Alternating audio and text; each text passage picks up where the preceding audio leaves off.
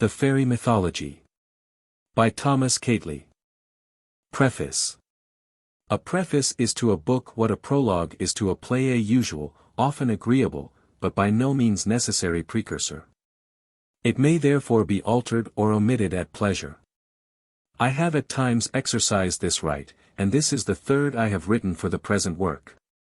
In the first, after briefly stating what had given occasion to it, I gave the germs of the theory which I afterwards developed in the tales and popular fictions. The second contained the following paragraph. I never heard of anyone who read it that was not pleased with it. It was translated into German as soon as it appeared, and was very favorably received. Goethe thought well of it. Dr. Jacob Grimm, perhaps the first authority on these matters in Europe, wrote me a letter commending it, and assuring me that even to him it offered something new. And I was one Christmas most agreeably surprised by the receipt of a letter from Vienna, from the celebrated Orientalist, Jos von Hammer, informing me that it had been the companion of a journey he had lately made to his native province of Styria, and had afforded much pleasure and information to himself and to some ladies of high rank and cultivated minds in that country. The initials at the end of the preface, he said, led him to suppose it was a work of mine. So far for the continent. In this country, when I mention the name of Robert Southey as that of one who has more than once expressed his decided approbation of this performance, I am sure I shall have said quite enough to satisfy any one that the work is not devoid of merit. I could now add many names of distinguished persons who have been pleased with this work and its pendant, the tales and popular fictions. I shall only mention that of the late Mr. Dowse, who, very shortly before his death, on the occasion of the publication of this last work, called on me to assure me that it was many, many years indeed, since he had read a book which had yielded him so much delight. The contents of the work which gave such pleasure to this learned antiquary are as follows. Introduction, similarity of arts and custom, similarity of names, origin of the work, imitation, casual coincidence, Milton Dante. 2. The 1001 Nights, Bedouin audience around a storyteller, Cleomaids and Clermont, enchanted horses, Peter of Provence and the fair Maguelone. Ely, the pleasant nights, the dancing water, the singing apple, and the beautiful green bird, the three little birds, Lactantius, Ulysses and Sinbad. 4. The Shahnameh, Rustum and Surab Conloch and Cuchulainn Macpherson's Ossian Irish Antiquities. V. The Pentamerone tale of the serpent, Hindu legend. 6. Jack the Giant Killer, the brave tailoring, Thor's journey to Utgard, Amin of Ischan and the Goat, the lion and the goat, the lion and the ass. 7. Whittington and his cat, Danish legends, Italian stories, Persian legend. 8. The Edda Sigurd and Brunhilde Volland, Helgi Holgerdan Skoger lo Denoise Toko William Tell. 9.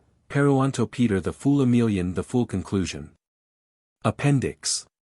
Never, I am convinced, did any one enter on a literary career with more reluctance than I did when I found it to be my only resource, fortune being gone, ill health and delicacy of constitution excluding me from the learned professions. Want of interest from everything else. As I journeyed to the metropolis, I might have sung with the page whom Don Quixote met going a-soldiering. Guerra me leva mi necesidad. Si tuviera dineros no fuera en verdad. For of all arts and professions in this country, that of literature is the least respected and the worst remunerated. There is something actually degrading in the expression, an author by trade, which I have seen used even of Southey, and that by one who did not mean to disparage him in the slightest degree. My advice to those who may read these pages is to shun literature, if not already blessed with competence. One of my earliest literary friends in London was T. Crofton Croker, who was then engaged in collecting materials for the fairy legends of the south of Ireland. He of course applied to his friends for aid and information. And I, having most leisure, and, I may add, most knowledge, was able to give him the greatest amount of assistance. My inquiries on the subject led, to the writing of the present work, which was succeeded by the mythology of ancient Greece and Italy, and the tales and popular fictions, so that, in effect, if Mr. Croker had not planned the fairy legends, these works, be their value what it may, would in all probability never have been written. Writing and reading about fairies some may deem to be the mark of a trilling turn of mind. On this subject I have given my ideas in the conclusion. Here I will only remind such critics, that as soon as this work was completed, I commenced, and wrote in the space of a few weeks, my outlines of history. And whatever the faults of that work may be, no one has ever reckoned among them want of vigor in either thought or expression. It was also necessary, in order to write this work and its pendant, to be able to read, perhaps, as many as 18 or 20 different languages, dialects, and modes of orthography, and to employ different styles both in prose and verse. At all events, even if it were trifling, dulce est depere in loco. And I shall never forget the happy hours it caused me, especially those spent over the black-letter pages of the French romances of chivalry, in the old reading room of the British Museum. Many years have elapsed since this work was first published. In that period much new matter has appeared in various works, especially in the valuable Deutsche Mythology of Dr. Grimm. Hence it will be found to be greatly enlarged, particularly in the sections of England and France. I have also inserted much which want of space obliged me to omit in the former edition. In its present form, I am presumptuous enough to expect that it may live for many years, and be an authority on the subject of popular lore. The active industry of the Grimms, of Keightley, and others, had collected the popular traditions of various countries. I came then and gathered in the harvest, leaving little, I apprehend, but gleanings for future writers on this subject. The legends will probably fade fast away from the popular memory. It is not likely that anyone will relate those which I have given over again. And it therefore seems more probable that this volume may in future be reprinted, with notes and additions. For human nature will ever remain unchanged.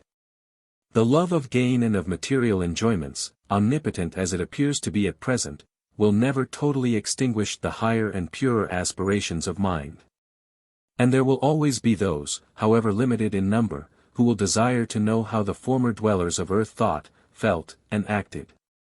For these mythology, as connected with religion and history, will always have attractions. T.K. England. How do you find this book? Any thoughts about the book or the author? Any suggestion for improvement? Please take a moment to share your thoughts in a comment.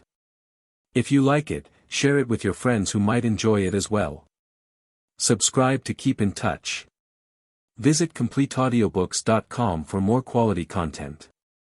Introduction. In old days of the King Arthur, of which that Breton spoken great honour, all was this London fulfilled of Faerie. The elf Queene with her jolts company danced full oft in many a green mead. Chaucer. Origin of the belief in fairies. According to a well-known law of our nature, effects suggest causes, and another law, perhaps equally general, impels us to ascribe to the actual and efficient cause the attribute of intelligence. The mind of the deepest philosopher is thus acted upon equally with that of the peasant or the savage. The only difference lies in the nature of the intelligent cause at which they respectively stop. The one pursues the chain of cause and effect, and traces out its various links till he arrives at the great intelligent cause of all, however he may designate him. The other, when unusual phenomena excite his attention, ascribes their production to the immediate agency of some of the inferior beings recognized by his legendary creed. The action of this latter principle must forcibly strike the minds of those who disdain not to bestow a portion of their attention on the popular legends and traditions of different countries. Every extraordinary appearance is found to have its extraordinary cause assigned, a cause always connected with the history or religion, ancient or modern, of the country, and not unfrequently varying with a change of faith. 2. The noises and eruptions of Etna and Stromboli were, in ancient times, ascribed to Typhon or Vulcan, and at this day the popular belief connects them with the infernal regions.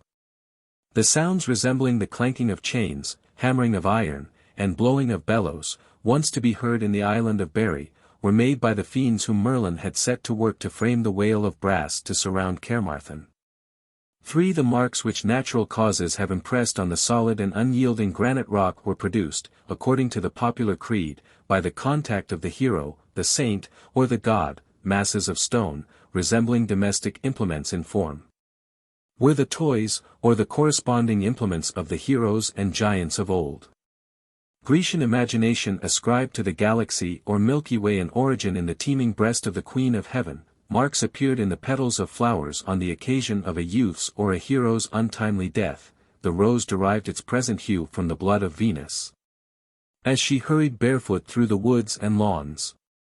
While the professors of Islam, less fancifully, refer the origin of this flower to the moisture that exuded from the sacred person of their prophet. Under a purer form of religion, the cruciform stripes which mark the back and shoulders of the patient as first appeared, according to the popular tradition, when the Son of God condescended to enter the holy city, mounted on that animal. And a fish only to be found in the sea, the haddock, still bears the impress of the finger and thumb of the apostle, who drew him out of the waters of Lake Tiberias to take the tribute money that lay in his mouth. The repetition of the voice among the hills is, in Norway and Sweden, ascribed to the dwarfs mocking the human speaker, while the more elegant fancy of Greece gave birth to Echo, a nymph who pined for love, and who still fondly repeats the accents that she hears. The magic scenery occasionally presented on the waters of the Straits of Messina is produced by the power of the Fata Morgana. The gossamers that float through the haze of an autumnal morning, are woven, by the ingenious dwarfs. The verdant circlets in the mead are traced beneath the light steps of the dancing elves, and St. Cuthbert forges and fashions the beads that bear his name, and lie scattered along the shore of Lindisfarne. 4. In accordance with these laws, we find in most countries a popular belief in different classes of beings distinct from men, and from the higher orders of divinities. These beings are usually believed to inhabit, in the caverns of earth, or the depths of the waters, a region of their own. They generally excel mankind in power and in knowledge, and like them are subject to the inevitable laws of death, though after a more prolonged period of existence. How these classes were first called into existence it is not easy to say. But if, as some assert, all the ancient systems of heathen religion were devised by philosophers for the instruction of rude tribes by appeals to their senses, we might suppose that the minds which peopled the skies with their thousands and tens of thousands of divinities gave birth also to the inhabitants of the field and flood, and that the numerous tales of their exploits and adventures are the production of poetic fiction or rude invention. It may further be observed, that not unfrequently a change of religious faith has invested with dark and malignant attributes beings once the objects of love, confidence, and veneration. 5. It is not our intention in the following pages to treat of the awful or lovely deities of Olympus, Valhalla, or Meru. Our subject is less aspiring, and we confine ourselves to those beings who are our fellow inhabitants of earth, whose manners we aim to describe, and whose deeds we propose to record. We write of fairies, fays, elves, aut alio quo nomini gaudiant. Origin of the word fairy. Like every other word in extensive use, whose derivation is not historically certain, the word fairy has obtained various and opposite etymons. Merrick Casaubon, and those who like him deduce everything from a classic source, however unlikely, derive fairy from Phiro, a Homeric name of the centaurs, 6 or think that fay, whence fairy, is the last syllable of nympha. Sir W.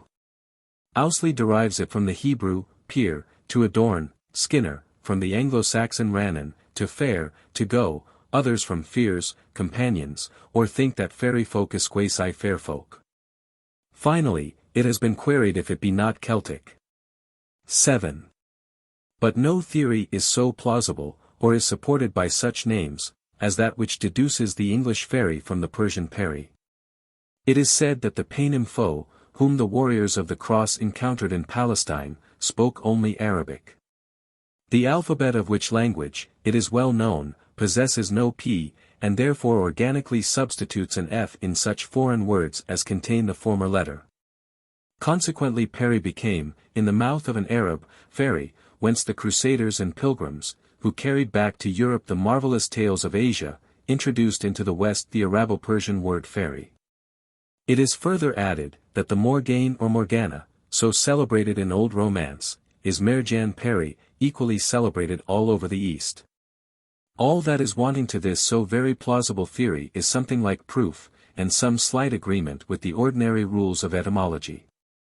Had Faerie, or Fairy, originally signified the individual in the French and English, the only languages in which the word occurs, we might feel disposed to acquiesce in it. But they do not, and even if they did, how should we deduce from them the Italian fata, and the Spanish fads or hada, words which unquestionably stand for the same imaginary being? Unless on the principle by which Menage must have deduced Luden from lemur, the first letter being the same in both. As to the fair Merjan Peri, D'Herbelat calls her Merjan Benu. D'Herbelat Titer Merjan says, "C'est du nom de cette fée quo nos anciens Romans ont formed celui de Morganta la Dicanu." He here confounds Morgana with Urganda, and he has been followed in his mistake. D'Herbelat also thinks it possible that Faerie may come from Peri, but he regards the common derivation from fata as much more probable. Cambrian etymologists, by the way, say that Morgaine is Morgwyn, the white maid. We fancy a little too much importance has been attached to her. Her name, as far as we can lent, only occurs in the Kahraman Nami, a Turkish romance, though perhaps translated from the Persian. The foregoing etymologies, it is to be observed, are all the conjectures of English scholars. For the English is the only language in which the name of the individual, Fairy, has the canine letter to afford any foundation for them. Leaving, then, these sports of fancy, we will discuss the true origin of the words used in the Romanic languages to express the being which we name Fairy of Romance. These are fée, fée, French, fata, Provençal, whence hada, Spanish, and fata, Italian. The root is evidently, we think, the Latin fatum. In the 4th century of our era we find this word made plural, and even feminine, and used as the equivalent of Parsi. On the reverse of a gold medal of the Emperor Diocletian are 3 female figures, with the legend Fatus Victricibus, a Sippus, found at Valencia in Spain, has on one of its sides Fat. Q. Fabius ex voto, and on the other, 3 female figures, with the attributes of the Moray or Parsi. These 2 instances are given by Mdli. Amélie Bosquet, La Normandie Romanesque, etc. page 91, from Dom Martin, Rel de Gautois, 2. Ch. 23 and 24. In this last place the gender is uncertain, but the figures would lead us to suppose it feminine. On the other hand, Ausonius, Gryphus Turneral Numeri, has traced Charites, Tria Fata, and Procopius, Du Bel. Got. I. 25, names a building at the Roman Forum Tau Tau Rho Alpha, adding Omicron Tau Omega Gamma Rho Omega Mu Alpha Tau Mu Omicron Rho Alpha Nu Epsilon Nu Omicron Mu Kappa Alpha Delta Iota Kappa Alpha Lambda Epsilon Nu. The fate or fata, then, being persons, and their name coinciding so exactly with the modem terms, and it being observed that the Moray were, at the birth of Meleager, just as the Fees were at that of Ogier le Danois, and other heroes of romance and tale, their identity has been at once asserted, and this is now, we believe, the most prevalent theory. To this it may be added, that in Gervas of Tilbury, and other writers of the 13th century, the fata, or fay seems to be regarded as a being different from humankind. 8.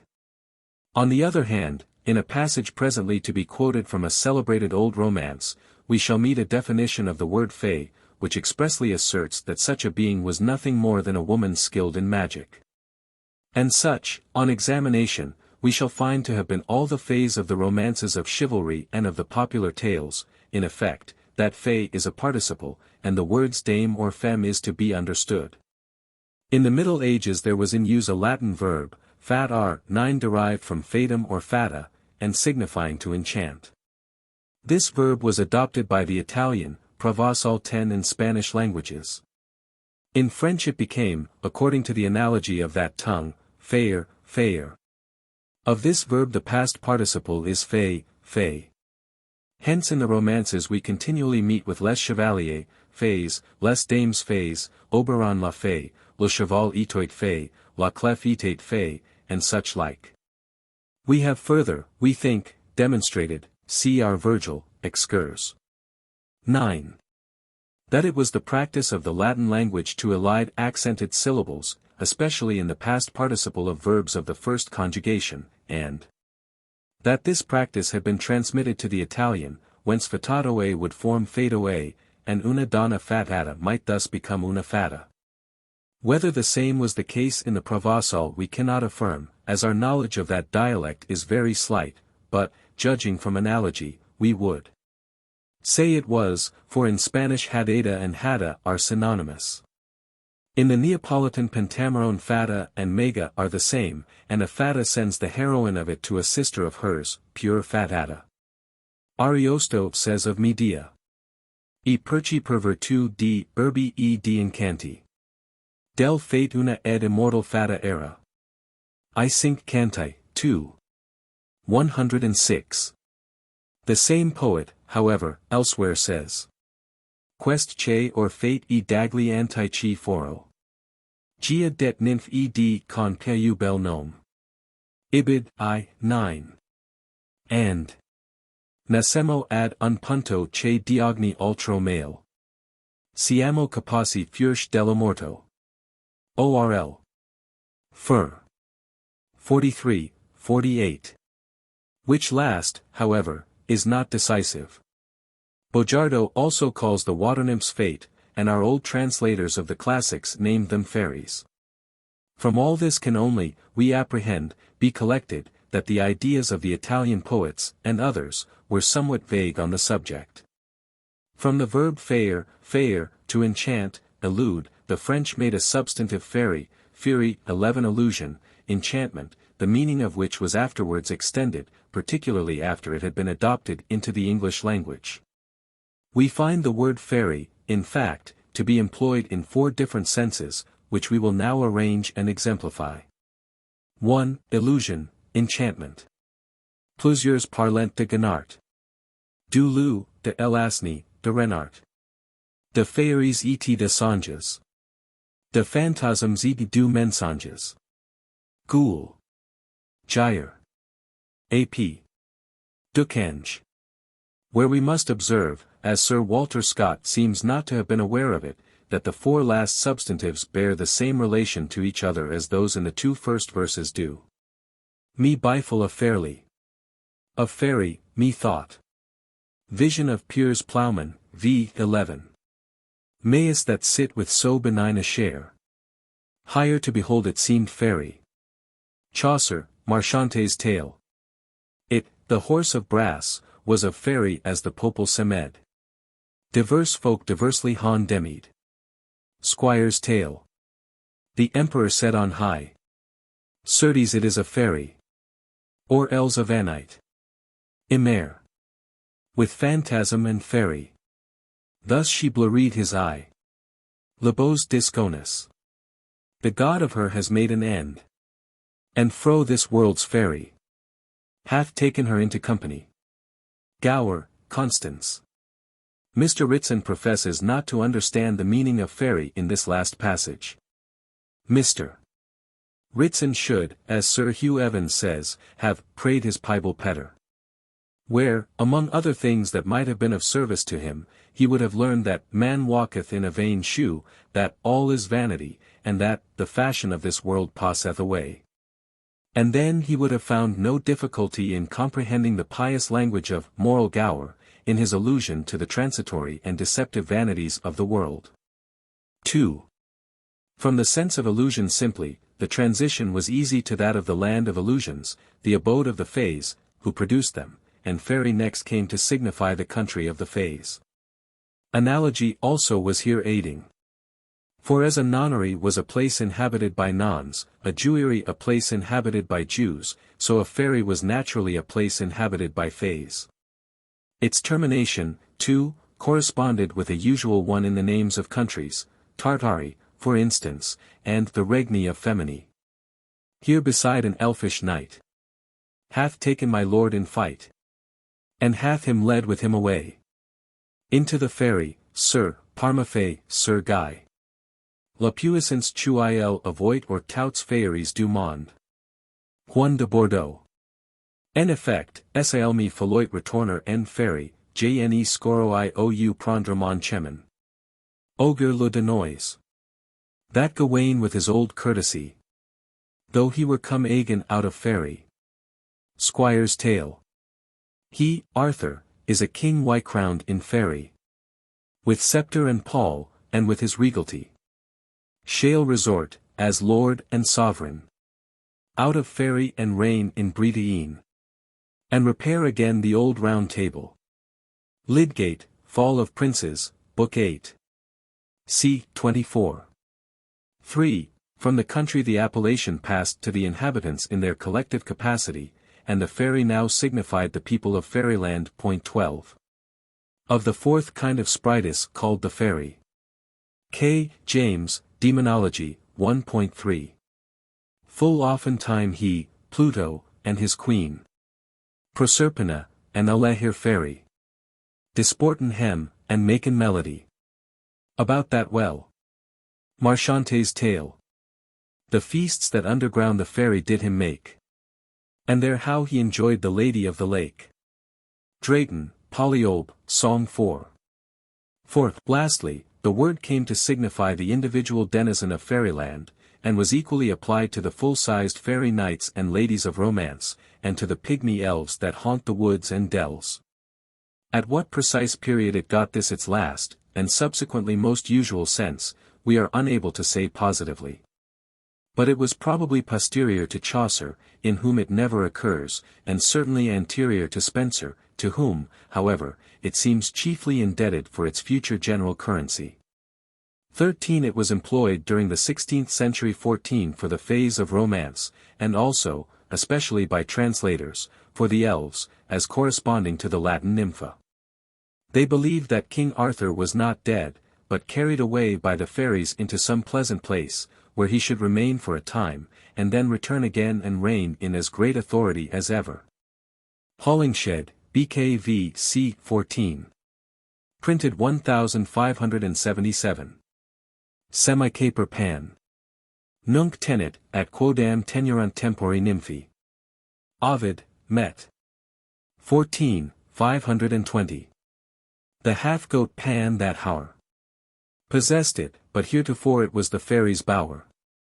Golding, 1567. Haec nemora indigeni fauni nymphaeac tenebant.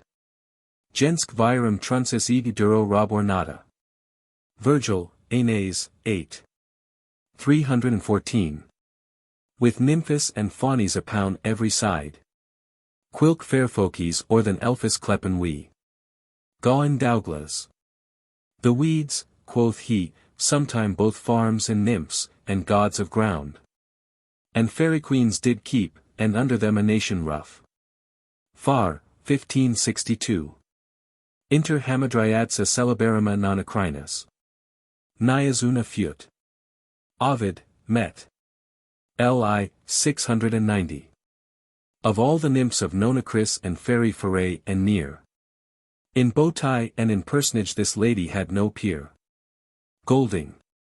Pan ibe dum teneris jactat sua carmina nymphis. Ov. IB.11. 153. Their pan among the fair elves, that danced round together. Golding. Salak nyadam celery non nota Dianiovi. IB. 4. 304. Of all the water fairies, she alone was unknown to swift Diana. Golding. Nymphis latura coronas. Ov. IB. 9. 337. Was to the fairies of the lake fresh garlands for to bear. Golding. Thus we have endeavored to trace out the origin, and mark the progress of the word fairy, through its varying significations, and trust that the subject will now appear placed in a clear and intelligible light. After the appearance of the Fairy Queen, all distinctions were confounded, the name and attributes of the real fays or fairies of romance were completely transferred to the little beings who, according to the popular belief, made the green sour ringlets whereof the ewe-not bites. The change thus operated by the poets established itself firmly among the people, a strong proof, if this idea be correct, of the power of the poetry of a nation in altering the phraseology of even the lowest classes 15 of its society. Shakespeare must be regarded as a principal agent in the revolution, yet even he uses fairy once in the proper sense of fay. A sense it seems to have nearly lost, till it was again brought into use by the translators of the French contes de fées in the last century. To this great fairy I'll commend thy acts. Anthony and Cleopatra, Act 4. Sc. 8. And Milton speaks of fairy damsels met in forests wide, by knights of Logres or of lions, Lancelot, or Peleus, or Pellinore. Yet he elsewhere mentions the fairy elves, whose midnight revels by a forest side, or fountain some belated peasant sees. Finally, Randolph, in his Amintas, employs it, for perhaps the last time, in its second sense, fairyland. I do think there will be of Jocastus brood in Fairy. Act I, Sc. 3. We must not here omit to mention that the Germans, along with the French romances, early adopted the name of the fees. They called them Feen and Feinen. 16 In the Tristram of Gottfried von Strasbourg we are told that Duke Geilen had a siren-like little dog. Des sei dem Herzog gesandt. 'Twas sent unto the Duke, pard. Usi Avalon, der dot feinen Land. From Avalon, the Fays country. Von Omen Gattin. V. 1673. By a gentle goddess. In the old German romance of Iseult and Blanchefleur, the hunter who sees Iseult asleep says, I doubt. Des the Meneklik say. If she human be. Sick ist schöner denn ein Feen. She is fairer than a pay. Von Fleisch noch von Beine. Of flesh or bone, I say. Könnte nicht geworden. Never could have birth. So schon's auf den Erden. A thing so fair on earth. Our subject naturally divides itself into two principal branches, corresponding to the different classes of beings to which the name fairy has been applied. The first, beings of the human race, but endowed with powers beyond those usually allotted to men, whom we shall term fays, or fairies of romance. The second, those little beings of the popular creeds, whose descent we propose to trace from the cunning and ingenious Duergar or dwarfs of northern mythology, and whom we shall denominate elves or popular fairies. It cannot be expected that our classifications should vie in accuracy and determinateness with those of natural science. The human imagination, of which these beings are the offspring, works not, at least that we can discover, like nature, by fixed and invariable laws. And it would be hard indeed to exact from the fairy historian the rigid distinction of classes and orders which we expect from the botanist or chemist. The various species so run into and are confounded with one another. The actions and attributes of one kind are so frequently ascribed to another, that scarcely have we begun to erect our system, when we find the foundation crumbling under our feet. Indeed it could not well be otherwise, when we recollect that all these beings once formed parts of ancient and exploded systems of religion, and that it is chiefly in the traditions of the peasantry that their memorial has been preserved.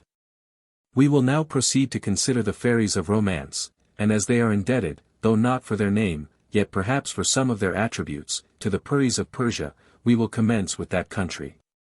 We will thence pursue our course through Arabia, till we arrive at the Middle Age romance of Europe, and the gorgeous realms of fairyland. And thence, casting a glance at the fairy Queene, advance to the mountains and forests of the north, there to trace the origin of the light-hearted, night-tripping elves. Oriental Romance. Persian Romance. The pure and simple religion of ancient Persia, originating, it is said, with a pastoral and hunting race among the lofty bills of Azerbaijan, or, as others think, in the elevated plains of Bactria. In a region where light appears in all its splendor, took as its fundamental principle the opposition between light and darkness, and viewed that opposition as a conflict. Light was happiness, and the people of Iran, the land of light, were the favorites of heaven, while those of Tehran, the gloomy region beyond the mountains to the north, were its enemies. In the realms of supernal light sits enthroned Ormuzd, the firstborn of beings, around him are the 6 Amshaspans, the 28 Ists, and the countless myriads of Feroes. 17 In the opposite kingdom of darkness. A Herman is supreme, and his throne is encompassed by the 6 archdevs, and the numerous hosts of inferior devs. Between these rival powers ceaseless warfare prevails. But at the end the prince of darkness will be subdued, and peace and happiness prevail beneath the righteous sway of Ormuzd. From this sublime system of religion probably arose the Peri 18 or Fairy system of modern Persia. And thus what was once taught by sages, and believed by monarchs, has shared the fate of everything human, and has sunk from its pristine rank to become the material and the machinery of poets and romancers. The wars waged by the fanatical successors of the Prophet, in which literature was confounded with idolatry, have deprived us of the means of judging of this system in its perfect form. And in what has been written respecting the Peris and their country since Persia has received the law of Muhammad, the admixture of the tenets and ideas of Islam is evidently perceptible. If, however, Orientalists be right in their interpretation of the name of Artaxerxes' queen, Parysatis, as Parizadeh, Periborn, the Peri must be coeval with the religion of Zoroaster. The Peris and Deves of the modern Persians answer to the good and evil jinn of the Arabs, of whose origin and nature we shall presently give an account. The same Suleymans ruled over them as over the jinn, and both alike were punished for disobedience. It is difficult to say which is the original, but when we recollect in how much higher a state of culture the Persians were than the Arabs, and how well this view accords with their ancient system of religion, we shall feel inclined to believe that the Arabs were the borrowers. And that by mingling with the Persian system ideas derived from the Jews, that one was formed by them which is now the common property of all Moslems.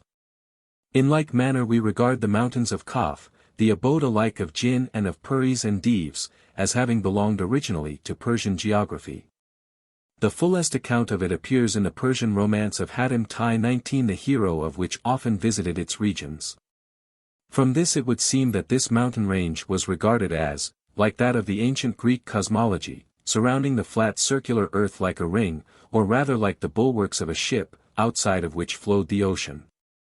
While some Arab authorities make it to lie beyond, and to enclose the ocean as well as the earth. 20 It is said to be composed of green chrysolite, the reflection of which gives its greenish tint to the sky. According to some, its height is 2,000 English miles. Jinnistan is the common appellation of the whole of this ideal region. Its respective empires were divided into many kingdoms, containing numerous provinces and cities. Thus in the Peri realms we meet with the luxuriant province of Shadu Kam, pleasure and delight, with its magnificent capital Jurabad, Jewel City, whose two kings solicited the aid of Kahirman against the Deves 21, and also the stately Ambrabad, Amber City, and others equally splendid. The metropolis of the Deve Empire is named Ahurmanabad, Ahurman City, and imagination has lavished its stores in the description of the enchanted castle, palace, and gallery of the Deve monarch Arshenk. The Deves and Peris wage incessant war with each other.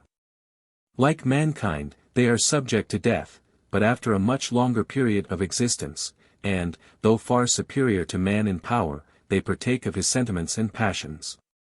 We are told that when the Deves in their wars make prisoners of the Peris, they shut them up in iron cages, and hang them from the tops of the highest trees, exposed to every gaze and to every chilling blast. Here their companions visit them, and bring them the choicest odors to feed on, for the ethereal Peri lives on perfume, which has moreover the property of repelling the cruel Deves, whose malignant nature is impatient of fragrance. 22. When the Peris are unable to withstand their foes, they solicit the aid of some mortal hero. Enchanted arms and talismans enable him to cope with the gigantic Deves, and he is conveyed to Jinnistan on the back of some strange and wonderful animal. His adventures in that country usually furnish a wide field for poetry and romance to expatiate in. The most celebrated adventurer in Jinnistan was Tamuraz, surnamed Devbend, Devebinder, one of the ancient kings of Persia. The Peris sent him a splendid embassy, and the Deves, who dreaded him, dispatched another. Tamuraz, in doubt how to act, consults the wonderful bird Simurgh, 23, who speaks all languages, and whose knowledge embraces futurity. She advises him to aid the Peris, warns him of the dangers he has to encounter, and discloses his proper line of action. She further offers to convey him to Jinnistan, and pluck some feathers from her breast, with which the Persian monarch adorns his helmet. Mounted on the Simurgh, and bracing on his arm the potent buckler of Jan-Ibn-Jan. 24 Tamuras crosses the abyss impassable to unaided mortality. The Vizier Imlan, who had headed the Div embassy, deserting his original friends, had gone over to Tamuras, and through the magic arts of the Div, and his own daring valor, the Persian hero defeats the Div king Arshenk. He next vanquishes a Div still more fierce, named Demrush, who dwelt in a gloomy cavern, surrounded by piles of wealth plundered from the neighboring realms of Persia and India. Here Tamuras finds a fair captive, the Peri Merjan 25 whom Demrush had carried off, and whom her brothers, Dal Peri and Milan Shah Peri, had long sought in vain. He chains the Div in the center of the mountain, and at the suit of Merjan hastens to attack another powerful Div named Houndkans, but here, alas!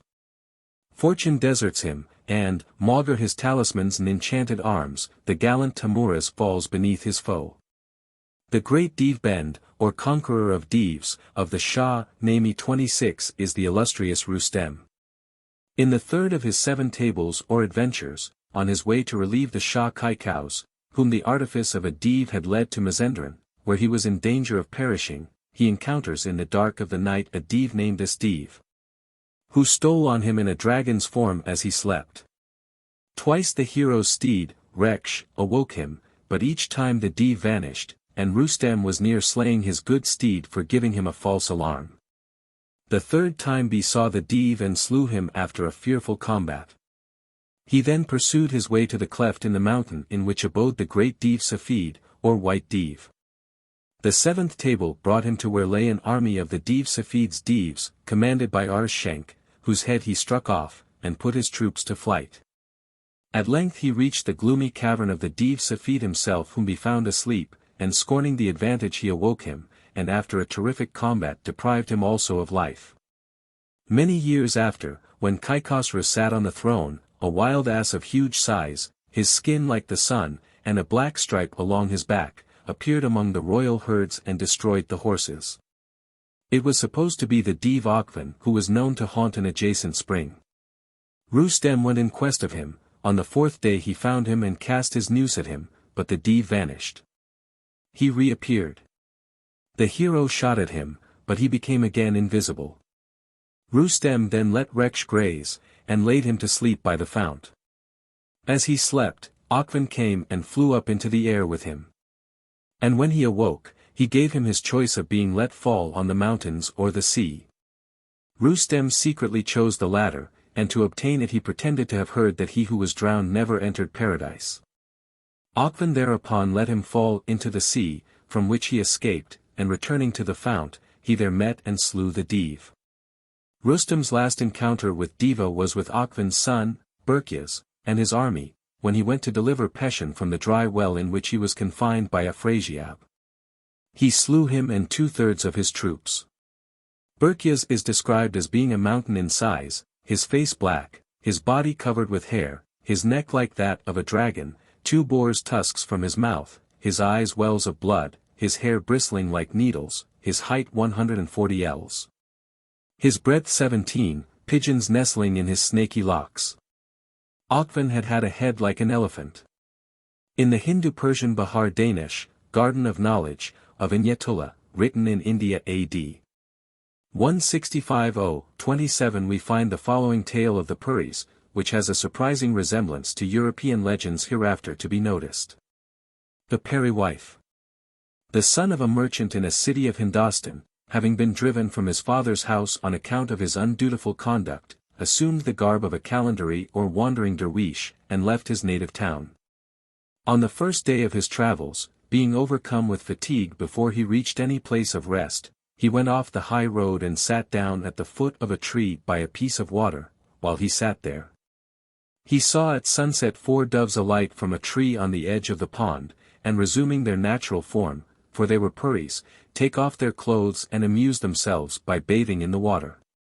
He immediately advanced softly, took up their garments, without being seen, and concealed them in the hollow of a tree, behind which he placed himself. The Puris when they came out of the water and missed their clothes were distressed beyond measure.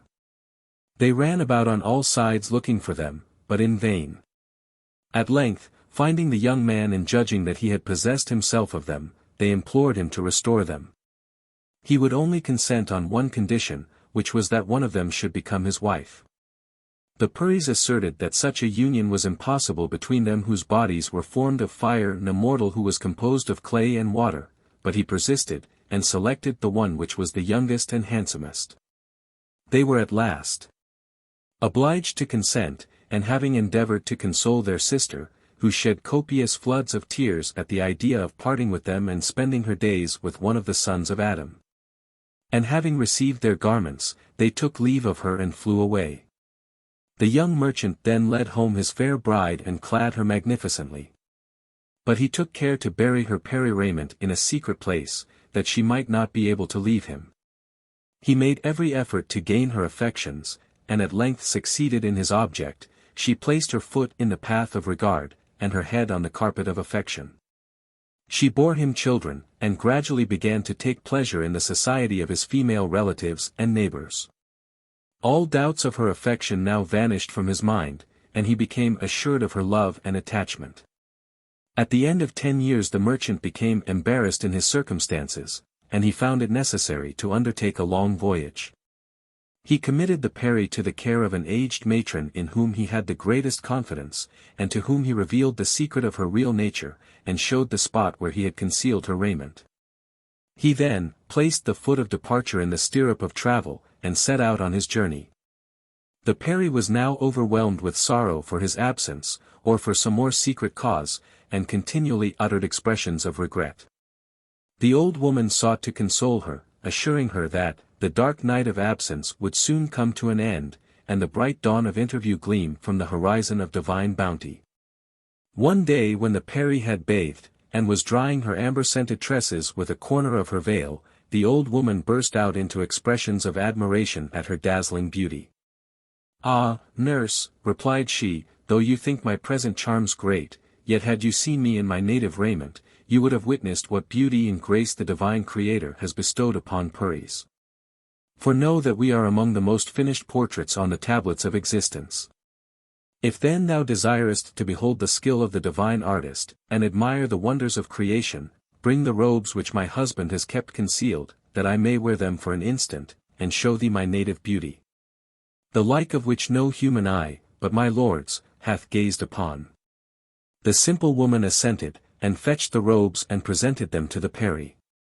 She put them on, and then, like a bird escaped from the cage, spread her wings, and, crying farewell, soared to the sky and was seen no more.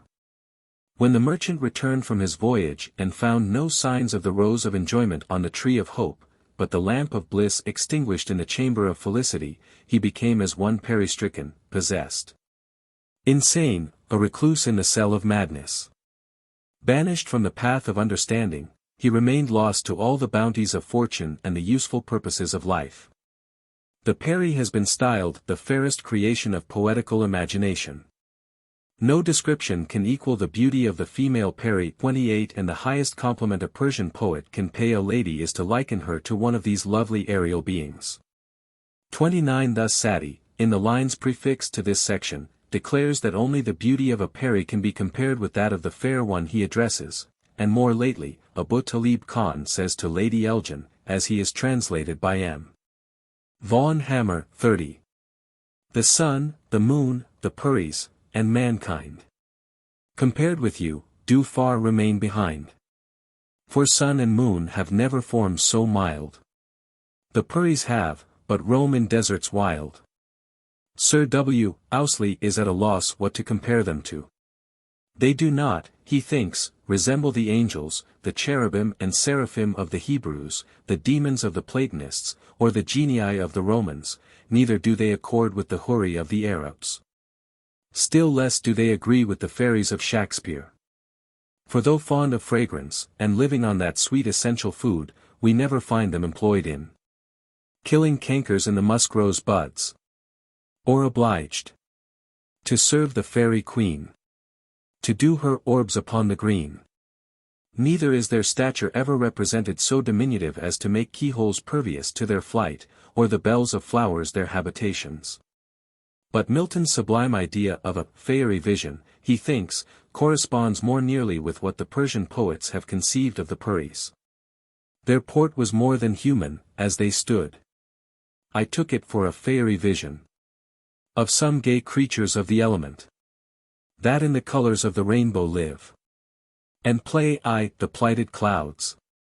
I was awestruck, and as I passed I worshipped Comus. I can venture to affirm, concludes Sir William gallantly, that he will entertain a pretty just idea of a Persian Peri, who shall fix his eyes on the charms of a beloved and beautiful mistress. If poetic imagination exhausted itself in portraying the beauty of the Furies, it was no less strenuous in heaping attributes of deformity on the Deves. They may well vie in ugliness with the devils of our forefathers.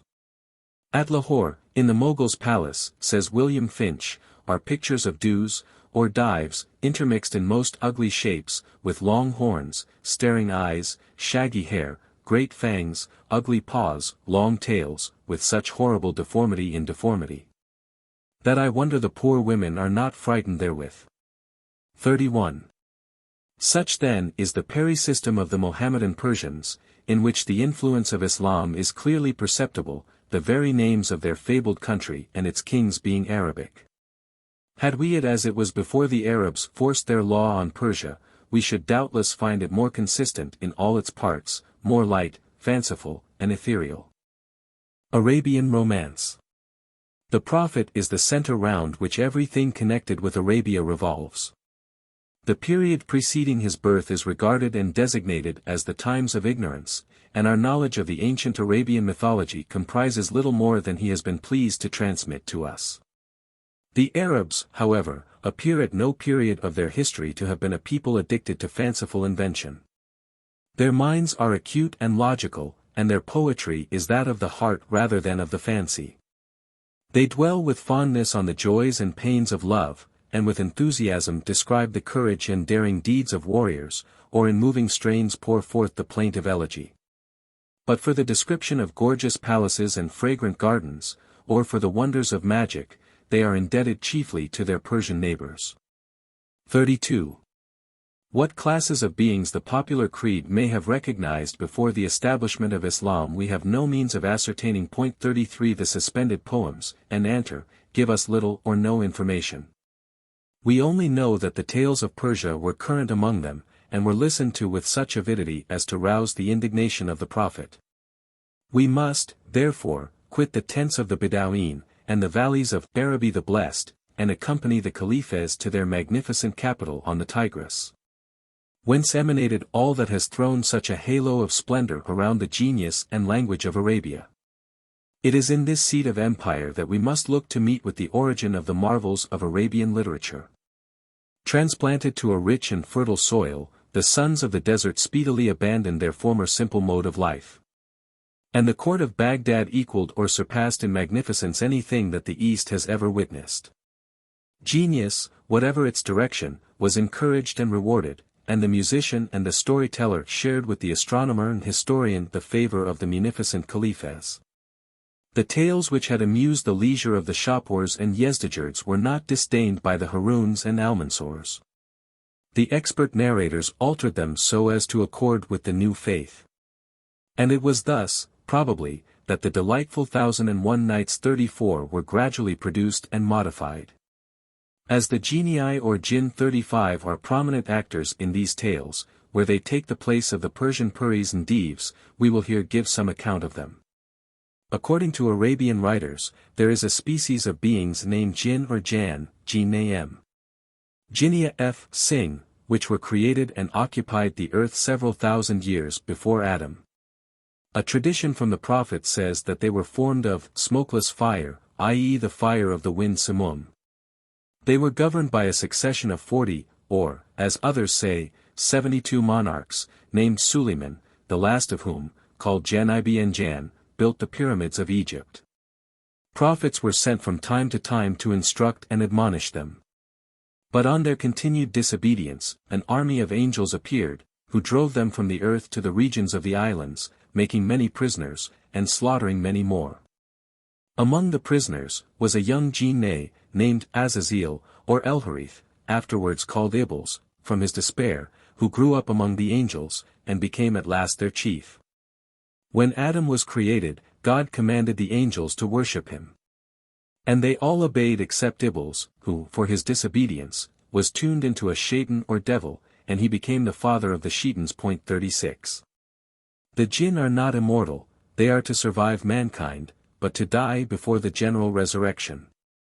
Even at present many of them are slain by other jinn, or by men, but chiefly by shooting stars hurled at them from heaven. The fire of which they were created, circulates in their veins instead of blood, and when they receive a mortal wound, it bursts forth and consumes them to ashes. They eat and drink, and propagate their species. Sometimes they unite with human beings, and the offspring partakes of the nature of both parents. Some of the jinn are obedient to the will of God, and believers in the prophet, answering to the puris of the Persians. Others are like the Deves, disobedient and malignant. Both kinds are divided into communities, and ruled over by princes. They have the power to make themselves visible and invisible at pleasure. They can assume the form of various animals, especially those of serpents, cats, and dogs. When they appear in the human form, that of the good jinne is usually of great beauty. That of the evil one, of hideous deformity, and sometimes of gigantic size. When the Zobaa, a whirlwind that raises the sand in the form of a pillar of tremendous height, is seen sweeping over the desert, the Arabs, who believe it to be caused by the flight of an evil jinne, cry, Iron! Iron! Haid! Haid, or iron! Thou unlucky one! Haid! Yameshum, of which metal the jinn are believed to have a great dread. Or else they cry, God is most great. Allahu Akbar. They do the same when they see a waterspout at sea. For they assign the same cause to its origin. 37. The chief abode of the jinn of both kinds is the mountains of Kaf, already described. But they also are dispersed through the earth, and they occasionally take up their residence in baths, wells, latrinae, ovens, and ruined houses. 38. They also frequent the sea in rivers, crossroads, and marketplaces. They ascend at times to the confines of the lowest heaven, and by listening there to the conversation of the angels, they obtain some knowledge of futurity, which they impart to those men who, by means of talismans or magic arts, have been able to reduce them to obedience. The following are anecdotes of the jinn, given by historians of eminence. 39. It is related, says El-Kaswini, by a certain narrator of traditions, that he descended into a valley with his sheep, and a wolf carried off a ewe from among them. And he arose and raised his voice, and cried, O inhabitant of the valley, whereupon he heard a voice saying, O wolf, restore him his sheep, and the wolf came with the ewe and left her, and departed. Ben Shana relates, that in the year 456 of the Hijra, in the reign of Qayyim, the 26th Khalifa of the House of Abbas, a report was raised in Baghdad, which immediately spread throughout the whole province of Iraq. That some Turks being out hunting saw in the desert a black tent, beneath which there was a number of people of both sexes, who were beating their cheeks, and uttering loud cries, as is the custom in the East when any one is dead. Amidst their cries they heard these words: The great king of the jinn is dead, woe to this country. And then there came out a great troop of women, followed by a number of other rabble, who proceeded to a neighboring cemetery, still beating themselves in token of grief and mourning. The celebrated historian Ibn Athir relates, that when he was at Mosul on the Tigris, in the year 600 of the Hijra, there was in that country an epidemic disease of the throat. And it was said that a woman, of the race of the jinn, having lost her son, all those who did not condole with her on account of his death were attacked with that disease. So that to be cured of it men and women assembled, and with all their strength cried out, O mother of Enkud, excuse us. Enkud is dead, and we did not mind it. Middle Age Romance. Ecco quet che lo cart empten di sogni. L'encliato, Tristano e gil altri erranti. Onde conven che il voigo errante agogni. Petrarca. Few will now endeavor to trace romantic and marvelous fiction to any individual source. An extensive survey of the regions of fancy and their productions will incline us rather to consider the mental powers of man as having an uniform operation under every sky, and under every form of political existence. And to acknowledge that identity of invention is not more to be wondered at than identity of action. It is strange how limited the powers of the imagination are. Without due consideration of the subject, it might be imagined that her stores of materials and powers of combination are boundless. Yet reflection, however slight, will convince us that here also there is nothing new, and charges of plagiarism will in the majority of cases be justly suspected to be devoid of foundation. The finest poetical expressions and similes of Occidental literature meet us when we turn our attention to the East, and a striking analogy pervades the tales and fictions of every region. The reason is, the materials presented to the inventive faculties are scanty. The power of combination is therefore limited to a narrow compass, and similar combinations must hence frequently occur. Yet still there is a high degree of probability in the supposition of the luxuriant fictions of the East having through Spain and Syria operated on European fancy. The poetry and romance of the Middle Ages are notoriously richer in detail, and more gorgeous in invention, than the more correct and chaste strains of Greece and Latium. The island of Calypso, for example, is in beauty and variety left far behind by the retreats of the fairies of romance. Whence arises this difference? No doubt.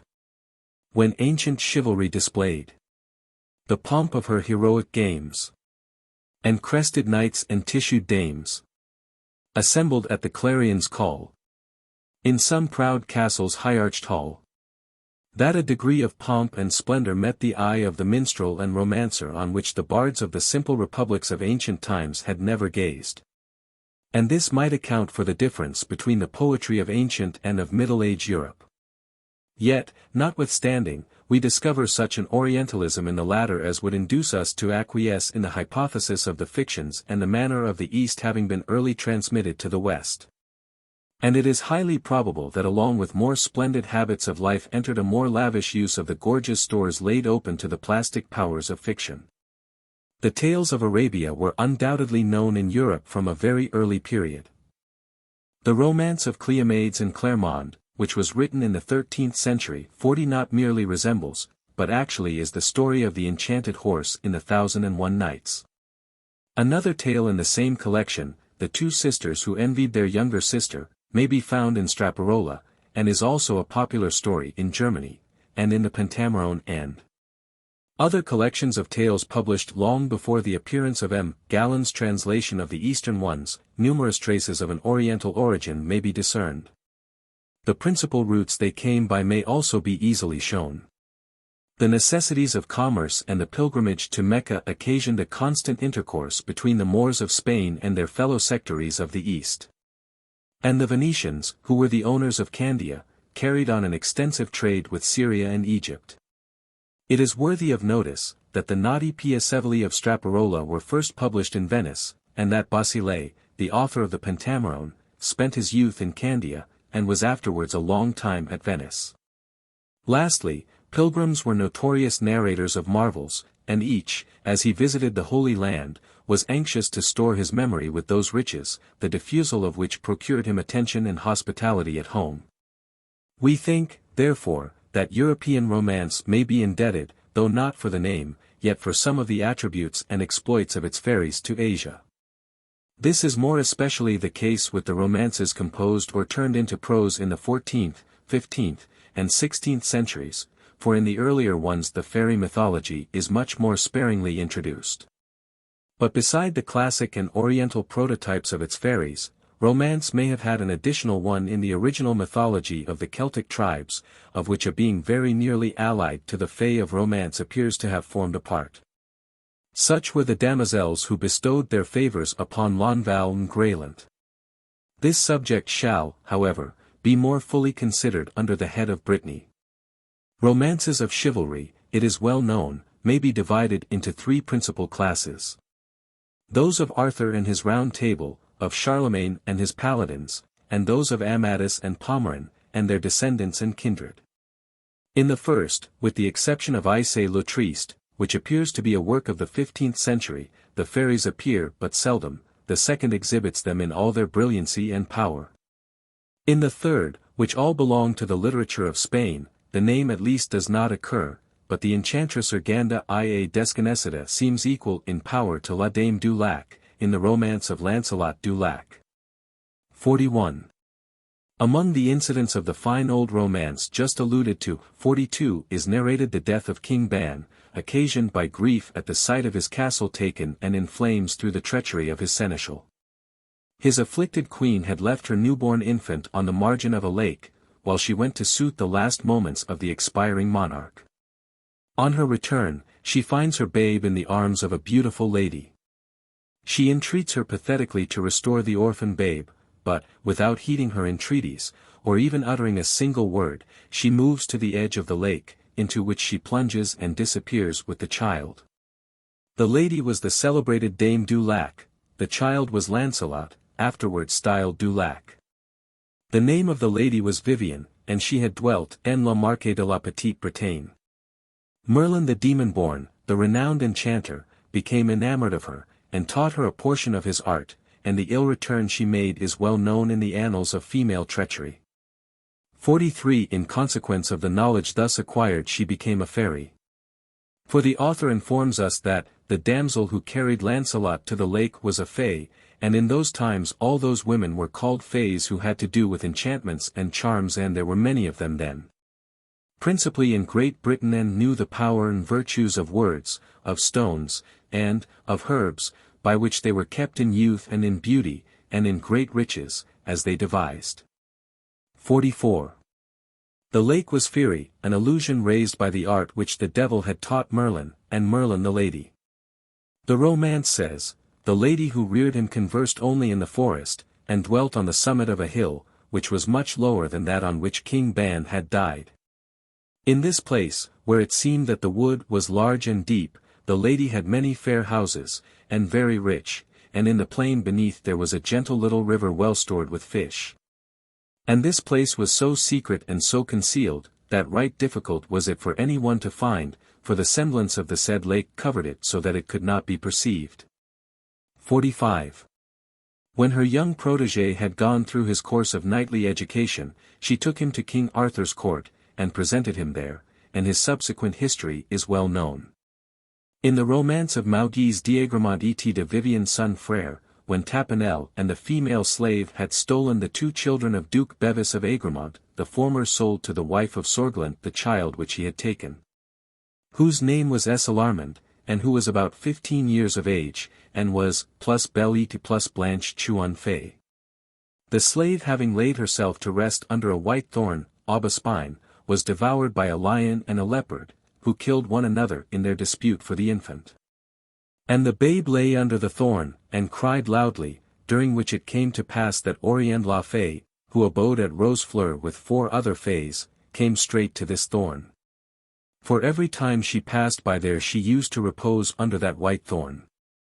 She got down, and hearing the child cry, she came that way and looked at him, and said, By the God in whom we believe, this child here is lying badly, mal gist, and this shall be his name, and from that time he was always called Mauguise. Orient ia Fay brought the child home with her and her damsels.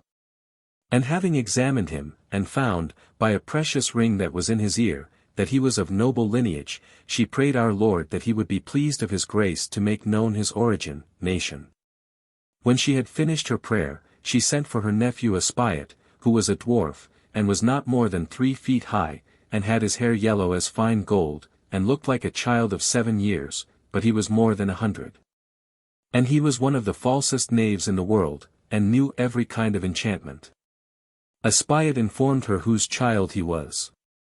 And Oriand, having prayed to our Lord to preserve the child, took him with her to her castle of Rosefleur, where she had him baptized and named Mauguise. She and her damsels reared him with great tenderness. And when he was old enough she put him under the care of her brother Baudries, who knew all the arts of magic and necromancy, and was of the age of 100 years, and he taught what he knew to Mauguise. When Mauguise was grown a man, the Fay Oriand clad him in arms, and he became her ami, and she loved him, de si grand amour tuel de fort tuil nese de part d of xl. Malgis shortly afterwards achieved the adventure of gaining the enchanted horse Bayard, in the Isle of Bacot. Of Bayard it is said, when Malgis spoke to him, Bayard estoit fait, si entendoit aussi bien Malgis comme sal, Bayard, just parle.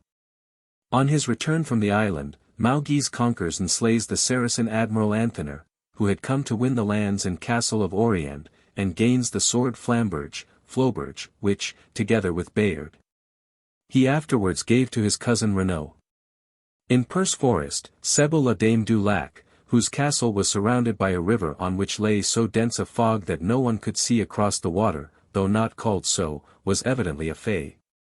The fortnight that Alexander the Great and Floridas abode with her, to be cured of their wounds, seemed to them but as one night. During that night, la Dame de Maura enceinte du roi dung fils, donc de ce lignage isset ie roi artis. 46. In the same romance 47 we are told that den Lysel de Zeland Jadis but demorant un fi que estoit appelé Morgan. This Morgan was very intimate with un Esperit, named Zephyr, que reperoit es lo aquatiques, mais jamais nestoit vu que de nut. Zephyr had been in the habit of repairing to Morgan his face from her youth up, car elle estoit malicious et subtil et toujours avoit molt desire à aucunement scavoir de enchantments et de conjurations.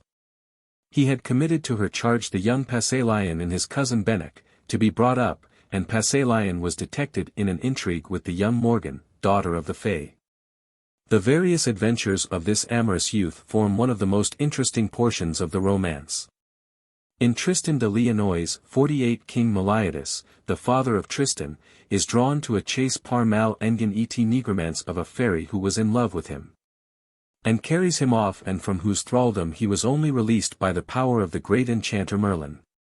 In Parthenopex of Blois 49 the beautiful fairy Melier, whose magic bark carries the knight to her secret island, is daughter to the Emperor of Greece. In no romance whatever is the fairy machinery more pleasingly displayed than in Sir Launfal, a metrical romance, composed 50 by Thomas Chester, in the reign of Henry VI. Before, however, we give the analysis of this poem, which will be followed by that of another, and by our own imitations of this kind of verse. We will take leave to offer some observations on a subject that seems to us to be in general but little understood, namely, the structure of our Old English verse, and the proper mode of reading it. Our forefathers, like their Gotho-German kindred, regulated their verse by the number of accents, not of syllables. The foot, therefore, as we term it, might consist of 1, 2, 3, or even 4 syllables, provided it had only one strongly marked accent. Further, the accent of a word might be varied, chiefly by throwing it on the last syllable, as nature for nature, honor for honor, etc. The Italians, by the way, throw it back when two accents come into collision, as Illinois Pastor Fido 51. They also sounded what the French called the feminine e of their words, as, in old days of the King Arthur. And so well known seems this practice to have been, that the copyists did not always write this e, relying on the skill of the reader to supply it. 52 There was only one restriction, namely, that it was never to come before a vowel, unless where there was a pause. In this way the poetry of the Middle Ages was just as regular as that of the present day. And Chaucer, when properly read, is fully as harmonious as Pope. But the editors of our ancient poems, with the exception of Tyrwhitt, seem to have been ignorant or regardless of this principle. And in the Canterbury Tales alone is the verse properly arranged.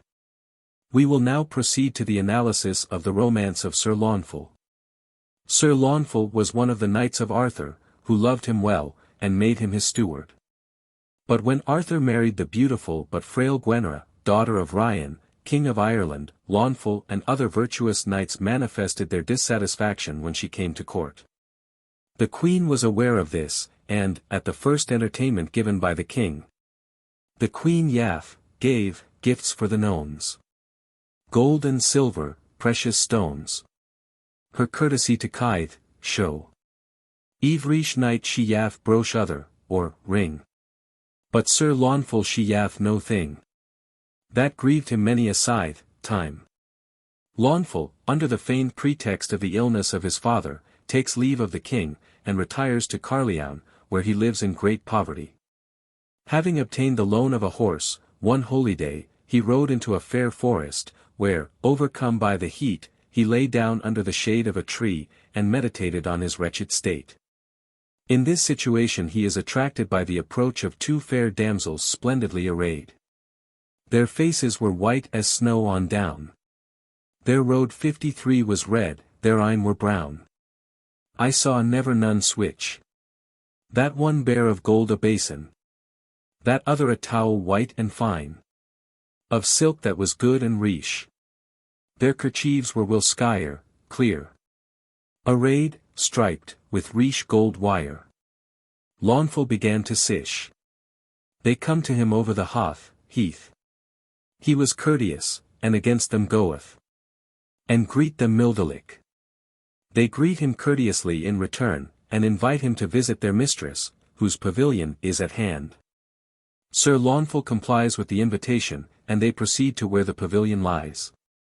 Nothing could exceed this pavilion in magnificence. It was surmounted by an urn or eagle, adorned with precious stones so rich, that the poet declares, and we believe, that neither Alexander nor Arthur possessed, none switch jewel. He found in the pavilion the king's daughter of all around, Dame Triamore that hight. Her father was king of Faerie. Of Oxient 54 fair and nigh. A man of mickle might. The beauty of Dame Triamore was beyond conception.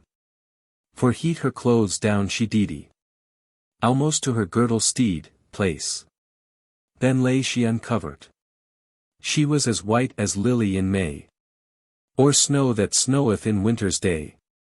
He saw, never none so pert, lively. The reed rose, when she is new. Against her road was not of hew. I dare well say insert. Her hair shone as gold wire. May no man read her attire. Ne not well think in hurt, heart. This lovely dame bestows her heart on Sir Launfal, on condition of his fidelity. As marks of her affection, she gives him a never-failing purse and many other valuable presents, and dismisses him next morning with the assurance, that whenever he wished to see her, his wish would be gratified on withdrawing into a private room, where she would instantly be with him. This information is accompanied with a charge of profound secrecy on the subject of their loves. The knight returns to court, and astonishes every one by his riches and his munificence. He continues happy in the love of the fair Triamore, until an untoward adventure interrupts his bliss. One day the queen beholds him dancing, with other knights, before her tower, and, inspired with a sudden affection, makes amorous advances to the knight. These passages of love are received on his part with an indignant repulse, accompanied by a declaration more enthusiastic than politic or courteous, that his heart was given to a dame, the foulest of whose maidens surpassed the queen in beauty. The offence thus given naturally effected an entire conversion in the queen's sentiments, and, when Arthur returned from hunting, like Potiphar's wife, she charges Launfal with attempting her honor. The charge is credited, and the unhappy knight condemned to be burned alive, unless he shall, against a certain day, produce that peerless beauty. The fatal day arrives. The queen is urgent for the execution of the sentence, when 10 fair damsels, splendidly arrayed, and mounted on white palfreys, are descried advancing toward the palace. They announce the approach of their mistress, who soon appears, and by her beauty justifies the assertion of her knight. Sir Launfal is instantly set at liberty, and, vaulting on the courser his mistress had bestowed on him, and which was held at hand by his squire, he follows her out of the town. The lady rode down Cartaville, fair into a jolliffe isle. All around that height, 55. Every year upon a certain day, men may hear Launfal's steed neigh, and him see with sight. He that will their accessie, ask, justs, to keep his arms fro the rusts. Internment other, or, fight. Dar, need, he never further gone. There he may find justs anon. With Sir Launfal the knight. Thus Launfal, withouten fable. That noble knight of the Round Table. was taken into the Faerie. Since saw him in this land no man. No more of him tell I any can. Forsooth, without lie. 56. No romance is of more importance to the present subject than the charming Juan de Bordeaux. 57 generally known, as the story should be, through Wieland's poem and Mr. Sotheby's translation. We trust that we shall be excused for giving some passages from the original French romance. As Le Petit Roi Oberon appears to form a kind of connecting link between the fairies of romance and the elves or dwarfs of the Teutonic nations. When we come to Germany, it will be our endeavor to show how the older part of Juan de Bordeaux has been taken from the story of Otnit in the Heldenbuch, where the dwarf king Elberich performs nearly the same services to Otnit that Oberon does to Juan, and that, in fact, the name Oberon is only Elberich slightly altered. 58. Juan, our readers must know, encounters in Syria an old follower of his family named Gerasim's. And when consulting with him on the way to Babylon, he is informed by him that there are two roads to that city, the one long and safe, the other short and dangerous, leading through a wood, which is 16 leagues long, but is so full of fairy and strange things that few people pass there without being lost or stopped, because therewithin dwelleth a king, Oberon the Fay. He is but 3 feet in height, he is all humpy, but he hath an angelic face. There is no mortal man who should see him who would not take pleasure in looking at him, he hath so fair a face. Now you will hardly have entered the wood, if you are minded to pass that way, when he will find how to speak to you, but of a surety if you speak to him, you are lost for evermore, without ever returning. Nor will it lie in you, for if you pass through the wood, whether straight forwards or across it, you will always find him before you, and it will be impossible for you to escape at all without speaking to him, for his words are so pleasant to hear, that there is no living man who can escape him. And if so be that he should see that you are nowise inclined to speak to him, he will be passing wroth with you. For before you have left the wood he will cause it so to rain on you, to blow, to hail, and to make such right marvelous storms, thunder and lightning, that you will think the world is going to end. Then you will think that you see a great flowing river before you, wondrously black and deep, but no, sire, that right easily will you be able to go through it without wetting the feet of your horse, for it is nothing but a phantom and enchantments that the dwarf will make for you, because he wishes to have you with him, and if it so be that you keep firm to your resolve, not to speak to him, you will be surely able to escape, etc. 59. Juan for some time followed the sage advice of Gerasim's, and avoided Oberon le Fay.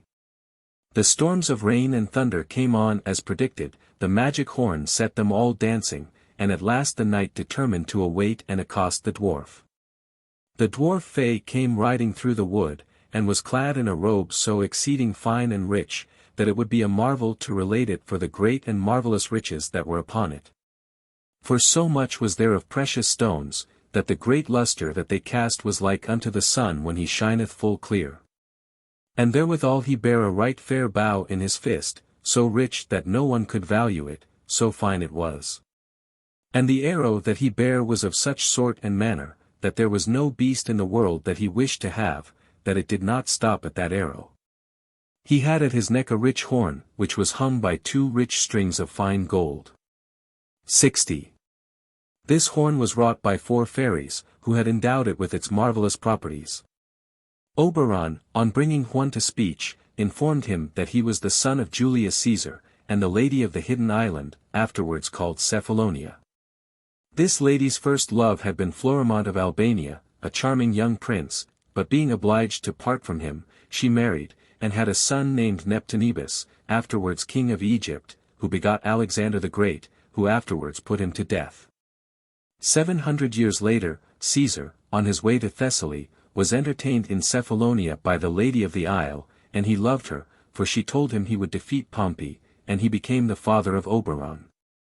Many a noble prince and noble fairy were at the birth, but one fairy was unhappily not invited, and the gift she gave was that he should not grow after his 3rd year, but repenting, she gave him to be the most beautiful of nature's works.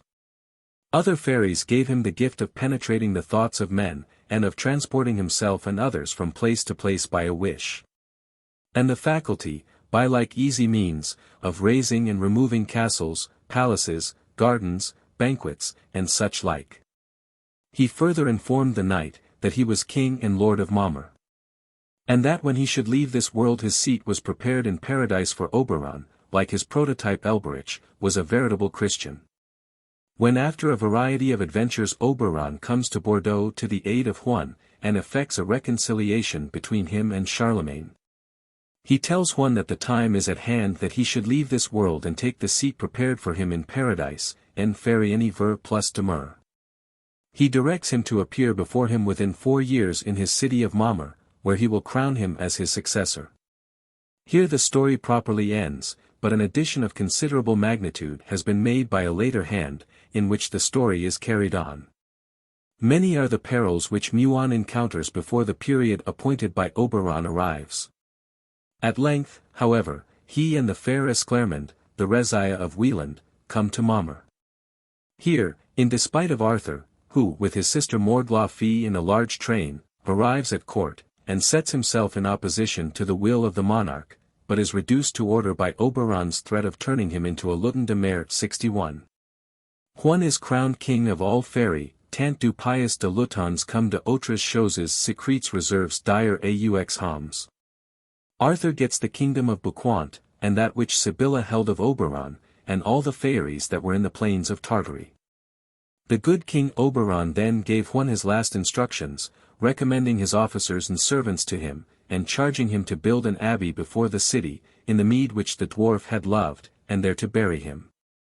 Then, falling asleep in death, a glorious troop of angels, scattering odors as they flew, conveyed his soul to paradise. Aissé le Triste is probably one of the latest romances, certainly posterior to Juan de Bordeaux, for the witty but deformed dwarf Trone, who is so important a personage in it, is, we are told, Oberon, whom destiny compelled to spend a certain period in that form. And we shall, as we have promised, prove Oberon to be the handsome dwarf King Elberich. In Aissé the Fairy ladies approach to the Fays of Perrault, and Madame d'Aulnoy. Here, as at the birth of Oberon and of Ogre le Danois, they interest themselves for the newborn child, and bestow their gifts upon it. The description in this romance of the manner in which the old hermit sees them occupied about the infant Aissé is very pleasing. It was most probably fairies of this kind, and not the diminutive elves, that Milton had in view when writing these lines. Good luck betide thee, son, for, at thy birth, the Fairy ladies danced upon the hearth. Thy drowsy nurse hath sworn she did them spy. Come tripping to the room where thou didst lie. And, sweetly singing round about thy bed, strew all their blessings on thy sleeping head. The description of the Vergier de Fays in Aissé le Triste, and of the beautiful valley in which it was situated, may rival in richness and luxuriancy similar descriptions in Spenser and the Italian poets. 62.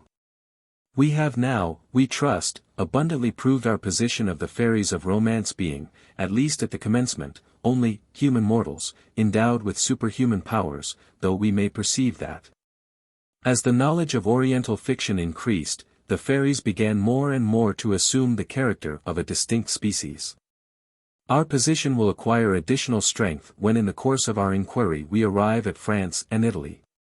Closely connected with the fairies is the place of their abode, the region to which they convey the mortals whom they love, the happy London of Faerie. Fairyland. There, renewed the vital spring. Again he reigns a mighty king. And many a fair and fragrant clime, blooming in immortal prime, by gales of Eden ever fanned, owns the monarch's high command. T. Wharton. Among all nations the mixture of joy and pain, of exquisite delight and intense misery in the present state, has led the imagination to the conception of regions of unmixed bliss destined for the repose of the good after the toils of this life. And of climes where happiness prevails, the abode of beings superior to man. The imagination of the Hindu paints his swargas as profuse of bliss, and all the joys of sense are collected into the paradise of the Mussulman. The Persian lavished the riches of his fancy in raising the cities of jewels and of amber that adorn the realms of Jinistan. The romancer erected castles and palaces filled with knights and ladies in Avalon and in the land of Faerie. While the Hellenic bards, unused to pomp and glare, filled the Elysian fields and the island of the blessed with tepid gales and brilliant flowers. We shall quote without apology two beautiful passages from Homer and Pindar, that our readers may at one view satisfy themselves of the essential difference between classic and romantic imagination.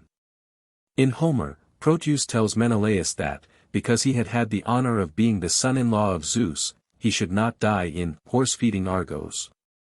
But thee the ever-living gods will send unto the Elysian plain and distant bounds of earth, where dwelleth fair-haired Rhadamanthus. Their life is easiest unto men, no snow, or wintry storm, or rain, at any time is there. But evermore the ocean sends soft-breathing airs of zephyr to refresh the habitants. Od. 4, 563. This passage is finely imitated by Pindar, and connected with that noble tone of pensive morality, so akin to the Oriental spirit, and by which the Dircean swan is distinguished from all his fellows. They speed their way to Cronos' palace, where around the island of the blessed, the airs of ocean breathe, and golden flowers blaze, some on land, from shining trees, and other kinds. The water feeds. Of these garlands and bracelets round their arms they bind, beneath the righteous sway of Rhadamanthus. Ol. 2, 126. Lucretius has transferred these fortunate fields to the superior regions, to form the abode of his Fenians, gods. And Virgil has placed them, with additional poetic splendor, in the bosom of the earth. Widely different from these calm and peaceful abodes of parted warriors are the Fairies of the minstrels and romancers. In their eyes, and in those of their auditors, nothing was beautiful or good divested of the pomp and pride of chivalry, and chivalry has, accordingly, entered deeply into the composition of their pictures of these ideal realms. The Fairies of romance may be divided into three kinds: Avalon, placed in the ocean, like the island of the blessed; those that, like the palace of Pan Banu, are within the earth; and, lastly, those that, like Oberon's domains, are situate in wilderness among the Holtis Heri. Of the castle and isle of Avalon 63, the abode of Arthur and Oberon, and Morg lit Fay, the fullest description is to be seen in the romance of Ogier le Danois, from which, as we know no sure quarter but the work itself to refer to for the part connected with the present subject, we will make some extracts. 64. At the birth of Ogier several fairies attended, who bestowed on him various gifts. Among them was Morg la Fay, who gave him that he should be her lover and friend. Accordingly, when Ogier had long distinguished himself in love and war, and had attained his 100th year, the affectionate Morg thought it was time to withdraw him from the toils and dangers of mortal life, and transport him to the joys and the repose of the castle of Avalon. In pursuance of this design, Ogier and King Carahu are attacked by a storm on their return from Jerusalem, and their vessels separated. The bark on which Ogier was floated along the sea till it came near the castle of Lodestone, which is called the castle of Avalon, which is not far on this side of the terrestrial paradise, whither were wrapped in a flame of fire Enoch and Helios. And where was Morg la Fay, who at his birth had endowed him with great gifts, noble and virtuous. 65. The vessel is wrecked against the rock. The provisions are divided among the crew, and it is agreed that every man, as his stock failed, should be thrown into the sea. Ogier's stock holds out longest, and he remains alone. He is nearly reduced to despair, when a voice from heaven cries to him, God commandeth thee that, as soon as it is night, thou go unto a castle that thou wilt see shining, and pass from bark to bark till thou be in an isle which thou wilt find. And when thou wilt be in that isle thou wilt find a little path, and of what thou mayest see within be not dismayed at anything. And then Ogier looked, but he saw nothing. 66. When night came, Ogier recommended himself to God, and seeing the castle of Lodestone all resplendent with light, he went from one to the other of the vessels that were wrecked there, and so got into the island where it was. On arriving at the gate he found it guarded by 2 fierce lions. He slew them and entered, and making his way into a hall found a horse sitting at a table richly supplied. The courteous animal treats him with the utmost respect, and the starving hero makes a hearty supper. The horse then prevails on him to get on his back, and carries him into a splendid chamber, where Ogre sleeps that night. The name of this horse is Papillon, who was a Louis Ton, and had been a great prince, but King Arthur conquered him, so he was condemned to be 300 years a horse without speaking one single word. But after the 300 years he was to have the crown of joy which they wore in Faerie. 67. Next morning he cannot find Papillon, but on opening a door he meets a huge serpent, whom he also slays, and follows a little path which leads him into an orchard, tant belle et tant plaisant, que s'estoit un petit paradis à vivre. He plucks an apple from one of the trees and eats it, but is immediately affected by such violent sickness as to be put in fear of speedy death. He prepares himself for his fate, regretting, le bon pays de France, le roi Charlemagne. Et principalement la bonne roine d'Angleterre, sa bonne espouse et vraie amie, ma dame Clarisse, que tant estoit belle et noble. While in this dolorous state, happening to turn to the east, he perceived, un molt belle dame, tout vestue de blanc, si bien et si richement ornée que s'estoit un grand triomphe que de la vivre. Ogre, thinking it is the Virgin Mary, commences an Ave, but the lady tells him she is Morgue la Fée, who at his birth had kissed him, and retained him for her loyal amoureux, though forgotten by him. She places then on his finger a ring, which removes all infirmity, and Ogre, 100 years old, returns to the vigor and beauty of 30. She now leads him to the castle of Avalon, where were her brother King Arthur, and Aubrun, and Malinbron, on Louis Ton de Mer. And when Morgue drew near to the said castle of Avalon, the Fays came to meet Ogre, singing the most melodiously that ever could be heard, so he entered into the hale to solace himself completely. There he saw several Fay ladies adorned and all crowned with crowns most sumptuously made, and very rich, and evermore they sung, danced, and led a right joyous life, without thinking of any evil thing whatever, but of taking their mundane pleasures. 68 Morgue here introduces the knight to Arthur, and she places on his head a crown rich and splendid beyond estimation, but which has the Lethean quality, that whoso wears it, forthwith his former state and being forgets both joy and grief, pleasure and pain.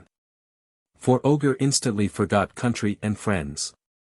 He had no thought whatever ni de la dame Clarisse, que tant estoit belle et noble, nor of Guy and his brother, nor of his nephew Gautier, any de creature vivante. His days now rolled on in never-ceasing pleasure. Such joyous pastime did the Fay ladies make for him, that there is no creature in this world who could imagine or think it, for to hear them sing so sweetly it seemed to him actually that he was in paradise. So the time passed from day to day, from week to week, in such sort that a year did not last a month to him. 69. But Avalon was still on earth, and therefore its bliss was not unmixed. One day Arthur took Ogre aside, and informed him that Capulus, king of the Louis Tons, incessantly attacked the castle of Faerie with design to eject King Arthur from its dominion, and was accustomed to penetrate to the Basque-court, calling on Arthur to come out and engage him. Ogre asked permission to encounter this formidable personage, which Arthur willingly granted. No sooner, however, did Capulus see Ogre than he surrendered to him. And the knight had the satisfaction of leading him into the castle, and reconciling him to its inhabitants.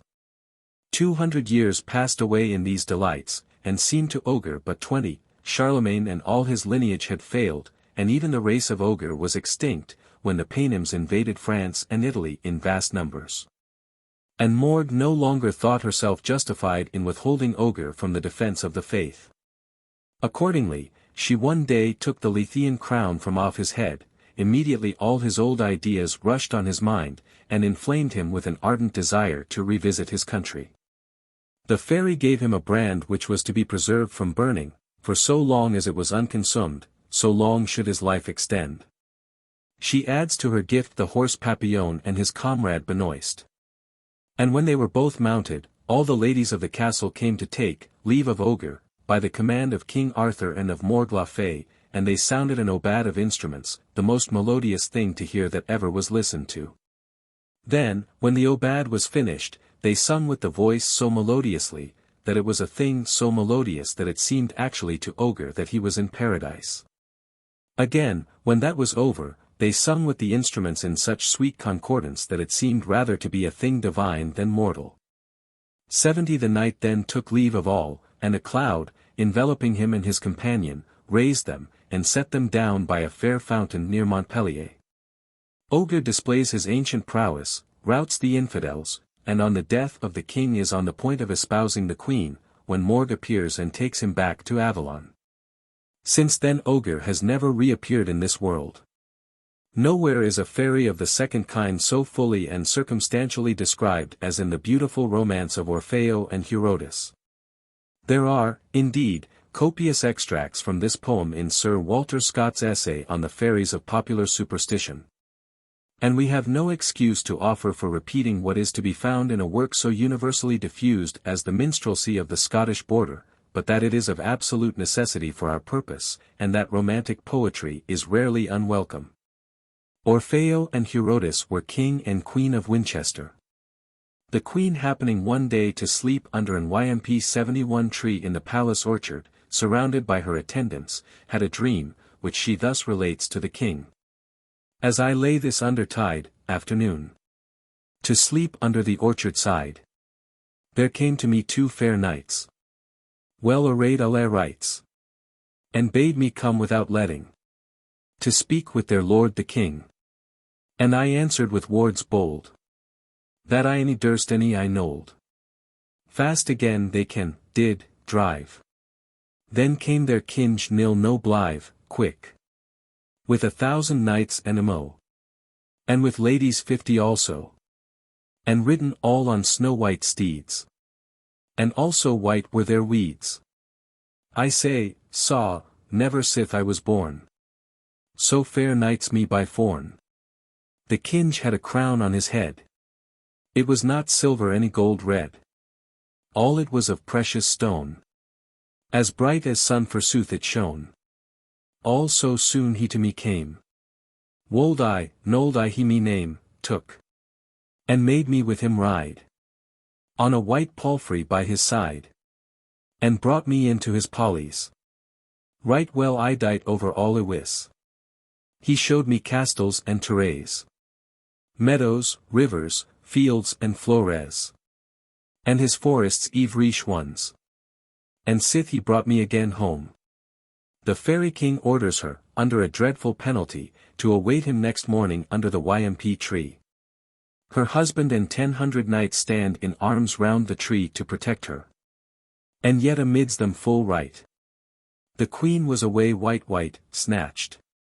With Faerie forth Wynome, taken. Men wist never where she was become. Oribo in despair abandons his throne, and retires to the wilderness, where he solaces himself with his harp, charming with his melody the wild beasts, the inhabitants of the spot. Often while here, he might see him besides. Oft in hot undertides, the king of Faerie with his rout, come to hunt him all about. With dim cry and blowing, and hounds also with him barking. AC, yet, no beast they know gnome. Ne never he nist whither they become. And other while he might them see. As a great host by him. TE.72. Well aturned 100 knights. Each well armed to his rights. Of countenance stout. And fierce. With many displayed banners. And each his sword draw hold. AC never he nist whither they wold.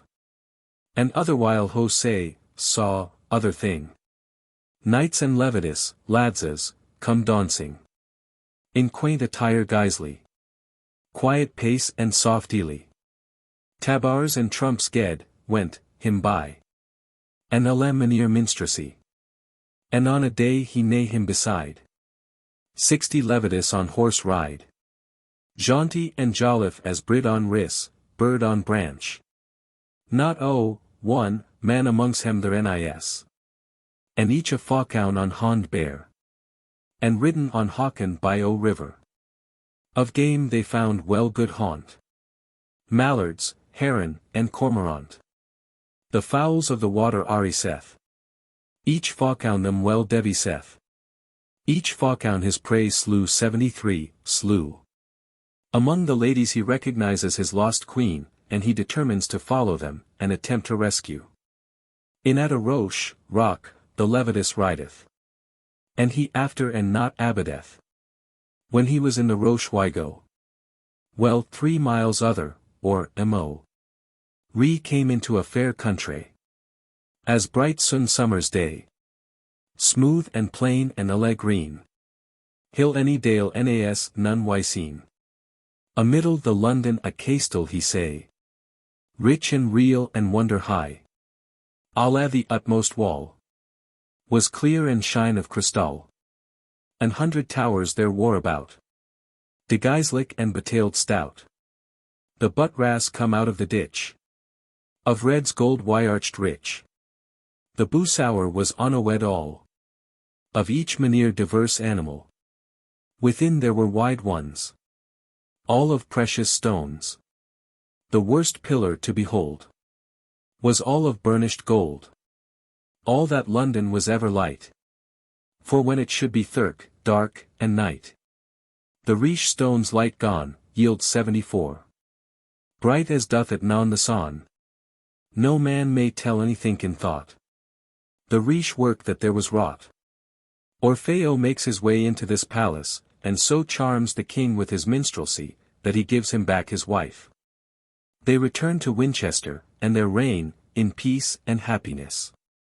Another instance of this kind of Faerie may be seen in Thomas the Rhymer, but, restricted by our limits, we must omit it, and pass to the last kind. Sir Thopas was written to ridicule the romancers. Its incidents must therefore accord with theirs, and the Faerie in it in fact resembles those in Juan de Bordeaux.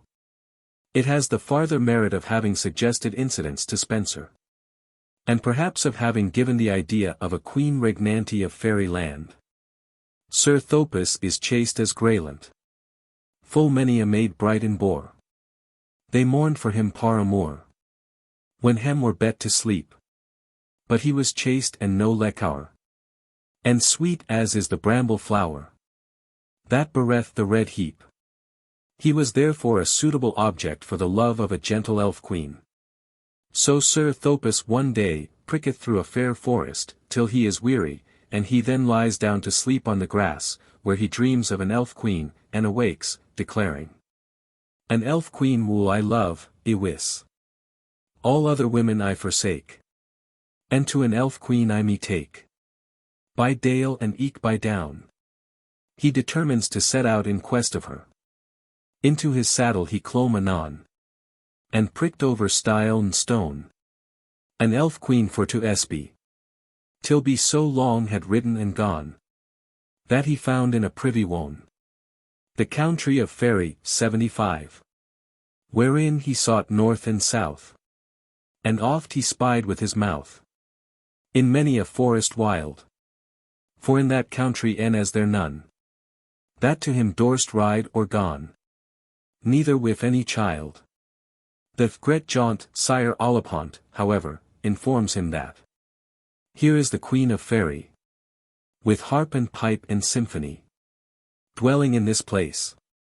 Owing to the fastidiousness of mine host, we are unable to learn how Sir Thopas fared with the elf queen, and we have probably lost a copious description of fairy land. From the glimmering of the morning star of English poetry, the transition is natural to its meridian splendor, the reign of Elizabeth, and we will now make a few remarks on the poem of Spenser. Spenser's Fairy Queen. A braver lady never tripped on land. Except the ever-living Fairy Queen. Whose virtues by her swain so written been.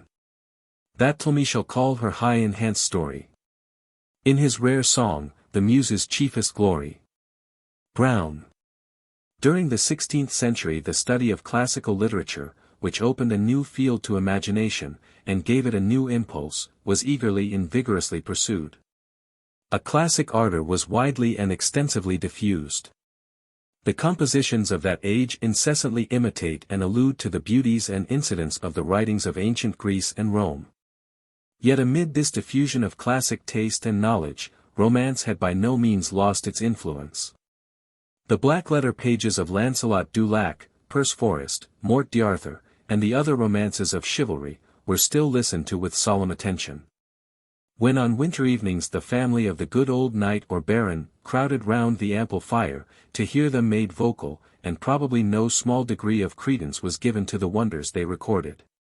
The passion for allegory, too, remained unabated. Fine moral webs were woven from the fragile threads of the Innamorato and the Furioso, and even Tasso was obliged, in compliance with the reigning taste, to extract an allegory from his divine poem, which Fairfax, when translating the Jerusalem, was careful to preserve.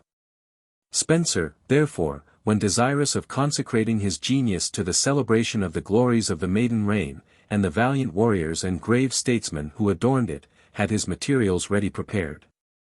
Fairyland, as described by the romancers, gave him a scene, the knights and dames with whom it was peopled, actors, and its court, its manners, and usages, a facility of transferring thither whatever real events might suit his design. It is not easy to say positively to what romance the poet was chiefly indebted for his Fairyland. We might, perhaps, venture to conjecture that his principal authority was Juan de Bordeaux, which had been translated some time before by Lord Berners, and from which it is most likely that Shakespeare took his Oberon, who was thus removed from the realms of romance, and brought back among his real kindred, the dwarfs or elves. Spenser, it is evident, was acquainted with this romance, for he says of Sir Gawain, "He was an elfin born of noble state, and mickle worship in his native land. Well could he tourney and in lists debate, and knighthood took of good Sir Juan's hand, when with King Oberon he came to Fairyland." B. 2. C. 1. St. 6. And here, if such a thing were to be heeded, the poet commits an anachronism in making Sir Juan, who slew the son of Charlemagne, a contemporary of Arthur. Where this delightful land of Faerie lies, it were as idle to seek as for Oberon's realm of Maumre, the island of Calypso, or the kingdom of Lilliput. Though it shadow forth England, it is distinct from it. For Cleopolis excels Troynovant in greatness and splendor, and Elphin, the first fairy king, ruled over India and America. To the curious the poet says, "Of Fairyland yet if he more inquire, by certain signas here set in sundry place, he may at Fuendeni let him then admire, but yield his sense to be too blunt and base, that no te without an hound fine footing trace." The idea of making a queen sole regnante of Fairyland was the necessary result of the plan of making the fairest princess under sky view her own realmise in London of Faerie. Yet there may have been sage authority for this settlement of the fairy throne. Some old romancers may have spoken only of a queen, and the gallant Sir Thopas does not seem to apprehend that he is in pursuit of the wedded wife of another. This doughty champion's dream was evidently the original of Arthur's. "For wearied with my sports, I did alight from lofty steed, and down to sleep me laid. The verdant grass my couch did goodly dight, and pillow was my helmet fair displayed. Whiles every sense the humour sweet embade, me seemed by my side a royal maid. Her dainty limbs full softly down did lay. So fair a creature yet saw never sunny day. Most goodly glee and lovely blandishment she to me made, and bade me love her dear. For dearly, sure, her love was to me bent. As, when I's time expired, should appear. But whether dreams delude, or true it were, was never heart so reviat with delight.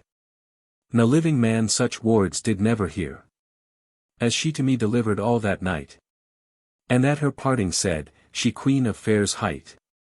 From that day forth I cast in careful amwindi, to seek her out with labor and long time, and never vow to rest till her I offendi.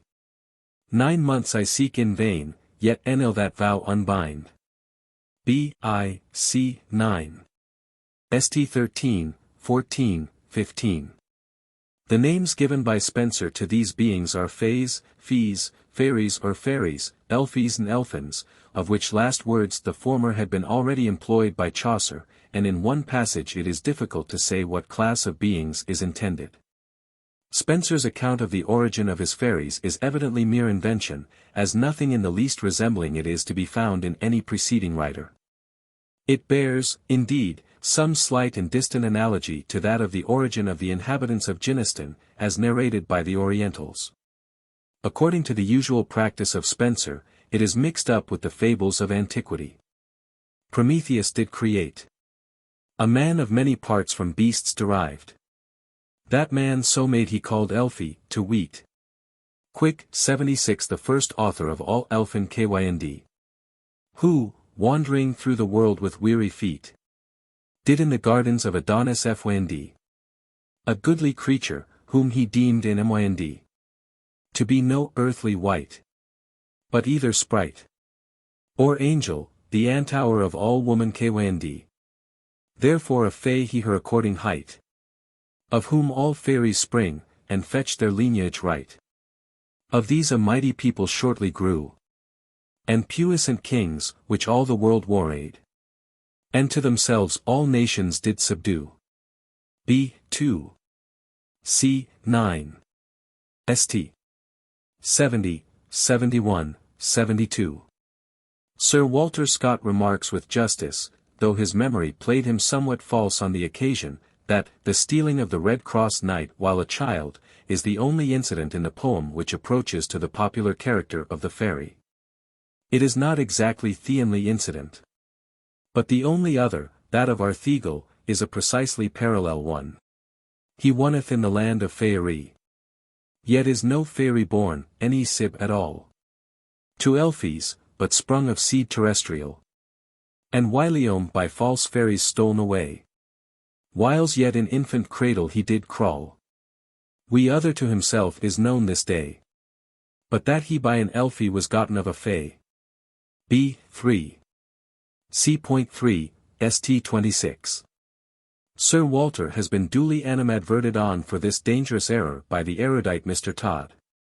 It would be as little becoming as politic in us, treading, as we do, on ground where error ever hovers around us, to make any remark. Freedom from misconception and mistake, unfortunately, forms no privilege of our nature. We must here observe, that Spenser was extremely injudicious in his selection of the circumstances by which he endeavored to confound the two classes of fairies.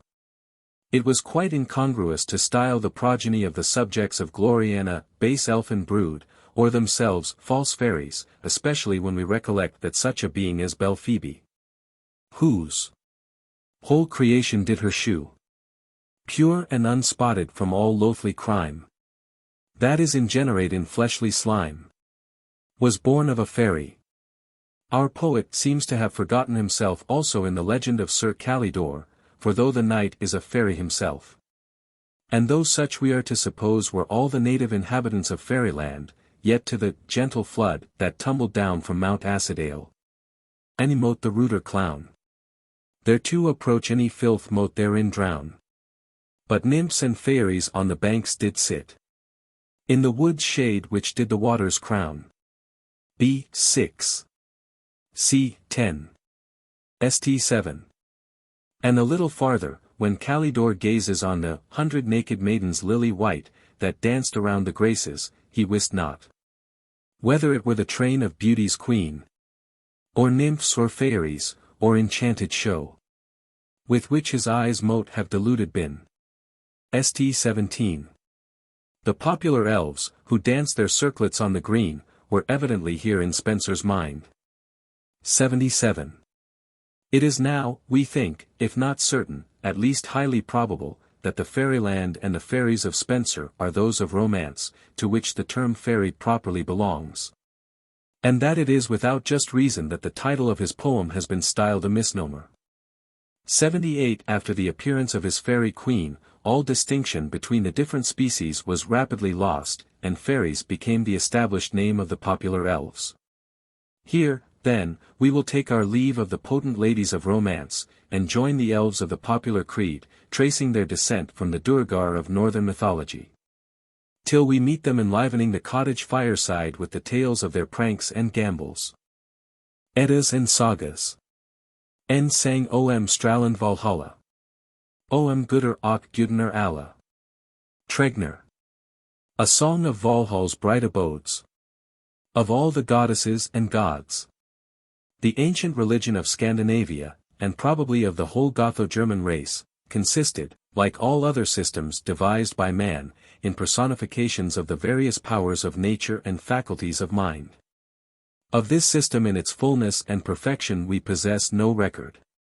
It is only from the poems of the Elder or Poetic Edda, 79 from the narratives of the later or Prose Edda and the various sagas or histories written in the Icelandic language 80 that we can obtain any knowledge of it. The Poetic or Simunds Edda was, as is generally believed, collected about the end of the 11th or beginning of the 12th century by an Icelander named Simund, and styled Hins Froda, or the Wise. It consists of a number of mythological and historical songs, the production of the ancient skalds or poets, all, or the greater part, composed before the introduction of Christianity into the north. The measure of these venerable songs is alliterative rhyme, and they present not unfrequently poetic beauties of a high and striking character. 81. The Prose Edda is supposed to have been compiled in the 13th century by Snorro Sturluson, the celebrated historian of Norway. It is a history of the gods and their actions formed from the songs of the Poetic Edda, and from other ancient poems, several stanzas of which are incorporated in it. Beside the preface and conclusion, it consists of two principal parts, the first consisting of the Gylfaginning, Gylfa's deception, or Hars Lygi, Hars i.e. Odin's fiction, and the Bragareader, Braga's narrative, each of which is divided into several demi-sagas or illustrative stories, and the second named the Kenningar or list of poetic names and periphrases. 82. The Gylfaginning narrates that Gylfa king of Sweden, struck with the wisdom and power of the Aesir 83 as Odin and his followers were called, journeyed in the likeness of an old man, and under the assumed name of Ganglar. To Asgard their chief residence, to inquire into and fathom their wisdom. Aware of his design, the Aesir by their magic art caused to arise before him a lofty and splendid palace, roofed with golden shields. At the gate he found a man who was throwing up and catching swords, 7 of which were in the air at one time.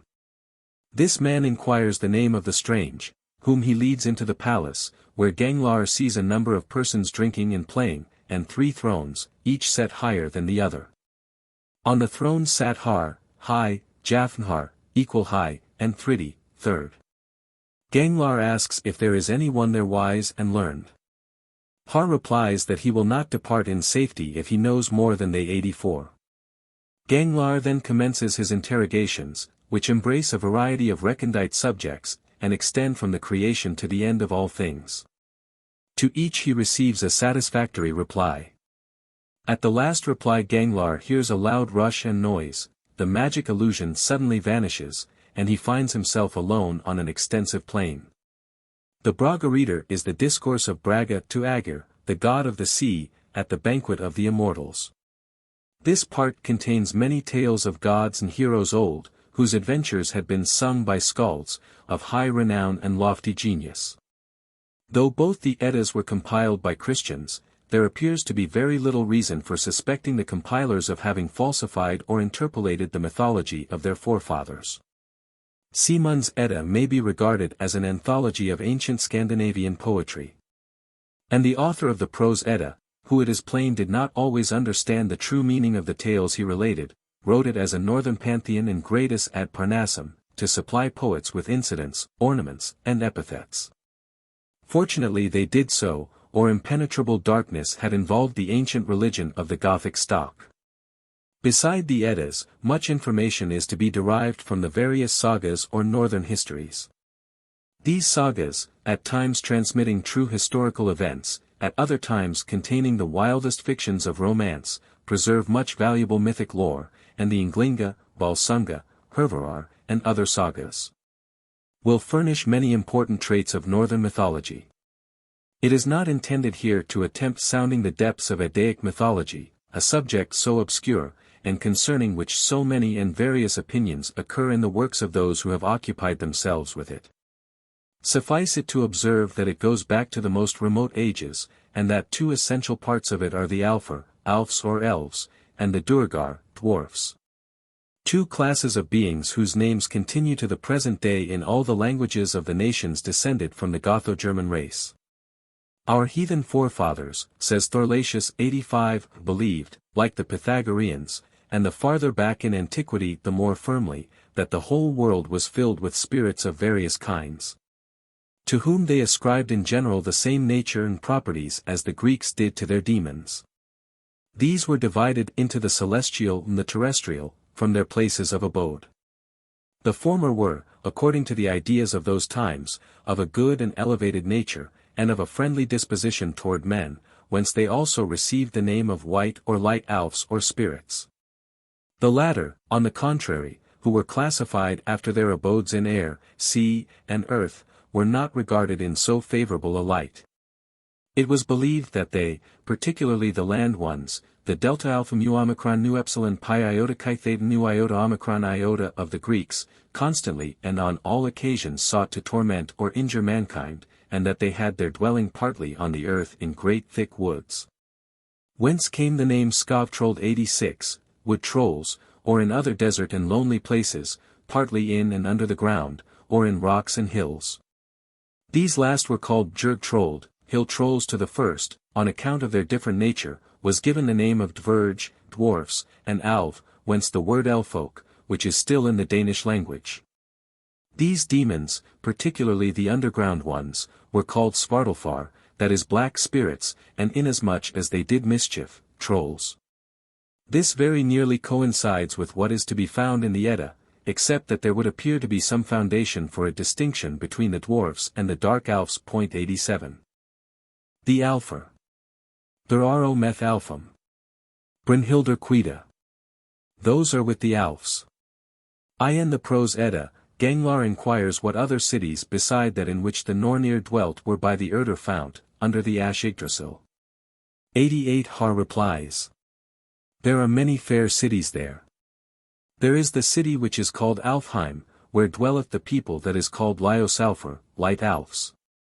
But the Dakelfar, dark Alfs, dwell below underground, and are unlike them in appearance, and still more unlike in actions.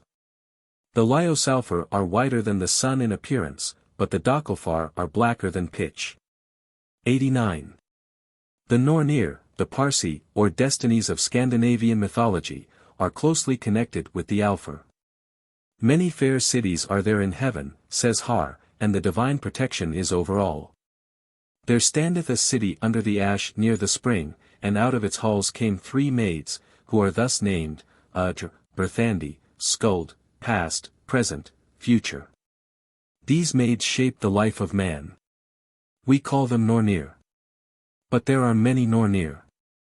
Those who come to each child that is born, to shape its life, are of the race of the gods, but others are of the race of the Alfs, and the third of the race of dwarfs. As is here expressed. Sundry children deny the Nornir to be the same race they have not. Some are of Aesirkin. Some are of Alfkin. Some are the daughters of Duain, i.e. of the dwarfs.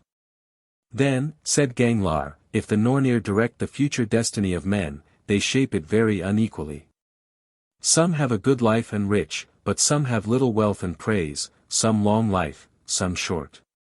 The good Nornir, and well descended, Sags Har, shape a good life, but as to those who meet with misfortune, it is caused by the malignant Nornir. These Nornir bear a remarkable resemblance to the classical Parsi and to the fairies of romance. They are all alike represented as assisting at the birth of eminent personages, as bestowing gifts either good or evil, and as foretelling the future fortune of the being that has just entered on existence. 90 This attribute of the fairies may have been derived from either the north or the south, but certainly these did not borrow from each other.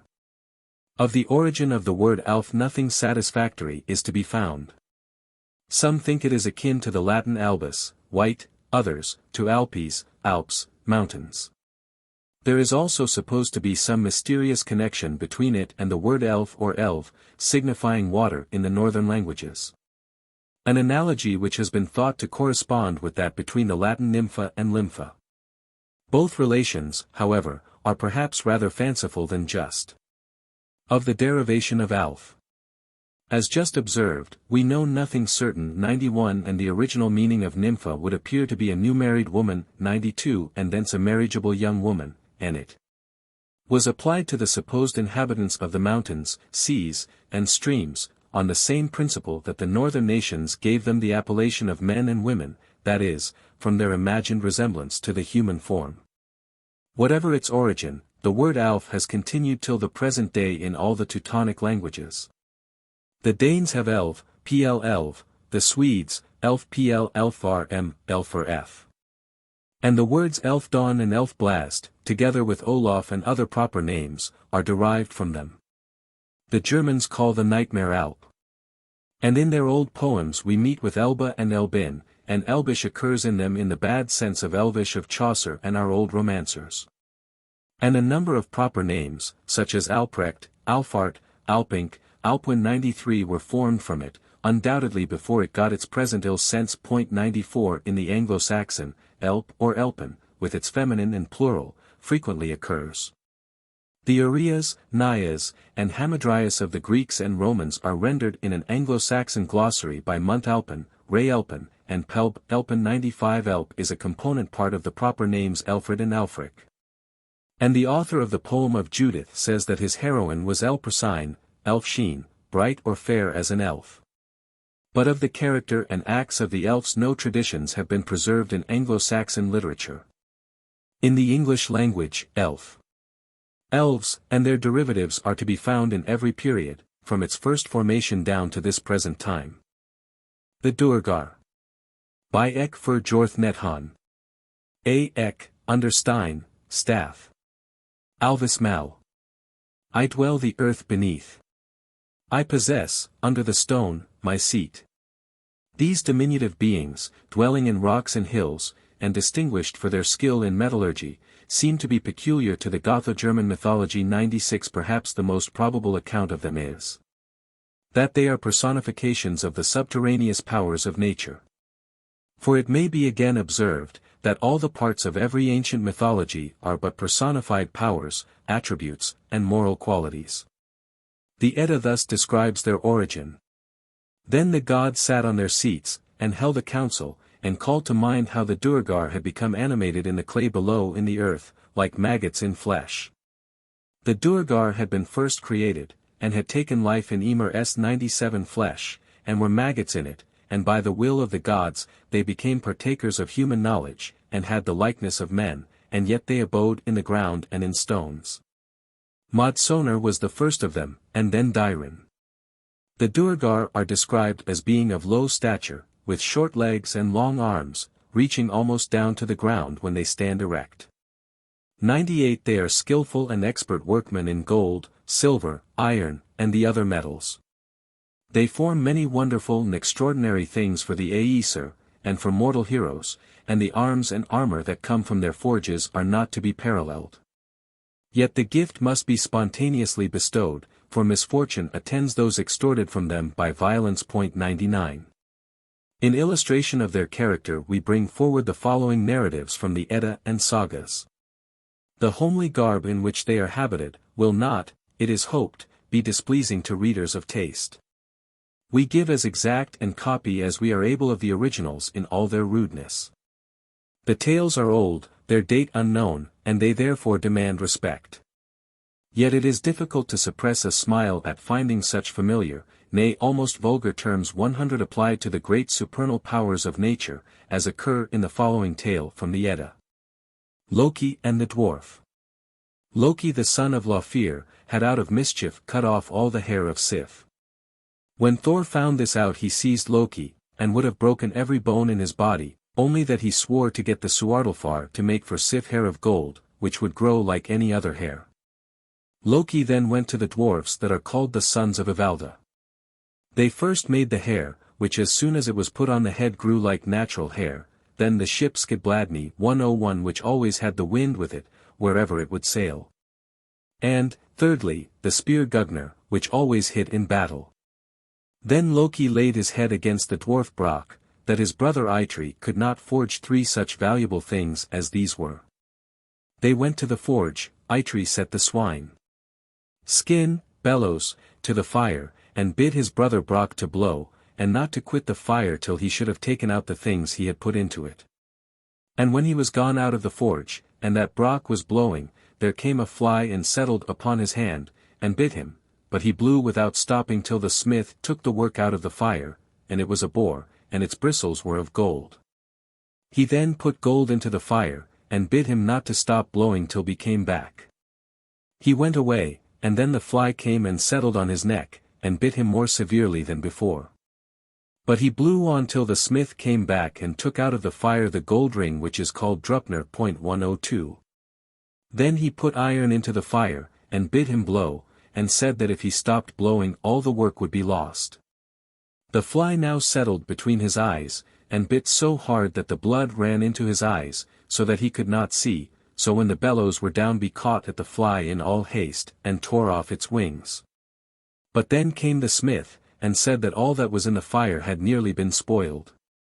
He then took out of the fire the hammer Mjolnir 103 gave all the things to his brother Brock, and bade him go with them to Asgard and settle the wager. Loki also produced his jewels, and they took Odin, Thor, and Frey, 4 judges. Then Loki gave to Odin the spear Gugner, and to Thor the hair that Sif was to have, and to Frey Skidbladney, and told their virtues as they have been already related. Brock took out his jewels, and gave to Odin the ring, and said that every 9th night there would drop from it 8 other rings as valuable as itself. To Frey he gave the boar, and said that he would run through air and water, by night and by day, better than any horse, and that never was there night so dark that the way by which he went would not be light from his hide. He gave the hammer to Thor, and said that it would never fail to hit a troll, and that at whatever he threw it would never miss it, and that he could never fling it so far that it would not of itself return to his band. And when he chose, it would become so small that he might put it into his pocket. But the fault of the hammer was that its handle was too short. Their judgment was, that the hammer was the best, and that the dwarf had won the wager. Then Loki prayed hard not to lose his head, but the dwarf said that could not be. "Catch me then," said Loki, and when he went to catch him he was far away, for Loki had shoes with which he could run through air and water. Then the dwarf prayed Thor to catch him, and Thor did so. The dwarf now went to cut off his head, but Loki said he was to have the head only, and not the neck. Then the dwarf took a knife and a thong, and went to sew up his mouth. But the knife was bad, so the dwarf wished that his brothers all were there, and as soon as he wished it was there, and he sewed his lips together. 104. Northern mythologists thus explain this very ancient fable. Sif is the earth, and the wife of Thor, the heaven or atmosphere, her hair is the trees, bushes, and plants, that adorn the surface of the earth. Loki is the fire god, that delights in mischief, Bene Servet, male imperat. When by a moderate heat he has burned off the hair of Sif, her husband compels him so by temperate heat to warm the moisture of the earth, that its former products may spring up more beautiful than ever. The boar is given to Freyr, to whom and his sister Freya, as the gods of animal and vegetable fecundity, the northern people offered that animal, as the Italian people did, to the earth. Loki's bringing the gifts from the underground people seems to indicate a belief that metals were prepared by subterranean fire, and perhaps the forging of Thor's hammer, the mythic emblem of thunder, by a terrestrial demon. On a subterranean anvil, may suggest that the natural cause of thunder is to be sought in the earth. Thorstein and the dwarf. When spring came, Thorstein made ready his ship, and put 24 men on board of her. When they came to Vinland, they ran her into a harbor, and every day he went on shore to amuse himself. He came one day to an open part of the wood, where he saw a great rock, and out a little way from it a dwarf, who was horridly ugly, and was looking up over his head with his mouth wide open. And it appeared to Thorstein that it ran from ear to ear, and that the lower jaw came down to his knees. Thorstein asked him, why he was acting so foolishly. "Do not be surprised, my good lad," replied the dwarf. "Do you not see that great dragon that is flying up there? He has taken off my son, and I believe that it is Odin himself that has sent the monster to do it. But I shall burst and die if I lose my son." Then Thorstein shot at the dragon, and bit him under one of the wings, so that he fell dead to the earth, but Thorstein caught the dwarf's child in the air, and brought him to his father. The dwarf was exceeding glad, and was more rejoiced than any one could tell, and he said, "A great benefit have I to reward you for, who are the deliverer of my son, and now choose your recompense in gold and silver." "Cure your son," said Thorstein, "but I am not used to take rewards for my services." "It were not becoming," said the dwarf, "if I did not reward you. And let not my shirt of sheep's wool, which I will give you, appear a contemptible gift, for you will never be tired when swimming, or get a wound, if you wear it next your skin." Thorstein took the shirt and put it on, and it fitted him well, though it had appeared too short for the dwarf. The dwarf now took a gold ring out of his purse and gave it to Thorstein, and bid him to take good care of it, telling him that he never should want for money while he kept that ring. He next took a black stone and gave it to Thorstein, and said, "If you hide this stone in the palm of your hand no one will see you. I have not many more things to offer you, or that would be of any value to you. I will, however, give you a fire stone for your amusement." He then took the stone out of his purse, and with a steel point. The stone was triangular, white on one side and red on the other, and a yellow border ran round it. The dwarf then said, "If you prick the stone with the point in the white side, there will come on such a hailstorm that no one will be able to look at it. But if you want to stop this shower, you have only to prick on the yellow part, and there will come so much sunshine that the whole will melt away. But if you should like to prick the red side, then there will come out of it such fire, with sparks and crackling, that no one will be able to look at it. You may also get whatever you will by means of this point and stone. And they will come of themselves back to your band when you call them. I can now give you no more such gifts." Thorstein then thanked the dwarf for his presents, and returned to his men, and it was better for him to have made this voyage than to have stayed at home. Thorstein's Saga, c. 3, in the Comparative. The dwarf sword turfing. Svafarlami, the second in descent from Odin, was kin over Gardarike, Russia. One day he rode hunting, and sought long after a hart, but could not find one the whole day. When the sun was setting he found himself immersed so deep in the forest that he knew not where he was. There lay a hill on his right hand, and before it he saw two dwarfs. He drew his sword against them, and cut off their retreat by getting between them and the rock. They proffered him ransom for their lives, and he asked them then their names, and one of them was called Diren, and the other Duelin. He knew then that they were the most ingenious and expert of all the dwarfs, and he therefore imposed on them that they should forge him a sword, the best that they could form. Its hilt should be of gold, and its belt of the same metal. He moreover enjoined, that the sword should never miss a blow, and should never rust, and should cut through iron and stone, as through a garment, and should be always victorious in war and in single combat for him who bare it. These were the conditions on which he gave them their lives.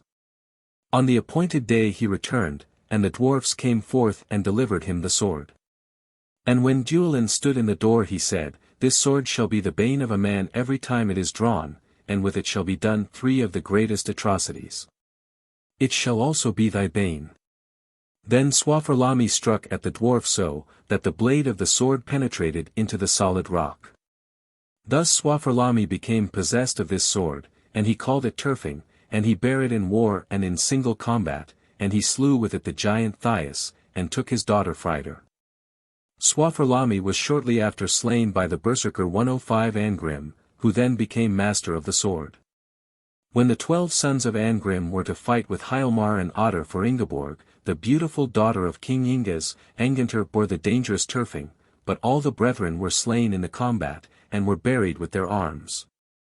Angantyr left an only daughter, Hervair, who, when she grew up, dressed herself in man's attire, and took the name of Hervardar, and joined a party of Vikinger, or pirates. Knowing that Turfing lay buried with her father, she determined to awaken the dead, and obtain the charmed blade. And perhaps nothing in northern poetry equals in interest and sublimity the description of her landing alone in the evening on the island of Sams, where her father and uncles lay in their sepulchral mounds, and at night ascending to the tombs that were enveloped in flame 106 and by force of entreaty obtaining from the reluctant Angantyr the formidable Turfing. Hervaer proceeded to the court of King Gudmund, and there one day, as she was playing at tables with the king, one of the servants chanced to take up and draw Turfing, which shone like a sunbeam. But Turfing was never to see the light but for the bane of man, and Hervaer, by a sudden impulse, sprang from her seat, snatched the sword and struck off the head of the unfortunate man. Hervaer, after this, returned to the house of her grandfather, Jarl Bjartmar, where she resumed her female attire, and was married to Hofud, the son of King Gudmund. She bare him 2 sons, Angantyr and Heidrekr. The former of a mild and gentle disposition, the latter violent and fierce. Hofud would not permit Heidrekr to remain at his court, and as he was departing, his mother, with other gifts, presented him Turfing. His brother accompanied him out of the castle. Before they parted, Heidrekr drew out his sword to look at and admire it. But scarcely did the rays of light fall on the magic blade, when the berserker rage came on its owner, and he slew his gentle brother. After this joined a body of Vikingr, and became so distinguished, that King Harald, for the aid he lent him, gave him his daughter Helga in marriage. But it was the destiny of Turfing to commit crime, and Harald fell by the hand of his son-in-law. Heidrekr was afterwards in Russia, and the son of the king was his foster son. One day, as they were out hunting, Heidrekr and his foster son happened to be separated from the rest of the party, when a wild boar appeared before them. Heidrekr ran at him with his spear, but the beast caught it in his mouth and broke it across. He then alighted and drew Turfing, and killed the boar. But on looking around, he could see no one but his foster son, and Turfing could only be appeased with warm human blood, and he slew the unfortunate youth. Finally, King Heidrekr was murdered in his bed by his Scottish slaves, who carried off Turfing, but his son Angantyr, who succeeded him, discovered and put them to death, and recovered the magic blade. In battle against the Huns he afterwards made great slaughter, but among the slain was found his own brother Loder. And so ends the history of the dwarf sword Turfing. 107. Like Alf, the word Duergar has retained its place in the Teutonic languages. Dwerg 108 is the term still used in the north, the Germans have Zwerg, and we dwarf 109 which, however, is never synonymous with fairy, as elf is. Ear rejects all the etymons proposed for it, such, for example, as that of Gudmund Andrea, Theta Omicron Eta Rho Gamma Omicron Nu, and with abundant reason. Some have thought that by the dwarfs were to be understood the Finns, the original inhabitants of the country, who were driven to the mountains by the Scandinavians, and who probably excelled the new corners in the art of working their mines and manufacturing their produce. Thorlacius, on the contrary, thinks that it was Odin and his followers, who came from the country of the Chalybes, that brought the metallurgic arts into Scandinavia. Perhaps the simplest account of the origin of the dwarfs is, that when, in the spirit of all ancient religions, the subterranean powers of nature were to be personified, the authors of the system, from observing that people of small stature usually excel in craft and ingenuity, took occasion to represent the beings who formed crystals and purified metals within the bowels of the earth as of diminutive size, which also corresponded better with the power assigned them of slipping through the fissures and interstices of rocks and stones.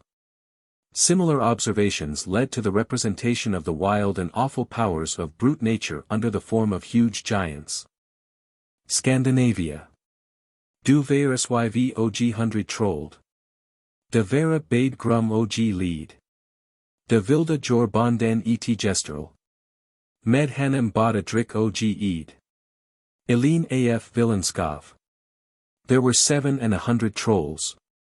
They were both ugly and grim. A visit they would the farmer make. Both eat and drink with him.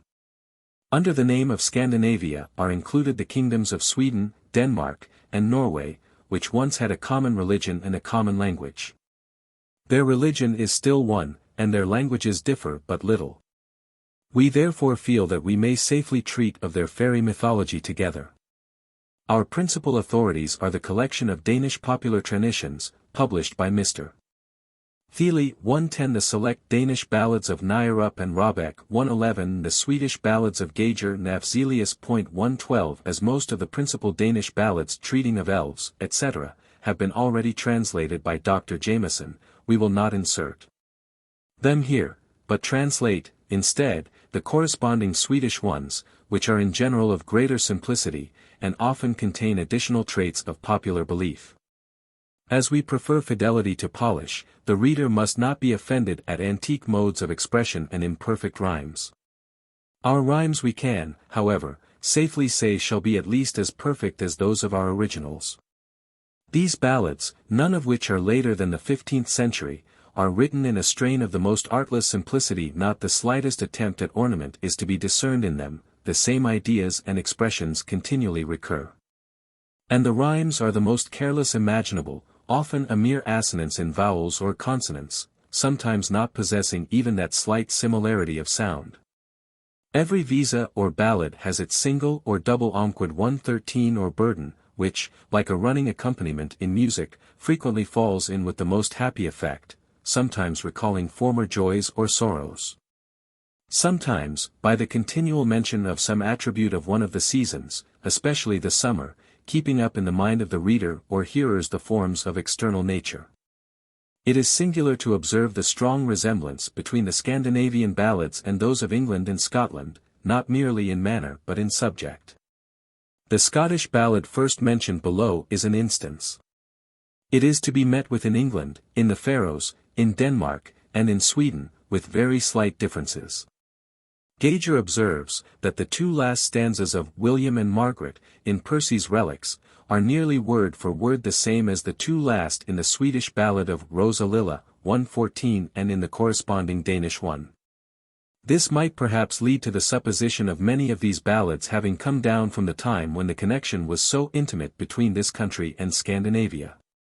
We will divide the Scandinavian objects of popular belief into four classes. 1. The Elves, 2. The Dwarfs, or Trolls, as they are usually called, 3. The Nisses, and 4. The Necks, Mermen, and Mermaids. 115. Elves. Sag, Canner du Elfornas glada slakt.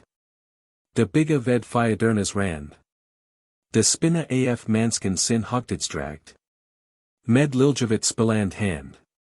Stagnelius. Say, knowest thou the elves' gay and joyous race? The banks of streams are their home. They spin of the moonshine their holiday dress. With their lily-white hands frolicsome. The Alfar still live in the memory and traditions of the peasantry of Scandinavia. They also, to a certain extent, retain their distinction into white and black.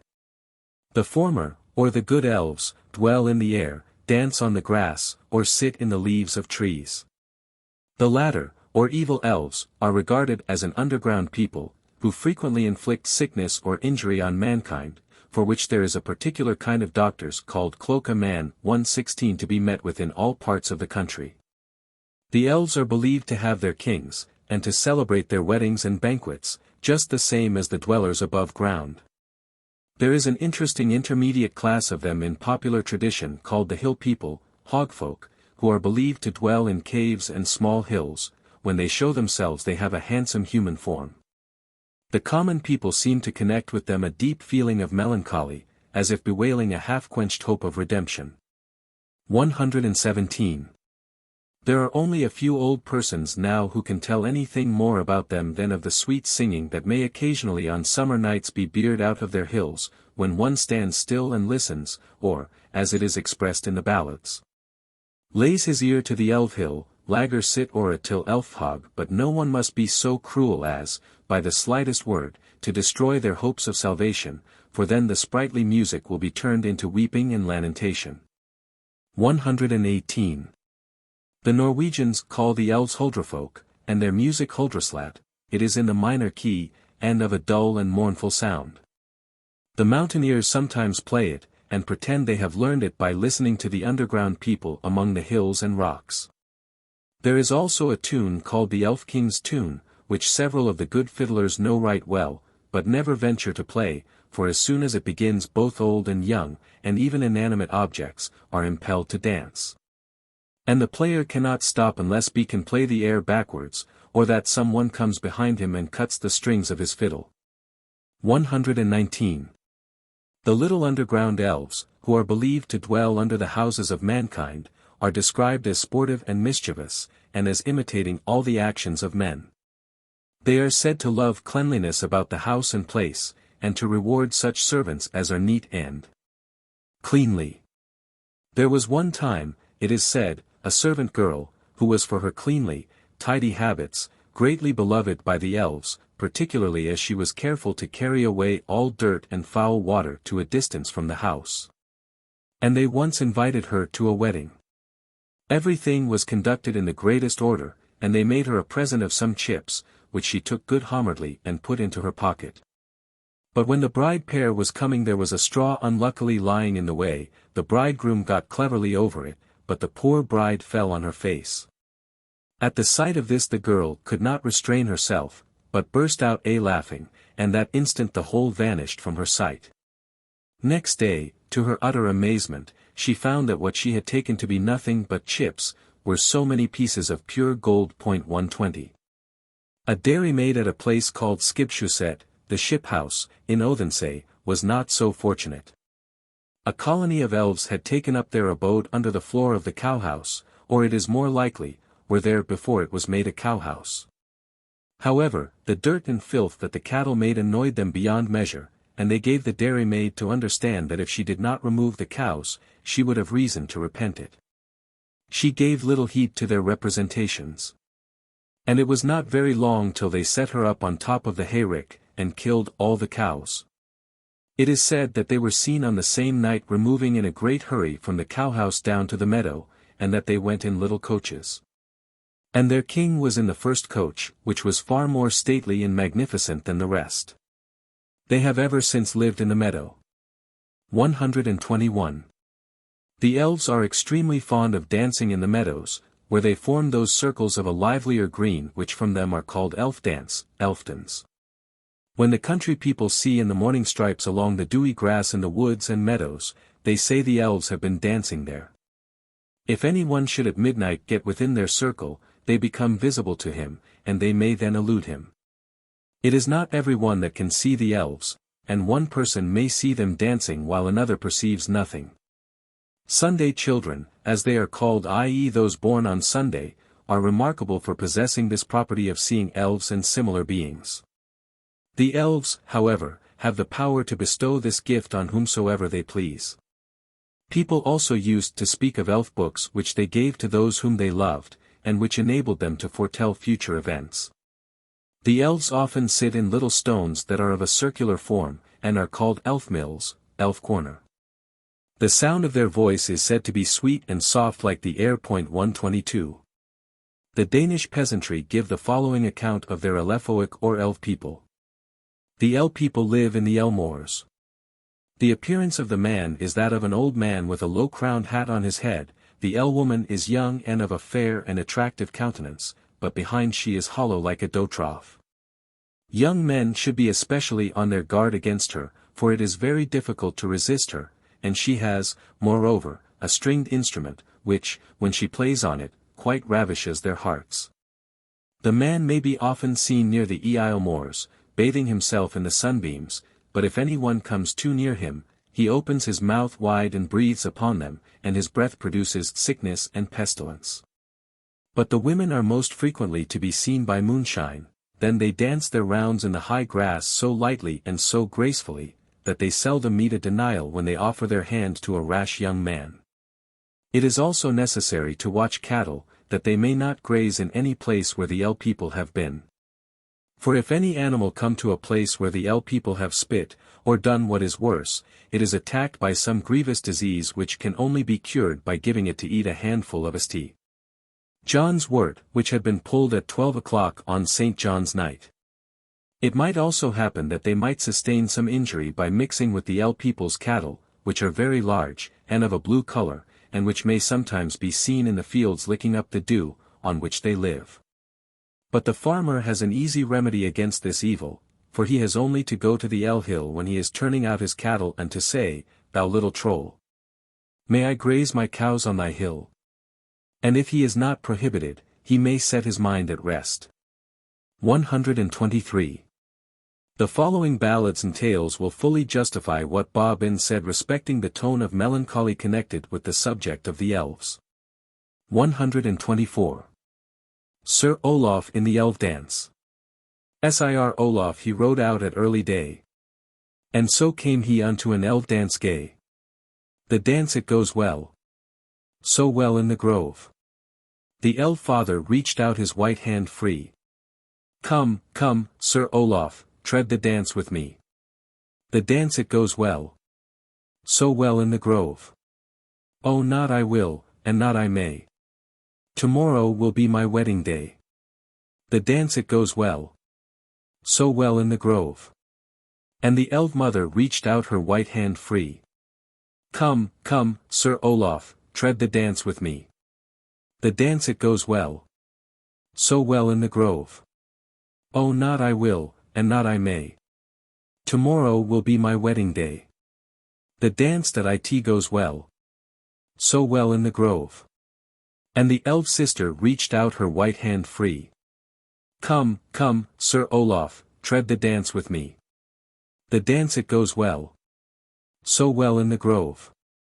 Oh not I will, and not I may. Tomorrow will be my wedding day. The dance it goes well. So well in the grove. And the bride she spake with her bridemaid so. What may it mean that the bells thus go? The dance it goes well. So well in the grove. 'Tis the custom of this our isle, they replied. Each young swain ringeth home his bride. The dance it goes well. So well in the grove. And the truth from you to conceal I fear. Sir Olaf is dead, and lies on his bier. The dance it goes well. So well in the grove. And on the morrow, ere light was the day. In Sir Olaf's house 3 corpses lay. The dance it goes well. So well in the grove. It was Sir Olaf, his bonny bride. And eke his mother, of sorrow she died. The dance it goes well. So well in the grove. 125. The Elf Woman and Sir Olaf. Sir Olaf rideth out ere dawn. Breaketh day, falleth rime. Bright day him came on.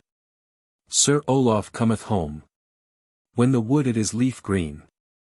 Sir Olaf rides by Borgia. Breaketh day, falleth rime. Meets a dance of elves so gay. Sir Olaf cometh home. When the wood it is leaf green. There danceth elf and elf maid. Breaketh day, falleth rime. Elf king's daughter, with her flying hair. Sir Olaf cometh home. When the wood it is leaf green. Elf king's daughter readieth her hand free. Breaketh day, falleth rime. Come here, Sir Olaf, tread the dance with me. Sir Olaf cometh home. When the wood it is leaf green. Not I tread the dance with thee. Breaketh day, falleth rime. My bride hath that forbidden me. Sir Olaf cometh home. When the wood it is leaf green. Not I will and not I may. Breaketh day, falleth rime. Tomorrow is my wedding day. Sir Olaf cometh home. When the wood it is leaf green. Wilt thou not tread the dance with me? Breaketh day, falleth rime. An evil shall I fix on thee. Sir Olaf cometh home. When the wood it is leaf green. Sir Olaf turned his horse therefrom. Breaketh day, falleth rime. Sickness and plague follow him home. Sir Olaf cometh home. When the wood it is leaf green. Sir Olaf to his mother's road. Breaketh day, falleth rime. Out before him his mother stood. Sir Olaf cometh home. When the wood it is leaf green. Welcome, welcome, my dear son. Breaketh day, falleth rime. Why is thy rosy cheek so wan? Sir Olaf cometh home. When the wood it is leaf green. My colt was swift and I tardy. Breaketh day, faileth rhyme. I knocked against a green oak tree. Sir Olaf cometh home. When the wood it is leaf green. My dear sister, prepare my bed. Breaketh day, faileth rhyme. My dear brother, take my horse to the mead. Sir Olaf cometh home. When the wood it is leaf green. My dear mother, brush my hair. Breaketh day, faileth rhyme. My dear father, make me a bier. Sir Olaf cometh home. When the wood it is leaf green. My dear son, that do not say. Breaketh day, faileth rhyme. Tomorrow is thy wedding day. Sir Olaf cometh home. When the wood it is leaf green. Be it when it will betide. Breaketh day, faileth rhyme. I ne'er shall come unto my bride. Sir Olaf cometh home. When the wood it is leaf green. 126. The young swain and the elves. I was a handsome young swain. And to the court should ride. I rode out in the evening hour. In the rosy grove I to sleep me laid. Since I her first saw. I laid me under a lind so green. My eyes they sunk in sleep. There came two maidens going along. They fain would with me speak. Since I her first saw. The one she tapped me on my cheek. The other whispered in my ear. Stand up, handsome young swain. If thou list of love to hear. Since I her first saw. They led then forth a maiden. Whose hair like gold did shine. Stand up, handsome young swain. If thou to joy incline. Since I her first saw. The third began a song to sing. With good will she did so. Thereat stood the rapid stream. Which before was wont to flow. Since I her first saw. Thereat stood the rapid stream. Which before was wont to flow. And the hind all with her hair so brown. Forgot whither she should go. Since I her first saw. I got me up from off the ground. And leaned my sword upon. The elf women danced in and out. All had they the elf fashion. Since I her first saw. Had not fortune been to me so good. That the cock his wings clapped then. I had slept within the hill that night. All with the elf women. Since I her first saw. 127. Sven Failing and the Elf Maid. Sven Failing was, while a little boy, at service in Scheller Woodhouse in Framley, and it one time happened that he had to ride of a message to Ristrup. It was evening before he got near home, and as he came by the hill of Borromies, he saw the Elmaids, who were dancing without ceasing round and round his horse. Then one of the Elmaids stepped up to him, and readied him a drinking cup, bidding him at the same time to drink.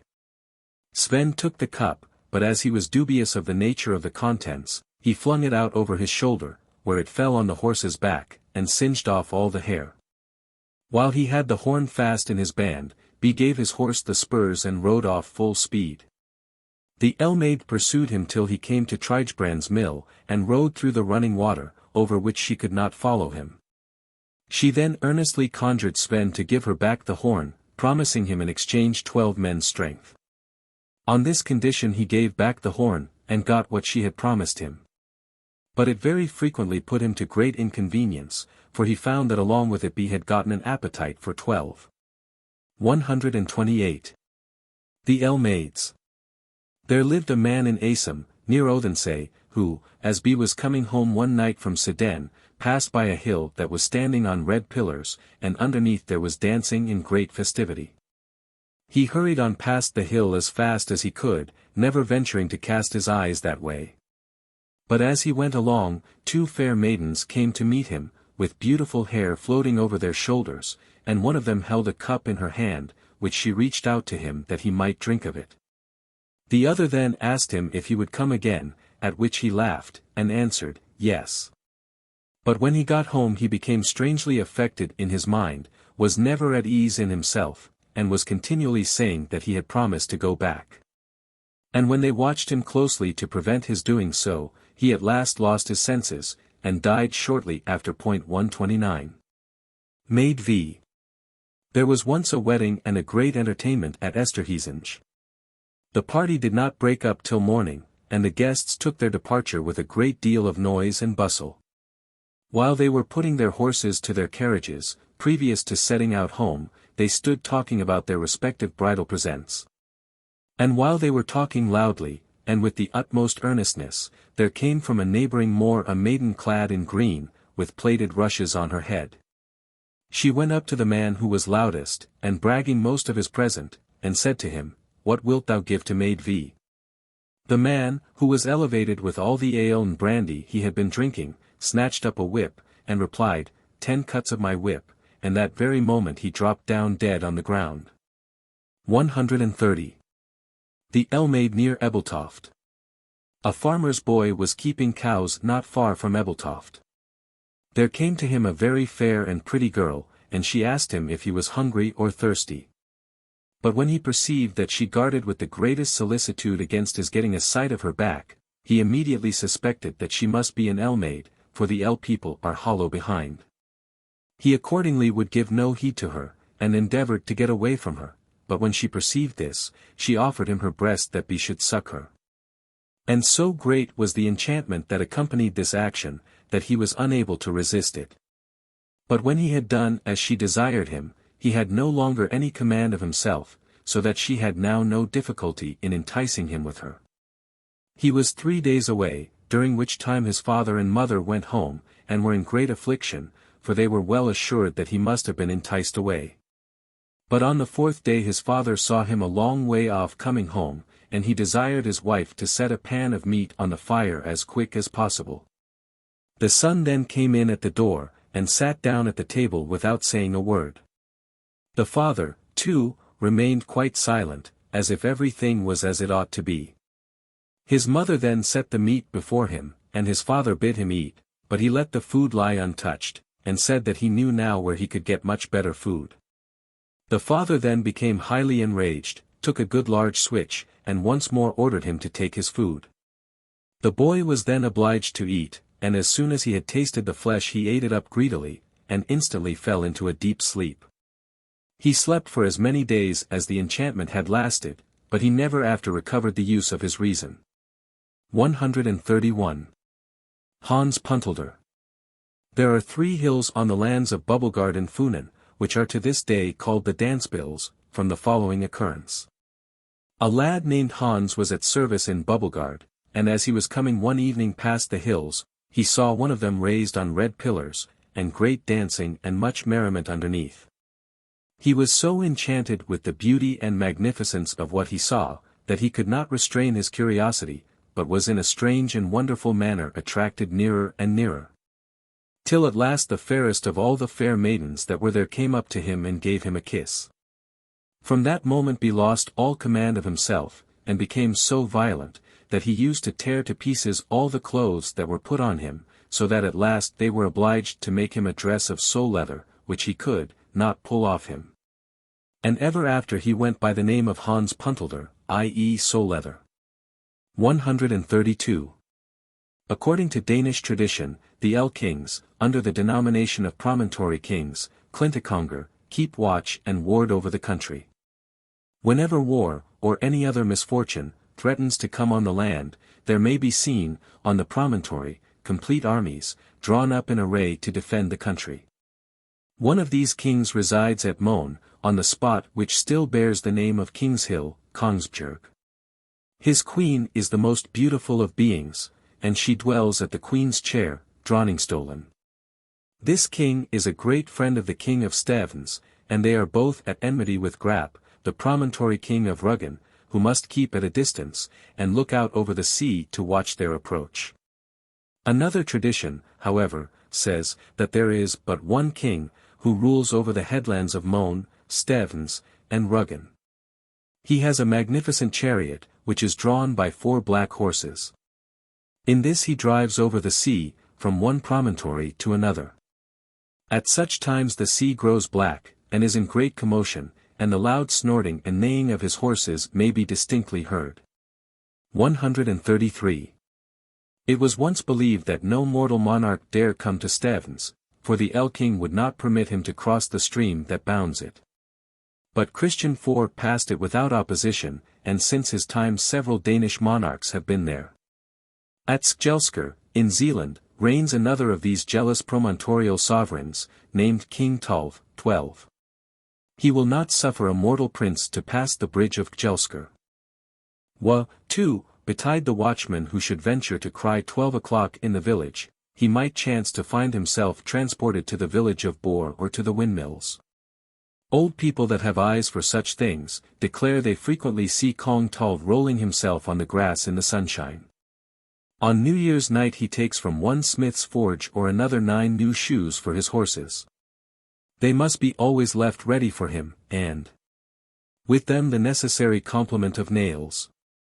The El-King of Bornholm 134 lets himself be occasionally heard with fife and drum, especially when war is at hand. He may then be seen in the fields with his soldiers. This king will not suffer an earthly monarch to pass more than 3 nights on his isle. In the popular creed there is some strange connection between the elves and the trees. They not only frequent them, but they make an interchange of form with them. In the churchyard of Store Heading 135 in Zealand, there are the remains of an oak wood. These, say the common people, are the El-King's soldiers. By day they are trees, by night valiant warriors. In the wood of Ruggard, in the same island, is a tree which by night becomes a whole El people, and goes about all alive. It has no leaves upon it, yet it would be very unsafe to go to break or fell it, for the underground people frequently hold their meetings under its branches. There is, in another place, an elder tree growing in a farmyard, which frequently takes a walk in the twilight about the yard, and peeps in through the window at the children when they are alone. It was, perhaps, these elder trees that gave origin to the notion. In Danish hyld or hyla word not far removed from el is elder, and the peasantry believe that in or under the elder tree dwells a being called Hildemor, elder mother, or Hildequind, elder woman, with her ministrant spirits. 136 A Danish peasant, if he wanted to take any part of an elder tree, used previously to say, 3 times, O, Hildemor, Hildemor. Let me take some of thy elder, and I will let thee take something of mine in return. If this was omitted he would be severely punished. They tell of a man who cut down an elder tree, but he soon after died suddenly. It is, moreover, not prudent to have any furniture made of elder wood. A child was once put to lie in a cradle made of this wood, but Hildemor came and pulled it by the legs, and gave it no rest till it was put to sleep elsewhere. Old David Monrad relates, that a shepherd, one night, heard his 3 children crying, and when he inquired the cause, they said someone had been sucking them. Their breasts were found to be swelled, and they were removed to another room, where they were quiet. The reason is said to have been that that room was floored with elder. The linden or lime tree is the favorite haunt of the eaves and cognate beings, and it is not safe to be near it after sunset. 137. Dwarfs or Trolls. Der bigdi folk I the barg. Quinner och man, for Micken Durf. Hist. Alex. Mag, Sudice. Within the hills folk did one. Women and men, dwarfs many a one. The more usual appellation of the dwarfs is troll or trolled. 138 Word originally significant of any evil spirit. 139 Giant monster, magician. 140 or evil person. But now in a good measure divested of its ill senses, for the trolls are not in general regarded as noxious or malignant beings. The trolls are represented as dwelling inside of hills, mounds, and hillocks, whence they are also called hill people, jergfolk, sometimes in single families, sometimes in societies. In the ballads they are described as having kings over them, but never so in the popular legend. Their character seems gradually to have sunk down to the level of the peasantry, in proportion as the belief in them was consigned to the same class. They are regarded as extremely rich, for when, on great occasions of festivity, they have their hills raised up on red pillars, people that have chanced to be passing by have seen them shoving large chests full of money to and fro. and opening and clapping down the lids of them. Their hill dwellings are very magnificent inside. They live, said one of Mr. Arndt's guides, in fine houses of gold and crystal. My father saw them once in the night, when the hill was open on St. John's night. They were dancing and drinking, and it seemed to him as if they were making signs to him to go to them, but his horse snorted, and carried him away, whether he would or no. There is a great number of them in the Goldberg, Goldhill, and they have brought into it all the gold and silver that people buried in the Great Russian War, 141. They are obliging and neighborly, freely lending and borrowing, and elsewise keeping up a friendly intercourse with mankind. But they have a sad propensity to thieving, not only stealing provisions, but even women and children. They marry, have children, bake and brew, just as the peasant himself does. A farmer one day met a billman and his wife, and a whole squad of stumpy little children, in his fields. 142 And people used often to see the children of the man who lived in the hill of Kund, in Jutland, climbing up the hill, and rolling down after one another, with shouts of laughter. The trolls have a great dislike to noise, probably from a recollection of the time when Thor used to be flinging his hammer after them, so that the hanging of bells in the churches has driven them almost all out of the country. The people of Ebeltoft were once sadly plagued by them, as they plundered their pantries in a most unconscionable manner, so they consulted a very wise and pious man, and his advice was, that they should hang a bell in the steeple of the church. They did so, and they were soon eased of the trolls. 143. These beings have some very extraordinary and useful properties. They can, for instance, go about invisibly. 144 Or turn themselves into any shape. They can foresee future events. They can confer prosperity, or the contrary, on a family. They can bestow bodily strength on any one, and, in short, perform numerous feats beyond the power of man. Of personal beauty they have not much to boast. The Ebeltoft dwarfs, mentioned above, were often seen, and they had immoderate humps on their backs, and long crooked noses. They were dressed in grey jackets. 145 And they wore pointed red caps. Old people in Zealand say, that when the trolls were in the country, they used to go from their hill to the village of Gudmundstrup through the stone meadow, and that people, when passing that way, used to meet great tall men in long black clothes. Some have foolishly spoken to them, and wished them good evening, but they never got any other answer than that the trolls hurried past them, saying, me. Me. Me. Me. Thanks to the industry of Mr. Keightley, who has been indefatigable in collecting the traditions of his native country, we are furnished with ample accounts of the trolls, and the following legends will fully illustrate what we have written concerning them. 146. We commence with the Swedish ballads of the Hill Kings, as in dignity and antiquity they take precedence of the legends. Sir Thine. And it was the knight Sir Thine. He was a knight so grave, whether he were on foot or on horse. He was a knight so brave. 147. And it was the knight Sir Thine. Went the hart and the hind to shoot. So he saw Ulva, the little dwarf's daughter, at the green linden's foot. And it was Ulva, the little dwarf's daughter. Unto her handmaid she cried, go fetch my gold harp hither to me. Sir Thine I'll draw to my side. The first stroke on her gold harp she struck. So sweetly she made it ring. The wild beasts in the wood and field, they forgot whither they would spring. The next stroke on her gold harp she struck. So sweetly she made it ring. The little grey hawk that sat on the bough, he spread out both his wings. The third stroke on her gold harp she struck. So sweetly she made it ring. The little fish that went in the stream, he forgot whither he would swim. Then flowered the mead, then leafed all. 'Twas caused by the runic lay. 148. Sir Thine he struck his spurs in his horse. He no longer could hold him away. And it was the knight Sir Thine. From his horse he springs hastily. So goeth he to Ulva, the little dwarf's daughter. All under the green linden tree. Here you sit, my maiden fair. Arose all lilies above. See you can never a mortal man. Who will not seek your love? Be silent, now Sir Thine. With your proffers of love, I pray. For I am betrothed unto a hill king. A king all the dwarfs obey. My true love he sitteth the bill within. And at gold tables plays merrily. My father he setteth his champions in ring. And in iron arrayeth them he. My mother she sitteth the hill within. And gold in the chest doth lay. And I stole out for a little while. Upon my gold harp to play. And it was the knight Sir Thine. He patted her cheek rosy. Why wilt thou not give a kinder reply?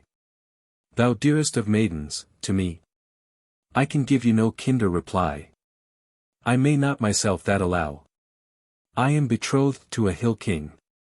And to him I must keep my vow. And it was Thora, the little dwarf's wife. She at the hill door looked out. And there she saw how the knight Sir Thine lay at the green linden's foot. And it was Thora, the little dwarf's wife. She was vexed and angry, God wot. What hast thou here in the grove to do? Little business, I trow, thou hast got. 'Twere better for thee in the hill to be. And gold in the chest to lay. Than here to sit in the rosy grove, 149. And on thy gold harp to play. And 'twere better for thee in the hill to be. And thy bride dress finish sewing. Then sit under the lind, and with runic lay. A Christian man's heart to thee win. And it was Ulva, the little dwarf's daughter. She goeth in at the hill door. And after her goeth the knight Sir Thine. Clothed in scarlet and fur. And it was Thora, the little dwarf's wife. Forth a red gold chair she drew. Then she cast Sir Thine into a sleep. Until that the cock he crew. And it was Thora, the little dwarf's wife. The 5 rune books she took out. So she loosed him fully out of the runes. Her daughter had bound him about. And hear thou me, Sir Thine. From the runes thou now art free. This to thee I will soothly say. My daughter shall never win thee. And I was born of Christian kind. And to the hill stolen in. My sister dwelleth in Iceland 150. And wears a gold crown so fine. And there she wears her crown of gold. And beareth of Queene the name. Her daughter was stolen away from her. Thereof there goeth great fame. Her daughter was stolen away from her. And to Burnerland brought in. And there now dwelleth the maiden free. She is called Lady Hermelin. And never can she into the dance go. But 7 women follow her.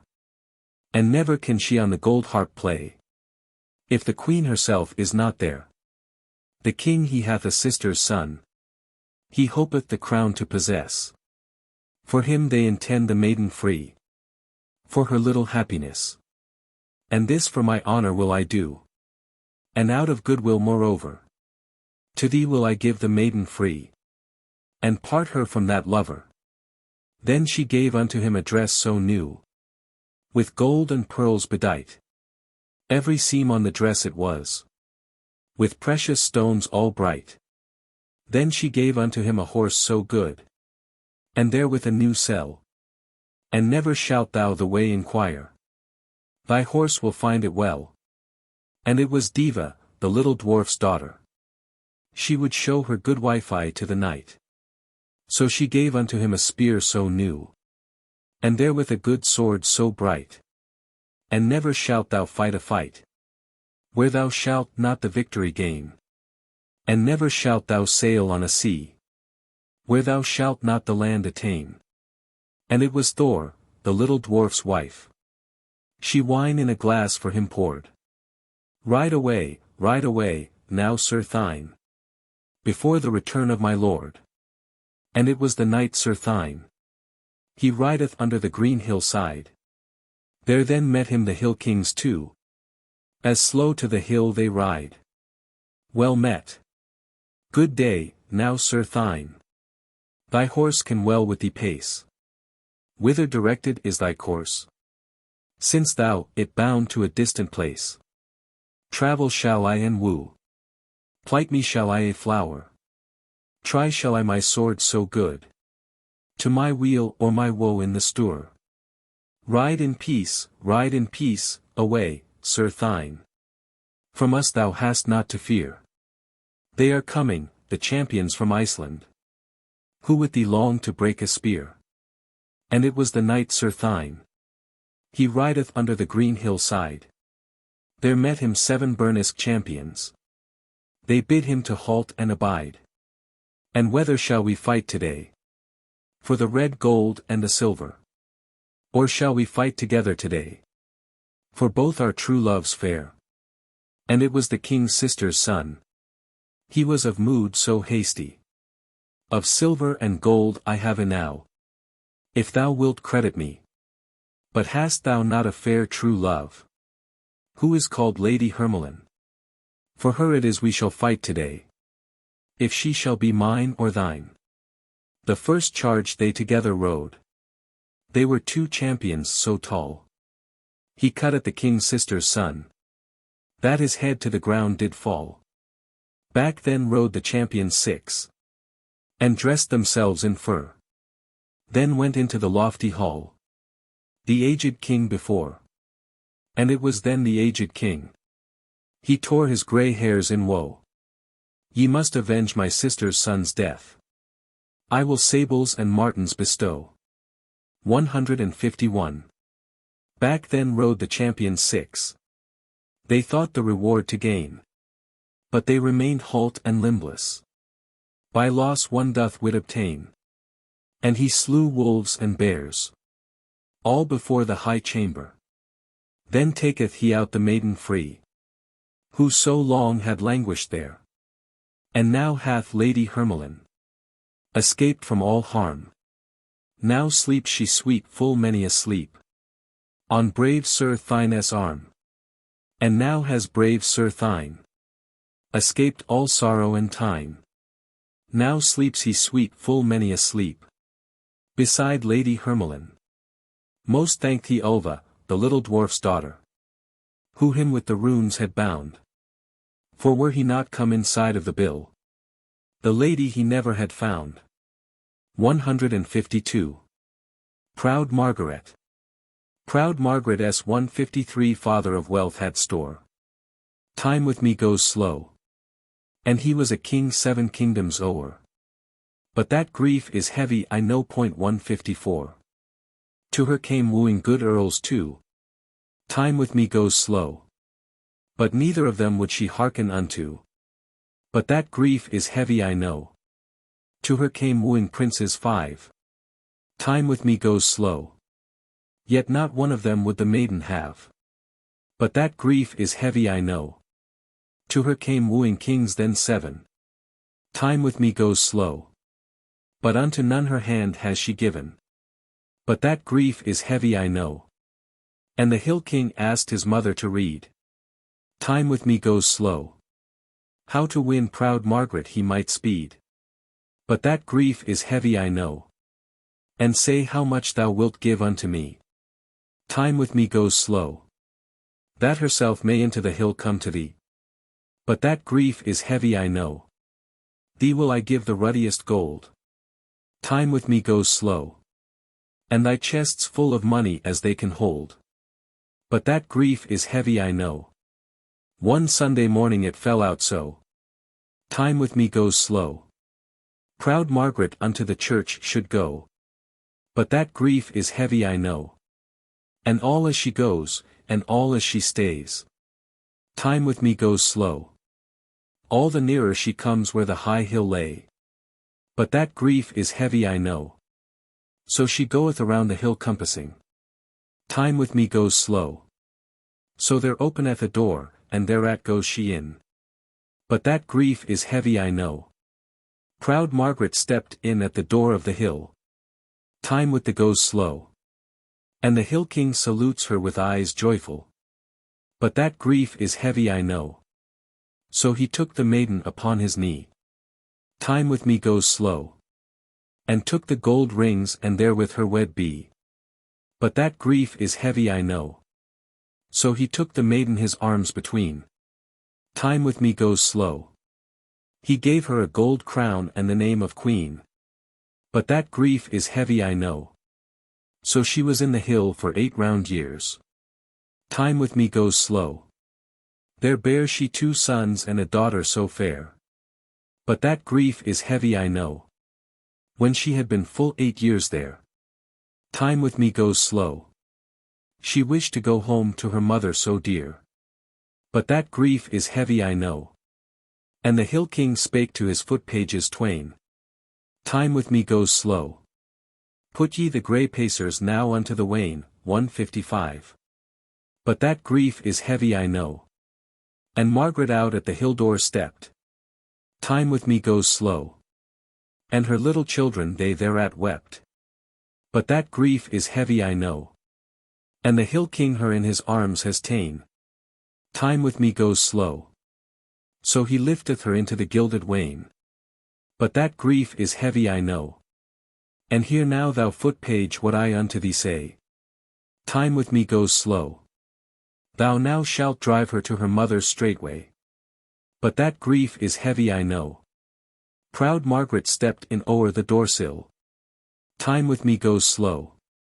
And her mother saluteth her with eyes joyful. But that grief is heavy I know. And where heat thou so long stayed? Time with me goes slow. I have been in the flowery meads. But that grief is heavy I know. What veil is that thou wearest on thy hair?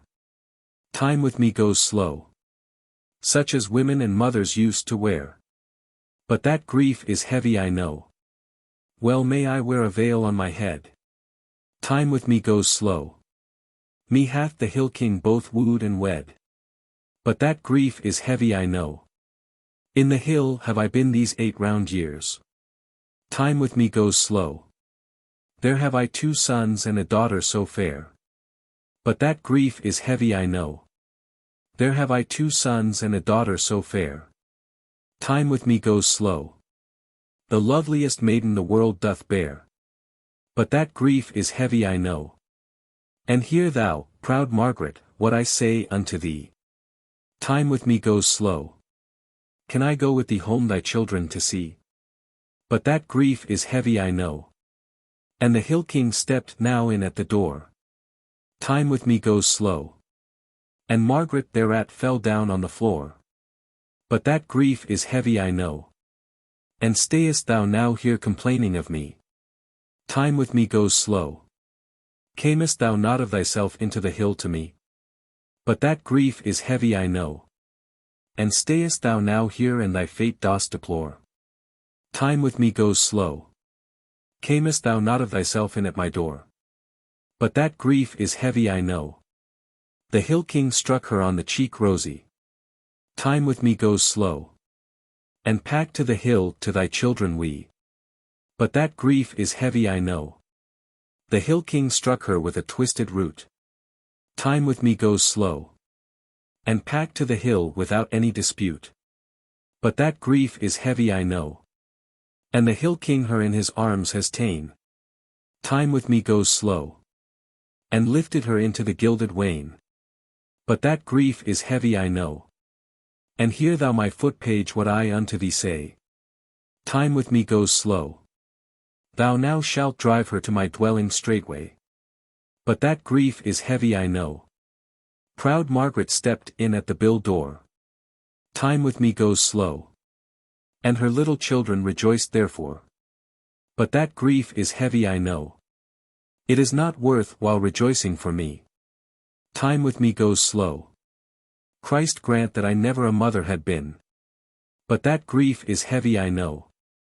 The one brought out a gilded chair. Time with me goes slow. Oh rest you, my sorrow-bound mother, there. But that grief is heavy I know. The one brought out a filled-up horn. Time with me goes slow. The other put therein a gilded corn. But that grief is heavy I know. The first drink she drank out of the horn. Time with me goes slow. She forgot straightway both heaven and earth. But that grief is heavy I know. The second drink she drank out of the horn. Time with me goes slow. She forgot straightway both God and his word. But that grief is heavy I know. The third drink she drank out of the horn. Time with me goes slow. She forgot straightway both sister and brother. But that grief is heavy I knew. She forgot straightway both sister and brother. Time with me goes slow. But she never forgot her sorrow-bound mother. But that grief is heavy I know. 156. The Troll Wife. The grandfather of Rhir, who dwelt at Fugelkar, i.e. Bird Marsh, in the parish of Swartsborg, Black Castle, lived close to a hill, and one time, in the broad daylight, saw sitting there on a stone a comely maiden. He wished to intercept her, and for this purpose he threw steel between her and the hill, whereupon her father laughed within the hill, and opening the hill door asked him if he would have his daughter.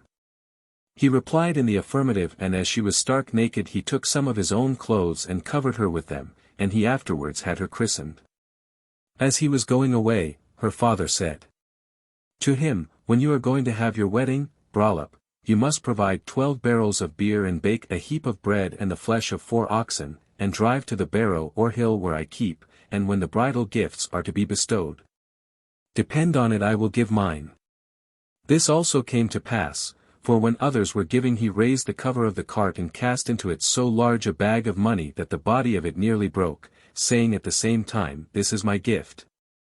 He said, "Moreover, when you want to have your wife's portion, hemagifta, 157, you must drive to the hill with 4 horses, and get your share." When he came there afterwards at his desire he got copperpots, the one larger than the other till the largest pot of all was filled with the smaller ones. He also gave him other things, 158, which were helmets, of that color and fashion which are large and thick, and which are still remaining in the country, being preserved at the parsonage of Tanham. This man Rheir's father, surnamed I Fogelkarsten, had a number of children by this wife of his, whom he fetched out of the hill, among whom was the aforesaid Rheir. Olaf Stenson also in Stora Ridge, who died last year, was Rheir's sister's son. 159. The Altar Cup in Agerup. Between the villages of Marup and Agerup in Zealand, there is said to have lain a great castle, the ruins of which are still to be seen near the strand. Tradition relates that a great treasure is concealed among them, and that a dragon there watches over 3 kings' ransoms.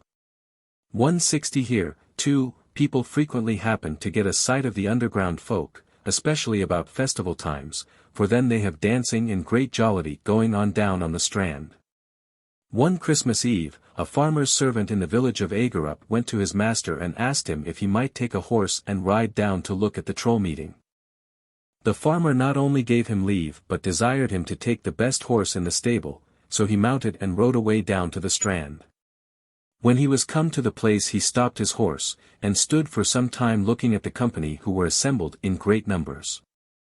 And while he was wondering to see how well and how gaily the little dwarfs danced, up came a troll to him, and invited him to dismount, and take a share in their dancing and merriment.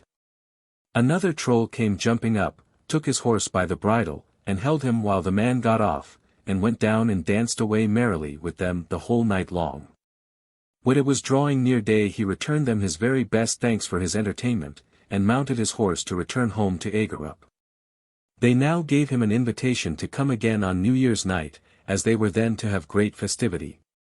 And a maiden who held a gold cup in her hand invited him to drink the stirrup cup. He took the cup. But, as he had some suspicion of them, he, while he made as if he was raising the cup to his mouth, threw the drink out over his shoulder, so that it fell on the horse's back, and it immediately singed off all the hair. He then clapped spurs to his horse's sides, and rode away with the cup in his hand over a ploughed field. The trolls instantly gave chase all in a body. But being hard set to get over the deep furrows, they shouted out, without ceasing, "Ride on the lay, and not on the clay." 161. He, however, never minded them, but kept to the ploughed field. However, when he drew near the village he was forced to ride out on the level road, and the trolls now gained on him every minute. In his distress he prayed unto God, and made a vow that if he should be delivered he would bestow the cup on the church. He was now riding along just by the wall of the churchyard, and he hastily flung the cup over it, that it at least might be secure. He then pushed on at full speed, and at last got into the village. And just as they were on the point of catching hold of the horse, he sprung in through the farmer's gate, and the man clapped to the wicket after him. He was now safe. But the trolls were so enraged, that, taking up a huge great stone, they flung it with such force against the gate, that it knocked 4 planks out of it. There are no traces now remaining of that house, but the stone is still lying in the middle of the village of Agerup. The cup was presented to the church, and the man got in return the best farmhouse on the lands of Ericsholm. 162. Origin of Tees Lake. A troll had once taken up his abode near the village of Cund, in the high bank on which the church now stands. But when the people about there had become pious, and went constantly to church, the troll was dreadfully annoyed by their almost incessant ringing of bells in the steeple of the church. He was at last obliged, in consequence of it, to take his departure, for nothing has more contributed to the emigration of the troll folk out of the country than the increasing piety of the people, and their taking to bell-ringing.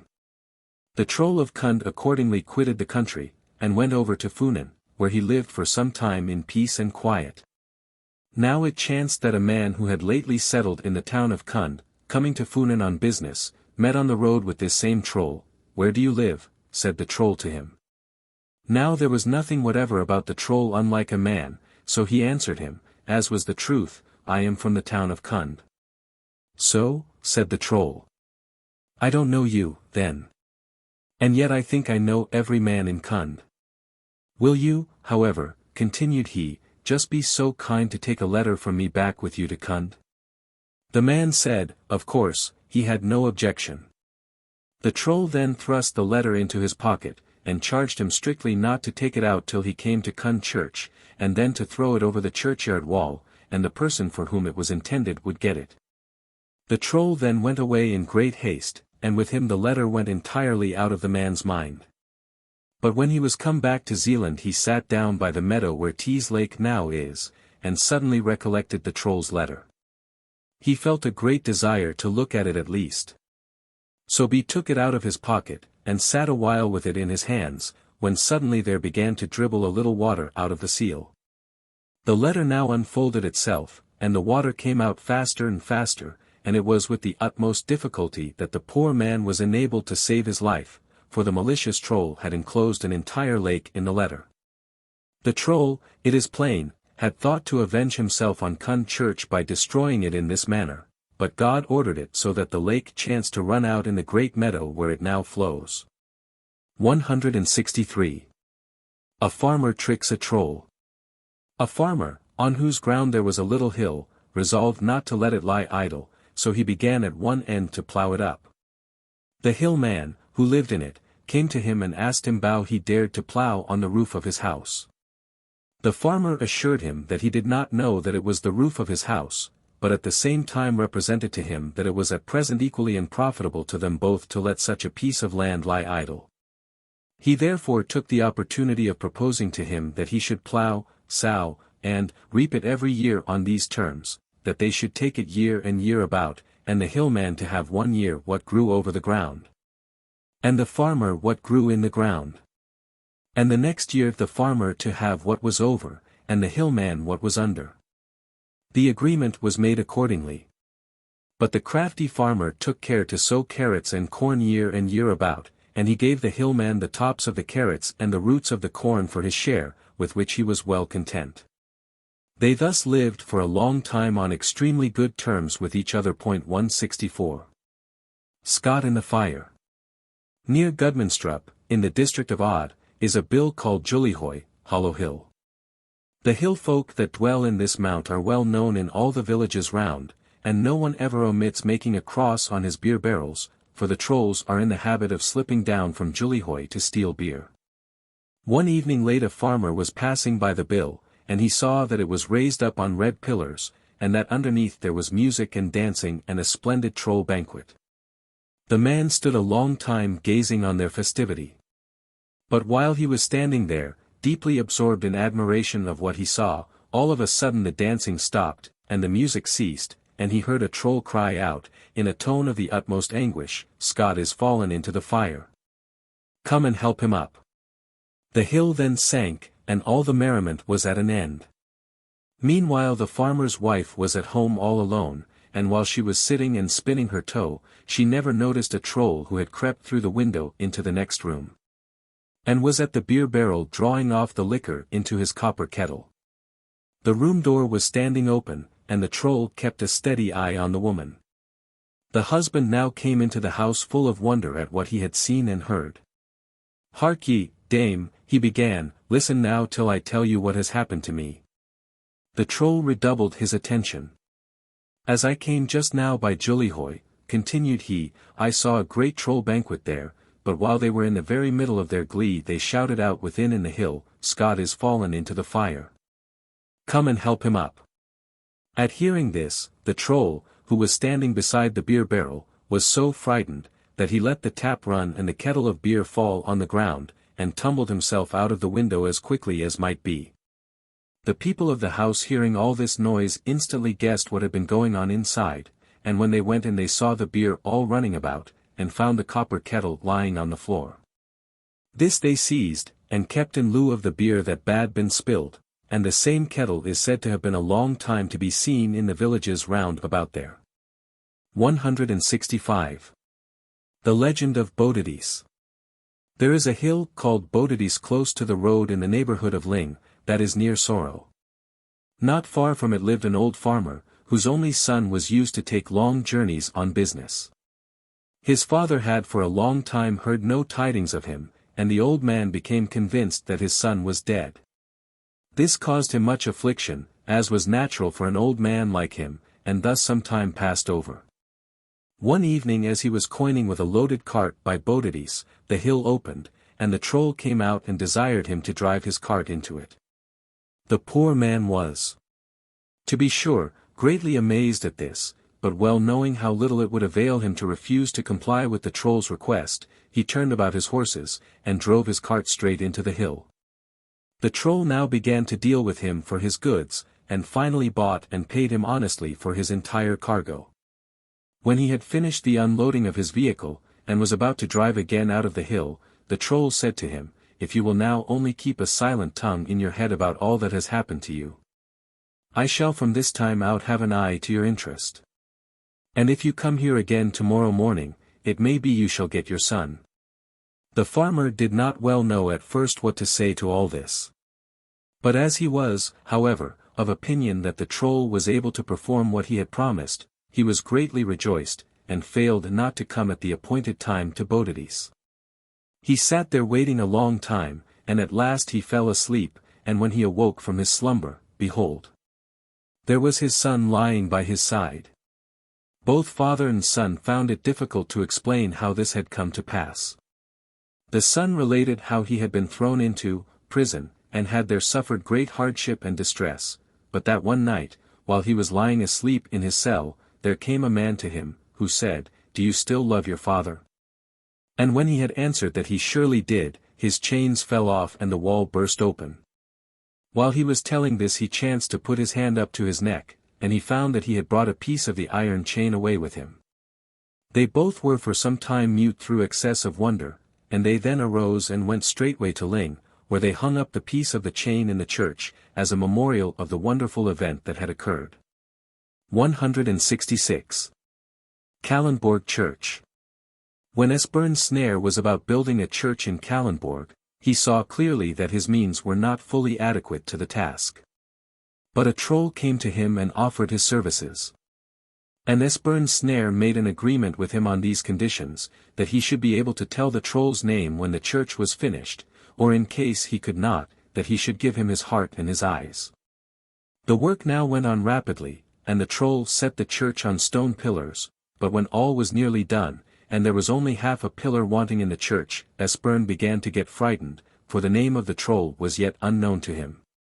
One day he was going about the fields all alone, and in great anxiety on account of the perilous state he was in, when, tired, and depressed, by reason of his exceeding grief and affliction, he laid him down on Ulshoy bank to rest himself a while. While he was lying there, he heard a troll woman within the hills saying these words. Lie still baby mine. Tomorrow cometh Finn. Father thine. And giveth thee Esbern snares eyes and heart to play with. 167. When Esbern heard this, he recovered his spirits, and went back to the church. The troll was just then coming with the half-pillar that was wanting for the church, but when Esbern saw him, he hailed him by his name, and called him Finn. The troll was so enraged at this, that he went off with the half-pillar through the air, and this is the reason that the church has but 3 pillars and a half. 168. The same is told of a far greater than Esbern's snare. As Street Olaf, the royal apostle of the north, was one day going over hill and dale, thinking how he could contrive to build a splendid church without distressing his people by taxation, he was met by a man of a strange appearance. Who asking him what he was thinking about, Olaf told him, and the troll, or rather giant, Jat, for such he was, undertook to do it within a certain time, stipulating, for his reward, the sun and moon, or else Street Olaf himself. Olaf agreed, but gave such a plan for the church as it seemed to be impossible ever could be executed. It was to be so large that 7 priests could preach in it at the same time without disturbing each other. The columns and other ornaments both within and without should be of hard flintstone, and so forth. It soon, however, was finished, all but the roof and pinnacle. Olaf, now grown uneasy, rambled once more over hill and dale, when he chanced to bear a child crying within a hill, and a giantess, its mother, saying to it, Rush, hush. Thy father, wind and weather, will come home in the morning, and bring with him the sun and moon, or else Street Olaf himself. Olaf was overjoyed, for the power of evil beings ceases when their name is known. He returned home, where he saw everything completed, pinnacle and all. He immediately cried out, Wind and weather, you've set the pinnacle crooked. 169. Instantly the giant fell within a great crash from the ridge of the roof, and broke into 1,000 pieces, which were all flintstone. 170. The hill man invited to the christening. The hill people are excessively frightened during thunder. When, therefore, they see bad weather coming on, they lose no time in getting to the shelter of their hills. This terror is also the cause of their not being able to endure the beating of a drum, as they take it to be the rolling of thunder. It is therefore a good receipt for banishing them to beat a drum every day in the neighborhood of their hills, for they immediately pack up and depart to some more quiet residence. A farmer lived once in great friendship and unanimity with a hill man, whose hill was on his lands. One time when his wife was lying in, it gave him some degree of perplexity to think that he could not well avoid inviting the hill man to the christening, which might not improbably bring him into bad repute with the priest and the other people of the village. He was going about pondering deeply, but in vain, how he might get out of this dilemma, when it came into his head to ask the advice of the boy that kept his pigs, who was a great headpiece, and had often helped him before. The pig boy instantly undertook to arrange the matter with the hill man in such a manner that he should not only stay away without being offended, but moreover give a good christening present. Accordingly, when it was night, betook a sack on his shoulder, went to the hill man's hill, knocked, and was admitted. He delivered his message, giving his master's compliments, and requesting the honor of his company at the christening. The hill man thanked him, and said, I think it is but right that I should give you a christening gift. With these words he opened his money chests, bidding the boy to hold up his sack while he poured money into it. Is there enough now? Said he, when he had put a good quantity into it. Many give more, few give less, replied the boy. The hill man then fell again to filling the sack, and again asked, Is there enough now? The boy lifted up the sack a little off the ground to try if he was able to carry any more, and then answered, It is about what most people give. Upon this the hill man emptied the whole chest into the bag, and once more asked, Is there enough now? The guardian of the pigs saw that there was as much in it now as ever he was able to carry, so he made answer, No one gives more, most people give less. Come, now, said the hill man, let us hear who else is to be at the christening. Ah, said the boy, we are to have a great parcel of strangers and great people. First and foremost, we are to have 3 priests and a bishop. Hem, muttered the hill man. However, these gentlemen usually look only after the eating and drinking, they will never take any notice of me. Well, who else? Then we have asked St. Peter and St. Paul. Ham. Ham. However, there will be a byplace for me behind the stove. Well, and then? Then Our Lady herself is coming. Ham. Ham. Ham. However, guests of such high rank come late and go away early. But tell me, my lad, what sort of music is it you are to have? Music, said the boy, why, we are to have drums. Drums. Repeated he, quite terrified, no, no, thank you, I shall stay at home in that case. Give my best respects to your master, and I thank him for the invitation, but I cannot come. I did but once go out to take a little walk, and some people beginning to beat a drum, I hurried home, and was just got to my door when they flung the drumstick after me and broke one of my shins. I have been lame of that leg ever since, and I shall take good care in future to avoid that sort of music. So saying, he helped the boy to put the sack on his back, once more charging him to give his best respects to the farmer. 171. The Troll Turned Cat. About a quarter of a mile from Sorrow lies Petersburg, and a little farther on is the town of Lyng. Just between these towns is a hill called Brondhoy, Spring Hill, said to be inhabited by the troll people. There goes a story that there was once among these troll people of Brondhoy an old cross-grained curmudgeon of a troll, whom the rest nicknamed Nermurmur, Rumble Grumble, because he was evermore the cause of noise and uproar within the hill. This Nermurmur having discovered what he thought to be too great a degree of intimacy between his young wife and a young troll of the society, took this in such ill part, that he vowed vengeance, swearing he would have the life of the young one. The latter, accordingly, thought it would be his best course to be off out of the hill till better times, so, turning himself into a noble tortoise shell tomcat, he one fine morning quitted his old residence, and journeyed down to the neighboring town of Lyng, where he established himself in the house of an honest poor man named Platt. Here he lived for a long time comfortable and easy, with nothing to annoy him, and was as happy as any tomcat or troll crossed in love well could be. He got every day plenty of milk and good growd a 172 to eat, and lay the whole day long at his ease in a warm armchair behind the stove. Platt happened one evening to come home rather late, and as he entered the room the cat was sitting in his usual place, scraping meal groat out of a pot, and licking the pot itself carefully. "Harkee, dame," said Platt, as he came in at the door, "till I tell you what happened to me on the road. Just as I was coming past Brondhoy, there came out a troll, and he called out to me, and said, 'Harkee, Platt. Tell your cat that Nermurmur is dead.'" 173. The moment the cat heard these words, he tumbled the pot down on the floor, sprang out of the chair, and stood up on his hind legs. Then, as he hurried out of the door, he cried out with exultation, "What? Is Nermurmur dead? Then I may go home as fast as I please." And so saying he scampered off to the hill, to the amazement of honest Platt, and it is likely lost no time in making his advances to the young widow. 174. Kirsten's Hill. There is a hill on the lands of Skjelverad, near Ringsted, called Kirsten's Hill, Kirsten's Bjerg. In it there lived a hill troll whose name was Skynd, who had from time to time stolen no less than 3 wives from a man in the village of Inglerup.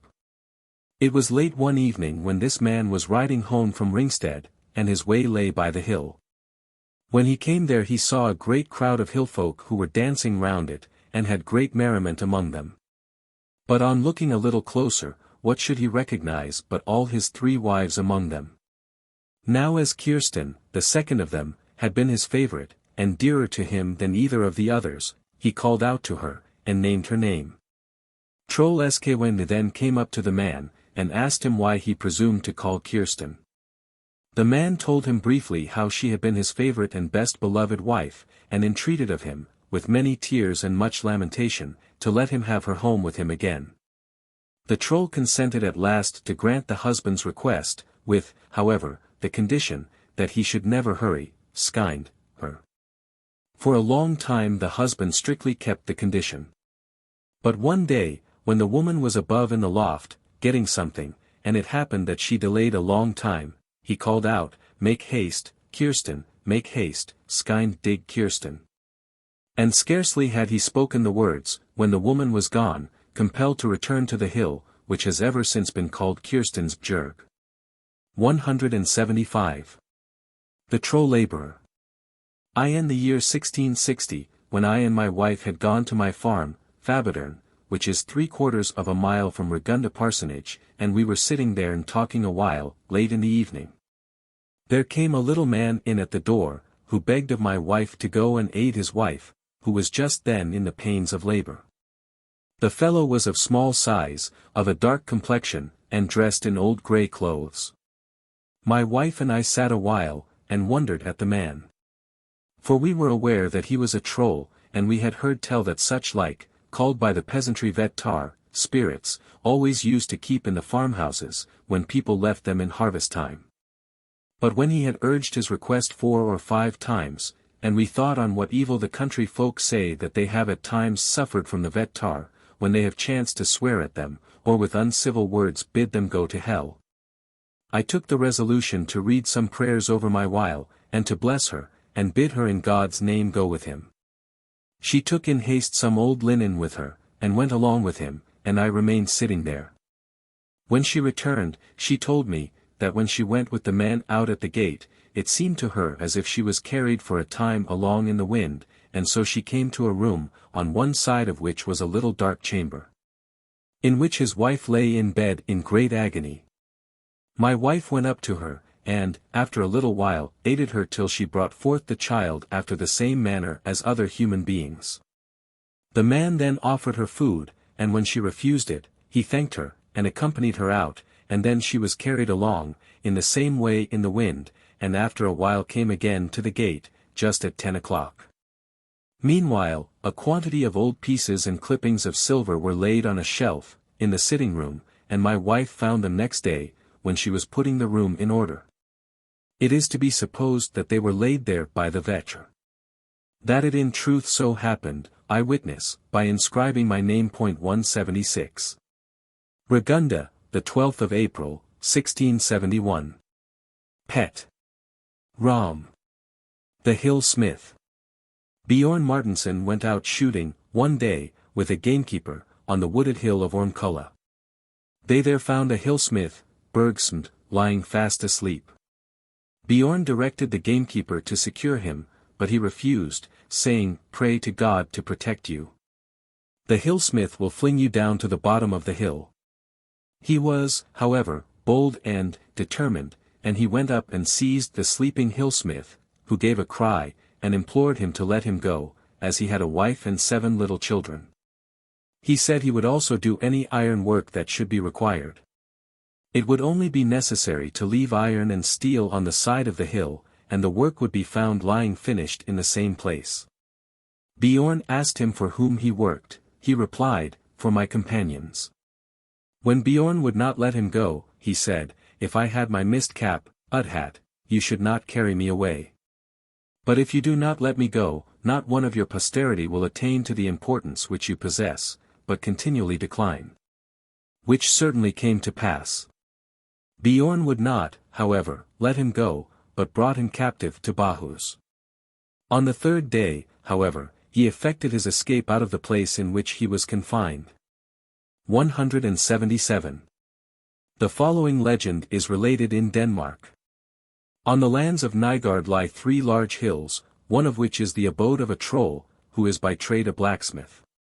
If any one is passing that hill by night, he will see the fire issuing from the top, and going in again at the side. Should you wish to have any piece of iron work executed in a masterly manner, you have only to go to the hill, and saying aloud what you want to have made, leave there the iron and a silver shilling. On revisiting the hill next morning, you will find the shilling gone, and the required piece of work lying there finished, and ready for use. 178. The Girl at the Troll Dance. A girl, belonging to a village in the Isle of Funen, went out, one evening, into the fields, and as she was passing by a small hill, she saw that it was raised upon red pillars, and a troll banquet going on beneath it. She was invited in, and such was the gaiety and festivity that prevailed, that she never perceived the flight of time. At length, however, she took her departure, after having spent, as she thought, a few hours among the joyous hill people. But when she came to the village she no longer found it the place she had left. All was changed. And when she entered the house in which she had lived with her family, she learned that her father and mother had long been dead, and the house had come into the hands of strangers. She now perceived that for every hour that she had been among the trolls, a year had elapsed in the external world. The effect on her mind was such that she lost her reason, which she never after recovered. 179. The Changeling. There lived once, near Tees Lake, two lonely people, who were sadly plagued with a changeling, given them by the underground people instead of their own child, which had not been baptized in time. This changeling behaved in a very strange and uncommon manner, for when there was no one in the place, he was in great spirits, ran up the walls like a cat, sat under the roof, and shouted and bawled away lustily. But sat dozing at the end of the table when any one was in the room with him. He was able to eat as much as any four, and never cared what it was that was set before him. But though he regarded not the quality of his food, in quantity he was never satisfied, and gave excessive annoyance to every one in the house.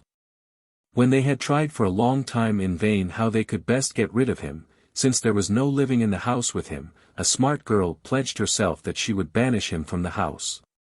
She accordingly, while he was out in the fields, took a pig and killed it, and put it, hide, hair, and all, into a black pudding, and set it before him when he came home. He began, as was his custom, to gobble it up, but when he had eaten for some time, he began to relax a little in his efforts, and at last he sat quite still, with his knife in his hand, looking at the pudding. At length, after sitting for some time in this manner, he began, a pudding with hide, and a pudding with hair. A pudding with eyes, and a pudding with legs in it. Well, 3 times have I seen a young wood by Tees Lake, but never yet did I see such a pudding. The devil himself may stay here now for me. So saying, he ran off with himself, and never more came back again. 180. Another changeling was got rid of in the following manner. The mother, suspecting it to be such from its refusing food, and being so ill-thriven, heated the oven as hot as possible. The maid, as instructed, asked her why she did it. To burn my child in it to death, was the reply. When the question had been put and answered 3 times, she placed the child on the peel, and was shoving it into the oven, when the troll woman came in a great fright with the real child, and took away her own, saying, "There's your child for you. I have treated it better than you treated mine, and in truth it was fat and hearty." The tile stove jumping over the brook. Near Hellas in Zealand, lived a man, who from time to time remarked that he was continually plundered. All his suspicions fell on the troll folk, who lived in the neighboring hill of Uldshoy, Fire Hill, and once hid himself to try and get a sight of the thief. He had waited there but a very short time when he saw, as he thought, his tile stove jumping across the brook. The good farmer was all astonishment at this strange sight, and he shouted out, "Hurrah! There a jump for a tile stove." At this exclamation the troll, who was wading through the water with the stove on his head, was so frightened that he threw it down, and ran off as hard as he could to Uldshoy.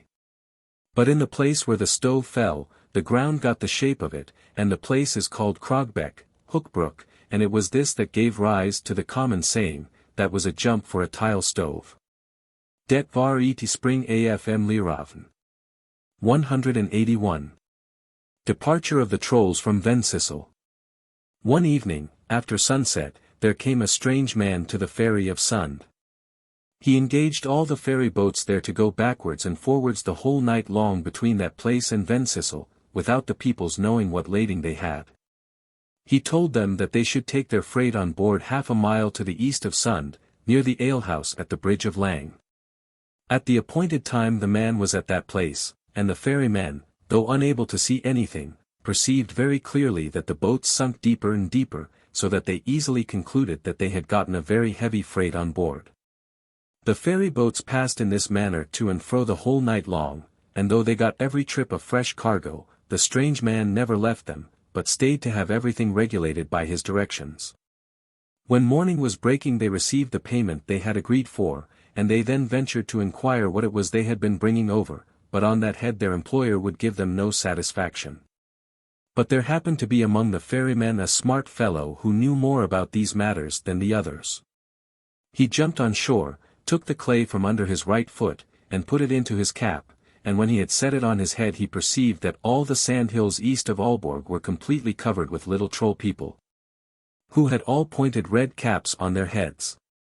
Ever since that time there have been no dwarfs seen in Vendsyssel. 182. Svend Failing.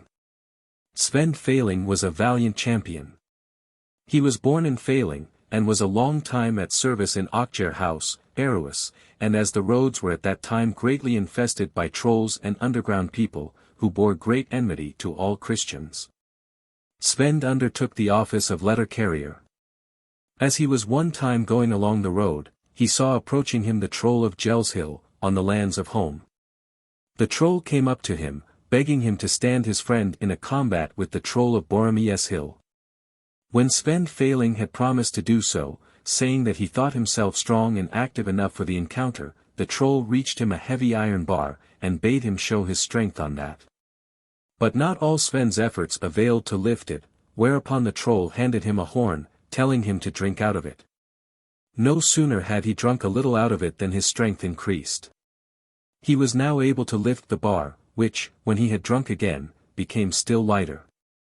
But when again renewing his draught he emptied the horn, he was able to swing the bar with ease, and he then learned from the troll that he had now gotten the strength of 12 men. He then promised to prepare himself for combat with the troll of Bergmund.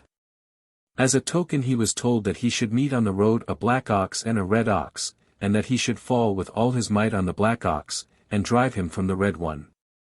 This all came to pass just as he was told, and he found, after his work was done, that the black ox was the troll from Boramieshill, and the red ox was the troll himself of Gelshill, who, as a reward for the assistance he had given him, allowed him to retain for his own use the 12 men's strength with which he had endowed him. This grant was, however, on this condition that if ever he should reveal the secret of his strength, he should be punished by getting the appetite of 12. The fame of the prodigious strength of Svend soon spread through the country, as he distinguished himself by various exploits, such, for instance, as throwing a dairymaid, who had offended him, up on the gable of the house, and similar feats. So when this report came to the ears of his master, he had Svend called before him, and inquired of him whence his great strength came. Svend recollected the words of his friend the troll, so he told him if he would promise him as much food as would satisfy 12 men, he would tell him. The master promised, and Svend told his story. But the word of the troll was accomplished, for from that day forth Svend ate and drank as much as any 12. 183. The Dwarf's Banquet. A Norwegian Tale. 184. There lived in Norway, not far from the city of Druntheim, a powerful man, who was blessed with all the goods of fortune. A part of the surrounding country was his property. Numerous herds fed on his pastures, and a great retinue and a crowd of servants adorned his mansion. He had an only daughter, called Aslog. 185, the fame of whose beauty spread far and wide. The greatest men of the country sought her, but all were alike unsuccessful in their suit, and he who had come full of confidence and joy, rode away home silent and melancholy. Her father, who thought his daughter delayed her choice only to select, forbore to interfere, and exulted in her prudence.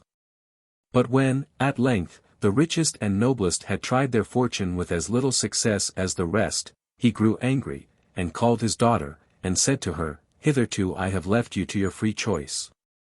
But since I see that you reject all without any distinction, and the very best of your suitors seem not good enough for you, I will keep measures no longer with you. What? Shall my family be extinct, and my inheritance pass away into the hands of strangers? I will break your stubborn spirit. I give you now till the festival of the great winter night. Make your choice by that time, or prepare to accept him whom I shall fix on. Aslog loved a youth called Orm, handsome as he was brave and noble. She loved him with her whole soul, and she would sooner die than bestow her hand on another. But Orm was poor, and poverty compelled him to serve in the mansion of her father. Aslog's partiality for him was kept a secret. For her father's pride of power and wealth was such that he would never have given his consent to an union with so humble a man. When Aslog saw the darkness of his countenance, and heard his angry words, she turned pale as death, for she knew his temper, and doubted not but that he would put his threats into execution. Without uttering a word in reply, she retired to her silent chamber, and thought deeply but in vain how to avert the dark storm that hung over her. The great festival approached nearer and nearer, and her anguish increased every day. At last the lovers resolved on flight. "I know," says Orm, "a secure place where we may remain undiscovered until we find an opportunity of quitting the country." At night, when all were asleep, Orm led the trembling Aslog over the snow and ice fields away to the mountains. The moon and the stars sparkling still brighter in the cold winter's night lighted them on their way. They had under their arms a few articles of dress and some skins of animals, which were all they could carry. They ascended the mountains the whole night long till they reached a lonely spot enclosed with lofty rocks.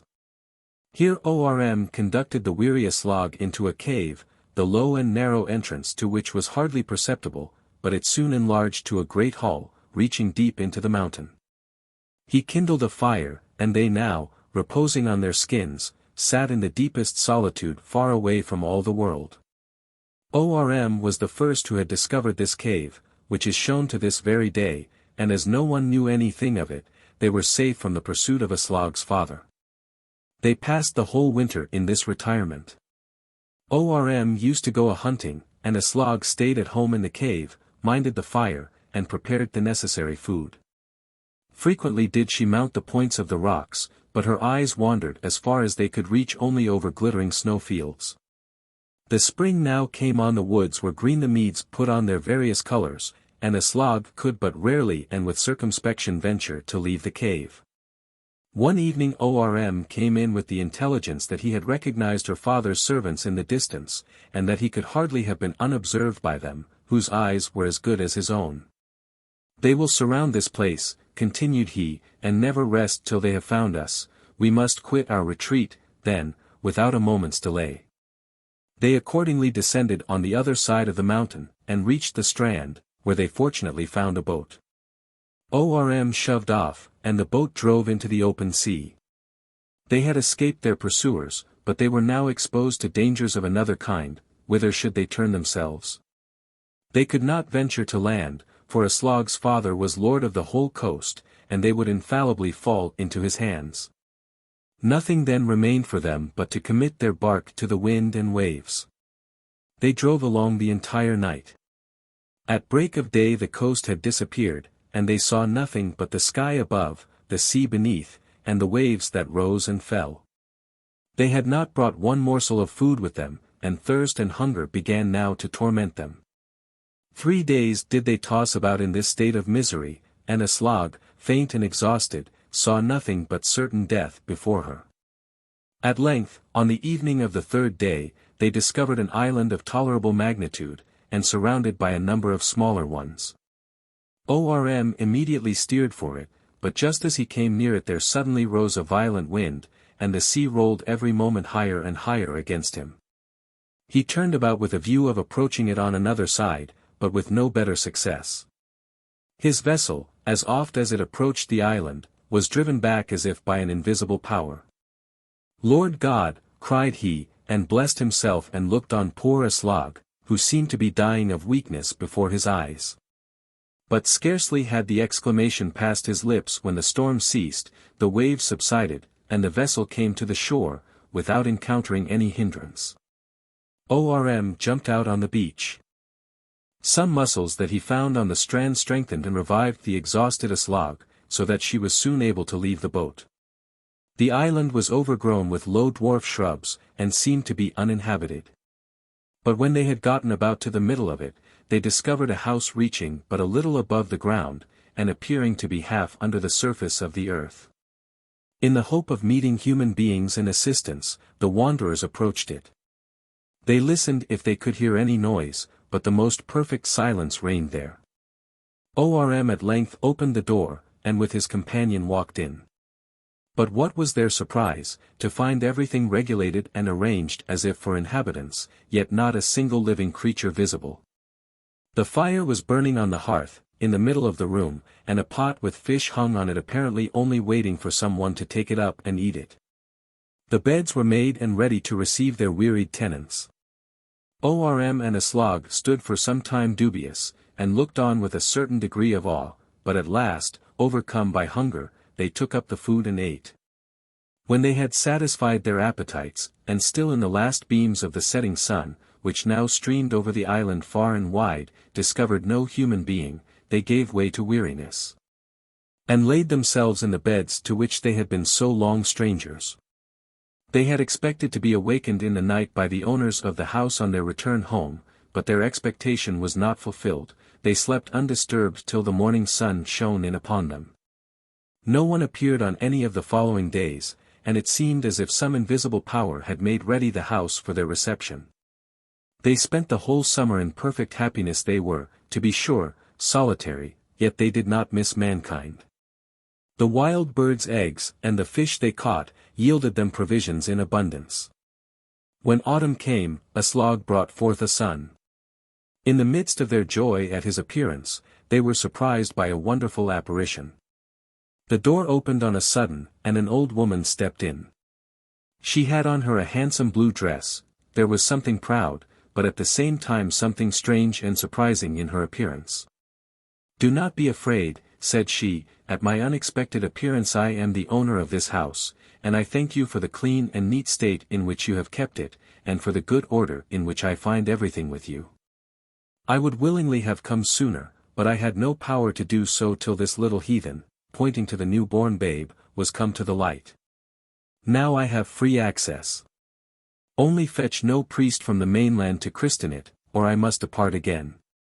If you will in this matter comply with my wishes, you may not only continue to live here, but all the good that ever you can wish for I will do you. Whatever you take in hand shall prosper, good luck shall follow you wherever you go. But break this condition, and depend upon it that misfortune after misfortune will come on you, and even on this child will I avenge myself. If you want anything, or are in danger, you have only to pronounce my name 3 times and I will appear and lend you assistance. I am of the race of the old giants, and my name is Guru. But beware of uttering in my presence the name of him whom no giant may hear of, and never venture to make the sign of the cross, or to cut it on beam or board in the house. You may dwell in this house the whole year long, only be so good as to give it up to me on Yule evening, when the sun is at the lowest, as then we celebrate our great festival, and then only are we permitted to be merry. At least, if you should not be willing to go out of the house, keep yourselves up in the loft as quiet as possible the whole day long, and as you value your lives do not look down into the room until midnight is past. After that you may take possession of everything again." When the old woman had thus spoken she vanished, and Aslog and Orm, now at ease respecting their situation, lived without any disturbance contented and happy. Orm never made a cast of his net without getting a plentiful draught, he never shot an arrow from his bow that it was not sure to hit. In short, whatever they took in hand, were it ever so trifling, evidently prospered. When Christmas came, they cleaned up the house in the best manner, set everything in order, kindled a fire on the hearth, and as the twilight approached, they went up to the loft, where they remained quite still and quiet. At length it grew dark.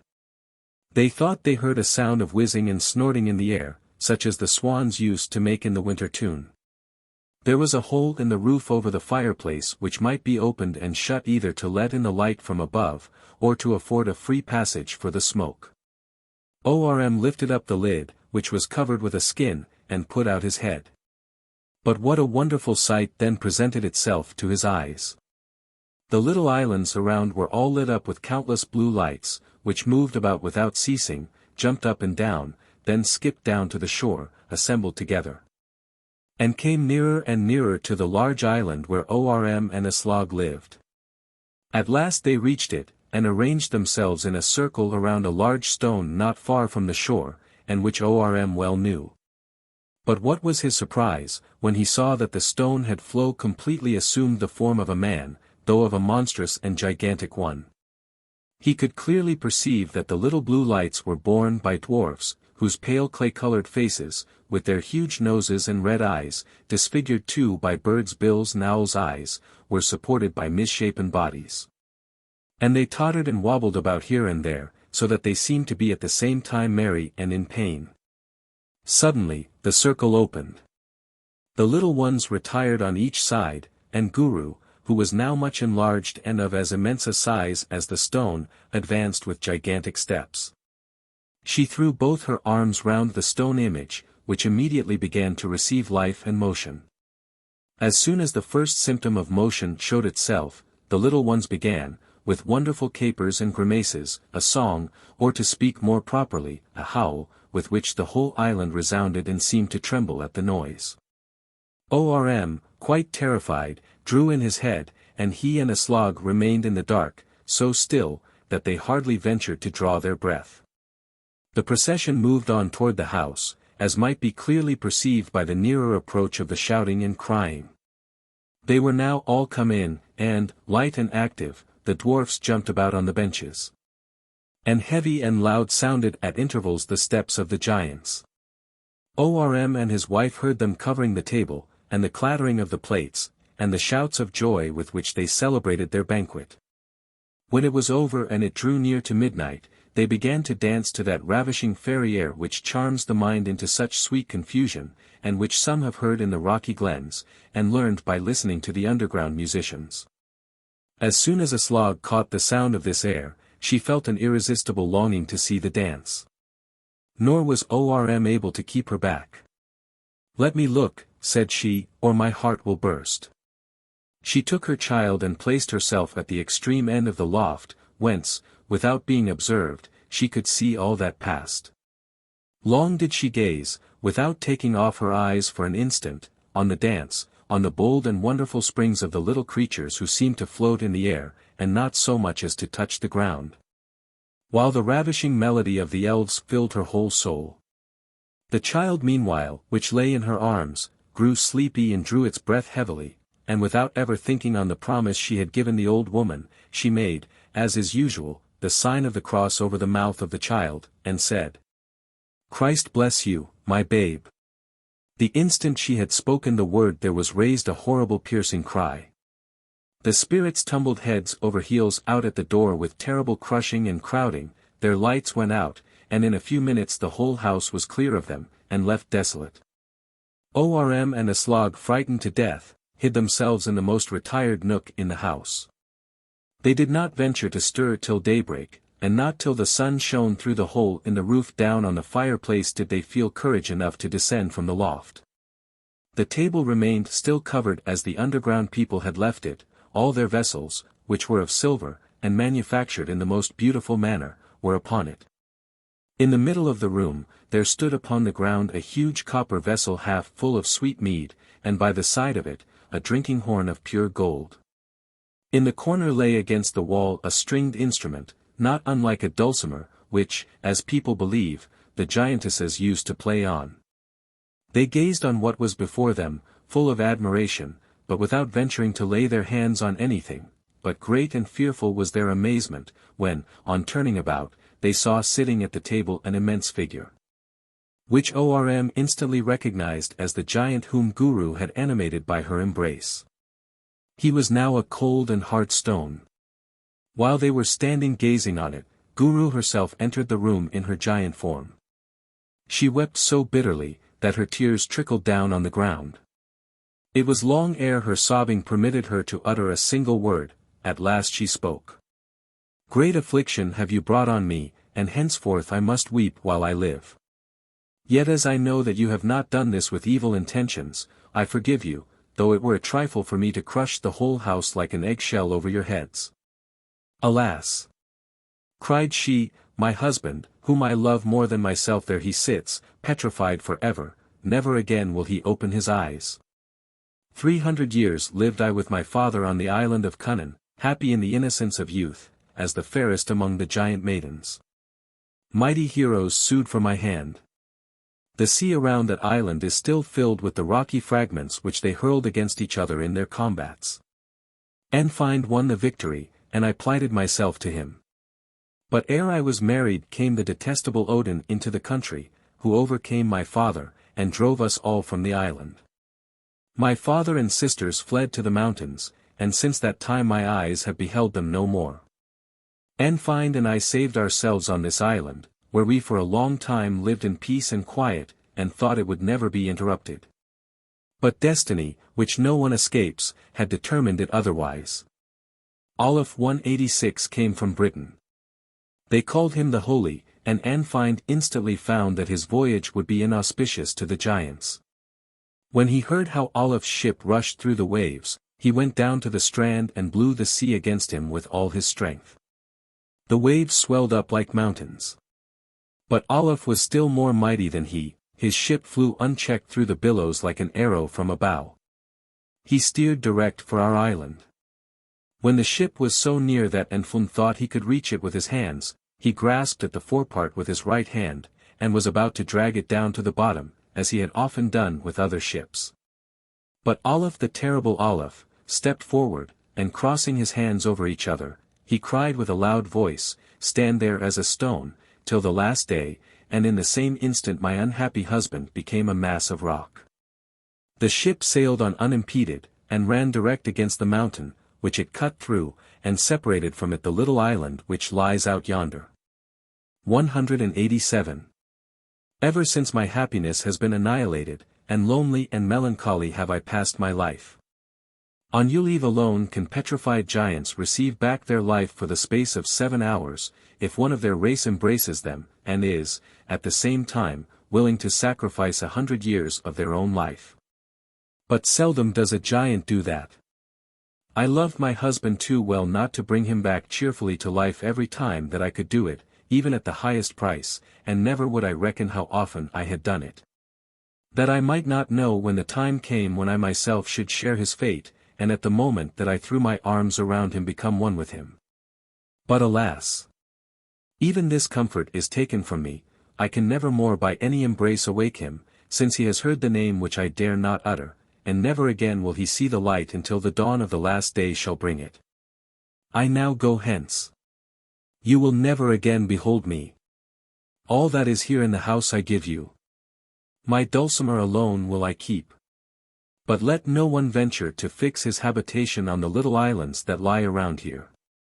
There dwell the little underground ones whom you saw at the festival, and I will protect them as long as I live. With these words Guru vanished. The next spring Oren took the golden horn and the silver ware to Druntheme where no one knew him. The value of these precious metals was so great, that he was able to purchase everything requisite for a wealthy man. He laded his ship with his purchases, and returned back to the island, where he spent many years in unalloyed happiness, and Aslog's father was soon reconciled to his wealthy son-in-law. The stone image remained sitting in the house. No human power was able to move it. So hard was the stone, that hammer and axe flew in pieces without making the slightest impression upon it. The giant sat there till a holy man came to the island, who with one single word removed him back to his former station, where he stands to this hour. The copper vessel, which the underground people left behind them, was preserved as a memorial upon the island, which bears the name of House Island to the present day. Nisses. Nis, Grimm thinks, Deuteronomy Mythal, page 472, is Nichols, Nicholson, i.e. Nicholas, Niklas, a common name in Germany in the north, which is also contracted to Klaus, Klaus. Og Trold, Hexer, Nisser I Havervrace. Finn Magnusson. And witches, trolls, and nisses in each nook. The Nis is the same being that is called kobold in Germany, brownie in Scotland, and whom we shall meet in various other places under different appellations. He is in Denmark and Norway also called Nis Goddrang, Nis Good Lad, and in Sweden Tomtgub, Old Man of the House, or briefly Tomt. He is evidently of the dwarf family, as he resembles them in appearance, and, like them, has the command of money, and the same dislike to noise and tumult. He is of the size of a year-old child, but has the face of an old man. His usual dress is grey, with a pointed red cap, but on Michaelmas Day he wears a round hat like those of the peasants. No farmhouse goes on well unless there is a Nis in it, and well is it for the maids and the men when they are in favour with him. They may go to their beds and give themselves no trouble about their work, and yet in the morning the maids will find the kitchen swept up, and water brought in, and the men will find the horses in the stable well cleaned and curried, and perhaps a supply of corn cribbed for them from the neighbours' barns. But he punishes them for any irregularity that takes place. The Nisses of Norway, we are told, are fond of the moonlight, and in the winter time they may be seen jumping over the yard, or driving in sledges. They are also skilled in music and dancing, and will, it is said, give instructions on the fiddle for a grey sheep, like the Swedish Stromkarl. 188. Every church, too, has its Nis, who looks to order, and chastises those who misbehave themselves. He is called the Kirkgrim. The Nis removing. The places mentioned in the following stories are all in Jutland. It is remarkable that we seem to have scarcely any Nis stories from Sweden. It is very difficult, they say, to get rid of a Nis when one wishes it. A man who lived in a house in which a Nis carried his pranks to great lengths resolved to quit the tenement, and leave him there alone. Several cartloads of furniture and other articles were already gone, and the man was come to take away the last, which consisted chiefly of empty tubs, barrels, and things of that sort. The load was now all ready, and the man had just bidden farewell to his house and to the Nis, hoping for comfort in his new habitation, when happening, from some cause or other, to go to the back of the cart. There he saw the Nia sitting in one of the tubs in the cart, plainly with the intention of going along with him wherever he went. The good man was surprised and disconcerted beyond measure at seeing that all his labour was to no purpose, but the Nis began to laugh heartily, popped his head up out of the tub, and cried to the bewildered farmer, "Ha! We re-moving today, you see." 189. The Penitent Nis. It is related of a Nis, who had established himself in a house in Jutland, that he used every evening, after the maid was gone to bed, to go into the kitchen to take his grouda, which they used to leave for him in a wooden bowl. One evening he sat down as usual to eat his supper with a good appetite, drew over the bowl to him, and was just beginning, as he thought, to make a comfortable meal, when he found that the maid had forgotten to put any butter into it for him. At this he fell into a furious rage, got up in the height of his passion, and went out into the cow-house, and twisted the neck of the best cow that was in it. But as he felt himself still very hungry, he stole back again to the kitchen to take some of the grouda, such as it was, and when he had eaten a little of it he perceived that there was butter in it, but that it had sunk to the bottom under the grouda. He was now so vexed at his injustice toward the maid, that, to make good the damage he had done, he went back to the cow-house and set a chest full of money by the side of the dead cow, where the family found it next morning, and by means of it got into flourishing circumstances. The Nis and the boy. There was a Nis in a house in Jutland. He every evening got his grouda at the regular time, and he, in return, used to help both the men and the maids, and looked to the interest of the master of the house in every respect.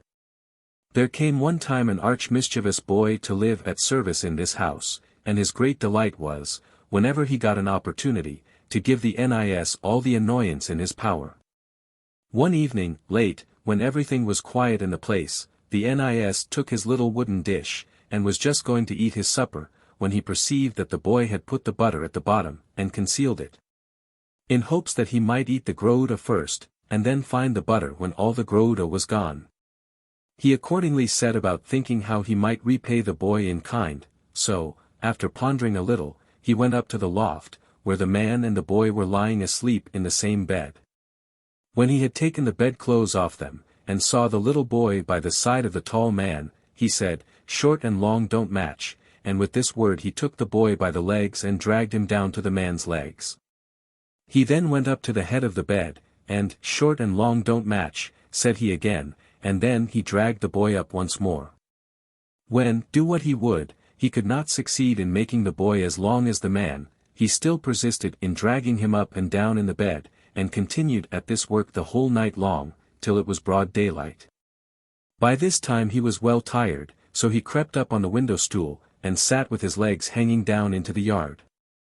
But the house dog, for all dogs have a great enmity to the Nis, as soon as he saw him, began to bark at him, which afforded such amusement to Nis, as the dog could not get up to him, that he put down first one leg and then the other to him, and teased him, and kept saying, "Look at my little leg.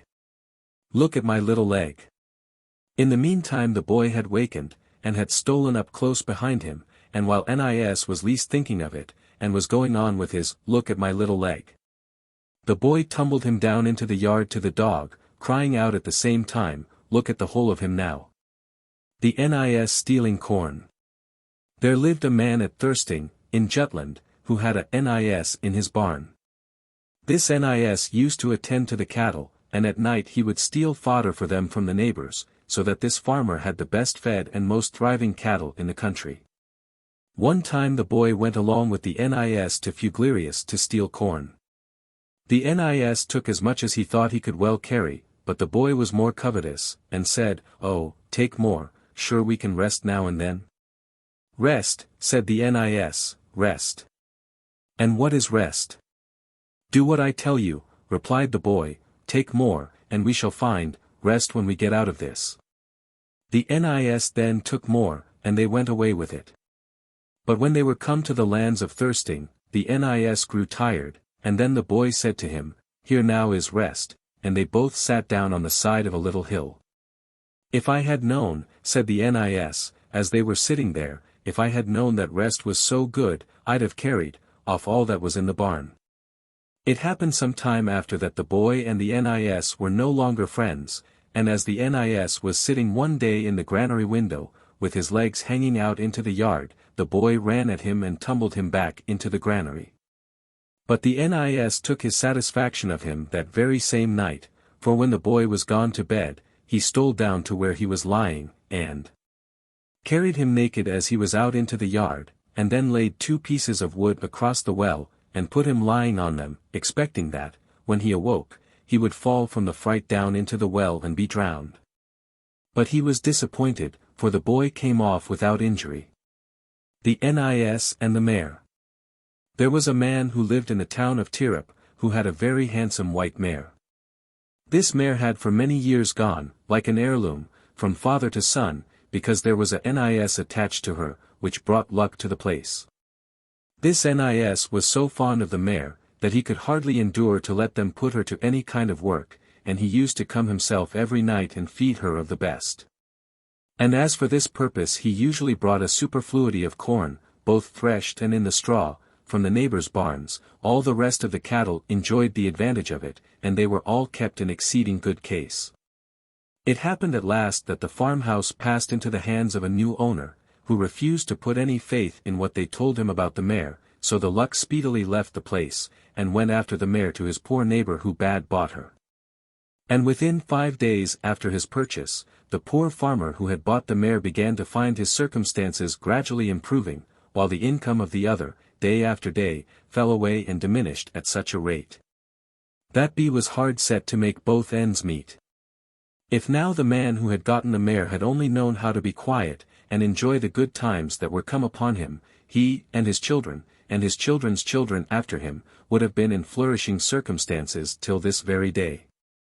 But when he saw the quantity of corn that came every night to his barn, he could not resist his desire to get a sight of the Nis. So he concealed himself one evening, at nightfall, in the stable. And as soon as it was midnight, he saw how the Nis came from his neighbor's barn and brought a sackful of corn with him. It was now unavoidable that the Nis should get a sight of the man who was watching. So he, with evident marks of grief, gave the mare her food for the last time, cleaned, and dressed her to the best of his abilities, and when he had done, turned round to where the man was lying and bid him farewell. From that day forward the circumstances of both the neighbors were on an equality, for each now kept his own. The Nis riding. There was a Nis in a farmhouse, who was forever tormenting the maids, and playing all manner of roguish tricks on them, and they in return were continually planning how to be even with him. There came one time to the farmhouse a juddyish drover and put up there for the night. Among his cattle, there was one very large juddyish ox, and when Nis saw him in the stable he took a prodigious fancy to get up and ride on his back. He accordingly mounted the ox, and immediately began to torment the beast in such a manner that he broke loose from his halter and ran out into the yard with the Nis on his back. Poor Nis was now terrified in earnest, and began to shout and bawl most lustily. His cries awakened the maids, but instead of coming to his assistance they laughed at him till they were ready to break their hearts. And when the ox ran against a piece of timber, so that the unfortunate Nis had his hood all torn by it, the maids shouted out and called him lame leg, and he made off with himself in most miserable plight. But the Nis did not forget it to the maids. For the following Sunday when they were going to the dance, he contrived, unknown to them, to smut their faces all over, so that when they got up to dance, every one that was there burst out a-laughing at them. The Nisses in Vosborg. There was once an exceeding great number of Nisses in Jutland. Those in Vosborg in particular were treated with so much liberality, that they were careful and solicitous beyond measure for their master's interest. They got every evening in their sweet grute a large lump of butter, and in return for this, they once showed great zeal and gratitude. One very severe winter, a lonely house in which there were 6 calves was so completely covered by the snow, that for the space of 14 days no one could get into it. When the snow was gone, the people naturally thought that the calves were all dead of hunger, but far from it, they found them all in excellent condition. The place cleaned up, and the cribs full of beautiful corn, so that it was quite evident the Nisses had attended to them. But, the Nis, though thus grateful when well treated, is sure to avenge himself when anyone does anything to annoy and vex him. As a Nis was one day amusing himself by running on the loft over the cowhouse, one of the boards gave way and his leg went through. The boy happened to be in the cowhouse when this happened, and when he saw the Nis's leg hanging down, he took up a dung fork, and gave him with it a smart rap on the leg. At noon, when the people were sitting round the table in the hall, the boy sat continually laughing to himself. The bailiff asked him what he was laughing at, and the boy replied, "Oh, I got such a blow at Nis today, and I gave him such a hell of a rap with my fork," when he put his leg down through the loft. "No," cried Nis, outside of the window, "it was not 1, but 3 blows you gave me, for there were 3 prongs on the fork, but I shall pay you for it, my lad." Next night, while the boy was lying fast asleep, Nis came and took him up and brought him out into the yard, then flung him over the house, and was so expeditious in getting to the other side of the house, that he caught him before he came to the ground, and instantly pitched him over again, and kept going on with this sport till the boy had been 8 times backwards and forwards over the roof. And the 9th time he let him fall into a great pool of water, and then set up such a shout of laughter at him, that it wakened up all the people that were in the place. In Sweden the tomt is sometimes seen at noon, in summer, slowly and stealthily dragging a straw or an ear of corn. A farmer, seeing him thus engaged, laughed, and said, "What difference does it make if you bring away that or nothing?" The tomt in displeasure left his farm, and went to that of his neighbor, and with him went all prosperity from him who had made light of him, and passed over to the other farmer. Any one who treated the industrious tomt with respect, and set store by the smallest straw, became rich, and neatness and regularity prevailed in his household. 190. Next, Mermen and Mermaids. El nekken mer I flodens vager quater. Och ingen hafs for blekker sina klader. Pa bulgens rig I milda solars glands. Stagnelius. The neck no more upon the river sings. And no mermaid to bleach her linen flings. Upon the waves in the mild solar ray. It is a prevalent opinion in the north that all the various beings of the popular creed were once worsted in a conflict with superior powers, and condemned to remain till doomsday in certain assigned abodes.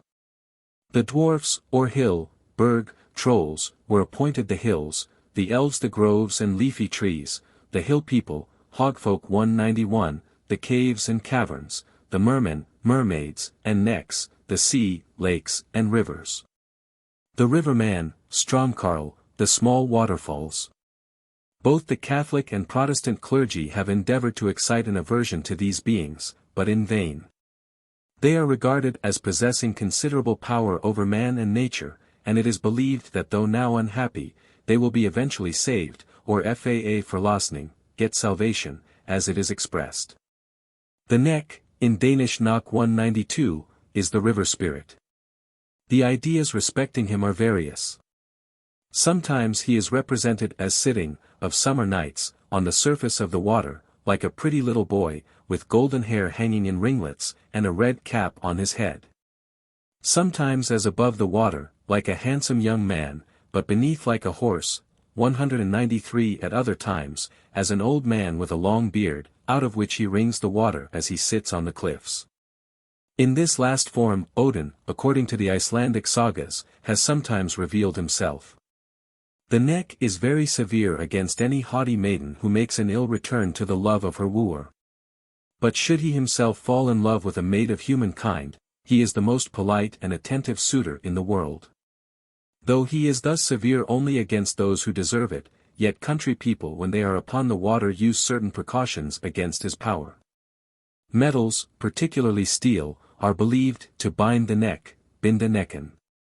And when going on the open sea, they usually put a knife in the bottom of the boat, or set a nail in a reed. In Norway the following charm is considered effectual against the neck. Nyk, nal I vatten. Jomfru Maria kastet stal I vatten. Du sak, akflyt. Neck, nail in water. The Virgin Mary casteth steel in water. Do you sink, I flit. The neck is a great musician. He sits on the water and plays on his gold harp, the harmony of which operates on all nature.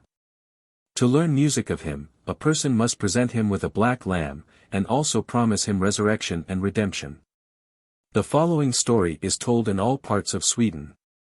Two boys were one time playing near a river that ran by their father's house. The neck rose and sat on the surface of the water, and played on his harp. But one of the children said to him, "What is the use, neck, of your sitting there and playing? You will never be saved." The neck then began to weep bitterly, flung away his harp, and sank down to the bottom. The children went home, and told the whole story to their father, who was the parish priest. He said they were wrong to say so to the neck, and desired them to go immediately back to the river, and console him with the promise of salvation. They did so, and when they came down to the river the neck was sitting on the water, weeping and lamenting. They then said to him, "Neck, do not grieve so, our father says that your Redeemer liveth also." The neck then took his harp and played most sweetly, until long after the sun was gone down. This legend is also found in Denmark, but in a less agreeable form. A clergyman, it is said, was journeying one night to Roskilde in Zealand. His way led by a hill in which there was music and dancing and great merriment going forward. Some dwarfs jumped suddenly out of it, stopped the carriage, and asked him whither he was going. He replied to the synod of the church. They asked him if he thought they could be saved. To that, he replied, he could not give an immediate answer. They then begged that he would give them a reply by next year. When he next passed, and they made the same demand, he replied, "No, you are all damned." Scarcely had he spoken the word, when the whole hill appeared in flames. In another form of this legend, a priest says to the neck, "Sooner will this cane which I hold in my hand grow green flowers than thou shalt attain salvation." The neck in grief flung away his harp and wept, and the priest rode on. But soon his cane began to put forth leaves and blossoms, and he then went back to communicate the glad tidings to the neck, who now joyously played on all the entire night. 194. The power of the harp. Little Kirsten she weeps in her bower all the day. Sir Peter in his courtyard is playing so gay. My heart's own dear. Tell me wherefore you grieve. Grieve you for saddle, or grieve you for steed? Or grieve you for that I have you wed? My heart's, and And grieve do I not for saddle or for steed. And grieve do I not for that I have you wed. My hearts, and much more do I grieve for my fair gold hair, which in the blue waves shall be stained today. My hearts, and much more do I grieve for Ringfalla flood, in which have been drowned my two sisters proud. My hearts, and it was laid out for me in my infancy, that my wedding day should prove heavy to me. My hearts, and I shall make them the horse round shoe. He shall not stumble on his 4 gold shoes. My hearts, and 12 of my courtiers shall before thee ride. 12 of my courtiers upon each side. My hearts, and but when they were come to Ringfalla wood, there sported a hart with gilded horns prowl. My hearts, and all the courtiers after the hart are gone. Little Kirsten, she must proceed alone. My hearts, and when on Ringfalla bridge she goes, her steed he stumbled on his 4 gold shoes. My hearts, and 4 gold shoes, and 30 gold nails. And the maiden into the swift stream falls. My hearts, and Sir Peter he spake to his foot-page so. Thou must for my gold harp instantly go. My hearts, and the first stroke on his gold harp he gave. The foul ugly neck sat and laughed on the wave. My hearts, and the second time the gold harp he swept. The foul ugly neck on the wave sat and wept. My hearts, and the third stroke on the gold harp rang. Little Kirsten reached up her snow-white arm. My hearts, and he played the bark from off the high trees. He played little Kirsten back on his knees. My hearts, and the neck he out of the waves came there. And a proud maiden on each arm be bare. My hearts, and tell me wherefore you grieve. 195. The Stromkarl, called in Norway Grim or Foss, Grim 196, Waterfall Grim, is a musical genius like the neck. Like him too, when properly propitiated, he communicates his art. The sacrifice also is a black lamb 197 which the offerer must present with averted head, and on Thursday evening. If it is poor the pupil gets no further than to the tuning of the instruments. If it is fat the Stromkarl seizes the votary by the right hand, and swings it backwards and forwards till the blood runs out at the finger ends. The aspirant is then enabled to play in such a masterly manner that the trees dance and waterfalls stop at his music. 198. The Havmand, or Merman, is described as of a handsome form, with green or black hair and beard. He dwells either in the bottom of the sea, or in the cliffs and hills near the sea shore, and is regarded as rather a good and beneficent kind of being. 199. The Havru, or mermaid, is represented in the popular tradition sometimes as a good, at other lames as an evil and treacherous being. She is beautiful in her appearance. Fishermen sometimes see her in the bright summer sun, when a thin mist hangs over the sea, sitting on the surface of the water, and combing her long golden hair with a golden comb. Or driving up her snow-white cattle to feed on the strands and small islands. At other times she comes as a beautiful maiden, chilled and shivering with the cold of the night, to the fires the fishers have kindled, hoping by this means to entice them to her love. 200. Her appearance prognosticates both storm and ill success in their fishing. People that are drowned, and whose bodies are not found, are believed to be taken into the dwellings of the mermaids. These beings are also supposed to have the power of foretelling future events. A mermaid, we are told, prophesied the birth of Christian IV. Of Denmark, and En Havru op af van det steg. Og spade her Sinclair Ilda. Sinclair's visa. A mermaid from the water rose. And spad Sir Sinclair ill. Fortune-telling has been in all countries a gift of the sea people. We need hardly mention the prophecies of Nereus and Proteus. A girl one time fell into the power of a Havru and passed 15 years in her submarine abode without ever seeing the sun. At length her brother went down in quest of her, and succeeded in bringing her back to the upper world. The Havre waited for 7 years expecting her return, but when she did not come back, she struck the water with her staff and made it boil up and cried. Hey jag trot att du verit essa falsk. Sa skull jag krekt dig din tyafuls. Had I but known thee so false to be, thy thieving neck I'd have cracked for thee. 201. Duke Magnus and the Mermaid. Duke Magnus looked out through the castle window. How the stream ran so rapidly! And there he saw how upon the stream sat a woman most fair and lovely. Duke Magnus, plight thee to me. I pray you still so freely. Say me not nay, but yes, yes. Oh, to you I will give a travelling ship, the best that a knight would guide. It goeth as well on water as on firm land, and through the fields all so wide. Duke Magnus, and oh, to you will I give a courser grey, the best that a knight would ride. He goeth as well on water as on firm land, and through the groves all so wide. Duke Magnus, and oh, how should I plight me to you? I never any quiet get. I serve the king and my native land, but with woman I match me not yet. Duke Magnus, and to you will I give as much of gold as for more than your life will endure, and of pearls and precious stones handfuls, and all shall be so pure.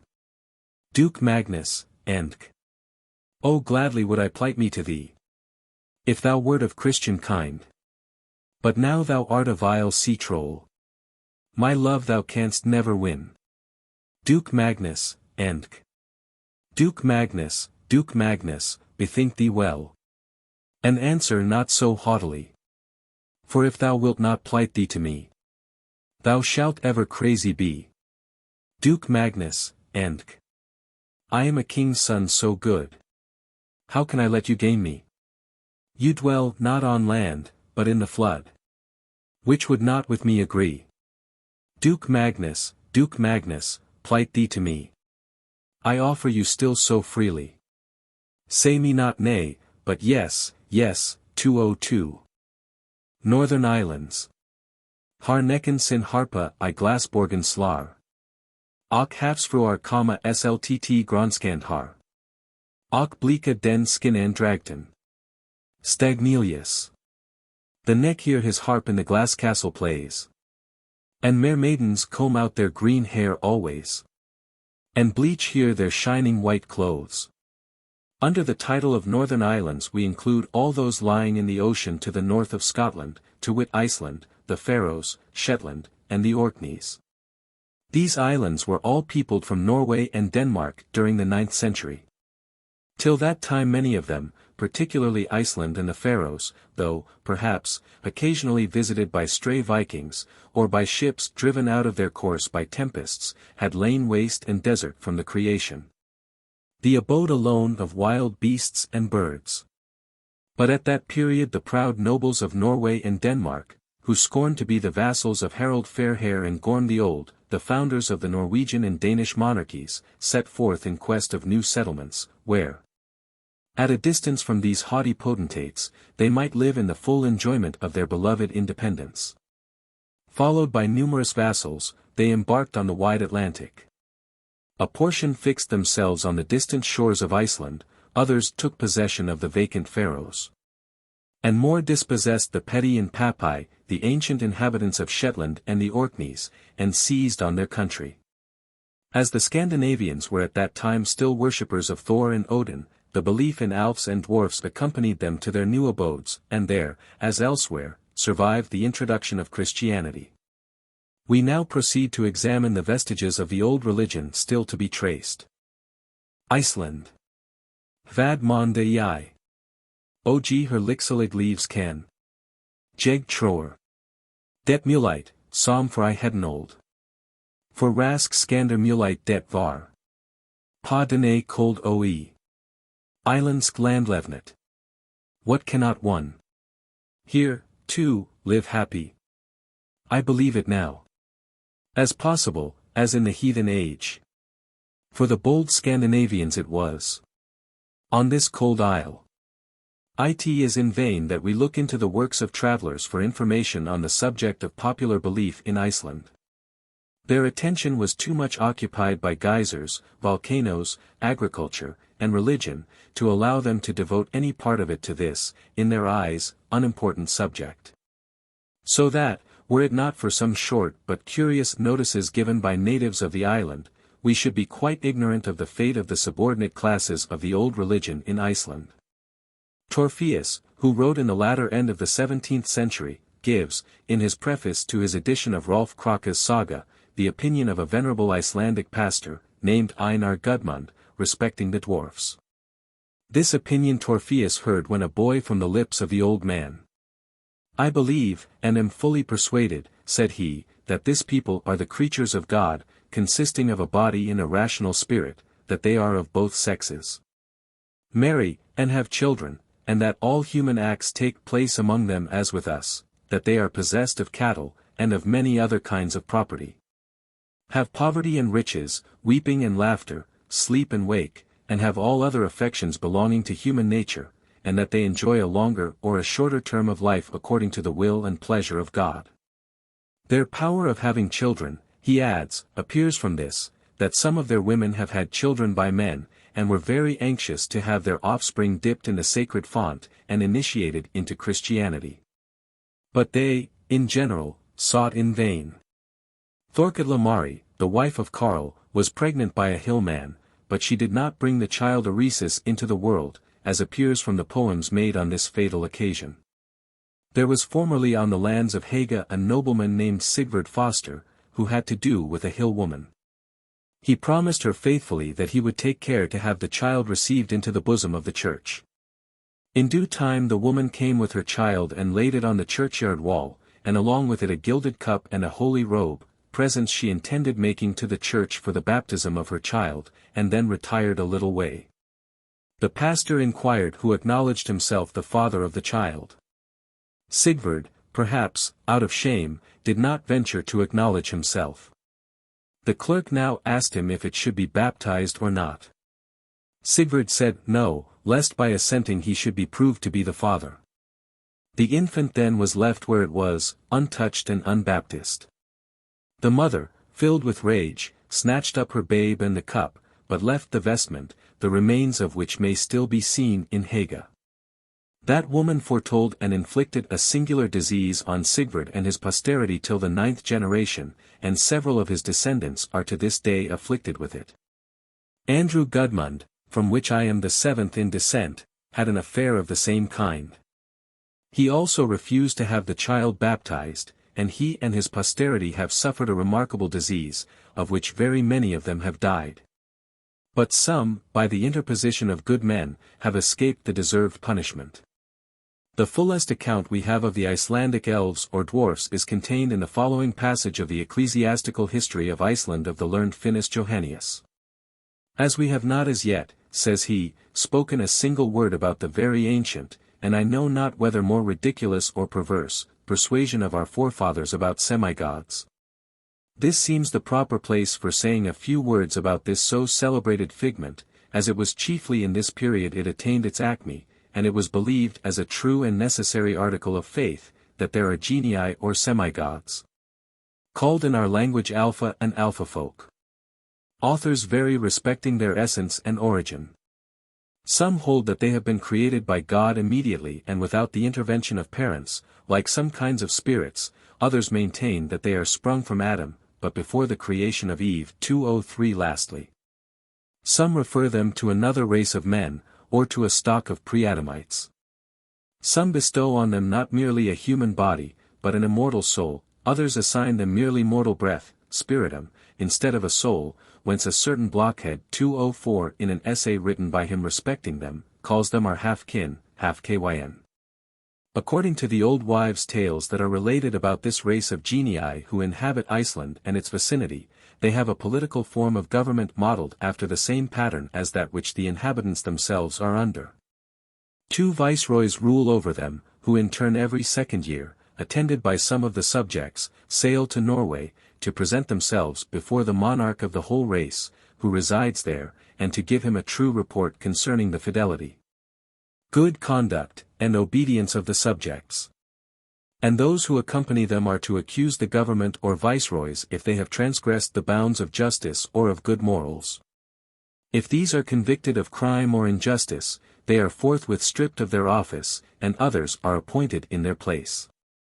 This nation is reported to cultivate justice and equity above all other virtues, and hence, though they are very potent, especially with words and imprecations, they very rarely, unless provoked or injured, do any mischief to man.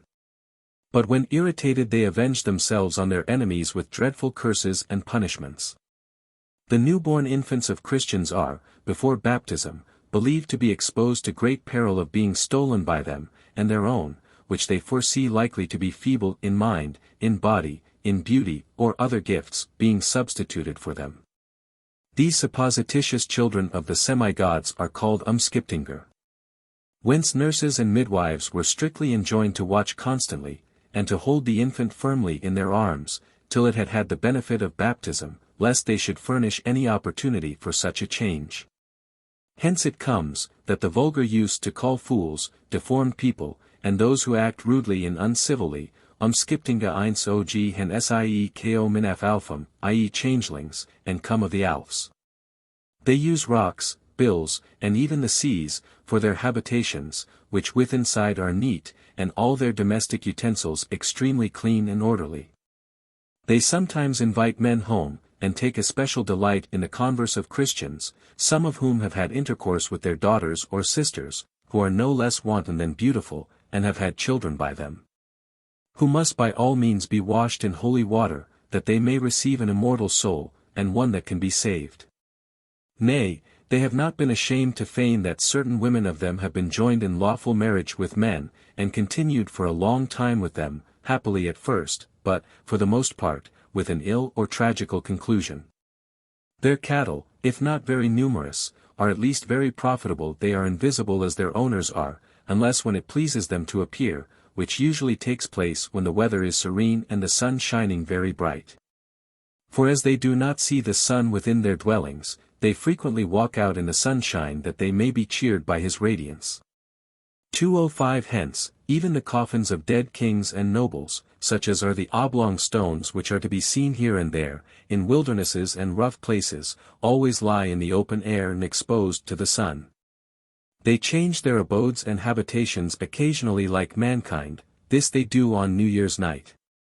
When certain dreamers and mountebanks used on that night to watch in the roads, that, by the means of various forms of conjurations appointed for that purpose, they might extort from them as they passed along the knowledge of future events. 206 But people in general, who were not acquainted with such things, especially the heads of families, used on this evening strictly to charge their children and servants to be sure to be serious and modest in their actions and language, lest their invisible guests, and mayhap future neighbors, should be aggrieved or any way offended. Hence, when going to bed they did not shut the outer doors of their houses, nor even the door of the sitting room, but having kindled a light and laid out a table, they desired the invisible personages who had arrived, or were to arrive, to partake, if it was their pleasure, of the food that was laid out for them, and hoped that if it pleased them to dwell within the limits of their lands, they would live safe and sound, and be propitious to them. As this superstitious belief is extremely ancient, so it long continued in full vigor, and was held by some even within the memory of our fathers. 207. The Icelandic neck, kelpie, or water spirit, is called Nikkr, Nir, and Nikkr, one of the Eddaic names of Odin. He appears always in the form of a fine apple-gray horse on the seashore. But he may be distinguished from ordinary horses by the circumstance of his hoofs being reversed. If any one is so foolish as to mount him, he gallops off and plunges into the sea with his burden. He can, however, be caught in a particular manner, tamed, and made to work. 208. The Icelanders have the same notions respecting the seals which we shall find in the Feroes and Shetland. It is a common opinion with them that King Pharaoh and his army were changed into these animals. Feroes. Shurer took tea besta savor. Some dvorgeren hedgy smudja. Kvorfen stated. Sigurd took the very best sword that the dwarfs had ever smithied. The people of the Faroes believe in the same classes of beings as the inhabitants of the countries whence their ancestors came.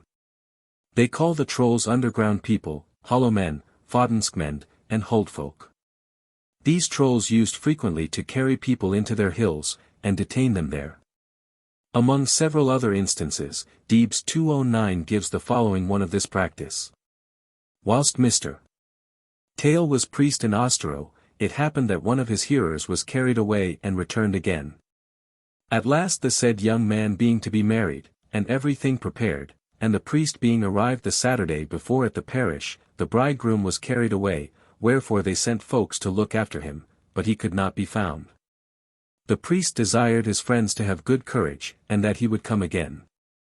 Which he did at last, and related that the spirit that led him away was in the shape of a most beautiful woman, and very richly dressed, who desired him to forsake her whom he was now to marry. And consider how ugly his mistress was in comparison of her, and what fine apparel she had. He said also that he saw the men that sought after him, and that they went close by him but could not see him, and that he heard their calling, and yet could not answer them, but that when he would not be persuaded he was again left at liberty. The people of the Faroes call the Nisses or brownies Nyagrusser, and describe them as little creatures with red caps on their heads, that bring luck to any place where they take up their abode. It is the belief of the people of these islands that every 9th night the seals put off their skins and assume the human form, and dance and sport about on the land. After some time, they resume their skins and return to the water. The following adventure, it is said, once occurred, 210. A man happening to pass by where a female seal was disporting herself in the form of a woman, found her skin, and took and hid it. When she could not find her skin to creep into, she was forced to remain in the human form, and as she was fair to look upon, that same man took her to wife, had children by her, and lived right happily with her. After a long time, the wife found the skin that had been stolen, and could not resist the temptation to creep into it, and so she became a seal again, and returned to the sea. The neck called Nicker is also an object of popular faith in the Faroes. He inhabits the streams and lakes, and takes a delight in drowning people. Shetland. Well, since we are welcome to Yule. Up T Lightfoot, Linkit Awa, boys. Send for a fiddler, play up Fula reel. The Schalds will pay for a, boys. Shetland song. Dr. Hibbert's valuable work on the Shetland Islands 211 fortunately enables us to give a tolerably complete account of the fairy system of these islands. The Shetlanders, he informs us, believe in two kinds of trolls, as they call the Scandinavian trolls, those of the land and those of the sea. The former, whom, like the Scots, they also term the Guid folk and Guid neighbors, they conceive to inhabit the interior of green hills. Persons who have been brought into their habitations have been dazzled with the splendor of what they saw there. All the interior walls are adorned with gold and silver, and the domestic utensils resemble the strange things that are found sometimes lying on the hills. These persons have always entered the hill on one side and gone out at the other. They marry and have children, like their northern kindred. A woman of the island of Yell, who died not long since, at the advanced age of more than 100 years, said, that she once met some fairy children, accompanied by a little dog, playing like other boys and girls, on the top of a hill. Another time she happened one night to raise herself up in the bed, when she saw a little boy with a white nightcap on his head, sitting at the fire. She asked him who he was. "I am Trippa's son," said he. When she heard this, she instantly seined, i.e. blessed herself, and Trippa's son vanished. Seining is the grand protection against them. A Shetlander always seins himself when passing by their hills. The Trolls are of a diminutive stature, and they are usually dressed in gay green garments. When traveling from one place to another they may be seen mounted on bulrushes, and riding through the air. If a person should happen to meet them when on these journeys, he should, if he has not a Bible in his pocket, draw a circle round him on the ground, and in God's name forbid their approach. They then generally disappear. 212. They are fond of music and dancing, and it is their dancing that forms the fairy rings. A Shetlander lying awake in bed before day one morning, heard the noise of a party of trolls passing by his door. They were preceded by a piper, who was playing away lustily. The man happened to have a good ear for music, so he picked up the tune he heard played, and used often after to repeat it for his friends under the name of the fairy tune. The trolls are not free from disease, but they are possessed of infallible remedies, which they sometimes bestow on their favorites. A man in the island of Unst had an earthen pot that contained an ointment of marvelous power. This he said he got from the hills, and, like the widow's cruse, its contents never failed. They have all the picking and stealing propensities of the Scandinavian trolls. The dairymaid sometimes detects a trollwoman secretly milking the cows in the byre. She sains herself. And the thief takes to flight so precipitately as to leave behind her a copper pan of a form never seen before. When they want beef or mutton on any festal occasion, they betake themselves to the Shetlander scatholds or town mails. And with Feroes bring down their game. On these occasions they delude the eyes of the owner with the appearance of something exactly resembling the animal whom they have carried off, and by its apparent violent death by some accident. It is on this account that the flesh of such animals as have met a sudden or violent death is regarded as improper food. A Shetlander, who is probably still alive, affirmed that he was once taken into a hill by the trolls. Here one of the first objects that met his view was one of his own cows, that was brought in to furnish materials for a banquet. He regarded himself as being in rather a ticklish situation if it were not for the protection of the trollwomen, by whose favor he had been admitted within the hill. On returning home, he learned, to his great surprise, that at the very moment he saw the cow brought into the hill, others had seen her falling over the rocks. Lying in women and unchristened bairns, they regard as lawful prize. The former they employ as wet nurses, the latter they of course rear up as their own. Nothing will induce parents to show any attention to a child that they suspect of being a changeling. But there are persons who undertake to enter the hills and regain the lost child. A tailor, not long since, related the following story. He was employed to work at a farmhouse where there was a child that was an idiot, and who was supposed to have been left there by the trolls instead of some proper child, whom they had taken into the hills. One night, after he had retired to his bed, leaving the idiot asleep by the lyre, he was suddenly waked out of his sleep by the sound of music, and on looking about him he saw the whole room full of fairies, who were dancing away their rounds most joyously. Suddenly the idiot jumped up and joined in the dance, and showed such a degree of acquaintance with the various steps and movements as plainly testified that it must have been a long time since he first went under the hands of the dancing master. The tailor looked on for some time with admiration, but at last he grew alarmed and seined himself. On hearing this, the trolls all fled in the utmost disorder, but one of them, a woman, was so incensed at this interruption of their revels, that as she went out she touched the big toe of the tailor, and he lost the power of ever after moving it. 213. In these cases of paralysis they believe that the trolls have taken away the sound member and left a log behind. They even sometimes sear the part, and from the want of sensation in it boast of the correctness of this opinion. 214. With respect to the sea trolls, it is the belief of the Shetlanders that they inhabit a region of their own at the bottom of the sea. 215 They here respire a peculiar atmosphere, and live in habitations constructed of the choicest submarine productions. When they visit the upper world on occasions of business or curiosity, they are obliged to enter the skin of some animal capable of respiring in the water. One of the shapes they assume is that of what is commonly called a merman or mermaid, human from the waist upwards, terminating below in the tail of a fish. But their most favorite vehicle is the skin of the larger seal or haw fish, for as this animal is amphibious they can land on some rock, and there cast off their sea dress and assume their own shape, and amuse themselves as they will in the upper world. They must, however, take especial care of their skins, as each has but one, and if that should be lost, the owner can never redescend, but must become an inhabitant of the supramarine world. The following Shetland tales will illustrate this. Gioga's son. A boat CREW landed one time upon one of the stacks 216 with the intention of attacking the seals. They had considerable success.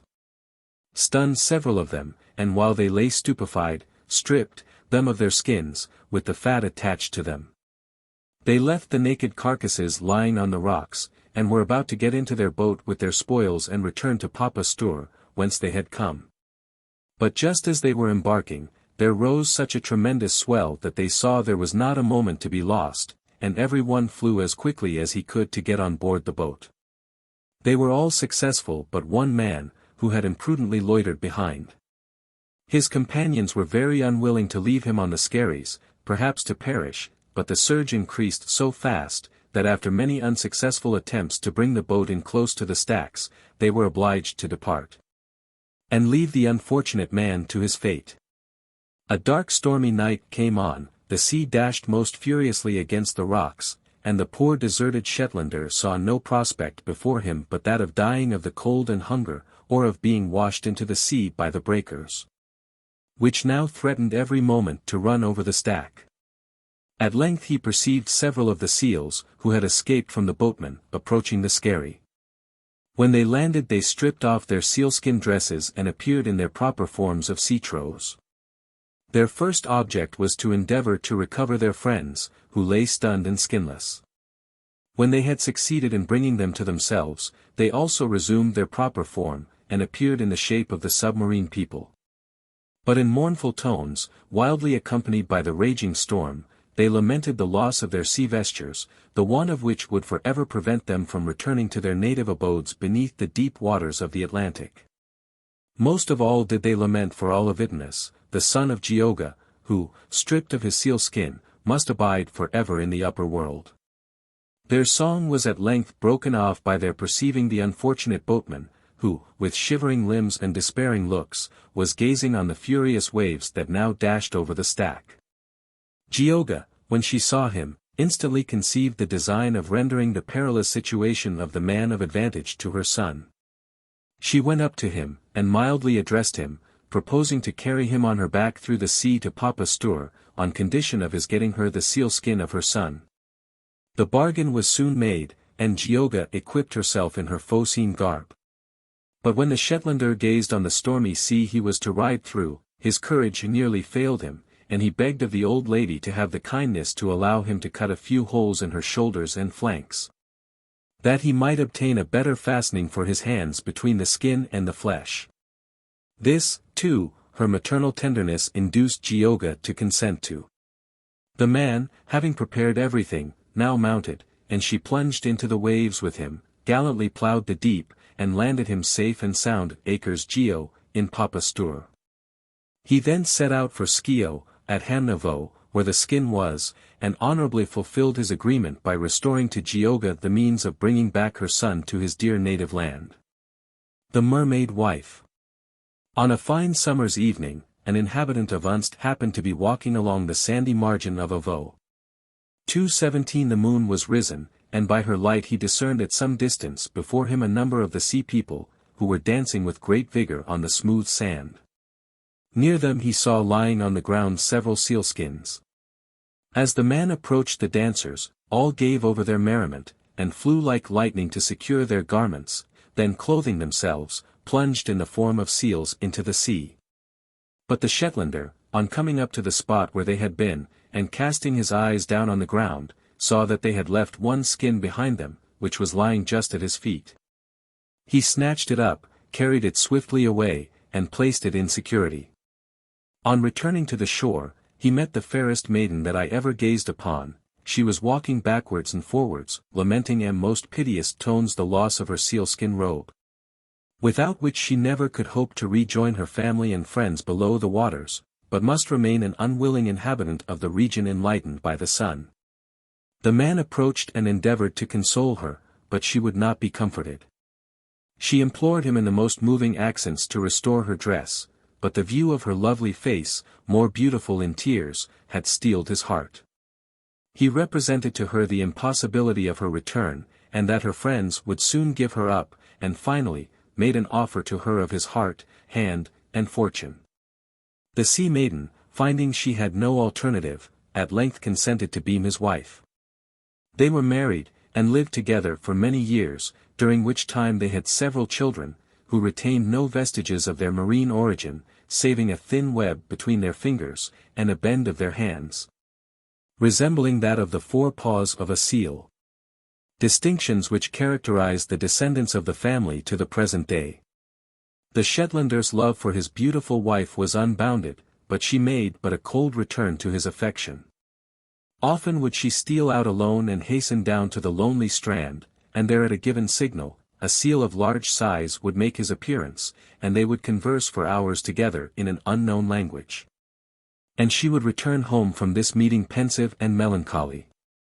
Thus glided away years, and her hopes of leaving the upper world had nearly vanished, when it chanced one day, that one of the children, playing behind a stack of corn, found a sealskin. Delighted with his prize, he ran with breathless eagerness to display it before his mother. Her eyes glistened with delight at the view of it, for in it she saw her own dress, the loss of which had cost her so many tears. She now regarded herself as completely emancipated from thraldom, and in idea she was already with her friends beneath the waves. One thing alone was a drawback on her raptures. She loved her children, and she was now about to leave them forever. Yet they weighed not against the pleasures she had in prospect, so after kissing and embracing them several times, she took up the skin, went out, and proceeded down to the beach. In a few minutes after the husband came in, and the children told him what had occurred. The truth instantly flashed across his mind, and he hurried down to the shore with all the speed that love and anxiety could give. But he only arrived in time to see his wife take the form of a seal, and from the ledge of a rock plunge into the sea. The large seal, with whom she used to hold her conversations, immediately joined her, and congratulated her on her escape, and they quitted the shore together. But ere she went she turned round to her husband, who stood in mute despair on the rock, and whose misery excited feelings of compassion in her breast. "Farewell," said she to him, "and may all good fortune attend you. I loved you well while I was with you, but I always loved my first husband better." 2:18. The water spirit is in Shetland called Shupilti. He appears in the form of a pretty little horse, and endeavors to entice persons to ride on him, and then gallops with them into the sea. Orkneys. Harold was born where restless seas howl round the storm-swept Oreads. Scott. Of the Arcadian fairies we have very little information. Brand 2:19 merely tells us, they were, in his time, frequently seen in several of the isles dancing and making merry, so that we may fairly conclude they differed little from their Scottish and Shetland neighbours. One thing he adds, which is of some importance, that they were frequently seen in armour. Brownie seems to have been the principal Orkney fairy, where he possessed a degree of importance rather beyond what was allotted to him in the neighbouring realm of Scotland. Not above 40 or 50 years ago, says Brand, almost every family had a brownie, or evil spirit, so called, which served them, to whom they gave a sacrifice for its service. As, when they churned their milk, they took a part thereof and sprinkled every corner of the house with it for Brownie's use. Likewise, when they brewed, they had a stone which they called Brownie's stone, wherein there was a little hole, into which they poured some wort for a sacrifice to Brownie. My informer, a minister of the country, told me that he had conversed with an old man, who, when young, used to brew and sometimes read upon his Bible. To whom an old woman in the house said that Brownie was displeased with that book he read upon, which, if he continued to do, they would get no more service of Brownie. But he being better instructed from that book which was Brownie's eyesore, and the object of his wrath, when he brewed, he would not suffer any sacrifice to be given to Brownie. Whereupon, the first and second brewings were spilt and for no use, though the wort wrought well, yet in a little time it left off working and grew cold. But of the third browst or brewing, he had ale very good, though he would not give any sacrifice to Brownie, with whom afterwards they were no more troubled. I had also from the same informer, that a lady in Unst, now deceased, told him that when she first took up house, she refused to give a sacrifice to Brownie, upon which, the first and second brewings misgave, but the third was good. And Brownie, not being regarded and rewarded as formerly he had been, abandoned his wonted service, which cleareth the scripture, resist the devil and he will flee from you. They also had stacks of corn which they called brownie stacks, which, though they were not bound with straw ropes, or any way fenced as other stacks used to be, yet the greatest storm of wind was not able to blow anything off them. A very important personage once, we are told, inhabited the Orkneys in the character of Brownie. Luriden, says Reginald Scott, a familiar of this kind, did for many years inhabit the island of Pomonia, the largest of the Orcades in Scotland. Supplying the place of manservant and maidservant with wonderful diligence to those famifies whom he did haunt, sweeping their rooms and washing their dishes, and making their fires before any were up in the morning. This Luriden affirmed, that he was the genius astral of that island, that his place or residence in the days of Solomon and David was at Jerusalem, that then he was called by the Jews Belilah. After that, he remained long in the dominion of Wales, instructing their bards in British poesy and prophecies, being called Ruthin, Wad, Elgin, and now, said he, I have removed hither, and, alas!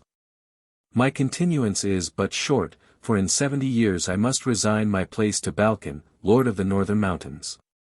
Many wonderful and incredible things did he also relate of this Balkan, affirming that he was shaped like a satyr, and fed upon the air, having wife and children to the number of 12,000, which were the brood of the northern fairies, inhabiting Sutherland and Cattons, with the adjacent islands. And that these were the companies of spirits that hold continual wars with the fiery spirits in the mountain Hecla, that vomits fire in Islandia. That their speech was ancient Irish, and their dwelling the caverns of the rocks and mountains, which relation is recorded in the Antiquities of Pomonia. 220. Concerning Luriden, we are farther informed from the Book of Vanagastus, the Norwegian, that it is his nature to be always at enmity with fire, that he wages war with the fiery spirits of Hecla. And that in this contest they do often anticipate and destroy one another, killing and crushing when they meet in mighty and violent troops in the air upon the sea. And at such times, many of the fiery spirits are destroyed when the enemy hath brought them off the mountains to fight upon the water. On the contrary, when the battle is upon the mountain itself, the spirits of the air are often worsted, and then great moanings and doleful noises are heard in Iceland, and Russia, and Norway, for many days after. 221. The water spirit called Tangle, from Tang, the seaweed with which he is covered, appears sometimes as a little horse, other times as a man. Isle of Ruggen. Des Tagschines Blendung Dryect. Nur Finsternis begluckt. Drumhausen were so gem. Tief in de Erdballs Kern. Matheson. Days dazzling light a noise. Us, darkness only joys. We therefore love to dwell deep underneath earth's shell. We now return to the Baltic, to the Isle of Ruggen, once a chief seat of the Vendish religion, but its priests were massacred by the Scandinavians, and all traces of their system effaced. Its fairy mythology now agrees with that of its Gothic neighbors, and Mr. Arndt 222, a native of the island, has enabled us to give the following tolerably full account of it. The inhabitants of Ruggen believe in 3 kinds of dwarfs, or underground people, the white, the brown, and the black. So named from the color of their several habiliments. The white are the most delicate and beautiful of all, and are of an innocent and gentle disposition. During the winter, when the face of nature is cold, raw, and cheerless, they remain still and quiet in their hills, solely engaged in the fashioning of the finest works in silver and gold, of too delicate a texture for mortal eyes to discern. Thus they pass the winter, but no sooner does the spring return than they abandon their recesses, and live through all the summer above ground, in sunshine and starlight, in uninterrupted revelry and enjoyment. The moment the trees and flowers begin to sprout and bud in the early days of spring, they emerge from their bills, and get among the stalks and branches, and thence to the blossoms and flowers, where they sit and gaze around them. In the night, when mortals sleep, the white dwarfs come forth, and dance their joyous roundels in the green grass, about the hills, and brooks, and springs, making the sweetest and most delicate music, bewildering travelers, who hear and wonder at the strains of the invisible musicians. They may, if they will, go out by day, but never in company, these daylight rambles being allowed them only when alone and under some assumed form. They therefore frequently fly about in the shape of party-colored little birds, or butterflies, or snow-white doves, showing kindness and benevolence to the good who merit their favor. The brown dwarfs, the next in order, are less than 18 inches high. They wear little brown coats and jackets, and a brown cap on their head, with a little silver bell in it. Some of them wear black shoes with red strings in them. In general, however, they wear fine glass ones. At their dances none of them wear any other.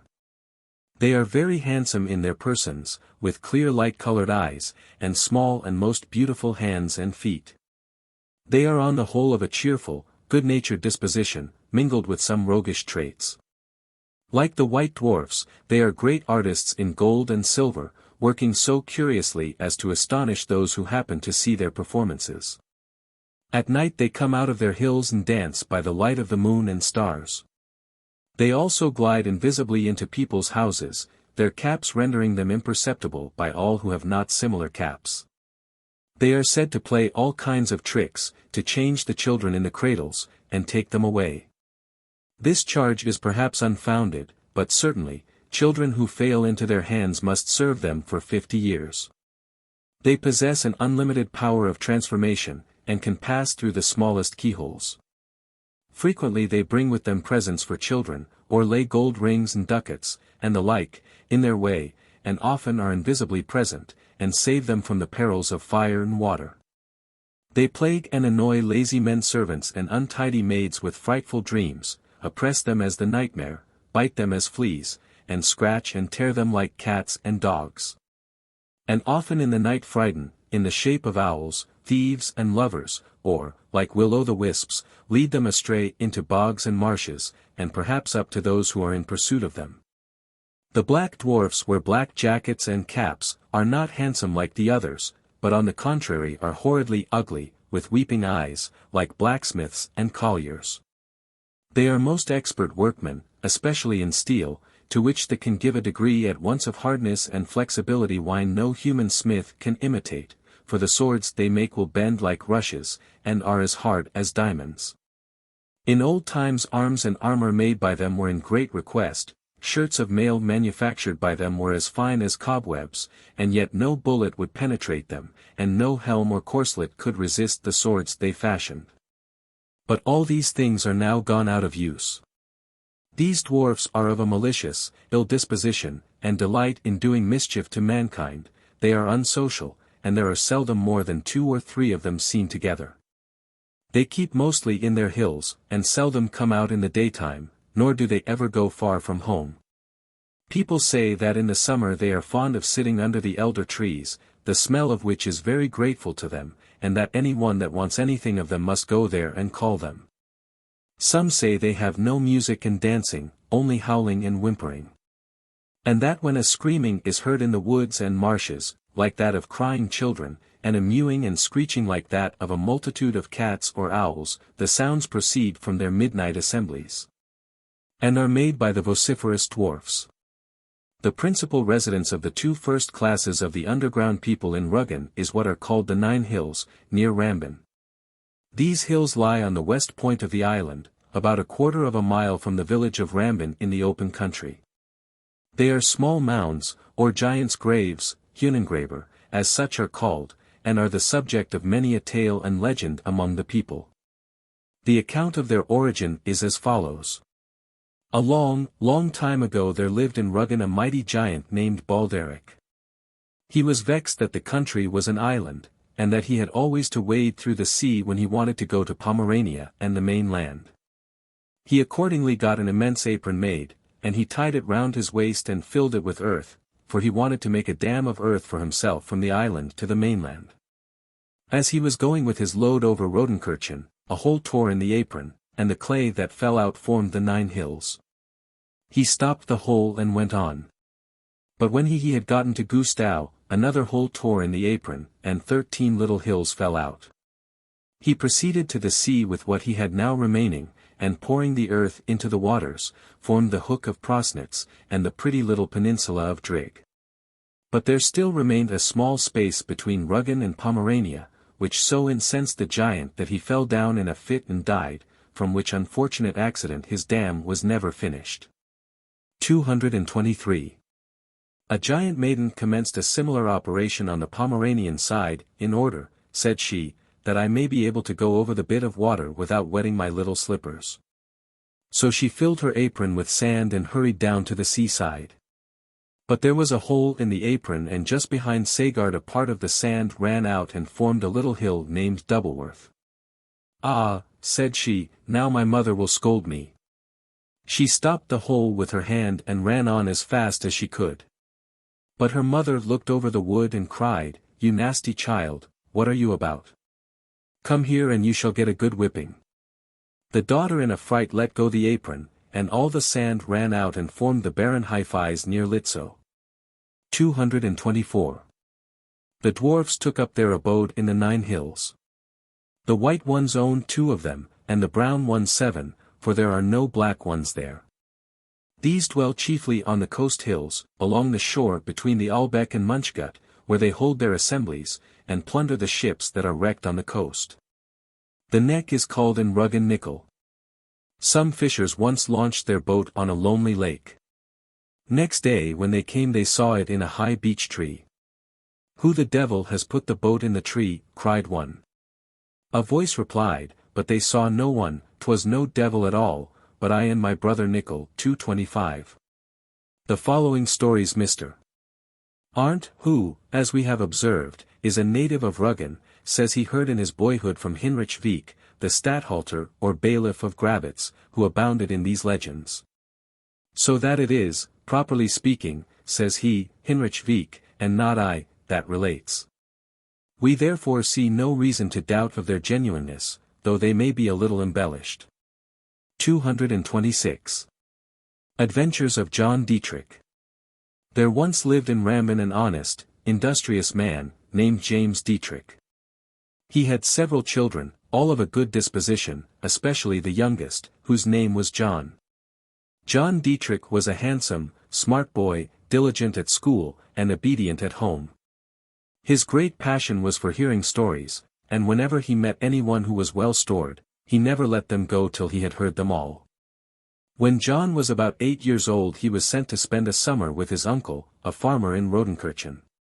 Here John had to keep cows with other boys, and they used to drive them to graze about the 9 hills.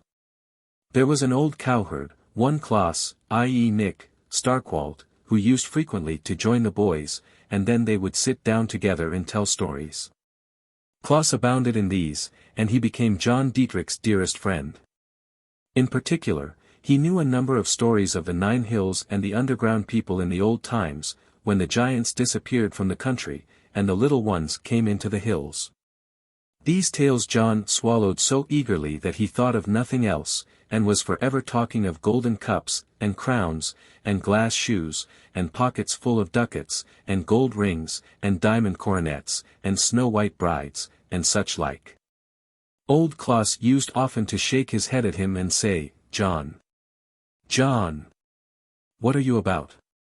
The spade and scythe will be your scepter and crown, and your bride will wear a garland of rosemary and a gown of striped drill.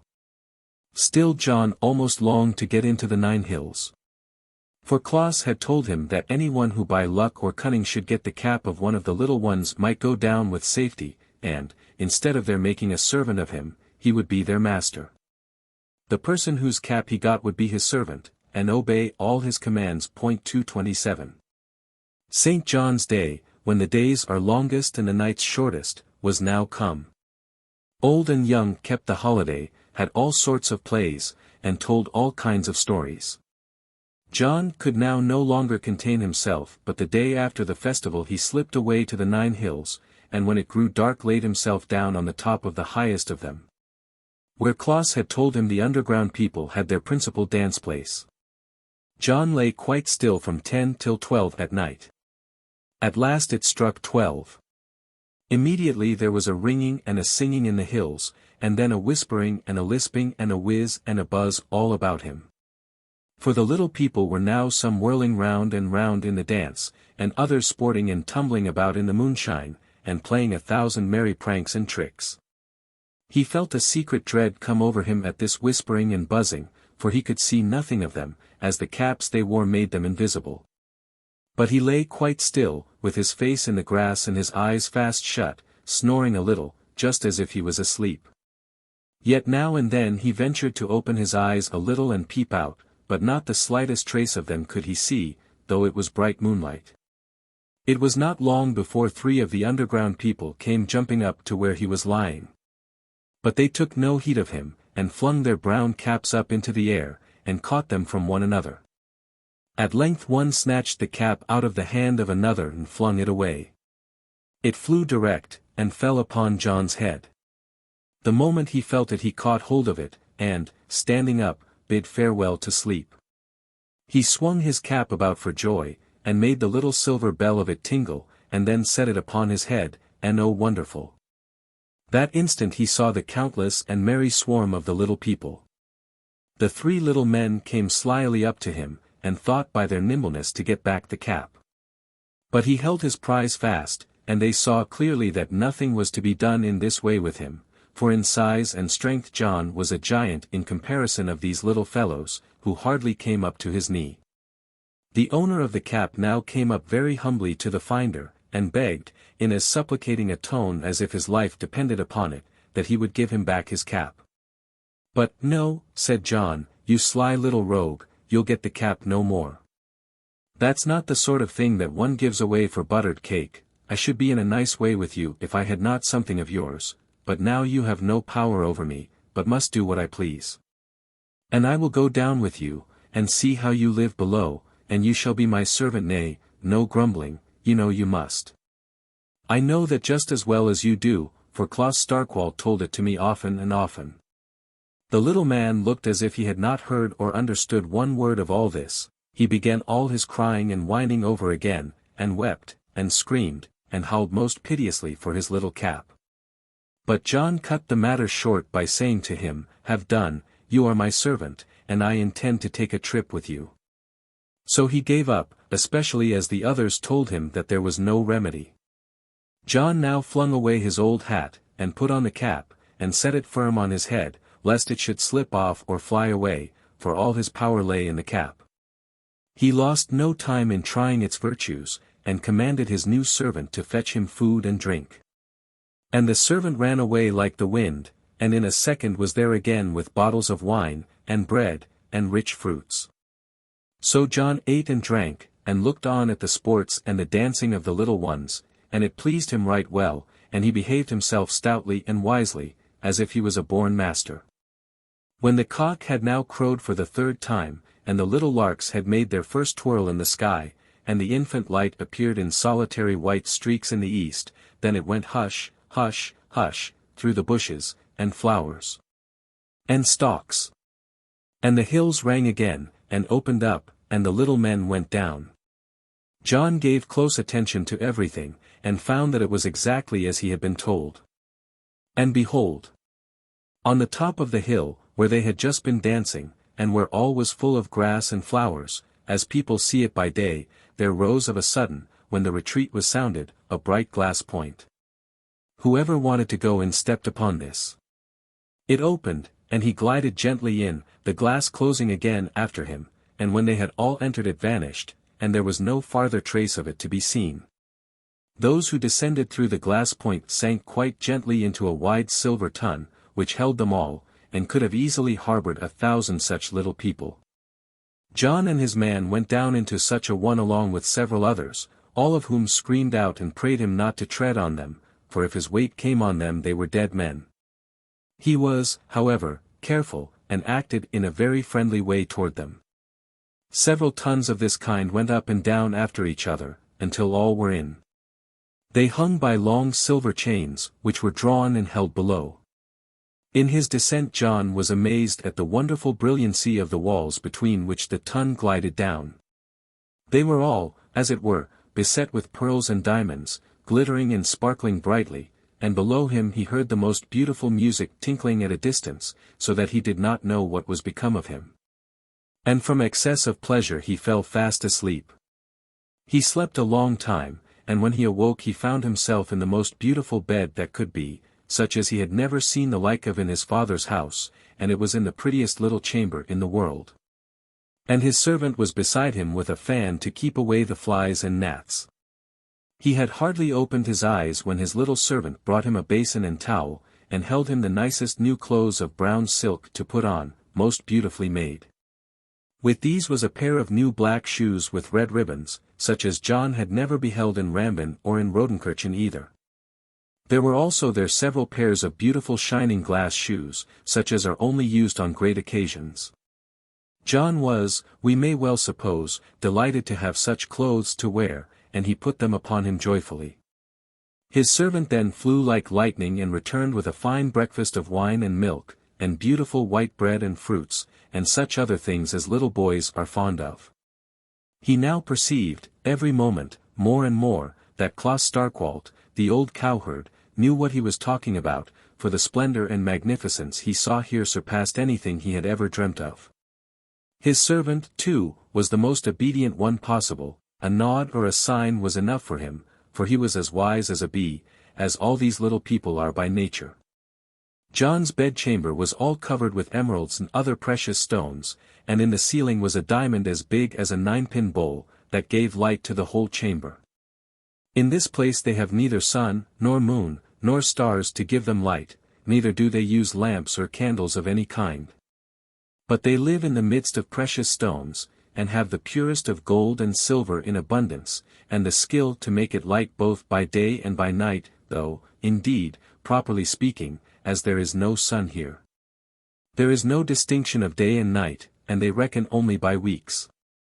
They set the brightest and clearest precious stones in their dwellings, and in the ways and passages leading under the ground, and in the places where they have their large halls, and their dances and feasts, where they sparkle so as to make it eternal day.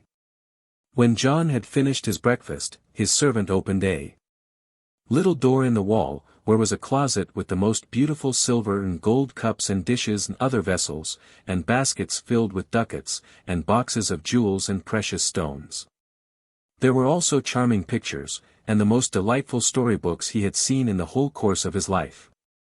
John spent the morning looking at these things.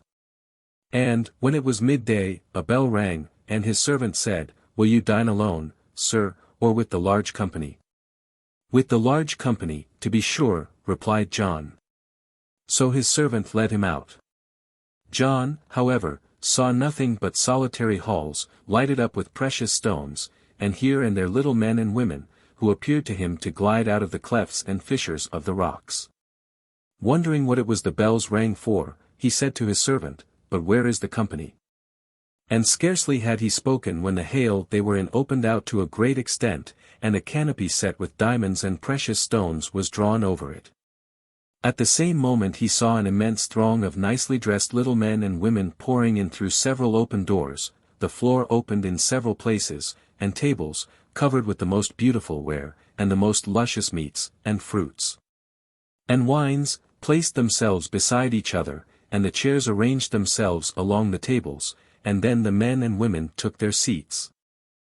The principal persons now came forward, bowed to John, and led him to their table, where they placed him among their most beautiful maidens, a distinction which pleased John well.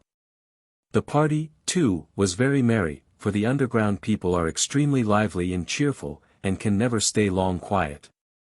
Then the most charming music sounded over their heads, and beautiful birds, flying about, sung most sweetly.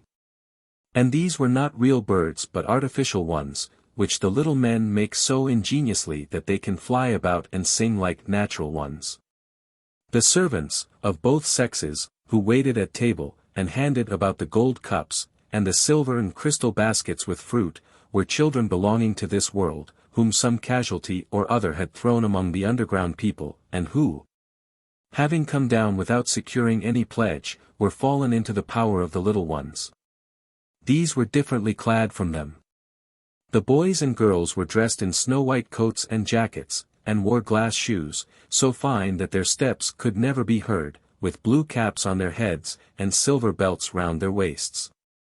John at first pitied them, seeing how they were forced to run about and wait on the little people, but as they looked cheerful and happy, and were handsomely dressed, and had such rosy cheeks, he said to himself, "After all, they are not so badly off, and I was myself much worse when I had to be running after the cows and bullocks. To be sure, I am now a master here, and they are servants. But there is no help for it. Why were they so foolish as to let themselves be taken and not get some pledge beforehand? At any rate, the time must come when they shall be set at liberty, and they will certainly not be longer than 50 years here." With these thoughts he consoled himself, and sported and played away with his little playfellows, and ate, and drank, and made his servant and the others tell him stories, for he would know everything exactly. They sat at table about 2 hours. The principal person then rang a little bell, and the tables and chairs all vanished in a whiff, leaving the company all on their feet. The birds now struck up a most lively air, and the little people danced their rounds most merrily. When they were done, the joyous sets jumped, and leaped, and whirled themselves round and round, as if the world was grown dizzy. And the pretty little girls that sat next John caught hold of him and whirled him about. And, without making any resistance, he danced round and round with them for 2 good hours. Every afternoon while he remained there, he used to dance thus merrily with them. And, to the last hour of his life, he used to speak of it with the greatest glee. His language was that the joys of heaven, and the songs and music of the angels, which the righteous hoped to enjoy there, might be excessively beautiful, but that he could conceive nothing to equal the music and the dancing under the earth. The beautiful and lively little men, the wonderful birds in the branches, and the tinkling silver bells on their caps. No one, said he, who has not seen and heard it, can form any idea whatever of it. When the music and dancing were over, it might be about 4 o'clock. The little people then disappeared, and went each about their work or their pleasure. After supper they sported and danced in the same way. And at midnight, especially on starlight nights, they slipped out of their hi-fis to dance in the open air. John used then, like a good boy, to say his prayers and go to sleep, a duty he never neglected either in the evening or in the morning. For the first week that John was in the Glass Hill, he only went from his chamber to the great hall and back again. After the first week, however, he began to walk about, making his servant show and explain everything to him. He found that there were in that place the most beautiful walks, in which he might ramble along for miles, in all directions, without ever finding an end of them, so immensely large was the hill that the little people lived in. And yet outwardly it seemed but a little hill, with a few bushes and trees growing on it. It was extraordinary that, between the meads and fields, which were thick sown with hills, and lakes, and islands, and ornamented with trees and flowers in the greatest variety, there ran, as it were, small lanes, through which, as through crystal rocks, one was obliged to pass to come to any new place. And the single meads and fields were often a mile long, and the flowers were so brilliant and so fragrant, and the song of the numerous birds so sweet, that John had never seen anything on earth at all like it. There was a breeze, and yet one did not feel the wind, it was quite clear and bright, and yet there was no heat, the waves were dashing, still there was no danger. And the most beautiful little barks and canoes came, like white swans, when one wanted to cross the water, and went backwards and forwards of themselves. Whence all this came no one knew, nor could his servant tell anything about it. But one thing John saw plainly, which was, that the large carbuncles and diamonds that were set in the roof and walls gave light instead of the sun, moon, and stars. These lovely meads and plains were, for the most part, quite lonesome. Few of the underground people were to be seen upon them, and those that were, just glided across them, as if in the greatest hurry. It very rarely happened that any of them danced out here in the open air, sometimes about 3 of them did so. At the most half a dozen, John never saw a greater number together. The meads were never cheerful, except when the corps of servants, of whom there might be some hundreds, were let out to walk. This, however, happened but twice a week, for they were mostly kept employed in the great hall and adjoining apartments, or at school. For John soon found they had schools there also. He had been there about 10 months, when one day he saw something snow-white gliding into a rock, and disappearing. "What," said he to his servant, "are there some of you too that wear white, like the servants?" He was informed that there were. But they were few in number, and never appeared at the large tables or the dances, except once a year, and the birthday of the great hill king, who dwelt many thousand miles below in the great deep. These were the oldest men among them, some of them many thousand years old, who knew all things, and could tell of the beginning of the world, and were called the wise. They lived all alone, and only left their chambers to instruct the underground children and the attendants of both sexes, for whom there was a great school. John was greatly pleased with this intelligence, and he determined to take advantage of it, so next morning he made his servant conduct him to the school, and was so well pleased with it that he never missed a day going there. They were taught their reading, writing, and accounts, to compose and relate histories and stories, and many elegant kinds of work. So that many came out of the hills, both men and women, very prudent and knowing people, in consequence of what they were taught there.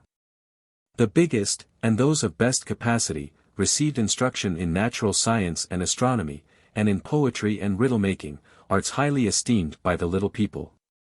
John was very diligent, and soon became extremely clever at painting and drawing. He wrought, too, most ingeniously in gold, and silver, and stones, and in verse and riddle-making he had no fellow. John had spent many a happy year here without ever thinking of the upper world, or of those he had left behind, so pleasantly passed the time so many an agreeable P1I fellow he had among the children. Of all his playfellows there was none of whom he was so fond as of a little fair-haired girl, named Elizabeth Crabbin. She was from his own village, and was the daughter of Frederick Crabbe, the minister of Rambin. She was but 4 years old when she was taken away, and John had often heard tell of her. She was not, however, stolen by the little people, but came into their power in this manner. One day in summer, she, with other children, ran out into the fields. In their rambles they went to the 9 hills, where little Elizabeth fell asleep, and was forgotten by the rest. At night, when she awoke, she found herself under the ground among the little people. It was not merely because she was from his own village that John was so fond of Elizabeth, but she was a most beautiful child, with clear blue eyes and ringlets of fair hair, and a most angelic smile. Time flew away unperceived. John was now 18, and Elizabeth 16. Their childish fondness had become love, and the little people were pleased to see it, thinking that by means of her they might get John to renounce his power, and become their servant. For they were fond of him, and would willingly have had him to wait upon them, for the love of dominion is their vice. But they were mistaken. John had learned too much from his servant to be caught in that way. John's chief delight was in walking about alone with Elizabeth, for he now knew every place so well that he could dispense with the attendance of his servant. In these rambles he was always gay and lively, but his companion was frequently sad and melancholy, thinking on the land above, where men lived, and where the sun, moon, and stars shine. Now it happened in one of their walks, that as they talked of their love, and it was after midnight, they passed under the place where the tops of the glass hills used to open and let the underground people in and out. As they went along they heard of a sudden the crowing of several cocks above. At this sound, which she had not heard for 12 years, little Elizabeth felt her heart so affected that she could contain herself no longer, but throwing her arms about John's neck, she bathed his cheeks with her tears. At length she spake. "Dearest John," said she, "everything down here is very beautiful, and the little people are kind, and do nothing to injure me, but still I have always been uneasy, nor ever felt any pleasure till I began to love you. And yet that is not pure pleasure, for this is not a right way of living, such as it should be for human beings. Every night I dream of my dear father and mother, and of our churchyard, where the people stand so piously at the church door waiting for my father, and I could weep tears of blood that I cannot go into the church with them, and worship God as a human being should. For this is no Christian life we lead down here, but a delusive half-heathen one. And only think, dear John, that we can never marry, as there is no priest to join us. Do, then, plan some way for us to leave this place. For I cannot tell you how I long to get once more to my father, and among pious Christians. John, too, had not been unaffected by the crowing of the cocks, and he felt what he had never felt here before, a longing after the land where the sun shines, and he replied, "Dear Elizabeth, all you say is true. And I now feel that it is a sin for Christians to stay here. And it seems to me as if our Lord said to us in that cry of the cocks, 'Come up, ye Christian children, out of those abodes of illusion and magic, come to the light of the stars, and act as children of light.' I now feel that it was a great sin for me to come down here, but I trust one shall be forgiven on account of my youth, for I was a child and knew not what I did. But now I will not stay a day longer. They cannot keep me here." At these last words, Elizabeth turned pale, for she recollected that she was a servant, and must serve her 50 years. "And what will it avail me," cried she, "that I shall continue young and be but as of 20 years when I go out, for my father and mother will be dead, and all my companions will be old and grey. And you, dearest John, will be old and grey also," cried she, throwing herself on his bosom. John was thunderstruck at this, for it had never before occurred to him. He, however, comforted her as well as he could, and declared he would never leave the place without her. He spent the whole night in forming various plans. At last he fixed on one, and in the morning he dispatched his servant to summon to his apartment 6 of the principal of the little people. When they came, John thus mildly addressed them.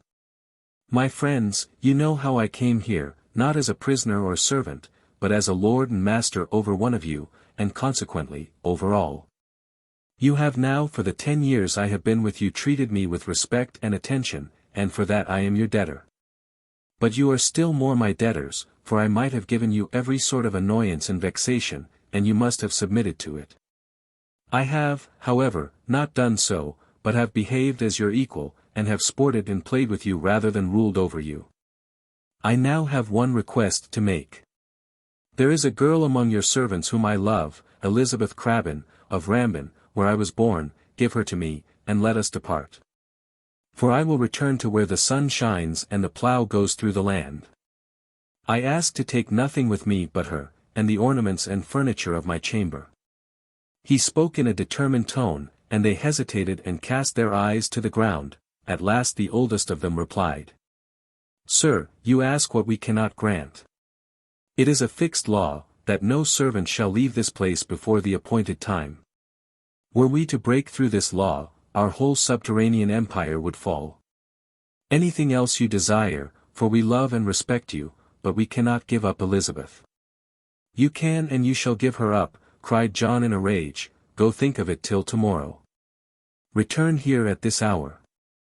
I will show you whether or not I can triumph over your hypocritical and cunning stratagems." The 6 retired. Next morning, on their return, John addressed them in the kindest manner, but to no purpose. They persisted in their refusal. He gave them till the next day, threatening them severely in case of their still proving refractory.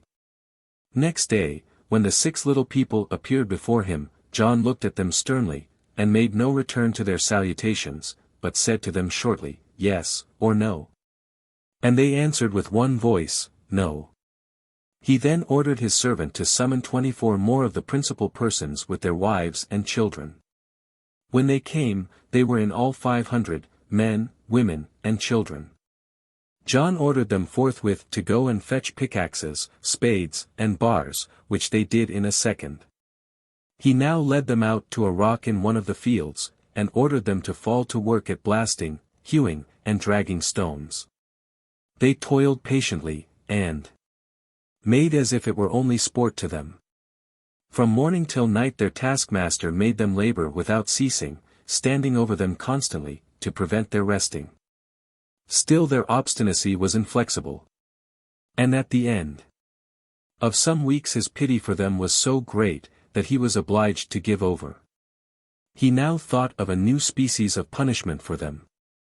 He ordered them to appear before him next morning, each provided with a new whip. They obeyed, and John commanded them to strip and lash one another till the blood should run down on the ground, and he stood looking on as grim and cruel as an eastern tyrant. Still the little people cut and slashed themselves, and mocked at John, and refused to comply with his wishes. This he did for 3 or 4 days. Several other courses did he try, but all in vain. His temper was too gentle to struggle with their obstinacy, and he began now to despair of ever accomplishing his dearest wish. He began even to hate the little people whom he was before so fond of. He kept away from their banquets and dances, and associated alone with Elizabeth, and ate and drank quite solitary in his chamber. In short, he became almost a perfect hermit, and sank into moodiness and melancholy. While in this temper, as he was taking a solitary walk in the evening, and, to divert his melancholy, was flinging the stones that lay in his path against each other, he happened to break a tolerably large one, and out of it jumped a toad. The moment John saw the ugly animal, he caught him up in ecstasy, and put him into his pocket and ran home, crying, "Now I have her. I have my Elizabeth. Now you shall get it, you little mischievous rascals." And on getting home he put the toad into a costly silver casket, as if it was the greatest treasure. To account for John's joy you must know that Klaus Starkwalt had often told him that the underground people could not endure any ill smell, and that the sight or even the smell of a toad made them faint and suffer the most dreadful tortures. And that by means of stench and these odious ugly animals, one could compel them to anything. Hence there are no bad smells to be found in the whole glass empire, and a toad is a thing unheard of there.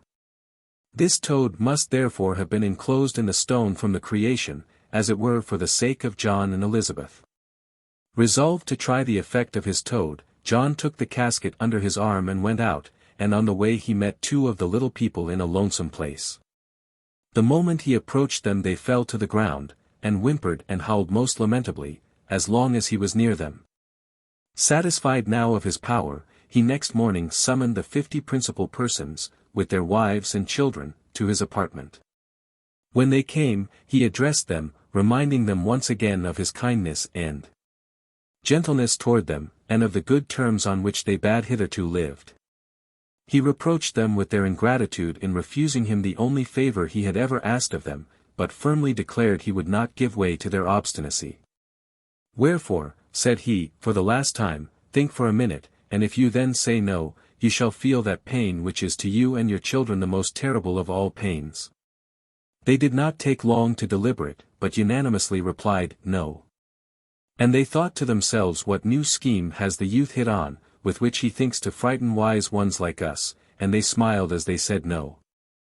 Their smiling enraged John above all, and he ran back a few hundred paces, to where he had laid the casket with the toad, under a bush. He was hardly come within 100 paces of them when they all fell to the ground as if struck with a thunderbolt, and began to howl and whimper, and to writhe, as if suffering the most excruciating pain. They stretched out their hands, and cried, "Have mercy! Have mercy! We feel you have a toad, and there is no escape for us. Take the odious beast away, and we will do all you require." He let them kick a few seconds longer, and then took the toad away. They then stood up and felt no more pain. John let all depart but the 6 chief persons, to whom he said, "This night between 12 and 1 Elizabeth and I will depart. Load then for me 3 wagons, with gold, and silver, and precious stones. I might, you know, take all that is in the hill, and you deserve it, but I will be merciful. Farther, you must put all the furniture of my chamber in 2 wagons, and get ready for me the handsomest traveling carriage that is in the hill, with 6 black horses. Moreover, you must set at liberty all the servants who have been so long here that on earth they would be 20 years old and upwards, and you must give them as much silver and gold as will make them rich for life. And make a law that no one shall be detained here longer than his 20th year." The 6 took the oath, and went away quite melancholy, and John buried his toad deep in the ground. The little people labored hard and prepared everything. At midnight everything was out of the hill, and John and Elizabeth got into the silver tun, and were drawn up. It was then 1 o'clock, and it was midsummer, the very time that 12 years before John had gone down into the hill. Music sounded around them, and they saw the glass hill open, and the rays of the light of heaven shine on them after so many years, and when they got out they saw the first streaks of dawn already in the east. Crowds of the underground people were around them busied about the wagons. John bid them a last farewell, waved his brown cap 3 times in the air, and then flung it among them. And at the same moment he ceased to see them. He beheld nothing but a green hill, and the well-known bushes and fields, and heard the church clock of Rambin strike 2. When all was still, save a few larks, who were tuning their morning songs, they all fell on their knees and worshipped God, resolving henceforth to lead a pious and a Christian life. When the sun rose, John arranged the procession, and they set out for Rambin. Every well-known object that they saw awaked pleasing recollections in the bosom of John and his bride. And as they passed by Rodenkirchen, John recognized, among the people that gazed at and followed them, his old friend Klaus Starkwalt, the cowherd, and his dog Speed. It was about 4 in the morning when they entered Rambin, and they halted in the middle of the village, about 20 paces from the house where John was born. The whole village poured out to gaze on these Asiatic princes, for such the old sexton, who had in his youth been at Moscow and Constantinople, said they were. There John saw his father and mother, and his brother Andrew, and his sister Trine. The old minister, Crabbe, stood there too, in his black slippers and white night-cap, gaping and staring with the rest. John discovered himself to his parents, and Elizabeth to hers, and the wedding day was soon fixed, and such a wedding was never seen before or since in the island of Rügen. For John sent to Stralsund and Greifswald for whole boatloads of wine, and sugar, and coffee, and whole herds of oxen, sheep, and pigs were driven to the wedding. The quantity of harts, and roes, and hares that were shot on the occasion, it were vain to attempt to tell, or to count the fish that was caught. There was not a musician in Rügen and Pomerania that was not engaged, for John was immensely rich, and he wished to display his wealth. John did not neglect his old friend Klaus Starkwalt, the cowherd. He gave him enough to make him comfortable the rest of his days, and insisted on his coming and staying with him as often and as long as he wished.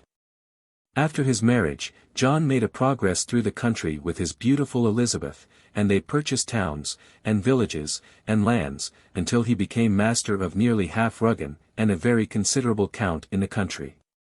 His father, old James Dietrich, was made a nobleman, and his brothers and sisters gentlemen and ladies, for what cannot money do? John and his wife spent their days in doing acts of piety and charity. They built several churches, and they had the blessing of every one that knew them, and died universally lamented.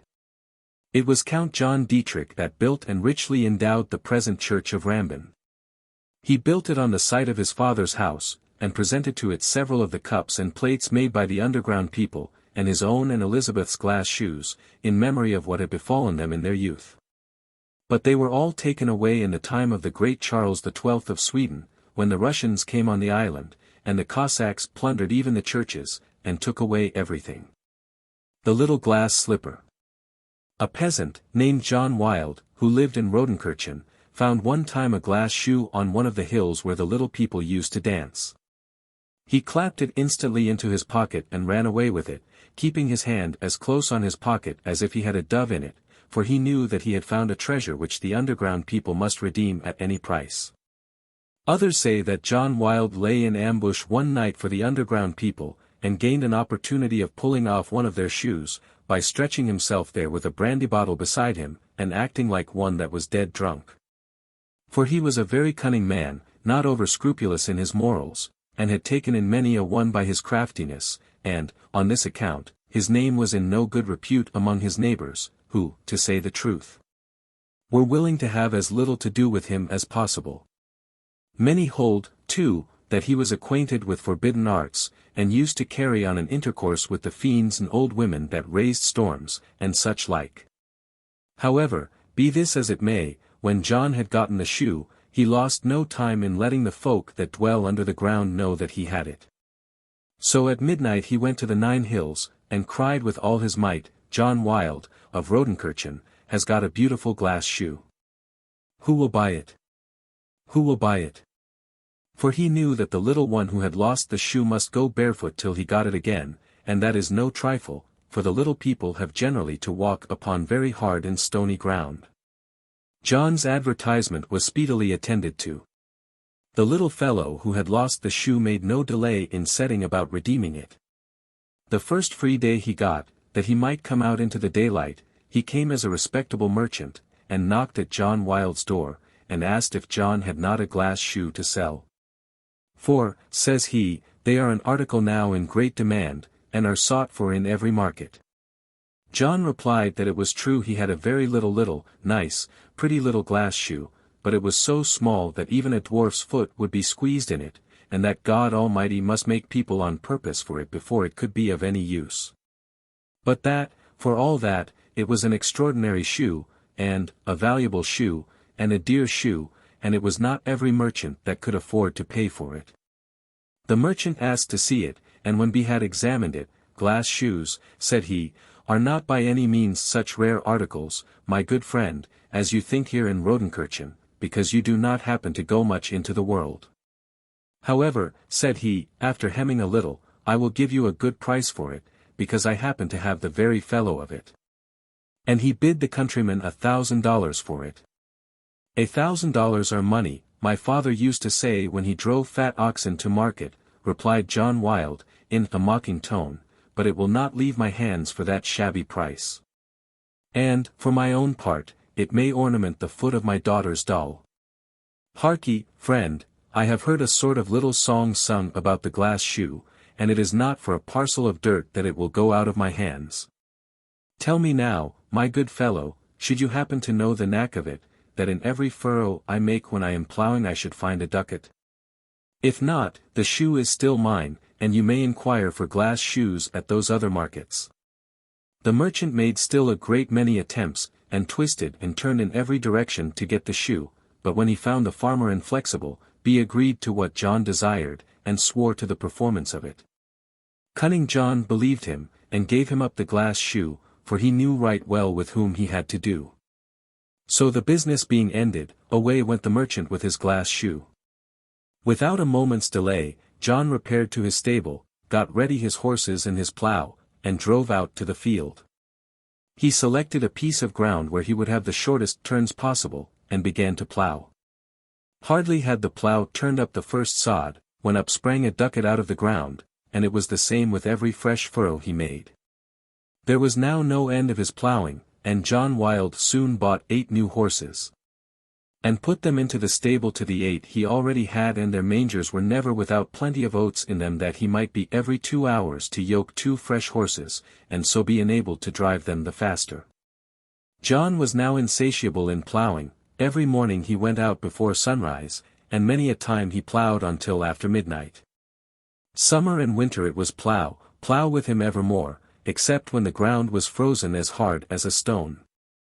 But he always ploughed by himself, and never suffered any one to go out with him, or to come to him when he was at work, for John understood too well the nature of his crop to let people see what it was he ploughed so constantly for. But it fared worse with himself than his horses, who ate good oats and were regularly changed and relieved, while he grew pale and meagre by reason of his continual working and toiling. His wife and children had no longer any comfort of him. He never went to the alehouse or the club, he withdrew from every one, and scarcely ever spoke a single word, but went about silent and wrapped up in his own thoughts. All the day long he toiled for his ducats, and at night he had to count them and to plan and meditate how he might find out a still swifter kind of plough. His wife and neighbors lamented over his strange conduct, his dullness and melancholy, and began to think that he was grown foolish.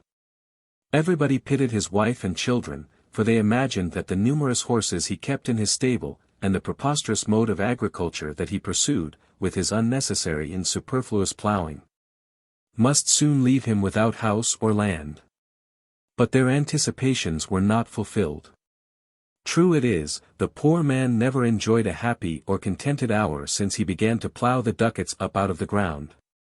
The old saying held good in his case, that he who gives himself up to the pursuit of gold is halfway in the claws of the evil one. Flesh and blood cannot bear perpetual labor, and John Wilde did not long hold out against this running through the furrows day and night. He got through the first spring, but one day in the second, he dropped down at the tail of the plough like an exhausted November fly. Out of the pure thirst after gold he was wasted away and dried up to nothing. Whereas he had been a very strong and hardy man the day the shoe of the little underground man fell into his hands. His wife, however, found after him a considerable treasure, 2 great nailed-up chests full of good new ducats, and his sons purchased large estates for themselves, and became lords and noblemen. But what good did all that do poor John Wilde? The wonderful plough. There was once a farmer who was master of one of the little black ones, that are the blacksmiths and armorers, and he got him in a very curious way. On the road leading to this farmer's ground there stood a stone cross, and every morning as he went to his work he used to stop and kneel down before this cross, and pray for some minutes. On one of these occasions he noticed on the cross a pretty bright insect, of such a brilliant hue that he could not recollect having ever before seen the like with an insect. He wondered greatly at this, yet still he did not disturb it. But the insect did not remain long quiet, but ran without ceasing backwards and forwards on the cross, as if it was in pain, and wanted to get away. Next morning the farmer again saw the very same insect, and again it was running to and fro, in the same state of uneasiness. The farmer began now to have some suspicions about it, and thought to himself, would this now be one of the little black enchanters? For certain, all is not right with that insect. It runs about just like one that bad an evil conscience, as one that would, yet cannot, go away, and a variety of thoughts and conjectures passed through his mind. And he called to mind what he had often heard from his father, and other old people, that when the underground people chance to touch anything holy, they are held fast and cannot quit the spot. And are therefore extremely careful to avoid all such things. But he also thought it may as well be something else, and you would perhaps be committing a sin in disturbing and taking away the little animal, so he let it stay as it was.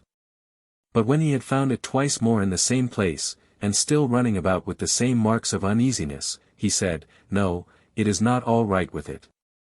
So now, in the name of God. And he made a grasp at the insect, that resisted and clung fast to the stone, but he held it tight, and tore it away by main force, and lo!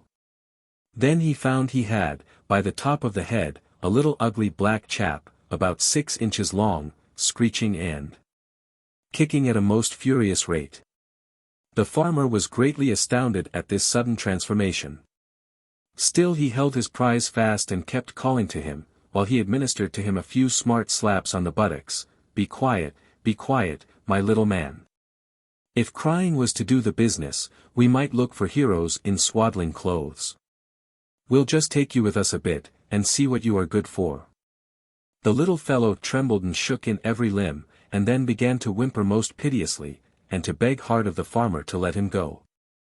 But no, my lad, replied the farmer, I will not let you go till you tell me who you are, and how you came here, and what trade you know, that enables you to earn your bread in the world. At this the little man grinned and shook his head, but said not a word in reply, only begged and prayed the more to get loose, and the farmer found that he must now begin to entreat him if he would coax any information out of him. But it was all to no purpose. He then adopted the contrary method, and whipped and slashed him till the blood run down, but just to as little purpose. The little black thing remained as dumb as the grave, for this species is the most malicious and obstinate of all the underground race. The farmer now got angry, and he said, do but be quiet, my child. I should be a fool to put myself into a passion with such a little brat. Never fear, I shall soon make you tame enough. So saying, he ran home with him, and clapped him into a black, sooty, iron pot, and put the iron lid upon it, and laid on the top of the lid a great heavy stone, and set the pot in a dark cold room, and as he was going out he said to him, stay there, now, and freeze till you are black. I too engage that at last you will answer me civilly. Twice a week the farmer went regularly into the room and asked his little black captive if he would answer him now, but the little one still obstinately persisted in his silence. The farmer had now, without success, pursued this course for 6 weeks, at the end of which time his prisoner at last gave up. One day as the farmer was opening the room door, he, of his own accord, called out to him to come and take him out of his dirty stinking dungeon, promising that he would now cheerfully do all that was wanted of him. The farmer first ordered him to give him his history. The black one replied, "My dear friend, you know it just as well as I, or else you never had me here. You see, I happened by chance to come too near the cross, a thing we little people may not do, and there I was held fast and obliged instantly to let my body become visible. So, then, that people might not recognize me, I turned myself into an insect. But you found me out. For when we get fastened to holy or consecrated things, we never can get away from them unless a man takes us off.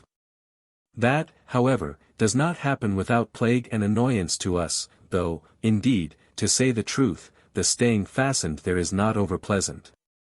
And so I struggled against you, too, for we have a natural aversion to let ourselves be taken into a man's hand." "Ho, ho! Is that the tune with you?" cried the farmer. "You have a natural aversion, have you? Believe me, my sooty friend, I have just the same for you, and so you shall be away without a moment's delay, and we will lose no time in making our bargain with each other. But you must first make me some present." "What you will, you have only to ask," said the little one, "silver and gold, and precious stones, and costly furniture, all shall be thine in less than an instant." "Silver and gold, and precious stones, and all such glittering fine things will I none," said the farmer. "They have turned the heart and broken the neck of many a one before now, and few are they whose lives they make happy.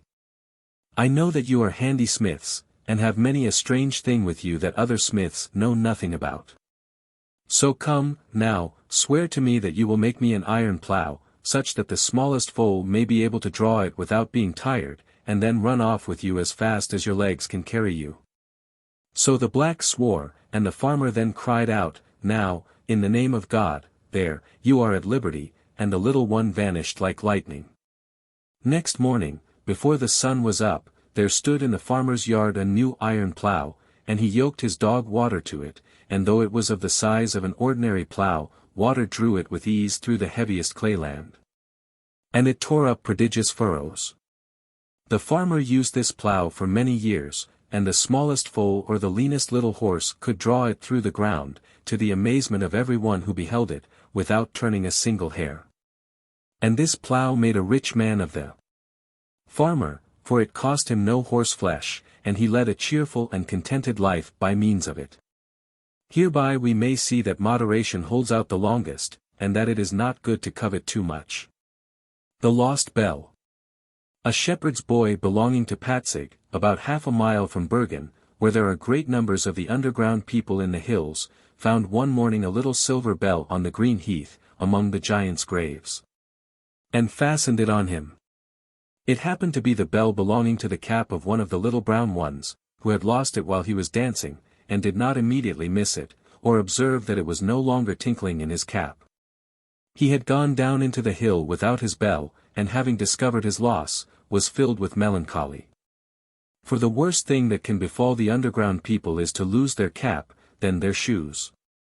But even to lose the bell from their caps, or the buckle from their belts, is no trifle to them. Whoever loses his bell must pass some sleepless nights, for not a wink of sleep can he get till he has recovered it. The little fellow was in the greatest trouble, and searched and looked about everywhere, but how could he learn who had the bell? For only on a very few days in the year may they come up to the daylight, nor can they then appear in their true form. He had turned himself into every form of birds, beasts, and men, and he had sung and rung, and groaned and moaned, and lamented and inquired about his bell, but not the slightest tidings, or trace of tidings, had he been able to get.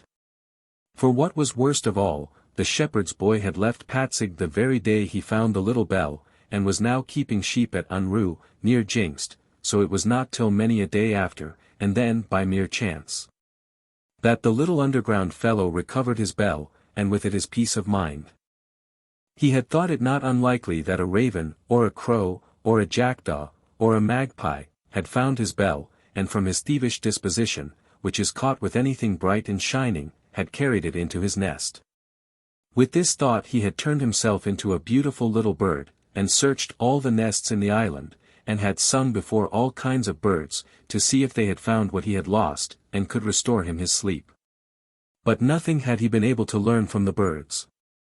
As he now, one evening, was flying over the waters of Baby in the fields of Unruh, the shepherd's boy, whose name was Fritz Schlegeneffel, Smite Devil, happened to be keeping his sheep there at the very time. Several of the sheep had bells about their necks, and they tinkled merrily, when the boy's dog set them trotting. The little bird, who was flying over them, thought of his bell, and sung, in a melancholy tone. Little bell, little bell. Little ram as well. You, too, little sheep. If you've my tingle too. No sheep so rich as you. My rest you keep. The boy looked up and listened to this strange song which came out of the sky, and saw the pretty bird, which seemed to him still more strange. Odds bodikins. Said he to himself, if one but had that bird that's singing up there, so plain that one of us would hardly match him. What can he mean by that wonderful song? The whole of it is, it must be a feathered witch. My rams have only pinchbeck bells, he calls them rich cattle, but I have a silver bell, and he sings nothing about me. And with these words he began to fumble in his pocket, took out his bell, and rang it. The bird in the air instantly saw what it was, and was rejoiced beyond measure. He vanished in a second, flew behind the nearest bush, alighted and drew off his speckled feather dress, and turned himself into an old woman dressed in tattered clothes. The old dame, well supplied with sighs and groans, tottered across the field to the shepherd's boy, who was still ringing his bell, and wondering what was become of the beautiful bird. She cleared her throat, and coughing up from the bottom of her chest, bid him a kind good evening, and asked him which was the way to Bergen. Pretending then that she had just seen the little bell, she exclaimed, "Good Lord! What a charming pretty little bell! Well! In all my life I never beheld anything more beautiful. Harkee, my son, will you sell me that bell? And what may be the price of it? I have a little grandson at home, and such a nice plaything as it would make for him." "No," replied the boy, quite short, "the bell is not for sale. It is a bell, that there is not such another bell in the whole world. I have only to give it a little tinkle, and my sheep run of themselves wherever I would have them go. And what a delightful sound it has! Only listen, mother," said he, ringing it, "is there any weariness in the world that can hold out against this bell? I can ring with it away the longest time, so that it will be gone in a second." The old woman thought to herself, "We will see if he can hold out against bright shining money."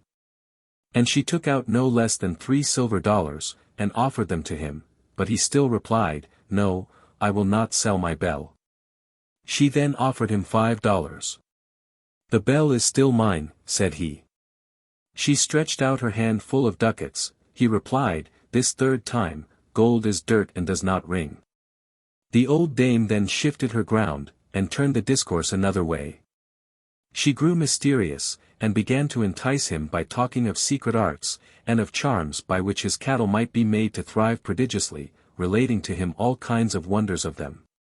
It was then the young shepherd began to long, and he now lent a willing ear to her tales. The end of the matter was, that she said to him, "Harkee, my child. Give me the bell and see. Here is a white stick for you," said she, taking out a little white stick which had Adam and Eve very ingeniously cut on it, as they were feeding the herds of paradise, with the fattest sheep and lambs dancing before them. And there was the shepherd David too, as he stood with his sling against the giant Goliath. "I will give you," said the old woman, "this stick for the bell, and as long as you drive the cattle with it they will be sure to thrive. With this you will become a rich shepherd, your wethers will always be fat a month sooner than the wethers of other shepherds, and every one of your sheep will have 2 pounds of wool more than others. And yet no one will be ever able to see it on them." The old woman handed him the stick. So mysterious was her gesture, and so strange and bewitching her smile, that the lad was at once in her power. He grasped eagerly at the stick, gave her his hand, and cried, "Done! Strike hands! The bell for the stick!" And cheerfully the old woman struck hands, and took the bell, and went like a light breeze over the field and the heath. He saw her vanish, and she seemed to float away before his eyes like a mist, and to go off with a slight whiz and whistle that made the shepherd's hair stand on end. The underground one, however, who, in the shape of an old woman, had wheedled him out of his bell, had not deceived him. For the underground people dare not lie, but must ever keep their word. A breach of it being followed by their sudden change into the shape of toads, snakes, dunghill beetles, wolves and apes, forms in which they wander about, objects of fear and aversion for a long course of years before they are freed. They, therefore, have naturally a great dread of lying. Fritz Schlegentiefel gave close attention and made trial of his new shepherd staff, and he soon found that the old woman had told him the truth, for his flocks, and his work. And all the labor of his hands prospered with him and had wonderful luck, so that there was not a sheepowner or head shepherd but was desirous of having Fritz Schlegentiefel in his employment. It was not long, however, that he remained an underling. Before he was 18 years of age, he had gotten his own flocks, and in the course of a few years was the richest sheepmaster in the whole island of Rügen. Until at last, he was able to purchase a knight's estate for himself, and that estate was Grabbits, close by Rambin, which now belongs to the lords of Sunday. My father 228 knew him there, and how from a shepherd's boy he was become a nobleman, and, he always conducted himself like a prudent, honest and pious man, who had a good word from every one. He brought up his sons like gentlemen, and his daughters like ladies, some of whom are still alive and accounted people of great consequence. And well may people who hear such stories wish that they had met with such an adventure, and had found a little silver bell which the underground people had lost. The Black Dwarfs of Granites. Not far from the Albeck lies a little mansion called Granites, just under the great wood on the sea coast called the Wood of Granites. In this little seat lived, not many years ago, a nobleman named Von Sheely.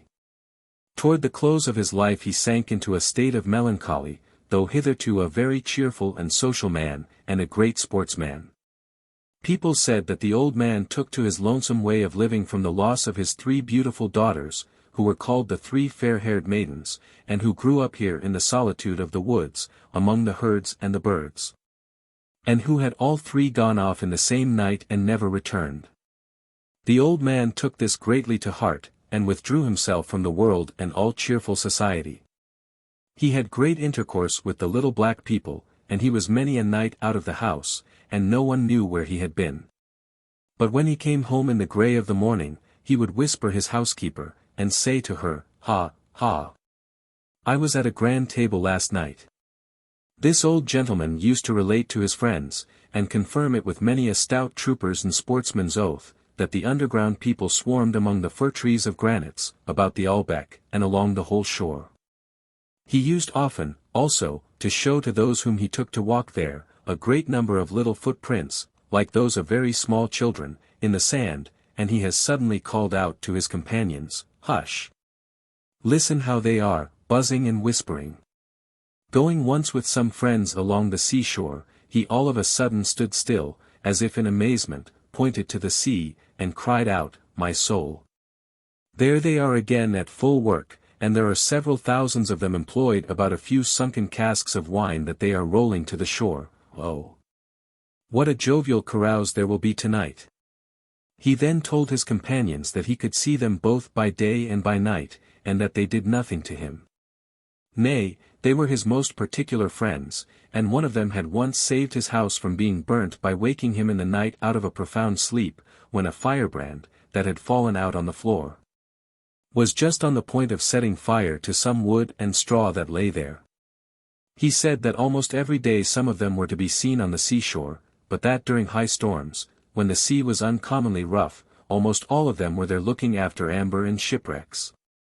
And for certain no ship ever went to pieces but they got the best part of the cargo, and hid it safe under the ground. And how grand a thing, he added, it is to live under the sand hills with them, and how beautiful their crystal palaces are, no one can have any conception who has not been there.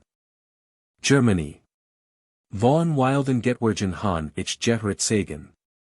Sie sind in Horenbergen, und das Sie Skirm tragen. Eines heiset Tarnkappen, von wunderlicher Art. Swers hatten seinem Leib, der Soul will wall sin bewart. Vor Sledgen und vor Sticken. Niblungen, Lyde Street 342. Of wild dwarfs I oft have heard men declare. They dwell in hollow mountains. And for defense they wear a thing called a tarn cloak, of wonderful nature.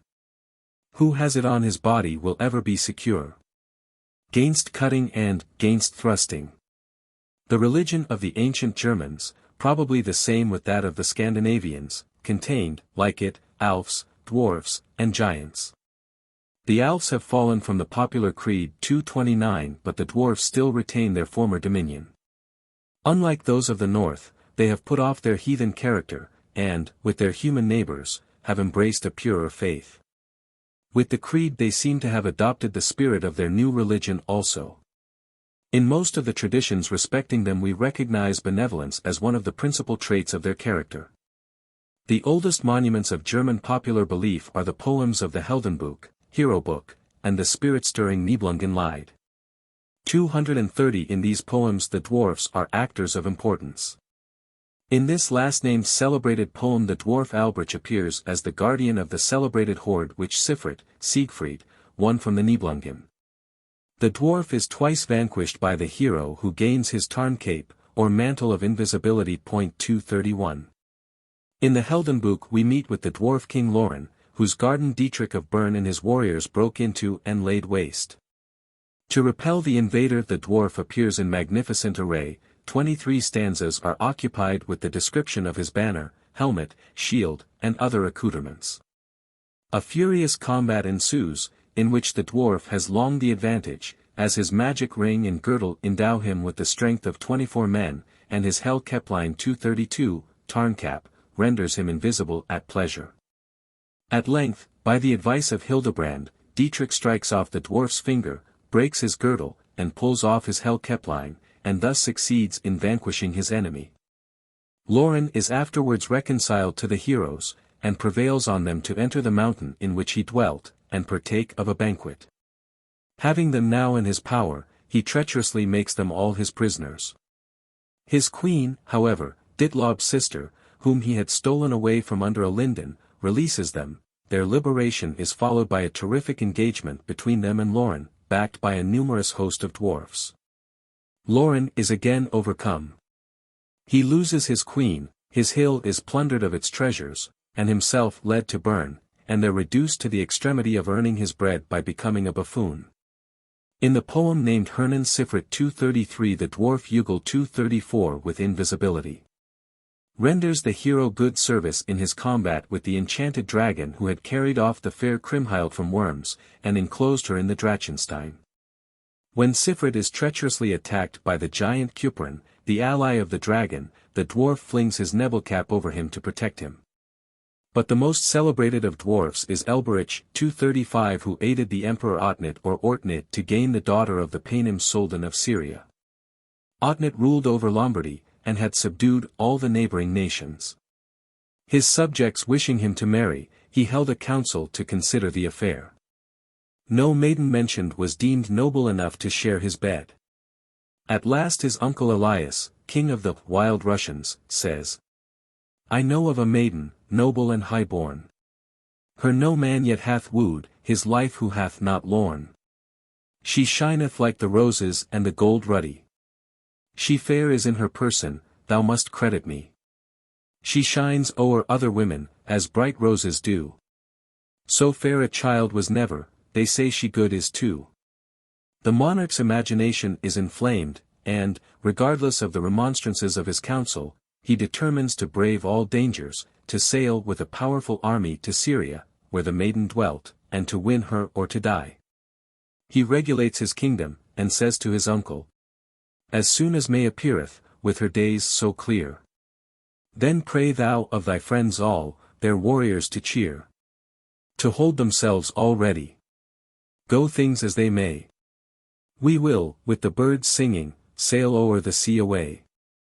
The queen now endeavors to dissuade her son, but finding her efforts vain, resolves to aid him as far as she can. She gives him a ring, and desires him to ride toward Rome till he comes to where a linden stands before a hill, from which runs a brook, and there he will meet with an adventure. She farther tells him to keep the ring uncovered, and the stone of it will direct him. Obeying his directions, Otnet rides alone from his palace at Garda, continually looking at his ring. Unto a heath he came then, close by the Garda lake, where everywhere the flowers and clover out did break.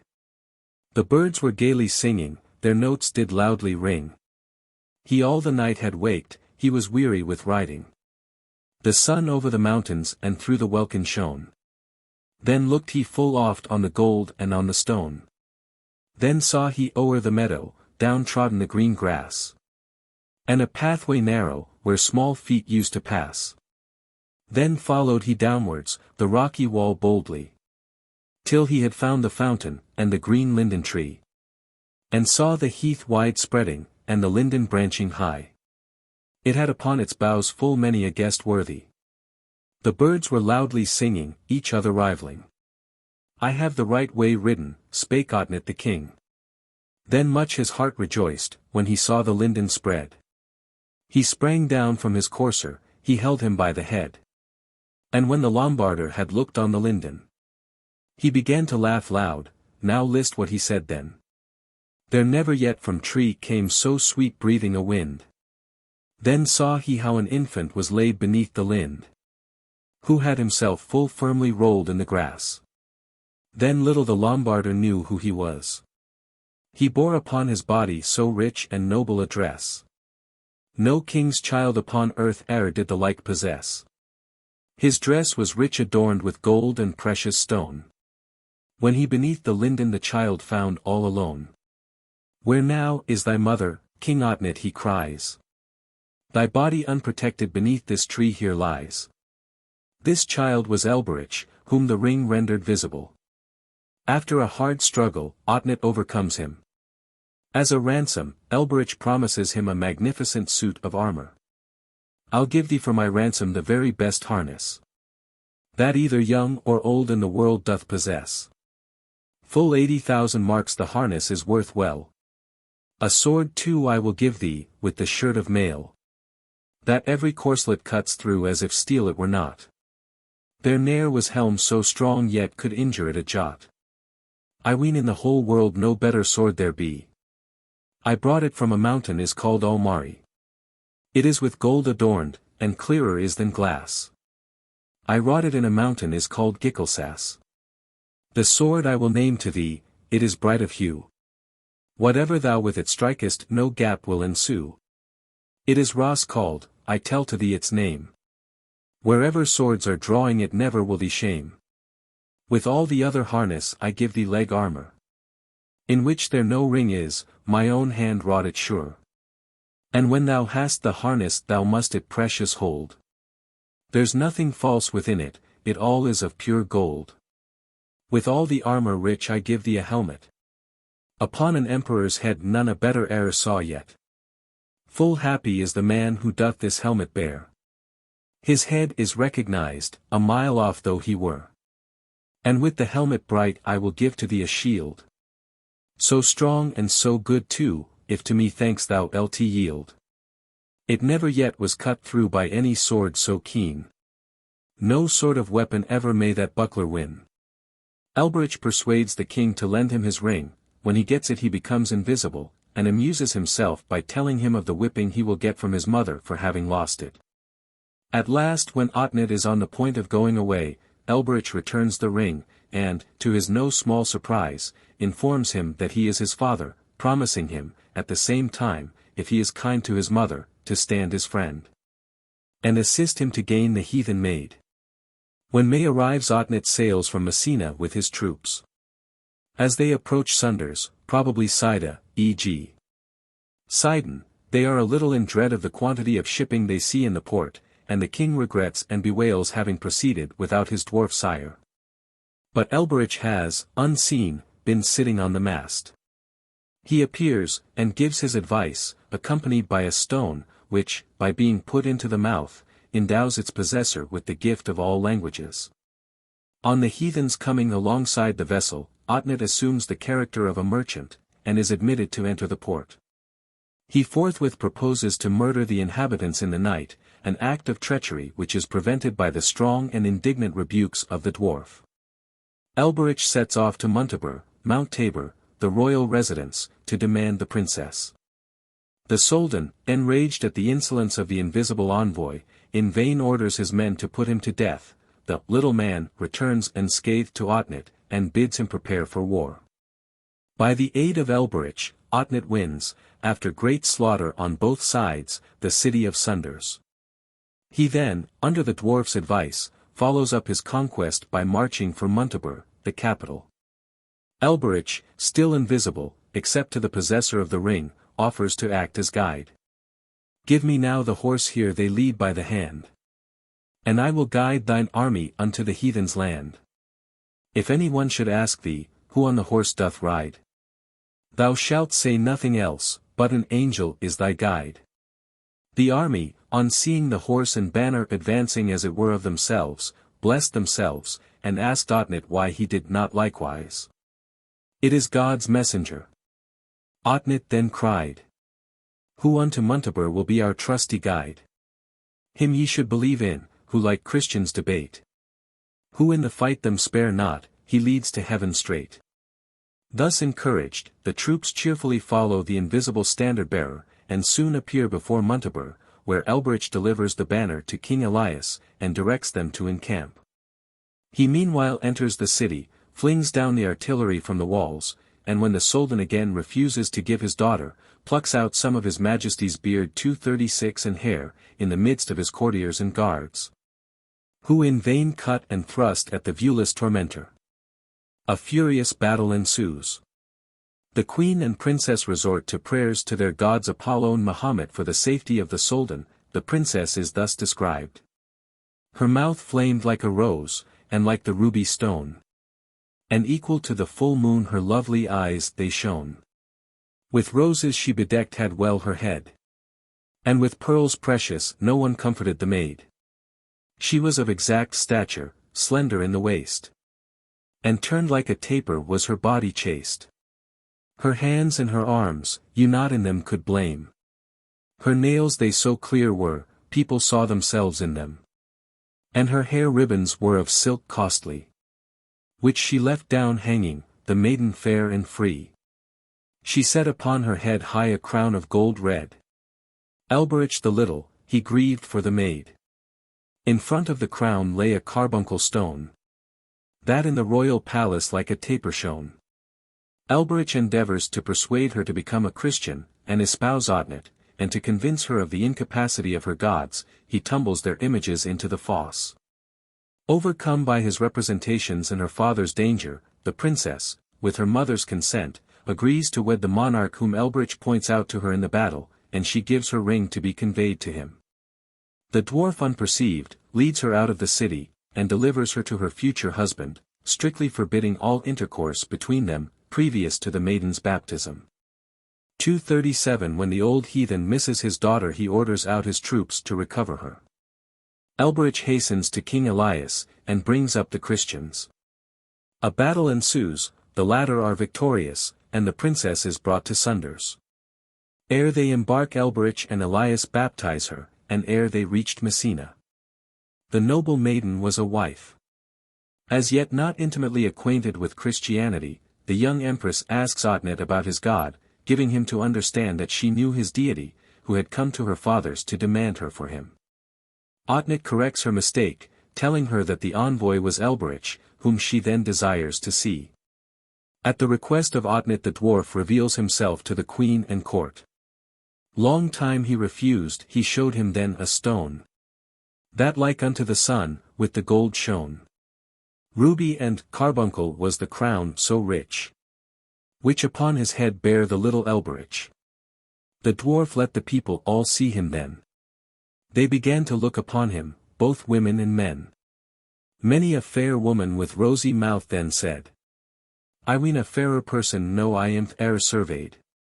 Then Elberich the little a harp laid hold upon.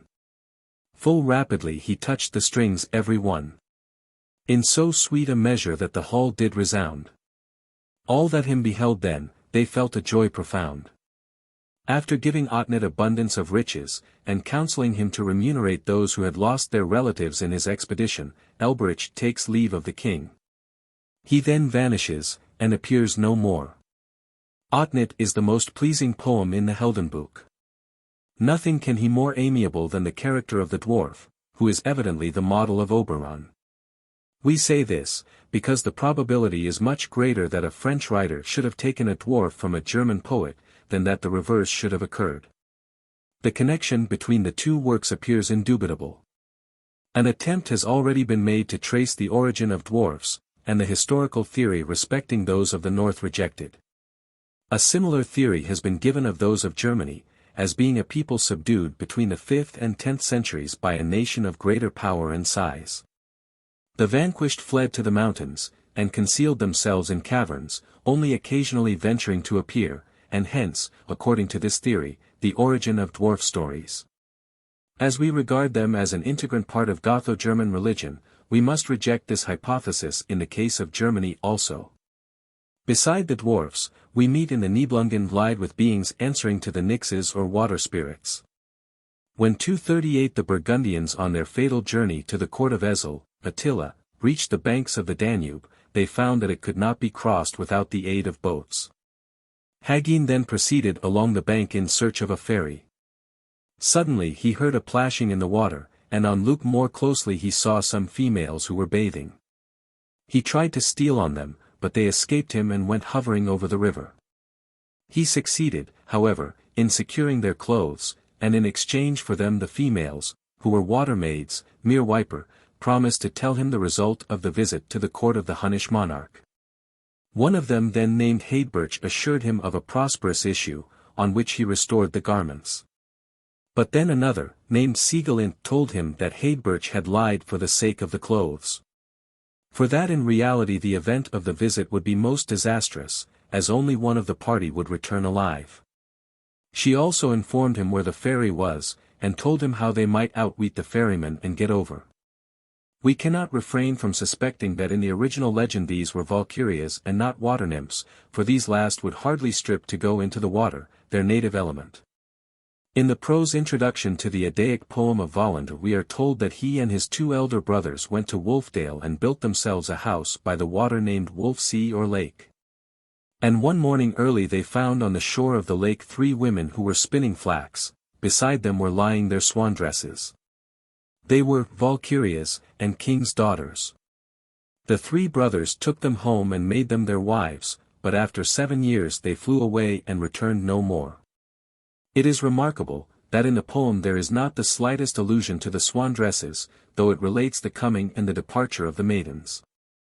We are then to suppose either that there were other poems on the subject, or that these dresses were so well known a vehicle that it was deemed needless to mention them. We are to suppose also that it was by securing these dresses that the brothers prevented the departure of the maidens, and that it was by recovering them that they were enabled to effect their escape. In effect, in the German legend of Wieland, Valander, the hero sees 3 doves flying to a spring, and as soon as they touch the ground, they become maidens. He then secures their clothes, and will not return them till one of them consents to become his wife. 239. This legend resembles the tale of the stolen veil in Musaeus, and those of the Peri wife and the mermaid wife related above. 240 In the Breton tale of Bisclaveret, or the Warwolf, we learn that no one who became a wolf could resume his human form, unless he could recover the clothes which he had put off previous to undergoing the transformation. 241. Our readers may like to see how the preface to the old editions of the Heldenbook accounts for the origin of the dwarfs. God, says it, gave the dwarfs being, because the land and the mountains were altogether waste and uncultivated, and there was much store of silver and gold, and precious stones and pearls still in the mountains. Wherefore God made the dwarfs very artful and wise, that they might know good and evil right well, and, for what everything was good. They knew also for what stones were good. Some stones give great strength. Some make those who carry them about them invisible, that is called a mist cloak, nebelcap, and therefore did God give the dwarfs skill and wisdom. Therefore they built handsome hollow bills, and God gave them riches, etc. God created the giants, that they might kill the wild beasts, and the great dragons, worm, that the dwarfs might thereby be more secure. But in a few years the giants would too much oppress the dwarfs, and the giants became altogether wicked and faithless. God then created the heroes. And be it known that the heroes were for many years right, true and worthy, and they then came to the aid of the dwarfs against the faithless giants. God made them strong, and their thoughts were of manhood, according to honor, and of combats and war. We will divide the objects of German popular belief at the present day, into 4 classes, dwarfs, 2, wild women, 3, kobolds, 4, nixes. Dwarfs. Fort. Michigan schau, die Son nicht. Ich darf nicht länger herren. Michigan aufenken vor Ren licht. Sauce du zum Felser steren. Lomot foke. Away. Let not the sun view me. I dare no longer stay. An elfin child thou wouldst me see. To atone turn at his ray. These beings are called Zwerg, dwarfs, berg and erdmanline, hill and ground mannikins, the still volk, still people, and the klein yoke, little people. 242 The following account of the still people at Pless will give the popular idea respecting them. 243. At Pless, a castle in the mountains in Hesse, are various springs, wells, clefts and holes in the rocks, in which, according to popular tradition, the dwarfs, called the still people, dwell. They are silent and beneficent, and willingly serve those who have the good fortune to please them. If injured they vent their anger, not on mankind, but on the cattle, which they plague and torment. This subterranean race has no proper communication with mankind, but pass their lives within the earth, where their apartments and chambers are filled with gold and precious stones. Should occasion require their visit to the surface of the earth, they accomplish the business in the night, and not by day. This hill people are of flesh and bone, like mankind, they bear children and die, but in addition to the ordinary faculties of humanity, they have the power of making themselves invisible, and of passing through rocks and whales. With the same facility as through the air. They sometimes appear to men, lead them with them into cliffs, and if the strangers prove agreeable to them, present them with valuable gifts. 244. The hillman at the dance. Old people have positively asserted that some years ago, at the celebration of a wedding in the village of Glass, a couple of miles from the Wunderberg, and the same distance from the city of Salzburg, there came toward evening a little hillman out of the Wunderberg. He desired all the guests to be merry and cheerful, and begged to be permitted to join in their dance, which request was not refused.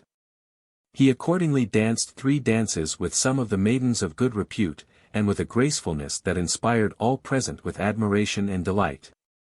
After the dance he returned them his thanks, accompanied by a present to each of the bridal party of 3 pieces of money of an unknown coin, each of which they estimated to be worth 4 kreuzers. Moreover, he recommended them to dwell in peace and concord, to live like Christians, and, by a pious education, to bring up their children in goodness. He told them to lay up these coins with their money, and constantly to think of him, and so they would rarely come to distress. But warned them against becoming proud, and advised them, on the contrary, to relieve their neighbors with their superfluities. The hillman remained with them till night, and took some meat and drink from each as they offered it to him, but only very little.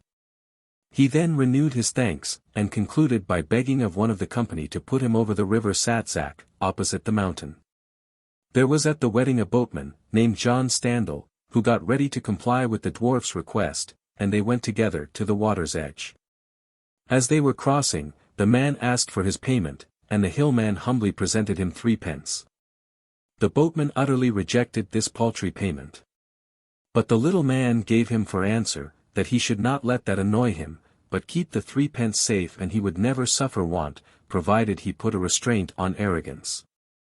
He gave him at the same time, a little stone with these words, "Hang this on your neck, and you will never be drowned in the water." And of this he had a proof that very year.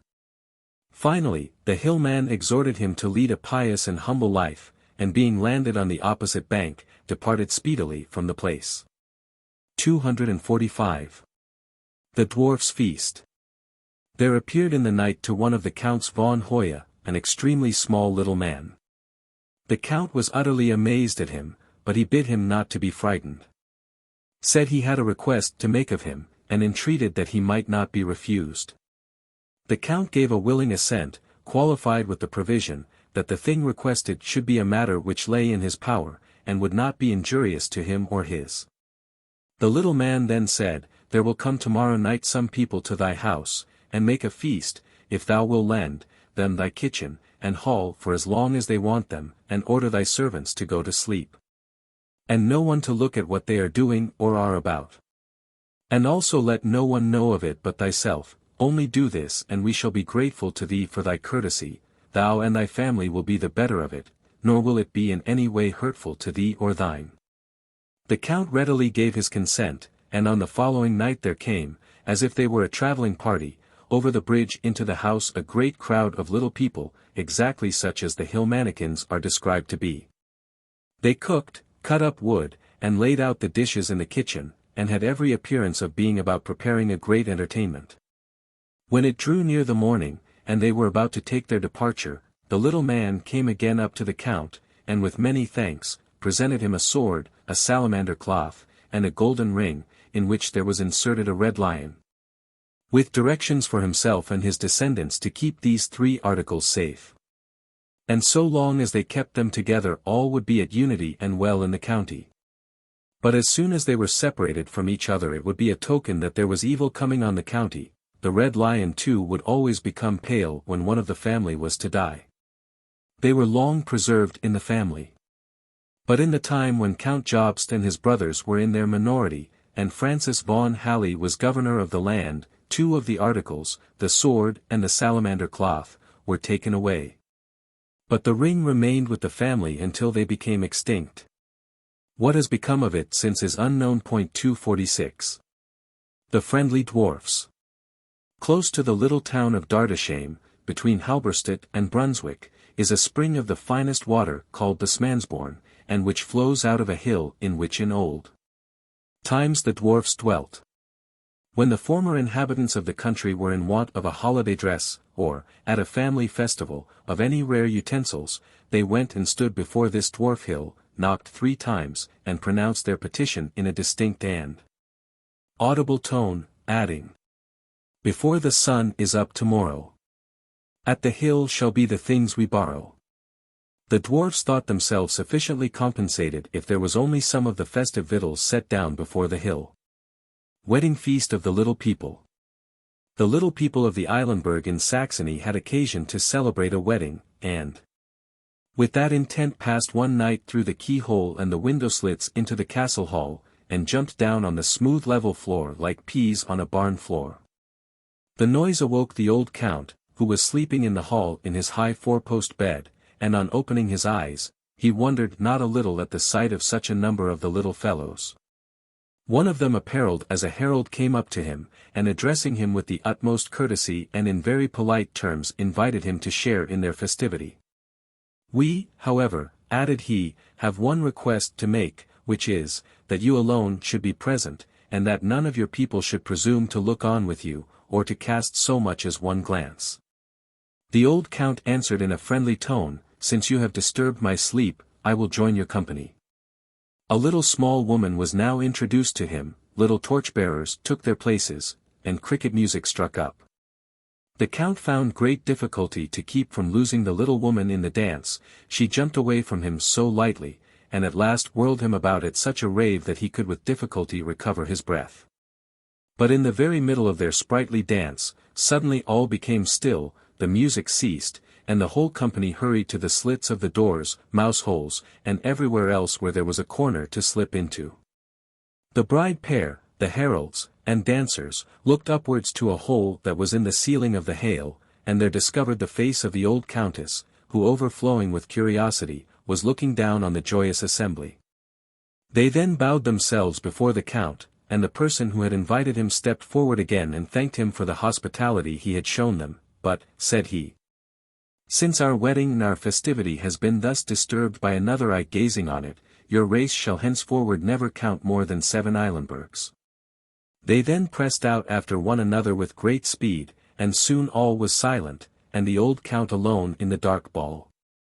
The curse has lasted till the present time, and one of 6 living knights of Eilenberg has always died before the 7th was born. 247. Smith Richard. On the east side of the dwarf hill of Dardashame there is a piece of arable land. A smith named Richard had sown this field with peas, but he observed that when they were just in perfection they were pulled in great quantities. Richard built himself a little hut on his ground, there to lie in wait for the thief. And there he watched day and night. In the daytime he could see no alteration, but every morning he found that, notwithstanding all his watchfulness, the field had been plundered during the night. Vexed to the heart at seeing that all his labor was in vain, he determined to thresh out on the ground what remained of the peas. So with the daybreak Smith Richard commenced his work. Hardly was 1/2 of his peas threshed when he heard a piteous wailing, and on going to look for the cause, be found on the ground under the peas one of the dwarfs whose skull he had rapped with his flail, and who was now visible, having lost his mist cap with the blow. The dwarf ran back into the hill as fast as his legs could carry him. However, little tiffs like this disturbed but for a very short time the good understanding of the dwarf people and the inhabitants. But the dwarfs emigrated at last, because the tricks and scoffs of several of the inhabitants were become no longer bearable, as well as their ingratitude for several services they had rendered them. Since that time no one has ever heard or seen anything of the dwarfs in the neighborhood. Dwarfs stealing corn. 'Tis not very long since there were dwarfs at June near Göttingen, who used to go into the fields and steal the sheaves of corn. This they were able to do the more easily by means of a cap they wore, which made them invisible. They did much injury to one man in particular who had a great deal of corn. At length he hit on a plan to catch them. At noon one day he put a rope round the field, and when the dwarfs went to creep under it, it knocked off their caps. Being now visible, they were caught. They gave him many fair words, promising if he would take away the rope to give him a peck, meta, of money if he came to that same place before sunrise. He agreed, but a friend whom he consulted told him to go not at sunrise but a little before 12 at night, as it was at that hour that the day really began. He did as directed, and there he found the dwarfs, who did not expect him, with the peck of money. The name of the family that got it is Medens. A farmer in another part of the country being annoyed in a similar manner, was told to get willow rods and beat the air with them, and he thus would knock off some of their caps and discover them. He and his people did so, and they captured one of the dwarfs, who told the farmer that if he would let him go, he would give him a wagon load of money, but he must come for it before sunrise. At the same time he informed him where his abode was. The farmer having inquired when the sun really rose, and being told at 12 o'clock, yoked his wagon and drove off, but when he came to the dwarf's hole, he heard them shouting and singing within. It is good that the bumpkin doth not know that up at 12 the sun doth go.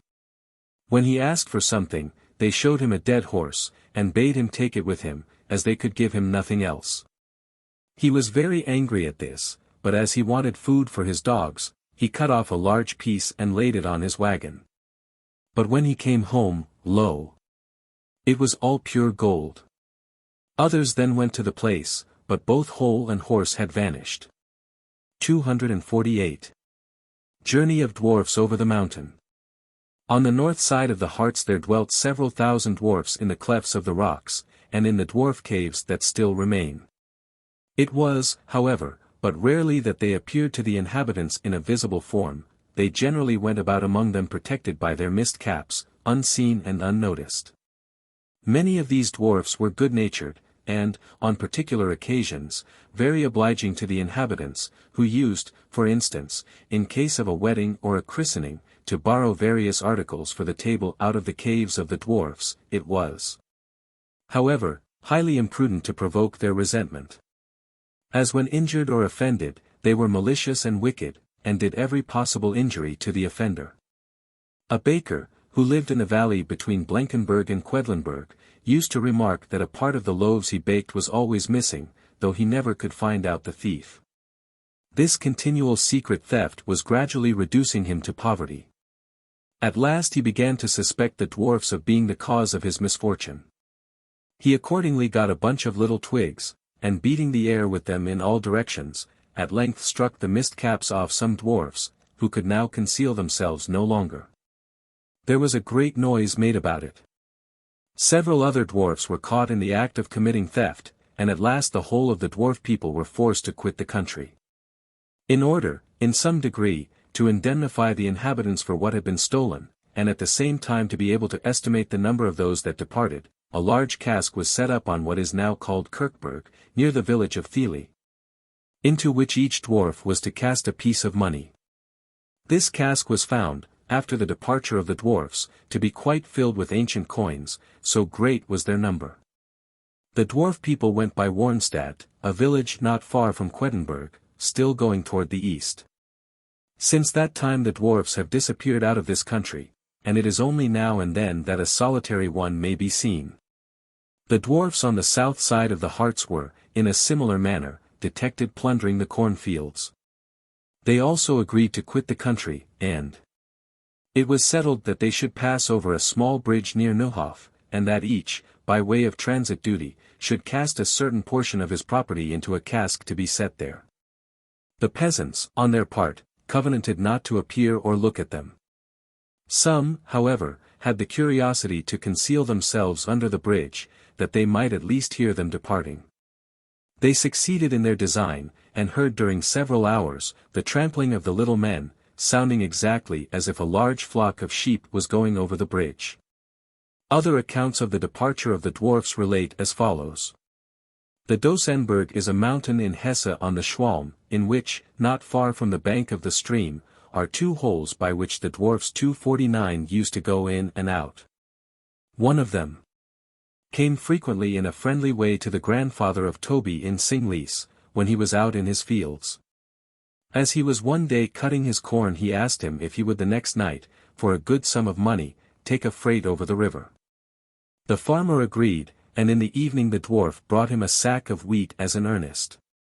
4 horses were then put to the wagon, and the farmer drove to the Dosenberg, out of the holes of which the dwarf brought heavy, but invisible loads to the wagon, which the farmer then drove through the water over to the other side.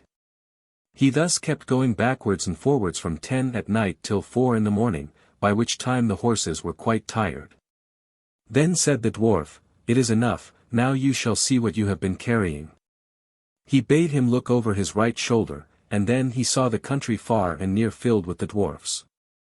"These 1,000 years, then said the dwarf, have we dwelt in the Dosenberg, our time is now up, and we must go to another land.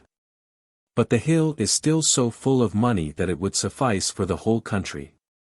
He then loaded Toby's wagon with money and departed. The farmer had difficulty in bringing home so heavy a load, but he became a rich man.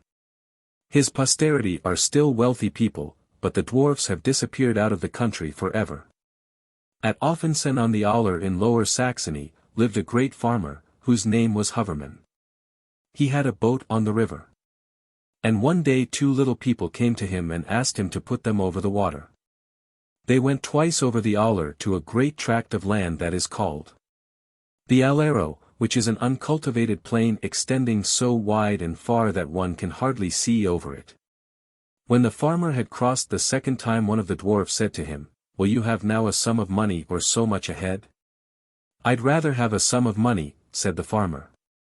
One of them took off his hat and put it on the farmer's head, and said, "You'd have done better to have taken so much a head."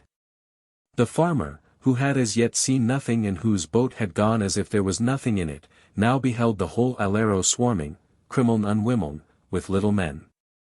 These were the dwarfs that he had brought over.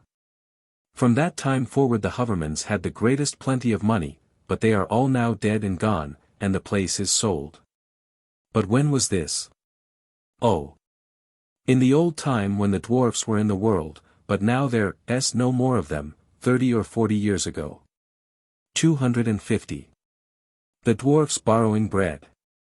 Albert Steffel, aged 70 years, who died in the year 1680, and Hans Komen, aged 36, who died in 1679, 2 honest, veracious men. Frequently declared that as one time Komen's grandfather was working in his ground which lay in the neighborhood of the place called the Dwarf's Hole, and his wife had brought out to the field to him for his breakfast some fresh baked bread, and had laid it, tied up in a napkin, at the end of the field, there came up soon after a little dwarf woman, who spoke to him about his bread, saying, that her own was in the oven, and that her children were hungry and could not wait for it. But that if he would give her his, she would be certain to replace it by noon. The man consented, and at noon she returned, spread out a very white little cloth, and laid on it a smoking hot loaf, and with many thanks and entreaties told him he might eat the bread without any apprehension. And that she would return for the cloth. He did as she desired, and when she returned she told him that there had been so many forges erected that she was quite annoyed, and would be obliged to depart and abandon her favourite dwelling. She also said that the shocking cursing and swearing of the people drove her away, as also the profanation of Sunday, as the country people, instead of going to church, used to go look at their fields, which was altogether sinful. 251. The Changeling. It was the belief, in some parts of Germany, that if a child that was not thriving were taken to a place named Syriac's Mead, near Neuhausen, and left lying there and given to drink out of Syriac's well, at the end of 9 days it would either die or recover. The butler and cook of one of the spiritual lords of Germany, without being married, had a child, which kept crying day and night, and evermore craving for food, and yet it never grew nor throve.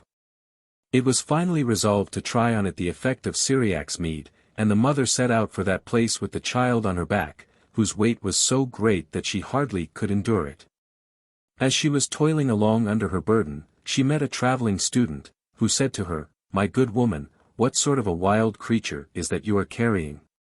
I should not wonder if it were to crush in your neck." She replied that it was her dear child which would not grow nor thrive, and that she was taking it to Neuhausen to be rocked. "But," said he, "that is not your child, it is the devil. Fling it into the stream." But she refused, and maintained that it was her child, and kissed it. Then said he, "Your child is at home in the inner bedroom in a new cradle behind the ark. Throw, I tell you, this monster into the stream." With many tears and groans the poor woman at length did as he required, and immediately there was heard under the bridge on which they were standing a howling and a growling as if wolves and bears were in the place.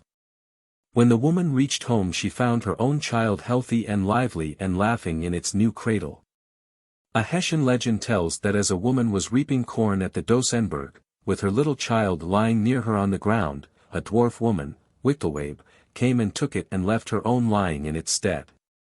When the mother came to look after her dear babe, a great ugly jolterhead was there gaping at her. She cried out and roared murder, so lustily that the thief came back with the child. But she did not restore it till the mother had put the changeling to her breast and given it some ennobling human milk. 252.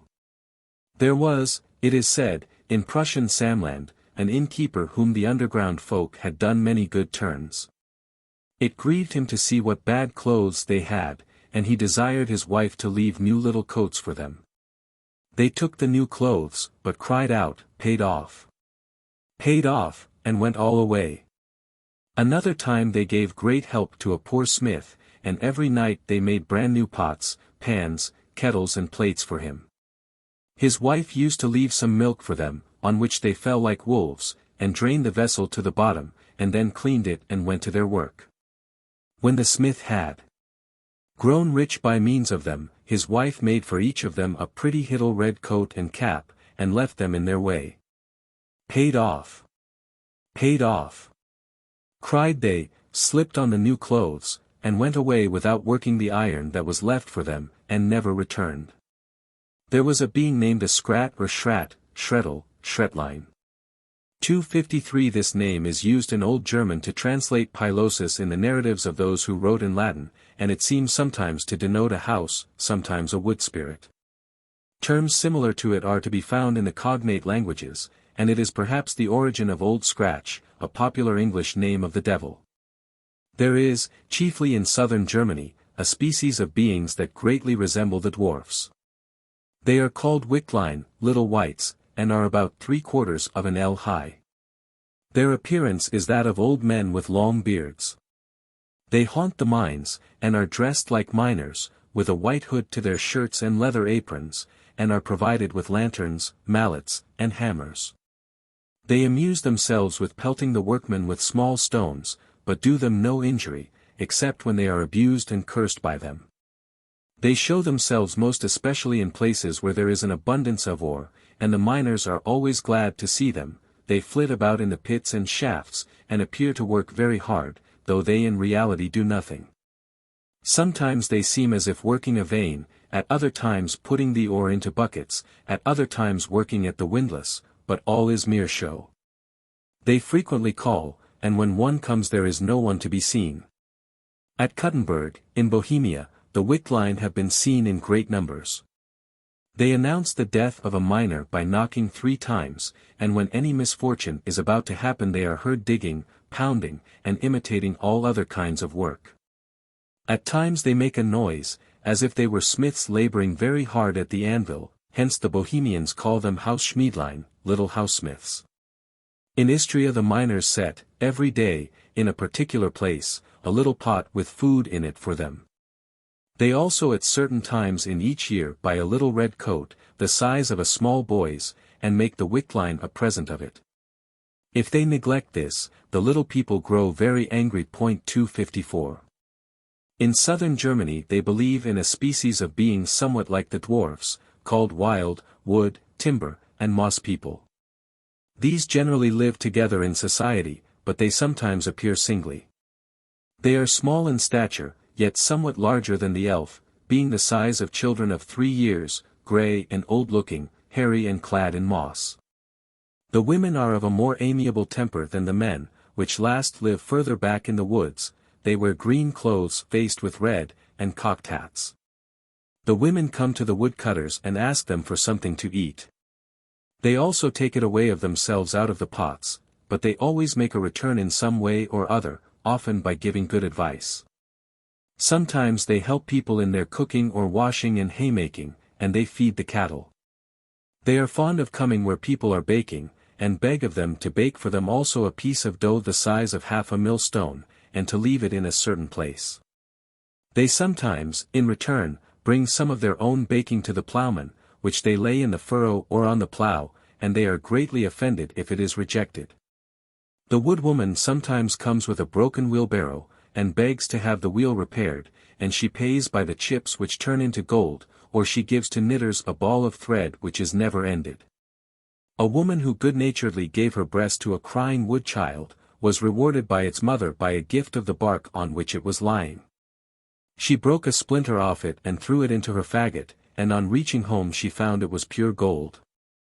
Their lives are attached, like those of the hamadryads, to the trees, and if any one causes by friction the inner bark to loosen a woodwoman dies.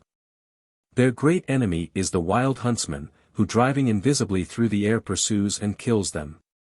A peasant one time hearing the usual baying and cheering in a wood, would join in the cry. Next morning he found hanging at his stable door a quarter of a green moss woman as his share of the game. When the woodmen are felling timber they cut 3 crosses in a spot of the tree that is to be hewn, and the moss women sit in the middle of these and so are safe from the wild huntsman. 255. The following account of the popular belief in the parts of Germany adjacent to Jutland has been given by a late writer. 256. In Friesland the dwarfs are named Enneriesk, in some of the islands Enerbansk, and in Holstein Annerorsk. 257 The same stories are told of them as of the dwarfs and fairies elsewhere. They take away, and keep for long periods, girls with whom they have fallen in love. They steal children and leave changelings in their stead, the remedy against which is to lay a Bible under the child's pillow. They lend and borrow pots, plates, and such like, sometimes lending money with or even without interest. They aid to build houses and churches, help the peasant when his cart has stuck in the mire, and will bring him water and pancakes to refresh him when at work in the fields. The dwarf husband. A poor girl went out one day and as she was passing by a hill she heard a dwarf hammering away inside of it, for they are handy smiths, and singing at his work.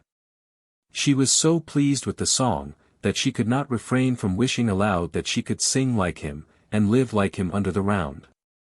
Scarcely had she expressed the wish when the singing ceased, and a voice came out of the hill, saying, "Should you like to live with us?" "To be sure I should," replied the girl, who probably had no very happy life of it above ground.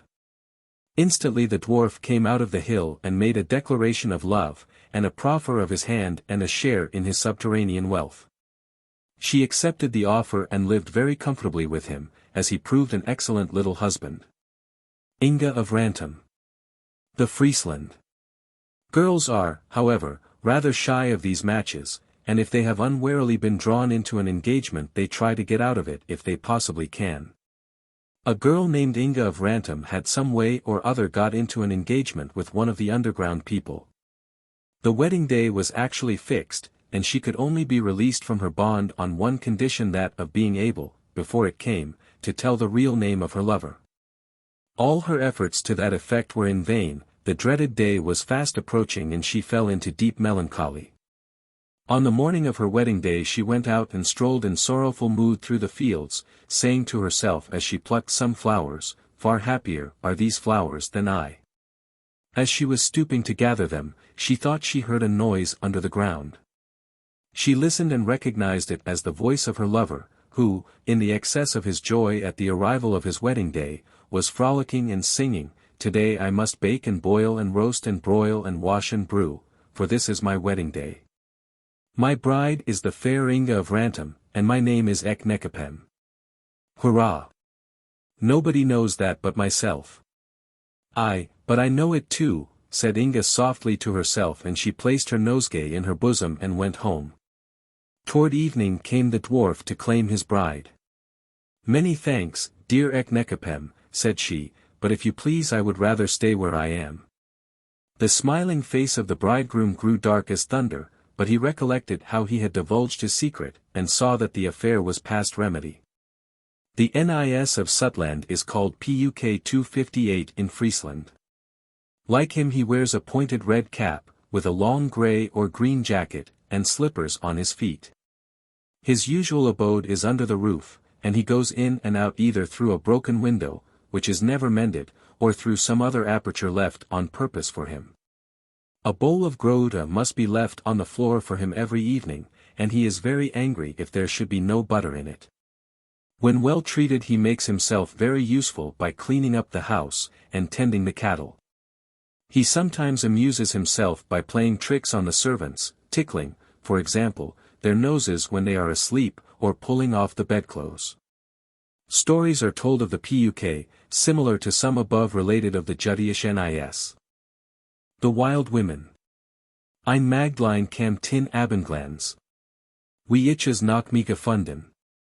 Schreiber. A maiden came in evening's glow. Such as I ne'er have met.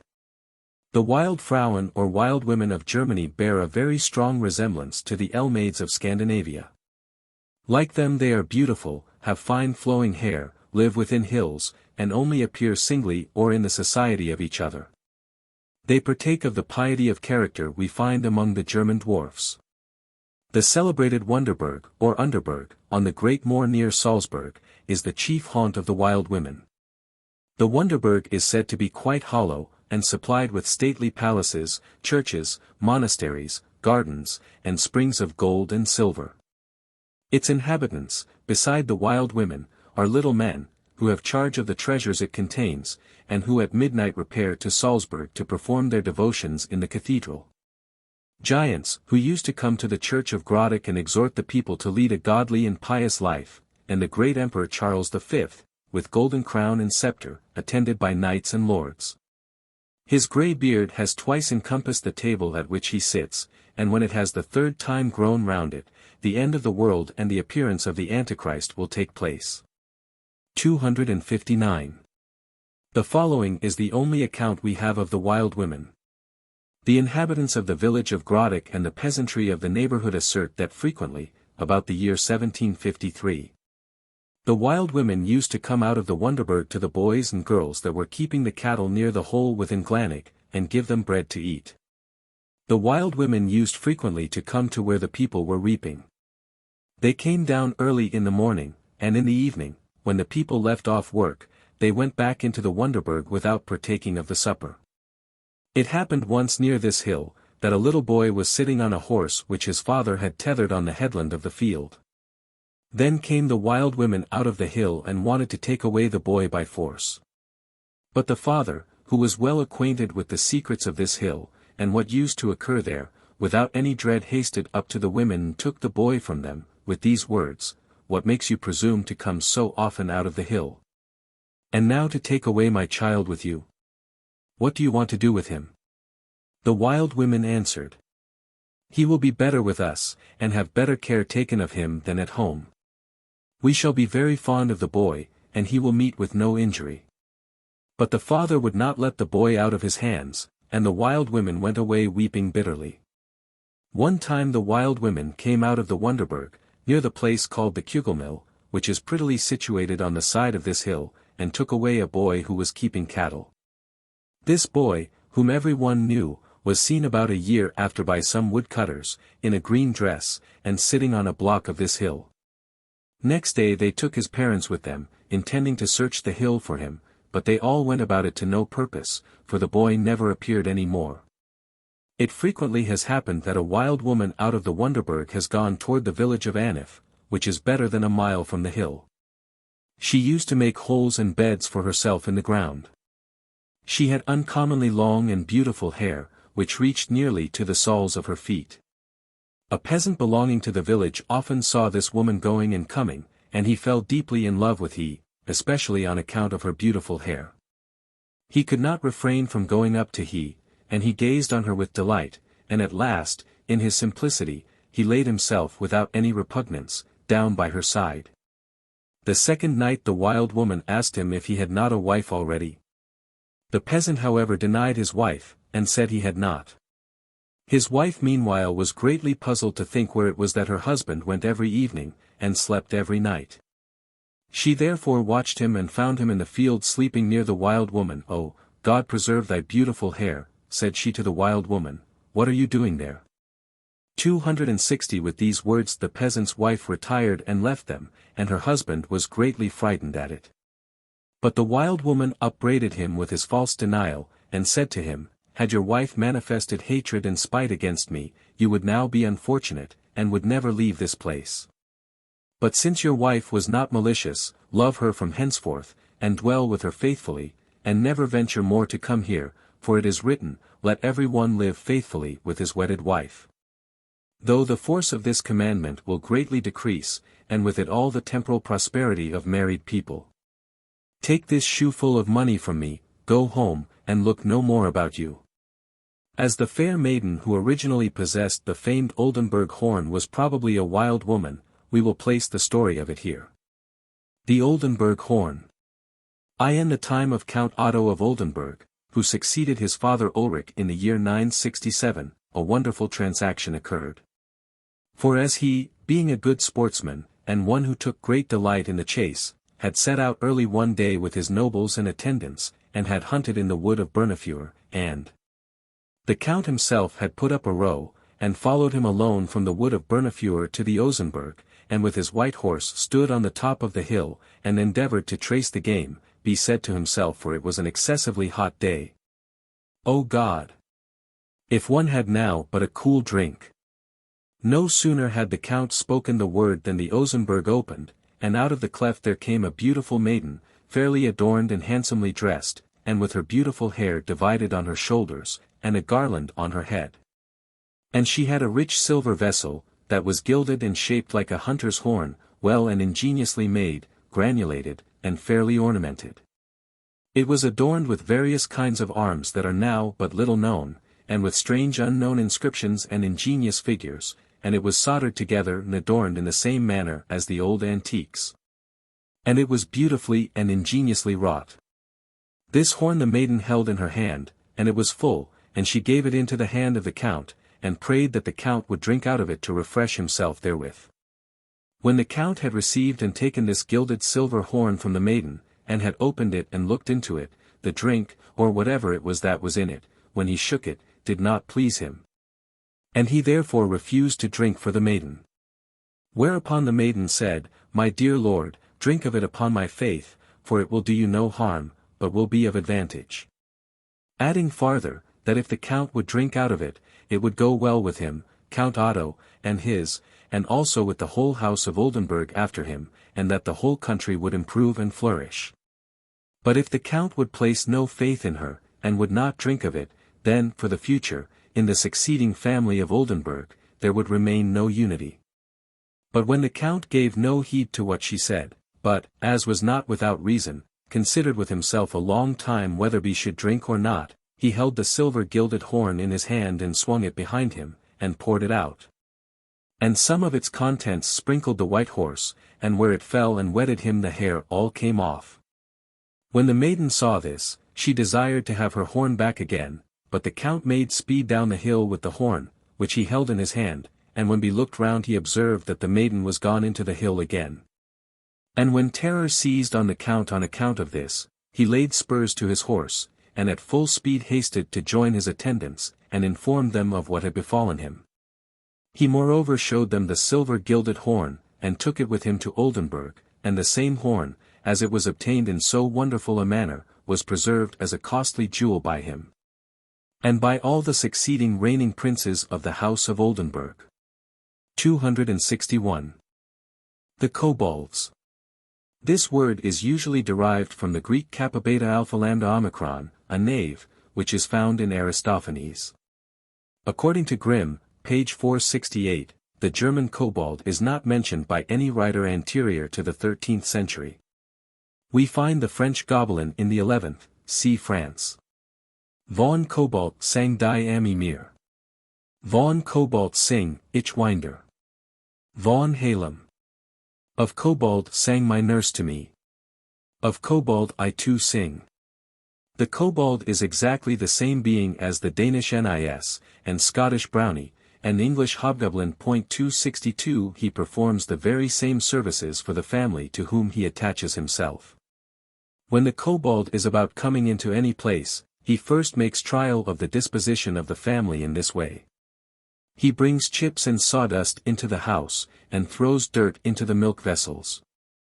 If the master of the house takes care that the chips are not scattered about, and that the dirt is left in the vessels, and the milk drunk out of them, the kobold comes and stays in the house as long as there is one of the family alive. The change of servants does not affect the kobold, who still remains.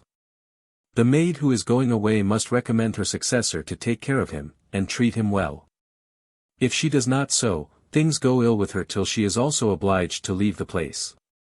The history of the celebrated Hinzelmann will give most full and satisfactory information respecting the nature and properties of kobolds. For such he was, though he used constantly to deny it. His history was written at considerable length by a pious minister, named Feldman. Grimm gives us the following abridgment of it. 263. Hinzelmann.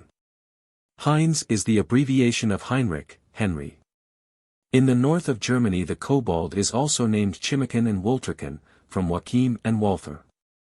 A wonderful house spirit haunted for a long time the old castle of Heudeman, situated in the country of Lüneburg, not far from the Aller, and of which there is nothing remaining but the walls.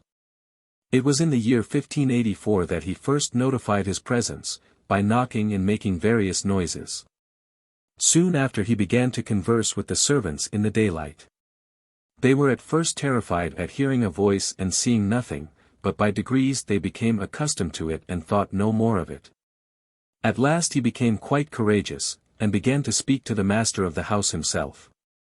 And used, in the middle of the day and in the evening, to carry on conversations of various kinds, and at mealtimes he discoursed with those who were present, whether strangers or belonging to the family.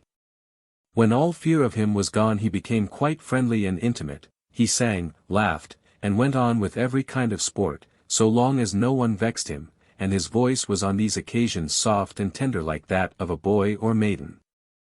When he was asked whence he came, and what he had to do in that place, he said he was come from the Bohemian mountains, and that his companions were in the Bohemian forest, that they would not tolerate him, and that he was in consequence obliged to retire and take refuge with good people till his affairs should be in a better condition. He added that his name was Hinzelmann, but that he was also called Loring, and that he had a wife whose name was Hilbingels. When the time for it was come he would let himself be seen in his real shape, but that at present it was not convenient for him to do so. In all other respects he was, he said, as good and honest a fellow as need be. The master of the house, when he saw that the spirit attached himself more and more to him, began to get frightened, and knew not how he should get rid of him. By the advice of his friends he determined at last to leave his castle for some time, and set out for Hanover. On the road they observed a white feather that flew beside the carriage, but no one knew what it signified. When he arrived at Hanover he missed a valuable gold chain that he wore about his neck, and his suspicions fell upon the servants of the house. But the innkeeper took the part of his servants, and demanded satisfaction for the discreditable charge.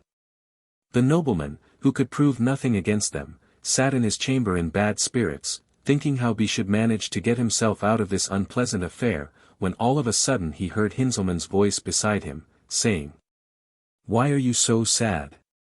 If there is anything gone wrong with you tell it to me, and I shall perhaps know how to assist you. If I were to make a guess, I should say that you are fretting on account of a chain you have lost." "What are you doing here?" replied the terrified nobleman. "Why have you followed me? Do you know anything about the chain?"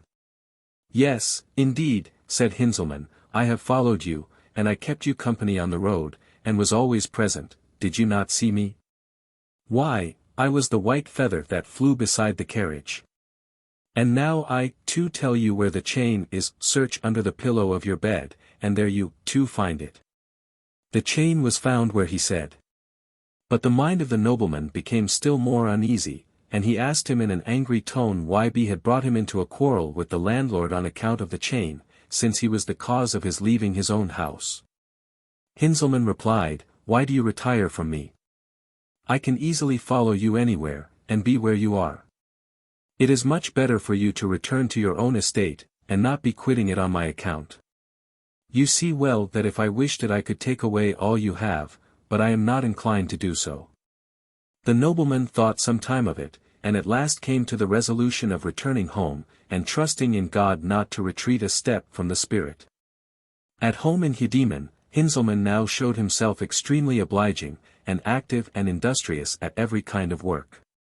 He used to toil every night in the kitchen. And if the cook, in the evening after supper, left the plates and dishes lying in a heap without being washed, next morning they were all nice and clean, shining like looking-glasses, and put up in proper order. She therefore might depend upon him, and go to bed in the evening after supper without giving herself any concern about them. In like manner nothing was ever lost in the kitchen. And if anything was astray Hinzelmann knew immediately where to find it, in whatever corner it was hid, and gave it into the hands of the owner. If strangers were expected, the spirit let himself be heard in a particular manner, and his labors were continued the whole night long. He scoured the pots and kettles, washed the dishes, cleaned the pails and tubs. The cook was grateful to him for all this, and not only did what he desired, but cheerfully got ready his sweet milk for his breakfast. He took also the charge of superintending the other men and maids. He noticed how they got through their business, and when they were at work he encouraged them with good words to be industrious. But if any one was inattentive to what he said, he caught up a stick and communicated his instructions by laying on heartily with it. He frequently warned the maids of their mistress's displeasure, and reminded them of some piece of work which they should set about doing. He was equally busy in the stable. He attended to the horses, and curried them carefully, so that they were as smooth in their coats as an eel. They also throve and improved so much, in next to no time, that everybody wondered at it. His chamber was in the upper story on the right-hand side, and his furniture consisted of only 3 articles. Imprimis, of a settle or armchair, which he plaited very neatly for himself of straw af different colors, full of handsome figures and crosses, which no one looked upon without admiration. Secondly, of a little round table, which was on his repeated entreaties made and put there. Thirdly, of a bed and bedstead, which he had also expressed a wish for. There never was any trace found as if a man had lain in it. There could only be perceived a very small depression, as if a cat had been there. The servants, especially the cook, were obliged every day to prepare a dish full of sweet milk, with crumbs of wheaten bread, and place it upon his little table. And it was soon after eaten up clean. He sometimes used to come to the table of the master of the house, and they were obliged to put a chair and a plate for him at a particular place. Whoever was helping, put his food on his plate, and if that was forgotten he fell into a great passion. What was put on his plate vanished, and a glass full of wine was taken away for some time, and was then set again in its place empty. But the food was afterwards found lying under the benches, or in a corner of the room. In the society of young people Hinzelmann was extremely cheerful. He sang and made verses. One of his most usual ones was, "If thou here wilt let me stay, good luck shalt thou have alway. But if hence thou wilt me chase, luck will ne'er come near the place." He used also to repeat the songs and sayings of other people by way of amusement or to attract their attention. The minister Feldman was once invited to Hjudeman, and when he came to the door he heard someone above in the hall singing, shouting, and making every sort of noise, which made him think that some strangers had come the evening before, and were lodged above, and making themselves merry.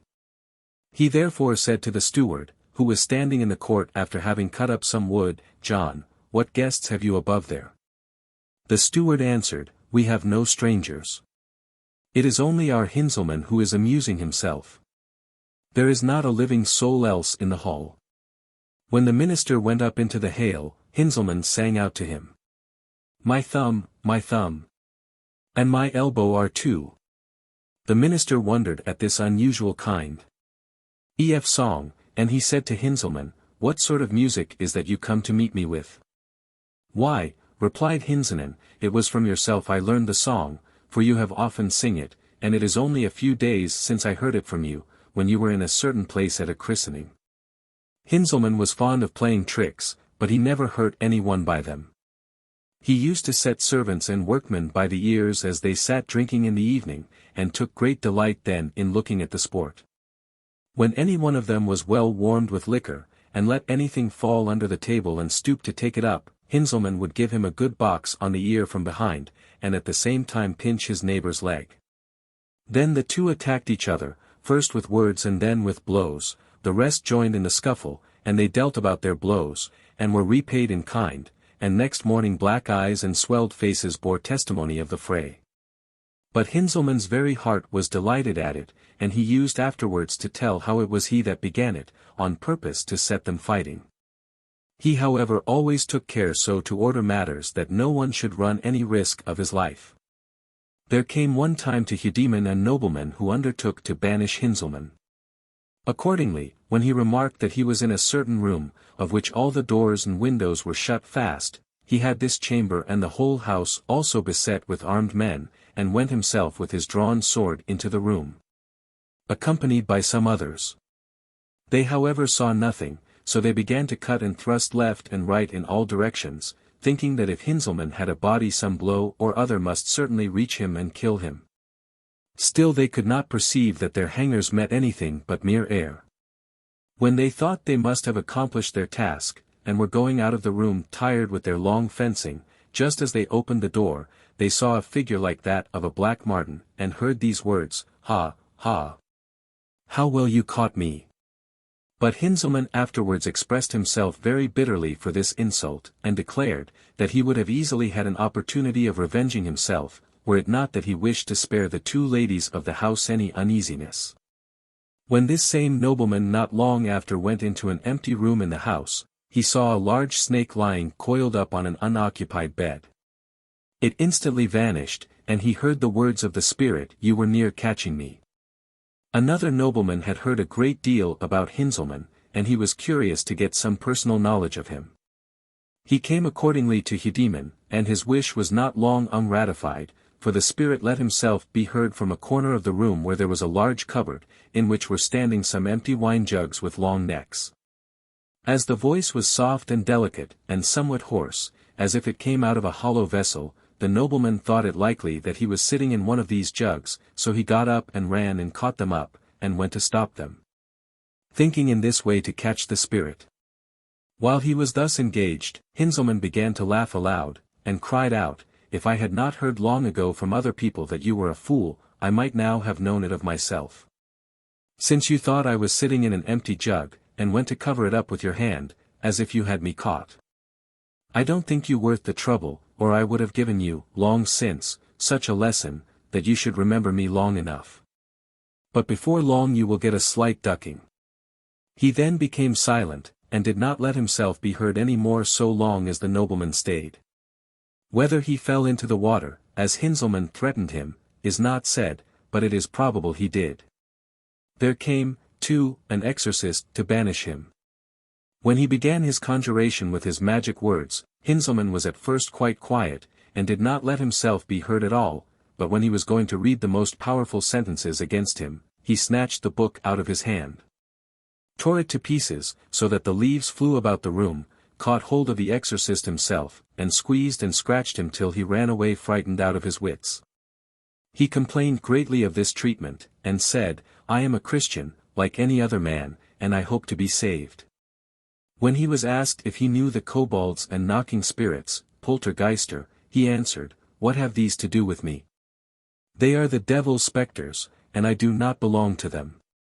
No one has any evil, but rather good, to expect from me. Let me alone and you will have luck in everything. The cattle will thrive, your substance will increase, and everything will go on well." Profligacy and vice were quite displeasing to him. He used frequently to scold severely one of the family for his stinginess, and told the rest that he could not endure him on account of it. Another he upbraided with his pride, which he said he hated from his heart.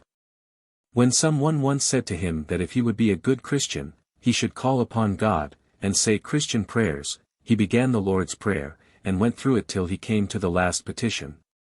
When he murmured, "Deliver us from the evil one," quite low. He also repeated the creed, but in a broken and stammering manner, for when he came to the words, "I believe in the forgiveness of sins, the resurrection of the body, and life everlasting," he pronounced them in so hoarse and indistinct a voice that no one could rightly hear and understand him. The minister of Eicloak, Mr. Feldman, said that his father was invited to dinner to Heudeman at Whitsuntide, where he heard Hinzelmann go through the whole of the beautiful hymn, "None bitten were den Heiligen Geist," in a very high but not unpleasant voice, like that of a girl or a young boy. Nay, he sang not merely this, but several other spiritual songs also when requested, especially by those whom he regarded as his friends, and with whom he was on terms of intimacy.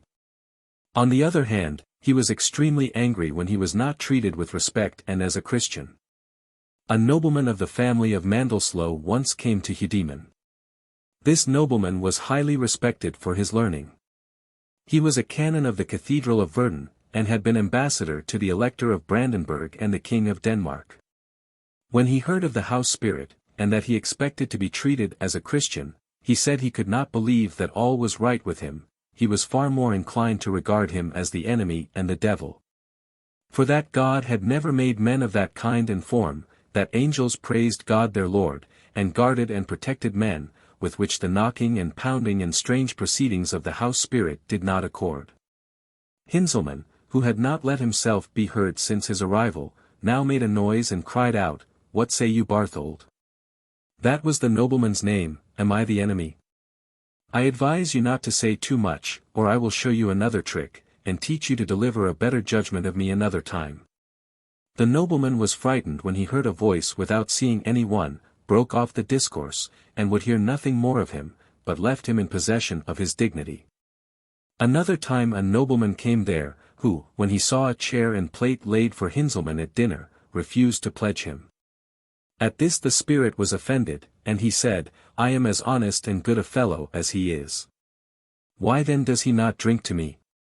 To this the nobleman replied, "Depart hence, and go drink with thy infernal companions, thou hast nothing to do here."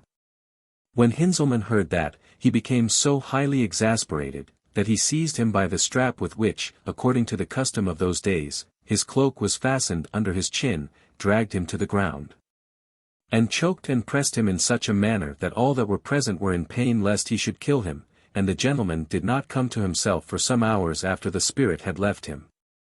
Another time an esteemed friend of the master of Heudeman was travelling that way, but he hesitated to come in on account of the house spirit, of whose mischievous turn he had heard a great deal, and sent his servant to inform the family that he could not call upon them. The master of the house sent out and pressed him very much to come in and dine there, but the stranger politely excused himself, by saying that it was not in his power to stop. He, however, added, that he was too much terrified at the idea of sitting at the same table eating and drinking with a devil. Hinzelmann, it appears, was present at this conversation out in the road. For when the stranger had thus refused they heard these words, "Wait, my good fellow, you shall be well paid for this talk." Accordingly, when the traveller went on and came to the bridge over the mice, the horses took fright, entangled themselves in the harness, and horses, carriage and all, were within an ace of tumbling down into the water. When everything had been set to rights, and the carriage had got on about a gunshot, it was turned over in the sand on the level ground, without, however, those who were in it receiving any farther injury. Hinzelmann was fond of society, but the society he chiefly delighted in was that of females, and he was to them very friendly and affable. There were 2 young ladies at Heudeman, named Anne and Catherine, to whom he was particularly attached. He used to make his complaint to them whenever he was angry at anything, and held, besides, conversations of every kind with them. Whenever they travelled he would not quit them, but accompanied them everywhere in the shape of a white feather. When they went to sleep at night, he lay beneath, at their feet, outside the clothes, and in the morning there was a little hole to be seen, as if a little dog had lain there. Neither of these ladies ever married. For Hinzelmann frightened away their wooers. Matters had frequently gone so far as the engagement, but the spirit always contrived to have it broken off. One lover he would make all bewildered and confused when he was about to address the lady, so that he did not know what he should say. In another he would excite such fear as to make him quiver and tremble. But his usual way was to make a writing appear before their eyes on the opposite white wall, with these words in golden letters, "Take Maid Anne, and leave me Maid Catherine."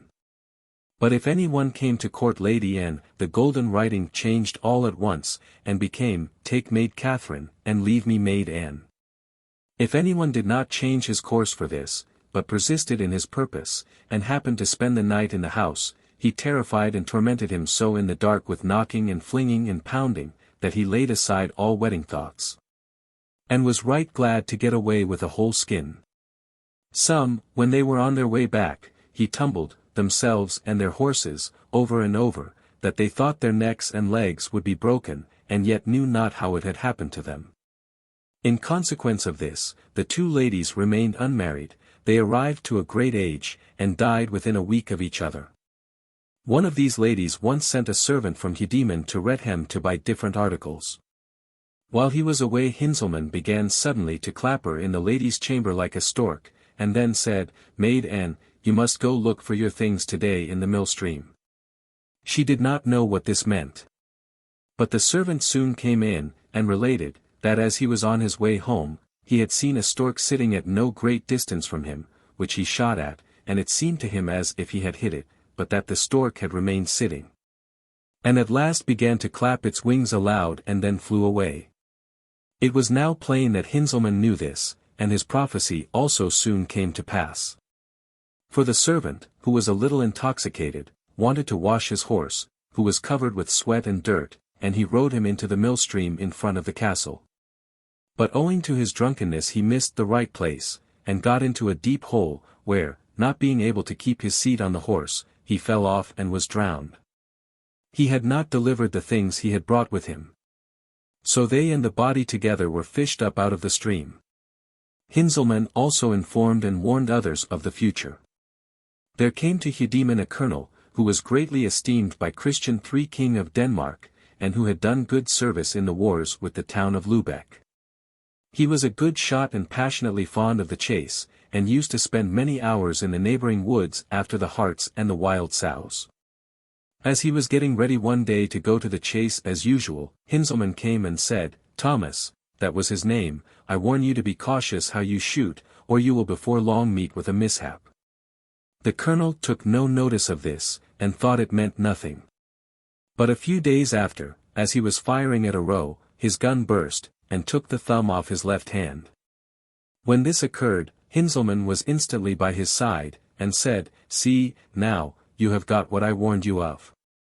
If you had refrained from shooting this time, this mischance would not have befallen you. Another time a certain Lord Fakenburg, who was a soldier, was on a visit at Heudeman. He was a lively, jolly man, and he began to play tricks on Hinzelmann, and to mock and jeer him. Hinzelmann would not long put up with this, and he began to exhibit signs of great dissatisfaction. At last he said, Fakenburg, you are making very merry now at my expense, but wait till you come to Magdeburg, and there your cap will be burst in such a way that you will forget your jibes and your jeers. The nobleman was awed, he was persuaded that these words contained a hidden sense, he broke off the conversation with Hinzelmann, and shortly after departed. Not long after the siege of Magdeburg, under the Elector Maurice, commenced, at which this Lord Fakenburg was present, under a German prince of high rank. The besieged made a gallant resistance, and night and day kept up a firing of double harquebuses, and other kinds of artillery. And it happened that one day Fakenburg's chin was shot away by a ball from a falconet, and 3 days after he died of the wound, in great agony. Anyone whom the spirit could not endure he used to plague or punish for his vices. He accused the secretary at Heudeman of too much pride, took a great dislike to him on account of it, and night and day gave him every kind of annoyance. He once related with great glee how he had given the haughty secretary a sound box on the ear. When the secretary was asked about it, and whether the spirit had been with him, he replied, "Aye, indeed, he has been with me but too often. This very night he tormented me in such a manner that I could not stand before him. He had a love affair with the chambermaid. And one night as he was in high and confidential discourse with her, and they were sitting together in great joy, thinking that no one could see them but the four walls, the crafty spirit came and drove them asunder. And roughly tumbled the poor secretary out at the door, and then took up a broomstick and laid on him with it, that he made over head and neck for his chamber, and forgot his love altogether." Hinzelmann is said to have made some verses on the unfortunate lover, and to have often sung them for his amusement, and repeated them to travellers, laughing heartily at them. One time someone at Heudeman was suddenly taken in the evening with a violent fit of the colic, and a maid was dispatched to the cellar to fetch some wine, in which the patient was to take his medicine. As the maid was sitting before the cask, and was just going to draw the wine, Hinzelmann was by her side, and said, "You will be pleased to recollect that, a few days ago, you scolded me and abused me. By way of punishment for it, you shall spend this night sitting in the cellar. As to the sick person, he is in no danger whatever, his pain will be all gone in half an hour, and the wine would rather injure him. So just stay sitting here till the cellar door is opened." The patient waited a long time, but no wine came. Another maid was sent down, and she found the cellar door well secured on the outside with a good padlock, and the maid sitting within, who told her that Hinzelmann had fastened her up in that way. They wanted to open the cellar and let the maid out, but they could not find a key for the lock, though they searched with the greatest industry. Next morning the cellar was open, and the lock and key lying before the door. Just as the spirit said, all his pain left the sick man in the course of half an hour. Hinzelmann had never shown himself to the master of the house at Heudeman, and whenever he begged of him that if he was shaped like a man, he would let himself be seen by him, he answered, that the time was not yet come. That he should wait till it was agreeable to him. One night, as the master was lying awake in bed, he heard a rushing noise on one side of the chamber, and he conjectured that the spirit must be there. So he said, "Hinzelmann, if you are there, answer me." "It is I," replied he, "what do you want?" As the room was quite light with the moonshine, it seemed to the master as if there was the shadow of a form like that of a child, perceptible in the place from which the sound proceeded. As he observed that the spirit was in a very friendly humor, he entered into conversation with him, and said, "Let me, for this once, see and feel you." But Hinzelmann would not. "Will you reach me your hand, at least, that I may know whether you are flesh and bone like a man?" "No," said Hinzelmann, "I won't trust you, you are a knave, you might catch hold of me, and not let me go any more." After a long demur, however, and after he had promised, on his faith and honor, not to hold him, but to let him go again immediately, he said, "See, there is my hand." And as the master caught at it, it seemed to him as if he felt the fingers of the hand of a little child, but the spirit drew it back quickly.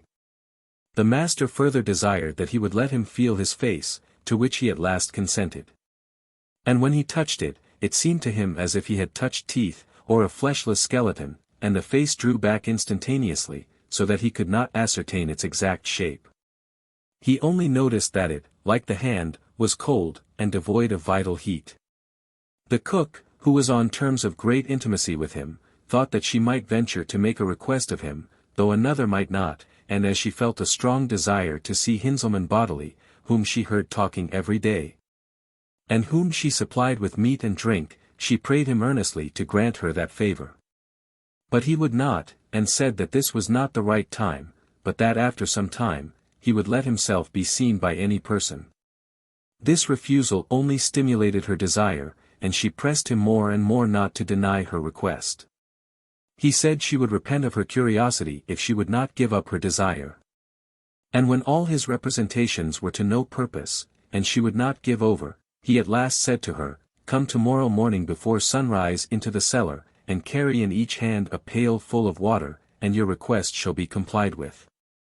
The maid inquired what the water was for. "That you will learn," answered he, "without it, the sight of me might be injurious to you."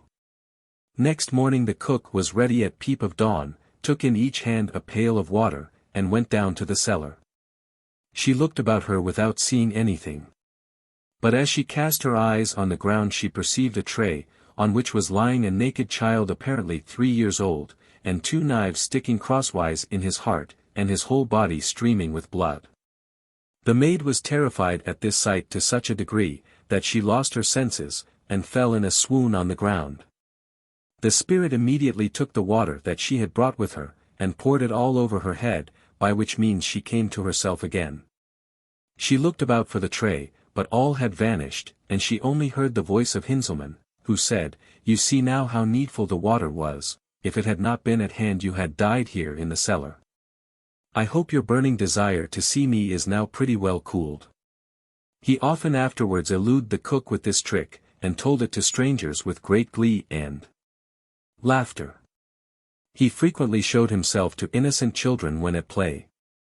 The minister Feldman recollected well, that when he was about 14 or 15 years old, and was not thinking particularly about him, he saw the spirit in the form of a little boy going up the stairs very swiftly. When children were collected about Heudeman House, and were playing with one another, he used to get among them and play with them in the shape of a pretty little child, so that all the other children saw him plainly. And when they went home told their parents how, while they were engaged in play, a strange child came to them and amused himself with them. This was confirmed by a maid, who went one time into a room in which 4 or 6 children were playing together, and among them she saw a strange little boy of a beautiful countenance, with curled yellow hair hanging down his shoulders, and dressed in a red silk coat, and while she wanted to observe him more closely, he got out of the party, and disappeared. Hinzelmann let himself be seen also by a fool, named Claus, who was kept there, and used to pursue every sort of diversion with him. When the fool could not anywhere be found, and they asked him afterwards where he had been so long, he used to reply, "I was with the little wee man, and I was playing with him." If he was farther asked how big the little man was, he held his hand at a height about that of a child of 4 years. 264. When the time came that the house spirit was about to depart, he went to the master of the house and said to him, "See, I will make you a present, take care of it, and let it remind you of me." He then handed him a little cross. It is doubtful from the author's words whether of silk, seed, or strings, Sci-10, very prettily plated. It was the length of a finger, was hollow within, and jingled when it was shaken. Secondly, a straw hat, which he had made himself, and in which might be seen forms and figures very ingeniously made in the variously colored straw. Thirdly, a leathern glove set with pearls, which formed wonderful figures. He then subjoined this prophecy: "So long as these things remain unseparated in good preservation in your family, so long will your entire race flourish, and their good fortune continually increase. But if these presents are divided, lost, or wasted, your race will decrease and sink." And when he perceived that the master appeared to set no particular value on the present, he continued, I fear that you do not much esteem these things, and will let them go out of your hands. I therefore counsel you to give them in charge to your sisters Anne and Catherine, who will take better care of them. He accordingly gave the gifts to his sisters, who took them and kept them carefully, and never showed them to any but most particular friends. After their death they reverted to their brother, who took them to himself, and with him they remained so long as he lived. He showed them to the minister Feldman, at his earnest request, during a confidential conversation. When he died, they came to his only daughter Adelaide, who was married to L. von H., along with the rest of the inheritance, and they remained for some time in her possession. The son of the minister Feldman made several inquiries about what had afterwards become of the house spirit's presence, and he learned that the straw hat was given to the Emperor Ferdinand II, who regarded it as something wonderful.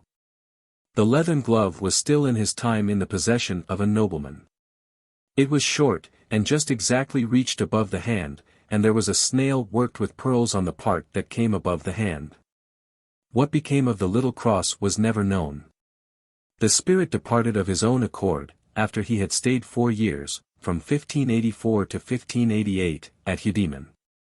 He said, before he went away, that he would return once more when the family would be declined, and that it would then flourish anew and increase in consequence. 265. Hodkin. Another kobold or house spirit took up his abode in the palace of the Bishop of Hildesheim.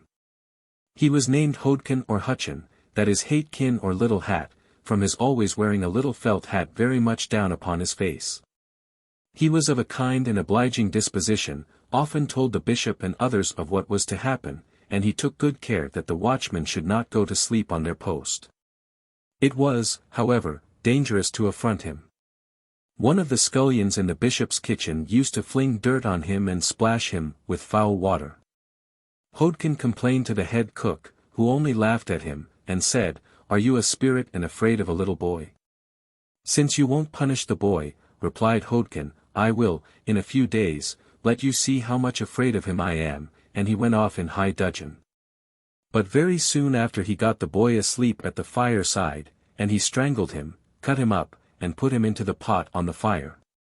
When the cook abused him for what he had done, he squeezed toads all over the meat that was at the fire, and he soon after tumbled the cook from the bridge into the deep moat. At last people grew so much afraid of his setting fire to the town and palace, that the bishop had him exorcised and banished. The following was one of Hodkin's principal exploits.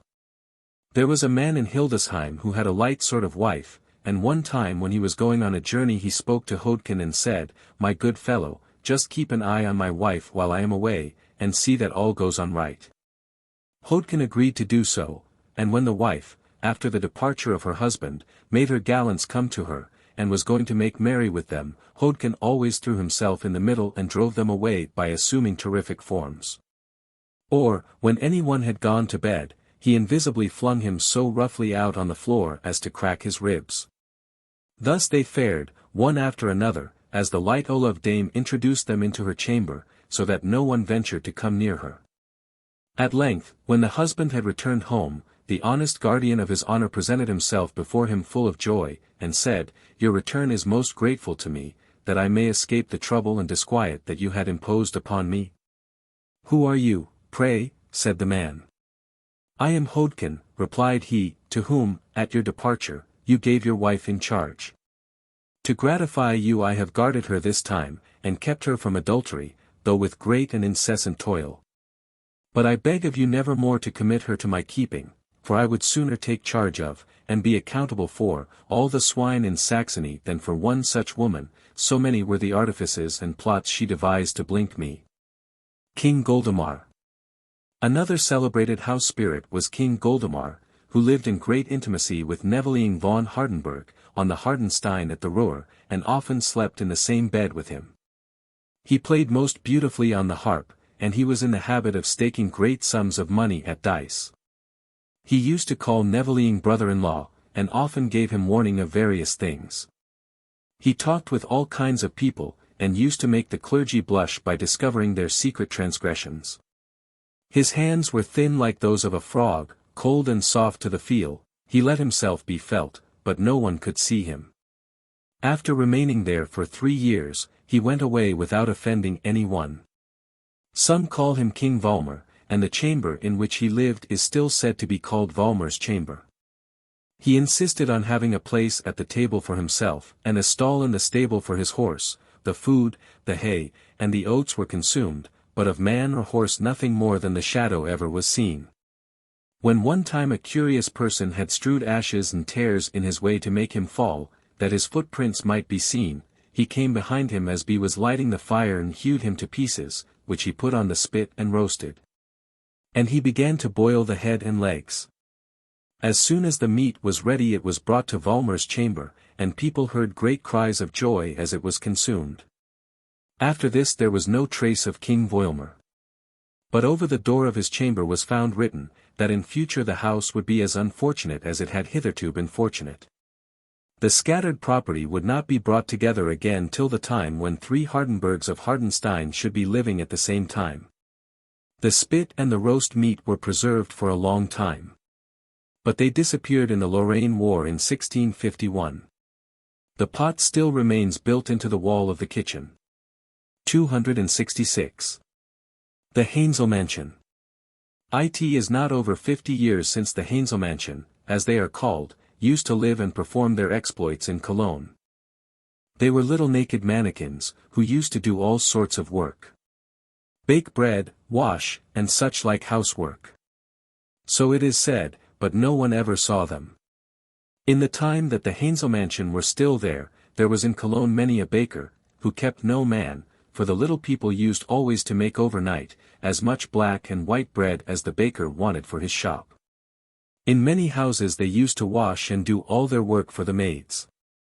Now, about this time, there was an expert tailor to whom they appeared to have taken a great fancy, for when he married he found in his house, on the wedding day, the finest victuals and the most beautiful vessels and utensils, which the little folk had stolen elsewhere and brought to their favorite. When, with time, his family increased, the little ones used to give the tailor's wife considerable aid in her household affairs. They washed for her, and on holidays and festival times they scoured the copper and tin, and the house from the garret to the cellar. If at any time the tailor had a press of work, he was sure to find it all ready done for him in the morning by the Heinzelmännchen. But curiosity began now to torment the tailor's wife, and she was dying to get one sight of the Heinzelmännchen, but do what she would she could never compass it. She one time strewed peas all down the stairs that they might fail and hurt themselves, and that so she might see them next morning. But this project missed, and since that time the Heinzelmännchen have totally disappeared, as has been everywhere the case, owing to the curiosity of people, which has at all times been the destruction of so much of what was beautiful in the world.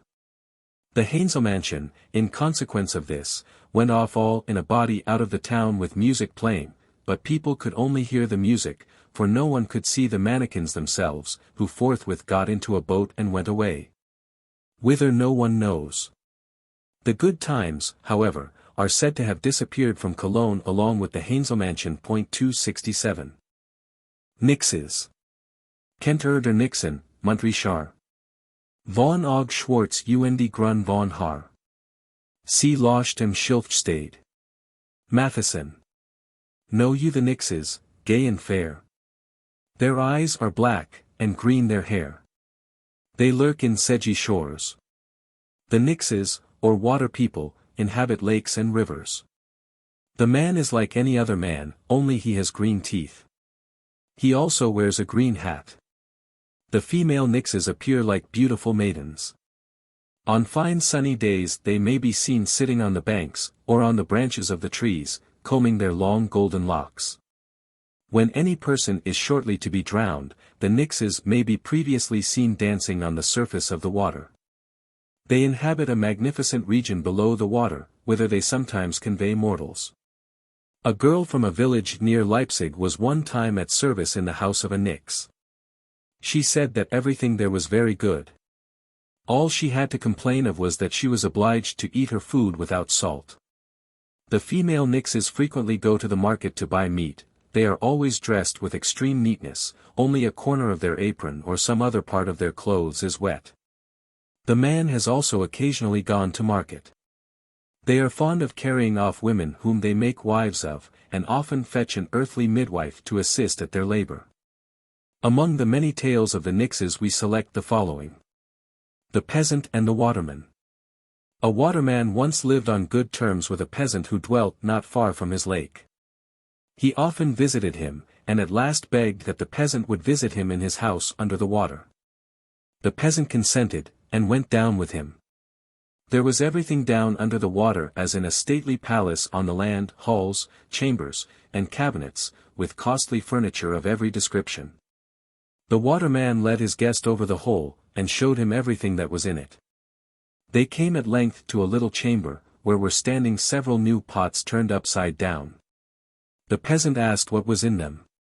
They contain, was the reply, the souls of drowned people, which I put under the pots and keep them close, so that they cannot get away. The peasant made no remark, and he came up again on the land. But for a long time the affair of the souls continued to give him great trouble, and be watched to find when the waterman should be from home. When this occurred, as he had marked the right way down, he descended into the water-house, and, having made out the little chamber, he turned up all the pots one after another. And immediately the souls of the drowned people ascended out of the water, and recovered their liberty. 268. The Watersmith. There is a little lake in Westphalia called the Darmsen, from which the peasants in the adjacent village of Ape used to hear all through the night a sound as if of hammering upon an anvil. People who were awake used also to see something in the middle of the lake. They got one time into a boat and went to it, and there they found that it was a smith, who, with his body raised over the water, and a hammer in his hand, pointed to an anvil, and bid the people bring him something to forge. From that time forth they brought iron to him, and no people had such good plough irons as those of Ape. One time as a man from this village was getting reeds at the Darmsen, be found among them a little child that was rough all over his body. The smith cried out, "Don't take away my son," but the man put the child on his back, and ran home with it. Since that time the smith has never more been seen or heard. The man reared the roughie, and he became the cleverest and best lad in the place. But when he was 20 years old he said to the farmer, "Farmer, I must leave you. My father has called me." "I am sorry for that," said the farmer. "Is there no way that you could stay with me?" "I will see about it," said the water child. "Do you go to Bromsk and fetch me a little sword, but you must give the seller whatever he asks for it, and not haggle about it." The farmer went to Bromsk and bought the sword, but he haggled, and got something off the price. They now went together to the Darmsen, and the roughie said, "Now mind. When I strike the water, if there comes up blood, I must go away. But if there comes milk, then I may stay with you." He struck the water, and there came neither milk nor blood. The roughie was annoyed, and said, "You have been bargaining and haggling, and so there comes neither blood nor milk. Go off to Bromsk and buy another sword." The farmer went and returned, but it was not till the third time that he bought a sword without haggling. When the roughie struck the water with this it became as red as blood, and he threw himself into the lake, and never was seen more. 269. The Working Waterman. At Seawanwire, in the Black Forest, a little waterman, Seamanline, used to come and join the people, work the whole day long with them, and in the evening go back into the lakes. They used to set his breakfast and dinner apart for him. When, in apportioning the work, the rule of not too much and not too little was infringed, he got angry, and knocked all the things about. Though his clothes were old and worn, he steadily refused to let the people get him new ones. But when at last they would do so, and one evening the lake man was presented with a new coat, be said, "When one is paid off, one must go away. After this day 3 come no more to you." And, unmoved by the excuses of the people, he never let himself be seen again. 270. The Nix Labor. A midwife related that her mother was one night called up, and desired to make haste and come to the aid of a woman in labor. It was dark, but notwithstanding she got up and dressed herself, and went down, where she found a man waiting. She begged of him to stay till she should get a lantern, and she would go with him. But he was urgent, said he would show her the way without a lantern, and that there was no fear of her going astray. He then bandaged her eyes, at which she was terrified, and was going to cry out. But he told her she was in no danger, and might go with him without any apprehension. They accordingly went away together, and the woman remarked that he struck the water with a rod, and that they went down deeper and deeper till they came to a room, in which there was no one but the lying-in woman. Her guide now took the bandage off her eyes, led her up to the bed, and recommending her to his wife, went away. She then helped to bring the babe into the world, put the woman to bed, washed the babe, and did everything that was requisite. The woman, grateful to the midwife, then secretly said to her, I am a Christian woman as well as you, and I was carried off by a waterman, who changed me. Whenever I bring a child into the world he always eats it on the third day. Come on the third day to your pond, and you will see the water turn to blood. When my husband comes in now and offers you money, take no more from him than you usually get, or else he will twist your neck. Take good care. Just then the husband came in. He was in a great passion, and he looked all about, and when he saw that all had gone on properly he bestowed great praise on the midwife. He then threw a great heap of money on the table, and said, Take as much as you will. She, however, prudently answered, I desire no more from you than from others, and that is a small sum. If you give me that I am content. If you think it too much, I ask nothing from you but to take me home again. It is God, says he, has directed you to say that.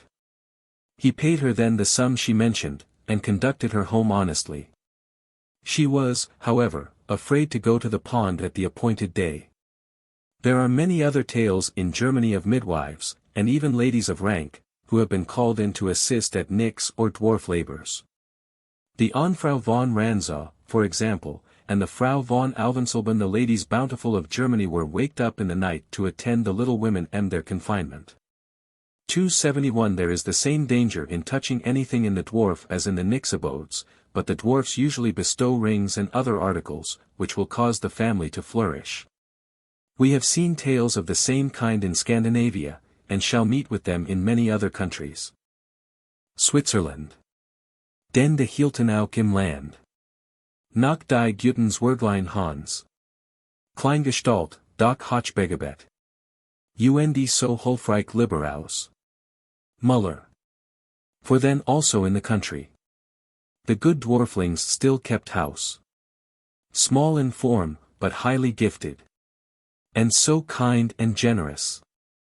We now arrive at Switzerland, a country with which are usually associated ideas of sublime and romantic scenery, simple manners, and honest hearts. The character of the Swiss dwarfs will be found to correspond with these ideas. For, like the face of nature, these personifications of natural powers seem to become more gentle and mild as they approach the sun and the south. The dwarfs, or little hill or earth men 272 of Switzerland, are described as of a lively, joyous disposition, fond of strolling through the valleys, and viewing and partaking in the labors of agriculture. Kind and generous, they are represented as driving home stray lambs, and leaving brushwood and berries in the way of poor children. Their principal occupation is keeping cattle, not goats, sheep, or cows, but the chamois, from whose milk they make excellent and well-flavored cheese. This cheese, when given by the dwarfs to any one, has the property of growing again when it has been cut or bitten. But should the hungry owner be improvident enough to eat up the whole of it and leave nothing from it to sprout from, he of course has seen the end of his cheese. The kobolds are also to be met with in Switzerland. In the Vaudois, they call them servants 273 and believe that they live in remote dwellings and lonely shields. 270 For the most celebrated of them in those parts is Jean de la Bollieda, or, as he is called in German, Navhans, i.e. Jack of the Bowl, because it was the custom to lay for him every evening on the roof of the cowhouse a bowl of fresh sweet cream, of which he was sure to give a good account. He used to lead the cows to feed in the most dangerous places, and yet none of them ever sustained the slightest injury. He always went along the same steep path on which no one ever saw even a single stone lying, though the whole side of the mountain was strewn as thickly as possible with boulders. It is Styphi called Boleada's path. 275. Rationalizing theory has been at work with the Swiss dwarfs also.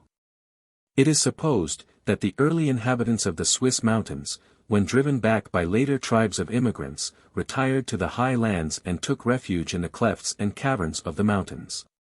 Whence they gradually showed themselves to the new settlers, approached them, assisted them, and were finally, as a species of genii, raised to the region of the wonderful.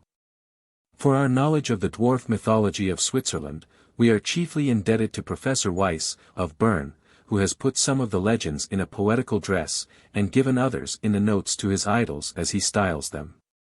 276. These legends were related by the peasants to Mr. Weiss or his friends, on their excursions through the mountains, and he declares that he has very rarely permitted himself to add to, or subtract from, the peasant's narrative. He adds, that the belief in these beings is strong in the minds of the people, not merely in the mountain districts, but also at the foot of Belp Mountain, Belp, Gelterfingen, and other places about Bern. 277. As a specimen of Mr. Weiss's manner of narrating these legends, we give here a faithful translation of his first idol. 278. Dwarfs. Gertrude and Rosie. Gertrude. Quick, daughter, quick. Spin off what's on your rock. 'Tis Saturday night, and with the week you know. Our work must end, we shall the more enjoy tomorrow's rest when all's done out of hand. 279. Quick, daughter, quick. Spin off what's on your rock. Rosie. True, mother, but every minute sleep falls on my eyes as heavy as lead, and I must yawn, do what I will, and then God knows I can't help nodding though 'twere for my life. Or, oh, it might be of some use if you would once more, dearest mother, tell about the wonderful, good-natured little dwarfs. What they here round the country used to do, and how they showed their kindness to the hinds. Gertrude. See now. What industry. Your work itself should keep you waking. I have told you o'er 1,000 times the stories, and we lose. If you grow wearied of them, store of joy reserved for winter nights. Besides, methinks the evening's now too short for chat like this. Rosie.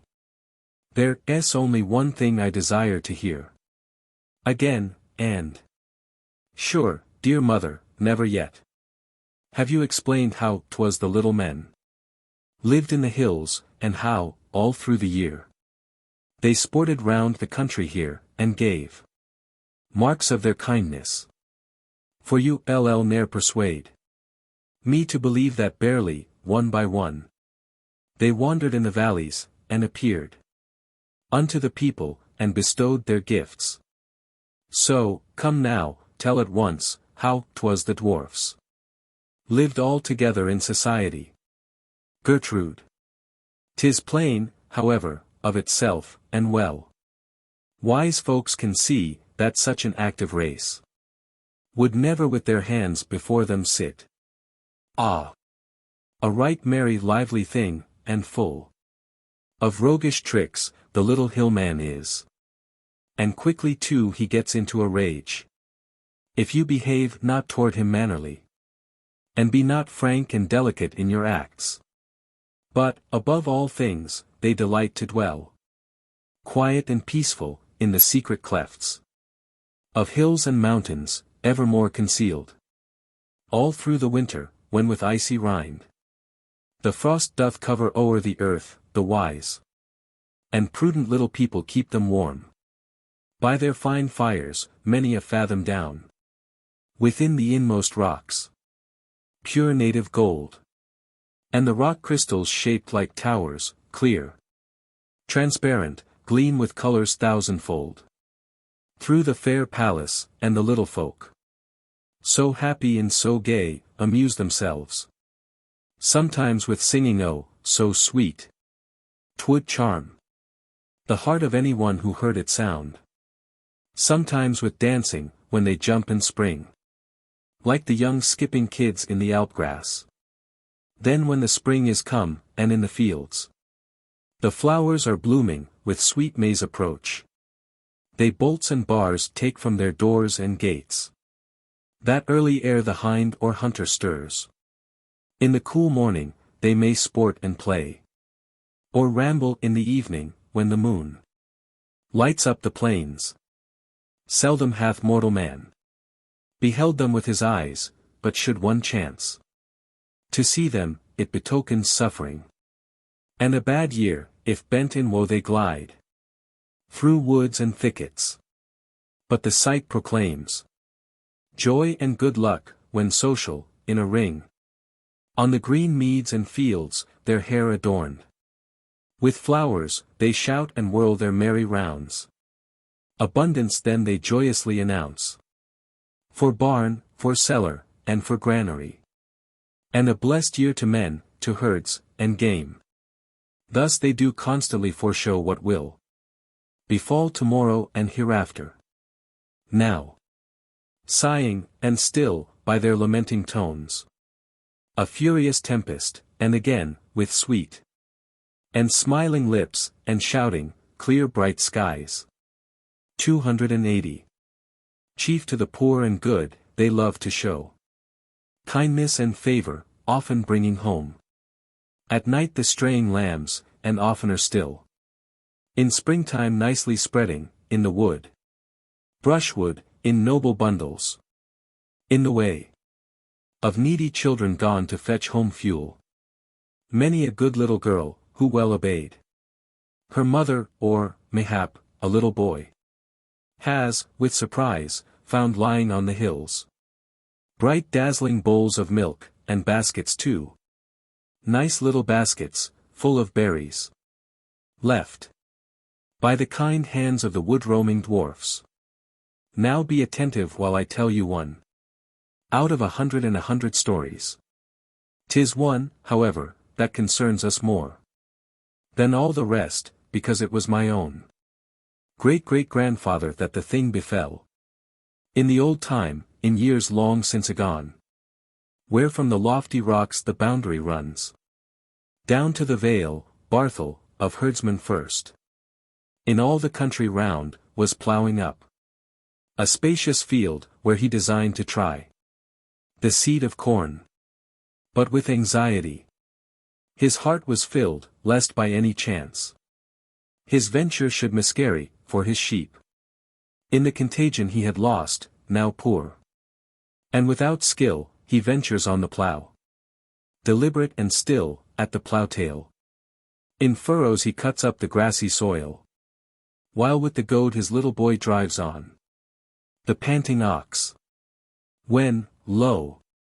along the tall rocky hillside, a smoke ascends in clouds, like snowflakes, soaring from the summit up into the sky. At this the hungry boy began to think of food, for the poor child had tasted nothing all the livelong day for lunch, and, looking up, he thus began. Ah! There the little dwarf folk are so gay, at their grand cooking, roasting, boiling now, for a fine banquet, while with hunger I am dying. Had we here one little dish of the nice savory food, were it but as a sign that there's a blessing on our work. 'Twas thus the boy spake, and his father ploughed silently on, bent forwards o'er his work. They turn the plough, when huzzah! Lo! Behold! A miracle! There gleamed right from the midst of the dark furrow, toward them, a bright luster, and there so charming lay a plate, heaped up with roast meat. By the plate, a loaf of bread upon the outspread tablecloth, at the disposal of the honest pair. Hurrah! Long live the friendly, generous dwarfs! Barthel had now enough, so had the boy. And laughing gratefully and loud, they praise and thank the givers. Then, with strength restored, they quick return unto their idle plough. But when again their day's task they resume, to break more of the field, encouraged now to hope for a good crop, since the kind dwarfs had given them the sign of luck they asked.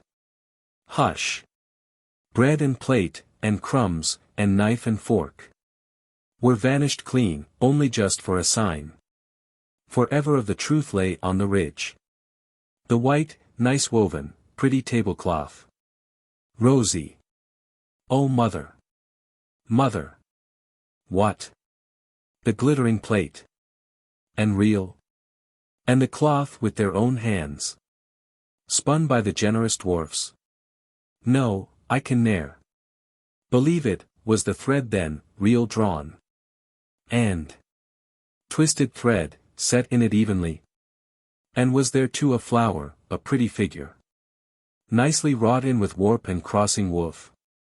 Did there a handsome border go all round, enclosing all the figures? Sure your great-grandfather, if really he was the owner of the curious little cloth, he would have left it carefully unto his son and grandson for a legacy, that, for a lasting witness of the meal given by the dwarfs, it might to distant years the praise and wonder of our vale remain. Gertrude. Odds me! How wise the child is! What a loss! And pity 'tis that in old times the folk were not so thoughtful and so over-knowing. Ah! Our poor simple fathers should rise up out of their graves, and come to get advice and comfort from the brooders that are now, as if they knew not what was right and fit. Have but a little patience, girl, and spin what's on your rock. Tomorrow when 'tis day, I'll let you see the dwarf's flowered tablecloth, which, in the chest laid safe, inherited from mother down to daughter, I have, long, kept treasured under lock and key, for fear some little girl, like someone that you know, might out of curiosity, and not acquainted with its worth, set it astray. Rosy. Ah, that is kind, dear mother, and see now how broad awake I am, and how so smart I'm finishing my work since you relate these pretty tales. But I will call you up out of your bed tomorrow in the morning. So early I wish now it were day already, for I am sure I shall not get one wink of sleep for thinking of the cloth. 281. The Chamois Hunter.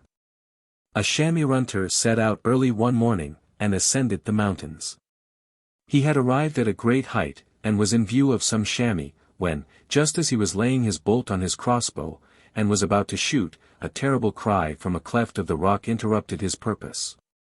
Turning round he saw a hideous dwarf, with a battle-axe in his hand raised to slay him. Why, cried he, in a rage, hast thou so long been destroying my chamois, and leavest not with me my flock? But now thou shalt pay for it with thy blood. The poor hunter turned pale at the stranger's words. In his terror he was near falling from the cliff. At length, however, he recovered himself, and begged forgiveness of the dwarf. Pleaded his ignorance that the chamois belonged to him, declaring at the same time that he had no other means of support than what he derived from hunting.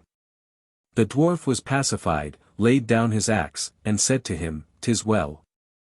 Never be seen here again, and I promise thee that every 7th day thou shalt find, early in the morning, a dead chamois hanging before thy cottage, but beware and keep from the others." The dwarf then vanished, and the hunter returned thoughtfully home, little pleased with the prospect of the inactive life he was now to lead. On the 7th morning he found, according to the dwarf's promise, a fat chamois hanging in the branches of a tree before his cottage, of which he ate with great satisfaction. The next week it was the same, and so it continued for some months. But at last he grew weary of this idle life, and preferred, come what might, returning to the chase, and catching chamois for himself, to having his food provided for him without the remembrance of his toils to sweeten the repast. His determination made, he once more ascended the mountains. Almost the first object that met his view was a fine buck. The hunter leveled his bow and took aim at the prey. And as the dwarf did not appear, he was just pulling the trigger, when the dwarf stole behind him, took him by the ankle, and tumbled him down the precipice. Others say the dwarf gave the hunter a small cheese of chamois milk, which would last him his whole life, but that he one day thoughtlessly ate the whole of it, or, as some will have it, a guest who was ignorant of the quality of it ate up the remainder. Poverty then drove him to return to the chamois hunting, and he was thrown into a chasm by the dwarf. 282. The Dwarfs on the Tree. In the summertime the troop of the dwarfs came in great numbers down from the hills into the valley, and joined the men that were at work, either assisting them or merely looking on. They especially liked to be with the mowers in the haymaking season, seating themselves, greatly to their satisfaction, on the long thick branch of a maple tree, among the dense foliage. But one time some mischief-loving people came by night and sawed the branch nearly through. The unsuspecting dwarfs, as usual, sat down on it in the morning, the branch snapped in two, and the dwarfs were thrown to the ground. When the people laughed at them they became greatly incensed, and cried out, "Oh, how is heaven so high? And perfidy so great? Hero today and never more." And they never let themselves again be seen. 283. It is also related that it was the custom of the dwarfs to seat themselves on a large piece of rock, and thence to look on the haymakers when at work. But some mischievous people lighted a lyre on the rock and made it quite hot, and then sweet off all the coals. In the morning the little people, coming to take their usual station, burned themselves in a lamentable manner. Full of anger, they cried out, "O wicked world! O wicked world," called aloud for vengeance, and disappeared forever. Curiosity punished. In old times men lived in the valley, and around them, in the clefts and holes of the rocks, dwelt the dwarfs. They were kind and friendly to the people, often performing hard and heavy work for them in the night. And when the country people came early in the morning with their carts and tools, they saw, to their astonishment, that the work was already done, while the dwarfs hid themselves in the bushes, and laughed aloud at the astonished rustics. Often, too, were the peasants incensed to find their corn, which was scarcely yet ripe, lying cut on the ground. But shortly after there was sure to come on such a hailstorm, that it became obvious that hardly a single stalk could have escaped destruction had it not been cut, and then, from the bottom of their hearts, they thanked the provident dwarf people. But at last mankind, through their own folly, deprived themselves of the favor and kindness of the dwarfs. They fled the country, and since that time no mortal eye has seen them. The cause of their departure was this.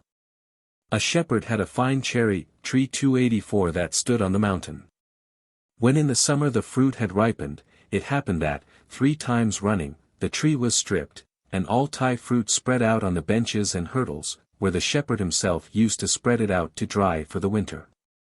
The people of the village all said, it could be none but the good-natured dwarfs, who come by night tripping along with their feet covered with long mantles, as light as birds, and industriously perform for mankind their daily work. People have often watched them, continued the narrators, but no one disturbs them, they are left to come and go as they please. This talk only excited the curiosity of the shepherd, and he longed to know why it was that the dwarfs so carefully concealed their feet, and whether they were differently formed from those of men. Accordingly, next year, when the summer came, and the time when the dwarfs secretly pulled the cherries, and brought them to the barn, the shepherd took a sack full of ashes, and strewed them about under the cherry tree. Next morning, at break of day, he hastened to the place. The tree was plucked completely empty, and he saw the marks of several goose-feet impressed on the ashes. The shepherd then laughed and jested at having discovered the dwarf's secret. But soon after the dwarfs broke and laid waste their houses, and fled down deeper in the mountain to their splendid secret palace, that had long lain empty to receive them. Vexed with mankind, they never more granted them their aid. And the imprudent shepherd who had betrayed them became sickly, and continued so to the end of his life. 285. The Rejected Gift. A dwarf came down one night from the chestnut woods on the side of the mountain over the village of Walchwil, and inquired for the house of a midwife, whom he earnestly pressed to come out and go with him. She consented, and the dwarf, bearing a light, led the way in silence to the woods. He stopped at last before a cleft in a rock, at which they entered, and the woman suddenly found herself in a magnificent hall. She was thence led through several rich apartments to the chamber of state, where the queen of the dwarfs, for whom her services were required, was lying. She performed her office, and brought a fair young prince to the light. She was thanked and dismissed, and her former conductor appeared to lead her home. As he was taking leave of her, he filled her apron with something, bidding her on no account to look at it till she was in her own house. But the woman could not control her curiosity, and the moment the dwarf disappeared, she partly opened the apron, and lo! There was nothing in it but some black coals. In a rage, she shook them out on the ground, but she kept 2 of them in her hands, as a proof of the shabby treatment she had met with from the dwarfs. On reaching home, she threw them also down on the ground. Her husband cried out with joy and surprise, for they shone like carbuncles.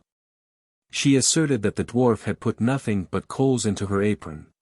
But she ran out to call a neighbor, who knew more of such things than they did, and he on examining them pronounced them to be precious stones of great value. The woman immediately ran back to where she had shaken out the supposed coals, but they were all gone. 286. The wonderful little pouch.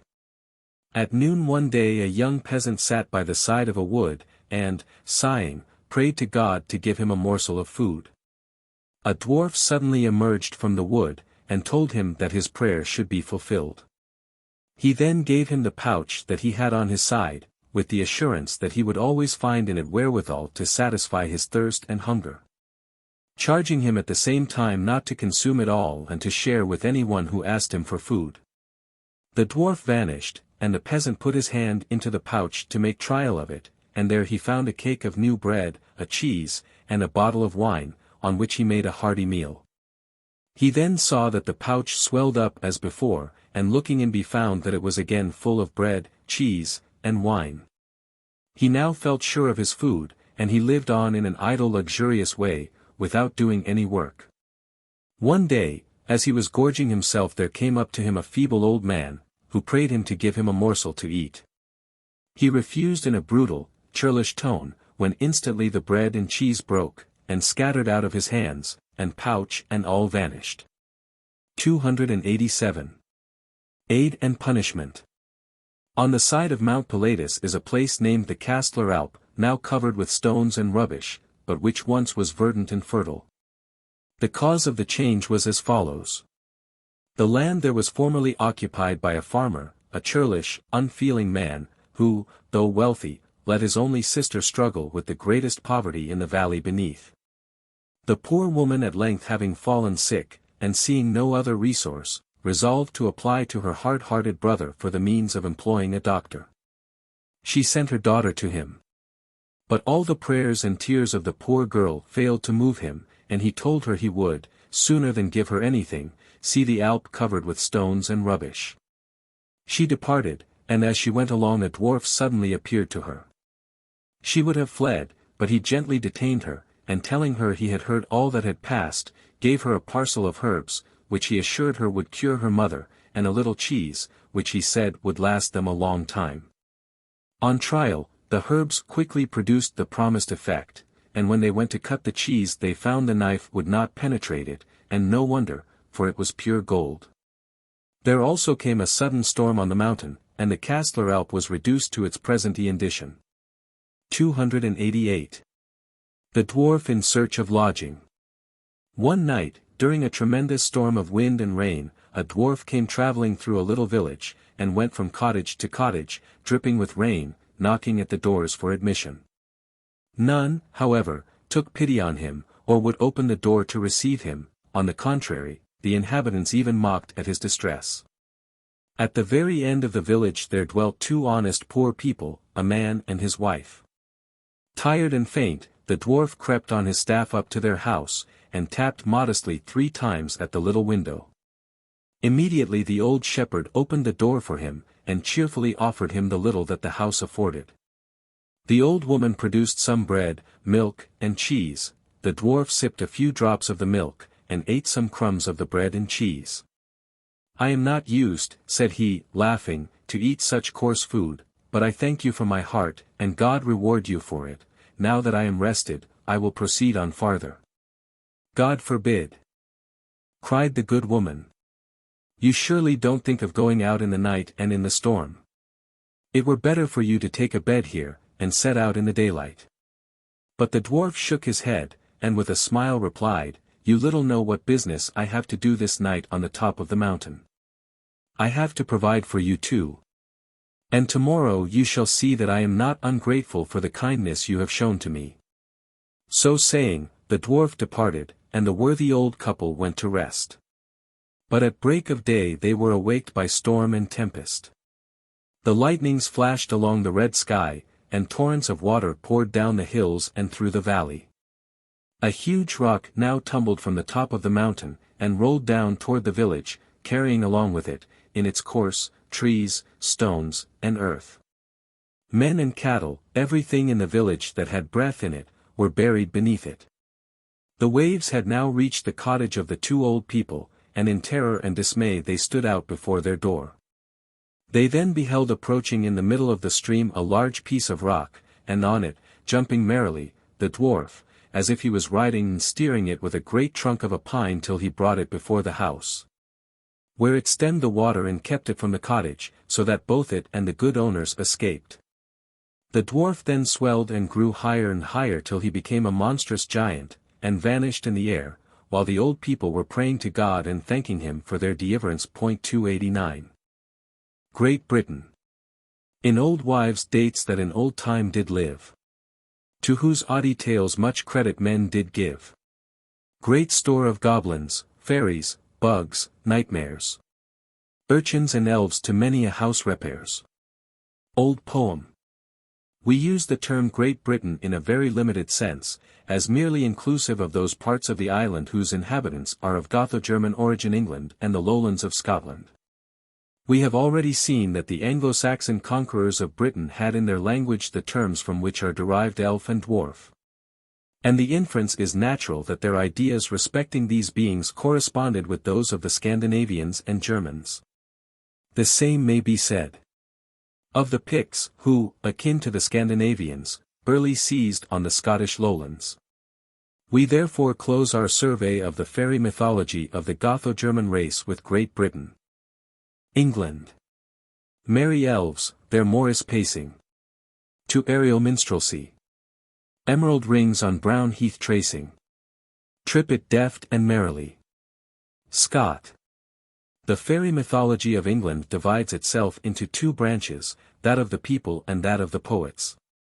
Under the former head will be comprised the few scattered traditions which we have been able to collect respecting a system, the belief in which is usually thought to be nearly extinct. The latter will contain a selection of passages, treating of fairies and their exploits, from our principal poets. The fairies of England are evidently the dwarfs of Germany and the North, though they do not appear to have been ever so denominated. 290 Their appellation was elves, subsequently fairies, but there would seem to have been formerly other terms expressive of them, of which hardly a vestige is now remaining in the English language. They were, like their northern kindred, divided into two classes: the rural elves, inhabiting the woods, fields, mountains, and caverns, and the domestic or house spirits, usually called hobgoblins and Robin Goodfellows. But the Thames, the Avon, and the other English streams, never seem to have been the abode of a neck or kelpie. The following curious instances of English superstition occur in the 12th century. The Green Children. Another wonderful thing, says Ralph of Coggeshall 291, happened in Suffolk, at St. Mary's of the Wolf Pits. A boy and his sister were found by the inhabitants of that place near the mouth of a pit which is there, who had the form of all their limbs like to those of other men. But they differed in the color of their skin from all the people of our habitable world. For the whole surface of their skin was tinged of a green color. No one could understand their speech. When they were brought as curiosities to the house of a certain knight, Sir Richard de Caen, at Wykes, they wept bitterly. Bread and other victuals were set before them, but they would touch none of them, though they were tormented by great hunger, as the girl afterwards acknowledged. At length, when some beans just cut, with their stalks, were brought into the house, they made signs, with great avidity, that they should be given to them.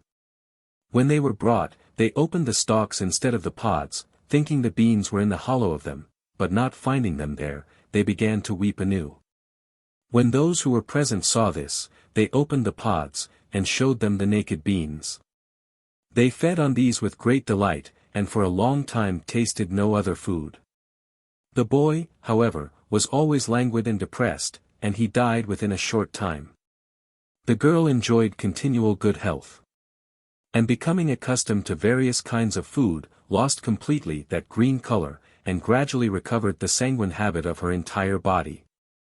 She was afterwards regenerated by the layer of holy baptism, and lived for many years in the service of that knight, as I have frequently heard from him and his family, and was rather loose and wanton in her conduct. Being frequently asked about the people of her country, she asserted that the inhabitants, and all they had in that country, were of a green color, and that they saw no sun, but enjoyed a degree of light like what is after sunset. Being asked how she came into this country with the aforesaid boy, she replied, that as they were following their flocks, they came to a certain cavern, on entering which they heard a delightful sound of bells. Ravished by whose sweetness, they went for a long time wandering on through the cavern, until they came to its mouth. When they came out of it, they were struck senseless by the excessive light of the sun, and the unusual temperature of the air. And they thus lay for a long time. Being terrified by the noise of those who came on them, they wished to fly, but they could not find the entrance of the cavern before they were caught. This story is also told by William of Newbridge 292, who places it in the reign of King Stephen. He says he long hesitated to believe it, but he was at length overcome by the weight of evidence.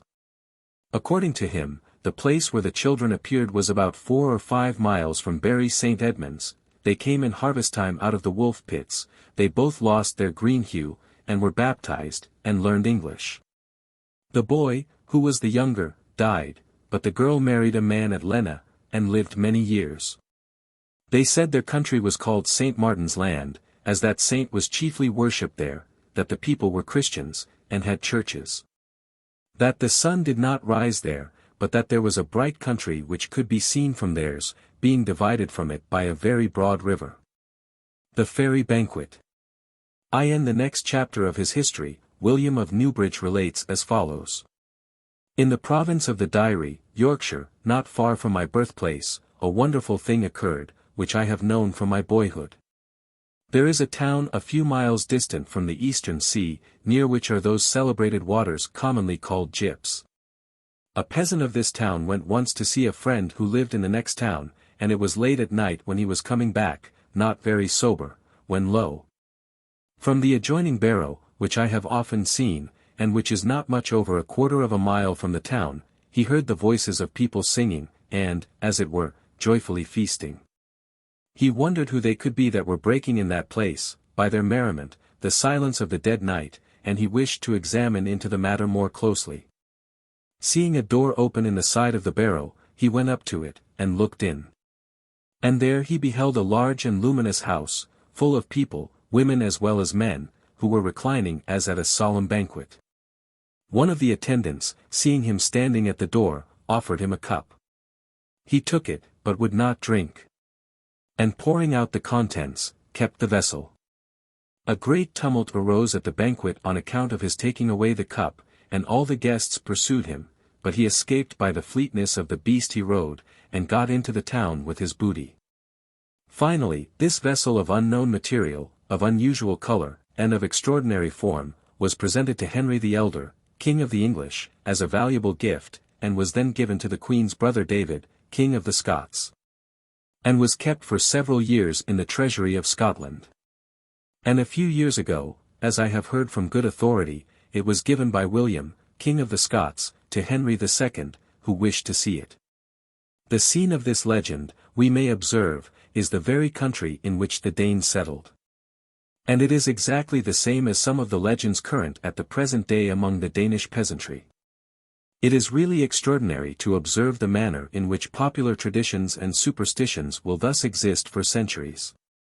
Gervase of Tilbury, the imperial chancellor, gives the following particulars respecting the fairy mythology of England in the 13th century. The fairy horn. There is, says he, 293, in the county of Gloucester, a forest abounding in boars, stags, and every species of game that England produces. In a grovy lawn of this forest there is a little mount, rising in a point to the height of a man, on which knights and other hunters are used to ascend when fatigued with heat and thirst, to seek some relief for their wants. The nature of the place, and of the business, is, however, such, that whoever ascends the mount must leave his companions, and go quite alone. When alone, he was to say, as if speaking to some other person, "I thirst," and immediately there would appear a cupbearer in an elegant dress, with a cheerful countenance, bearing in his stretched-out hand a large horn, adorned with gold and gems, as was the custom among the most ancient English.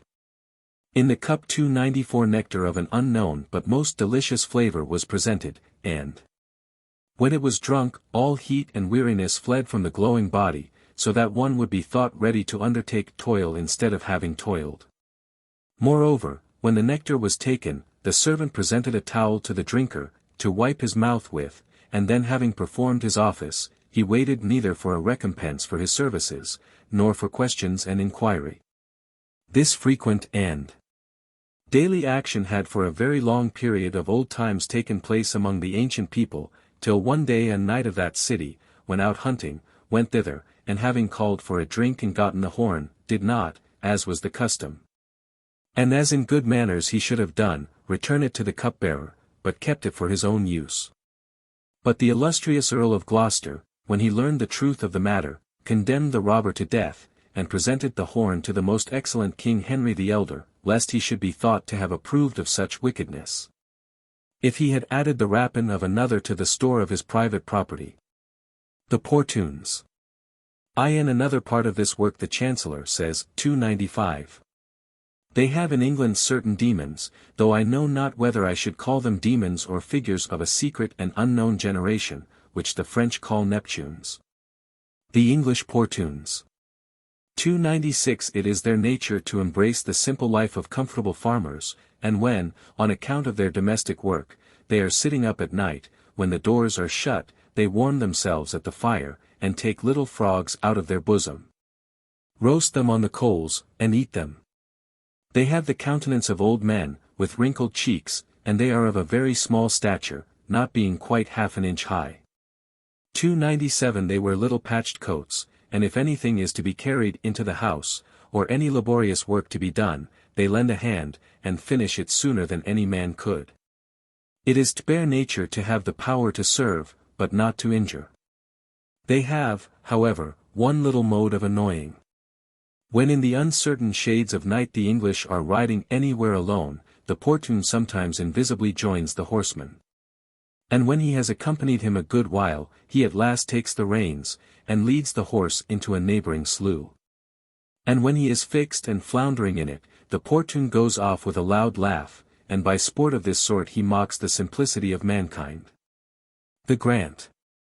There is, says he, again 298, in England a certain kind of demon whom in their language they call Grant, 299 like a yearling foal, erect on its hind legs, with sparkling eyes. This kind of demon often appears in the streets in the heat of the day, or about sunset. If there is any danger impending on the following day or night, it runs about the streets provoking the dogs to bark, and, by feigning flight, draws the dogs after it, in the vain hope of catching it. This illusion warns the inhabitants to beware of fire, and the friendly demon, while he terrifies those who see him, puts by his coining the ignorant on their guard. Thus far the Chancellor of the Holy Roman Empire, and, except in the poets, we have met with no further account of, or allusion to, fairies, until the reign of Elizabeth, when a little work appeared, named The Mad Pranks and Merry Jests of Robin Goodfellow 300, from which Shakespeare seems in a good measure to have derived his Puck. This work consists of 2 parts. In the first we are informed that Robin was the offspring of a proper young wench by a he-fairy, a king or something of that kin among them. By the time he was 6 years old he was so mischievous and unlucky that his mother found it necessary to promise him a whipping. He ran away and engaged with a tailor, from whom also he soon eloped. When tired he sat down and fell asleep, and in his sleep he had a vision of fairies. And when he awoke he found lying beside him a scroll, evidently left by his father, which, in verses written in letters of gold, informed him that he should have anything he wished for, and have also the power of turning himself, to horse, to hog, to dog, to ape, etc. But he was to harm none but knaves and queens, and was to love those that honest be, and help them in necessity. He made trials of his power and found that he really possessed it. His first exploit was to turn himself into a horse, to punish a churlish clown, whom he induced to mount him, and gave him a fall that went well nigh to break his neck. The fellow then went to ride him through a great plash of water, and in the middle of it he found himself with nothing but a pack saddle between his legs, while Robin went off laughing, ho, ho, ho. He next exerted himself in the cause of 2 young lovers, and secured their happiness. In the second part we find him more in the character of the Nis or brownie. Coming to a farmer's house, he takes a liking to a good handsome maid that was there, and in the night does her work for her, at breaking hemp and flax, bolting meal, etc. Having watched one night and seen him at work, and observed that he was rather bare of clothes, she provided him with a waistcoat against the next night. But when he saw it he started and said, "Because thou layest me hampen. I will neither bolt nor stampen. 'Tis not your garments, new or old, that Robin loves, I feel no cold. Had you left me milk or cream, you should have had a pleasing dream. Because you left no drop or crumb, Robin never more will come." He went off laughing ho, ho, ho. And the maid in future had to do all the work herself. A company of young fellows who had been making merry with their sweethearts were coming home over a heath. Robin met them, and to make himself merry took the form of a walking fire, and led them up and down till daylight, and then went off saying, "Get you home, you merry lads. Tell your mammies and your dads, and all those that news desire, how you saw a walking fire. Wenches that do smile and lisp used to call me Willy Wisp. If that you but weary be, it is sport alone for me. Away, unto your houses go, and I'll go laughing, ho, ho, ho." A fellow was attempting to offer violence to a young maiden. Robin came to her aid, ran between his legs in the shape of a hare, then turning himself into a horse, carried him off on his back, and flung him into a thick hedge. Robin fell in love with a weaver's pretty wife, and for her sake took service with her husband. The man caught them one day kissing, and next night he went and took Robin as he was sleeping, up out of his bed, and went to the river and threw him in. But instantly he heard behind him, "For this your service, master, I you thank. Go swim yourself, I'll stay upon the bank." And was pushed in by Robin, who had put a bag of yarn in his bed, and now went off with, ho, ho, ho. Robin went as a fiddler to a wedding. When the candles came he blew them out, and giving the men boxes in the ears he set them a-fighting. He kissed the prettiest girls, and pinched the others, till he made them scratch one another like cats. When the posset was brought forth, he turned himself into a bear, and frightening them away, had it all to himself. At length his father, who we now find, was King Oberon, i.e. Oberon, 301, called him up out of his bed one night, and took him to where the fairies were dancing to the music of Tom Thumb's bagpipe, and thence to Fairyland, where he did show him many secrets which he never did open to the world. In the same work Sib says of the woman fairies, "To walk nightly as do the men fairies we use not, but now and then we go together, and at good housewives' fires we warm our fairy children. 302 If we find clean water and clean towels we leave them money, either in their basins, or in their shoes.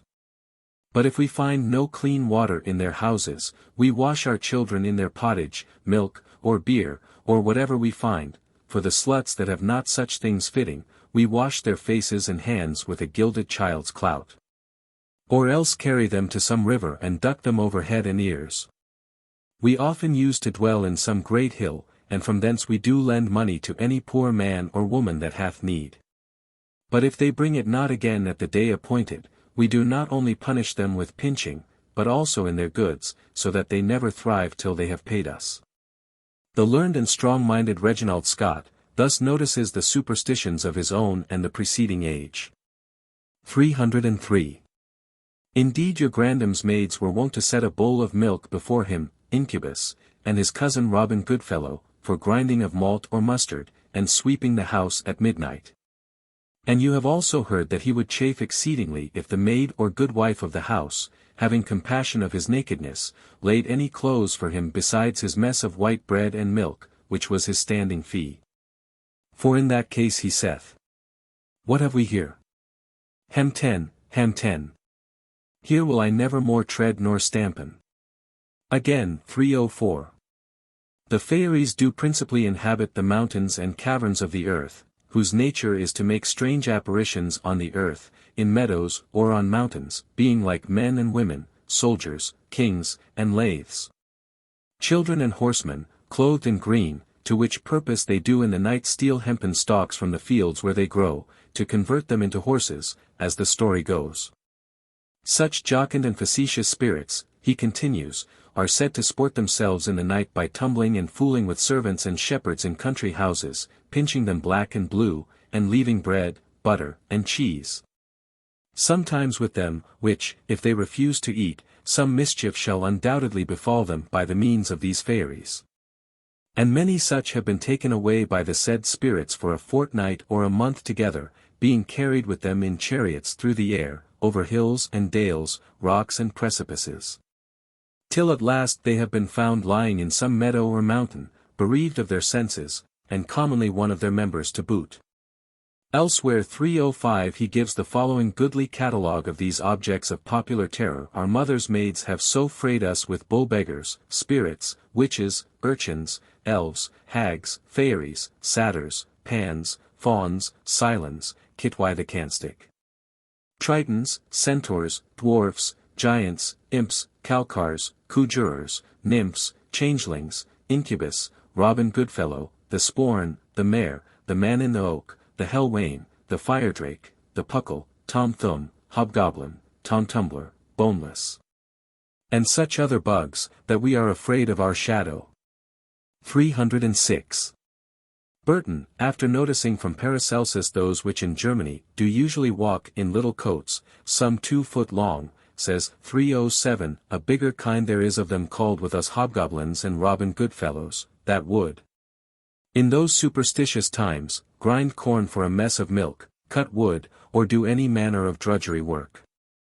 And again, some put our fairies into this rank, that of terrestrial devils, which have been in former times adored with much superstition, with sweeping their houses, and setting of a pail of clean water, good victuals, and the like.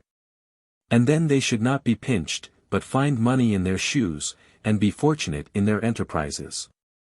In another place, page 30, he says, and so those which Mialdus calls ambulones, that walk about midnight, on heaths and desert places, which, saith Lavater, draw men out of the way and lead them all night a byway, or quite bar them of their way. These have several names, in several places, we commonly call them pucks. Harsnet thus speaks of them in his declaration, 308. And if that the bowl of curds and cream were not duly set out for Robin Goodfellow, the friar, and Cis the dairymaid, why then, either the pottage was burned the next day in the pot, or the cheeses would not curdle, or the butter would not come, or the ale and the fat never would have good head. But if a Peter penny or a housel eggy 309 were behind, or a patch of tithe unpaid then, whereof bull-beggars, spirits, and Nash thus describes them, 310. Then ground they malt, and had hempen shirts for their labours. Danced in rounds in green meadows, pinched maids in their sleep that swept not their houses clean, and led poor travellers out of their way. As the celebrated Luck of Eden Hall is supposed to have been a chalice, due respect for the piety of our forefathers will not allow of our placing the desecration of it any higher than the reign of Elizabeth, or that of her father at farthest. We will therefore introduce its history in this place. The Luck at Eden Hall. In this house, Eden Hall, a seat of the Musgraves, are some good old-fashioned apartments. An old painted drinking glass, called the Luck of Eden Hall, is preserved with great care. In the garden near to the house is a well of excellent spring water, called St. Cuthbert's Well. The church is dedicated to that saint. This glass is supposed to have been a sacred chalice, but the legendary tale is, that the butler, going to draw water, surprised a company of fairies, who were amusing themselves upon the green near the well. He seized the glass which was standing upon its margin. They tried to recover it, but, after an ineffectual struggle, flew away, saying, "If that glass either break or fall, farewell the Luck of Eden Hall." 311. In the year 1633 to -4, says Aubrey 312, soon after I had entered into my grammar, at the Latin School of Yadden near Chippenham, Wilts, our curate, Mr. Hart, was annoyed one night by these elves or fairies. Coming over the downs, it being near dark, and approaching one of the fairy dances, as the common people call them in these parts, viz., the green circles made by those sprites on the grass. He all at once saw an innumerable quantity of pygmies, or very small people, dancing round, and singing and making all manner of small odd noises. He, being very greatly amazed, and yet not being able, as he says, to run away from them, being, as he supposes, kept there in a kind of enchantment, they no sooner perceive him but they surround him on all sides. And what betwixt fear and amazement he fell down, scarcely knowing what he did. And thereupon these little creatures pinched him all over, and made a quick humming noise all the time, but at length they left him, and when the sun rose he found himself exactly in the midst of one of these fairy dances. This relation I had from him myself a few days after he was so tormented, but when I and my bedfellow, Stump, went soon afterwards, at night time, to the dances on the downs, we saw in none of the elves or fairies. But, indeed, it is said they seldom appear to any persons who go to seek for them. The next account, in order of time, that occurs, is what Sir Walter Scott calls the Cock Lane narrative of N. Jeffreys, who was born in 1626, in the parish of St. Teith, in Cornwall, and whose wonderful adventures with the fairies were, in 1696, communicated by Mr. Moses Pitt, her master's son, to Dr. Fowler, Bishop of Gloucester. 313. According to this account, and described the fairies, who she said came to her, as 6 small people, all in green clothes. They taught her to perform numerous surprising cures, they fed her from harvest time till Christmas. They always appeared in even numbers. When seen dancing in the orchard among the trees, she said she was dancing with the fairies. These fairies scorned the imputation of being evil spirits, and referred those who termed them such to Scripture. The following relation of the apparition of fairies, their seeming to keep a fair, and what happened to a certain man that endeavored to put himself in amongst them, is given by Beauvet. 314. The Fairy Fair. Reading once the 18th of Mr. Glanville's Relations, page 203, concerning an Irishman that had like to have been carried away by spirits, and of the banquet they had spread before them in the fields, etc. It called to mind a passage I had often heard, of fairies or spirits, so called by the country people, which showed themselves in great companies at divers times. At some times they would seem to dance, at other times to keep a great fair or market. I made it my business to inquire amongst the neighbors what credit might be given to that which was reported of them, and by many of the neighboring inhabitants I had this account confirmed.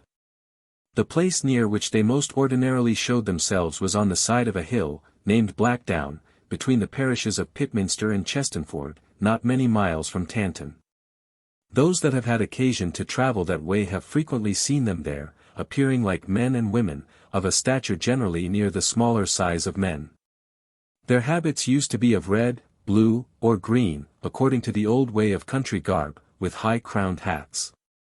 One time, about 50 years since, a person living at Comesty, Nicholas, a parish lying on one side of that hill, near Chard, was riding towards his home that way, and saw, just before him, on the side of the hill, a great company of people, that seemed to him like country folks assembled as at a fair. There were all sorts of commodities, to his appearance, as at our ordinary fairs, pewterers, shoemakers, pedlars, with all kind of trinkets, fruit, and drinking booths. He could not remember anything which he had usually seen at fairs but what he saw there. It was once in his thoughts that it might be some fair for Chestanford, there being a considerable one at some time of the year. But then again he considered that it was not the season for it. He was under very great surprise, and admired what the meaning of what he saw should be. At length it came into his mind what he had heard concerning the fairies on the side of that hill, and it being near the road he was to take, he resolved to ride in amongst them, and see what they were. Accordingly he put on his horse that way, and, though he saw them perfectly all along as he came, yet when he was upon the place where all this had appeared to him, he could discern nothing at all, only seemed to be crowded and thrust. As when one passes through a throng of people. All the rest became invisible to him until he came to a little distance, and then it appeared to him again as at first. He found himself in pain, and so hastened home. Where, being arrived, lay mist seized him all on one side, which continued on him as long as he lived, which was many years, for he was living in Combe, and gave an account to any that inquired of this accident for more than 20 years afterwards. And this relation I had from a person of known honour, who had it from the man himself. There were some whose names I have now forgot, but they then lived at a gentleman's house, named Combe Farm, near the place before specified. Both the man, his wife, and divers of the neighbours, assured me they had, at many times, seen this fair keeping in the summer time, as they came from Tanta Market, but that they durst not adventure in amongst them. For that every one that had done so had received great damage by it. The Fairies' Cauldron. In the vestry of Frensham Church, in Surrey, on the north side of the chancel, is an extraordinary great kettle or cauldron, which the inhabitants say, by tradition, was brought hither by the fairies, time out of mind, from Burrow Hill, about a mile hence. To this place, if anyone went to borrow a yoke of oxen, money, etc., he might have it for a year or longer, so he kept his word to return it. There is a cave where some have fancied to hear music. In this Burrow Hill is a great stone, lying along the length of about 6 feet. They went to this stone and knocked at it, and declared what they could borrow, and when they would repay, and a voice would answer when they should come, and that they should find what they desired to borrow at that stone. This cauldron, with the trivet, was borrowed here after the manner aforesaid, and not returned according to promise, and though the cauldron was afterwards carried to the stone, it could not be received, and ever since that time no borrowing there. 315. The Cauld Lad of Hilton. Hilton Hall, in the Vale of the Wear, was in former times the resort of a brownie or house spirit called the Cauld Lad. Every night the servants who slept in the great hall heard him at work in the kitchen, knocking the things about if they had been set in order, arranging them if otherwise, which was more frequently the case. They were resolved to banish him if they could, and the spirit, who seemed to have an inkling of their design, was often heard singing in a melancholy tone. Was a me. Was s me. The acorn is not yet fallen from the tree. That's to grow the wood. That's to make the cradle. That's to rock the bairn. That's to grow to a man. That's to lay me. The servants, however, resorted to the usual mode of banishing a brownie. They left a green cloak and hood FBR Heine by the kitchen fire, and remained on the watch. They saw him come in, gaze at the new clothes, try them on, and, apparently in great delight, go jumping and frisking about the kitchen. But at the first crow of the cock he vanished, crying, "Hero, a cloak, and here's a hood. The Cauld Lad of Hilton will do no more good." And he never again returned to the kitchen, yet it was said that he might still be heard at midnight singing those lines in a tone of melancholy. There was a room in the castle long called the Cauld Lad's room, which was never occupied unless the castle was full of company, and within the last century many persons of credit had heard of the midnight wailing of the Cauld Lad, who some maintained was the spirit of a servant whom one of the barons of Hilton had killed unintentionally in a fit of passion. 316. In the beginning of the last century born thus gives the popular belief on this subject. Another part of this, winter's evening, conversation generally turns upon fairies. These, they tell you, have frequently been seen and heard. Nay, that there are some still living who were stolen away by them, and confined 7 years. According to the description they give of them, who pretend to have seen them, they are in the shape of men exceeding little, they are always clad in green, and frequent the woods and fields.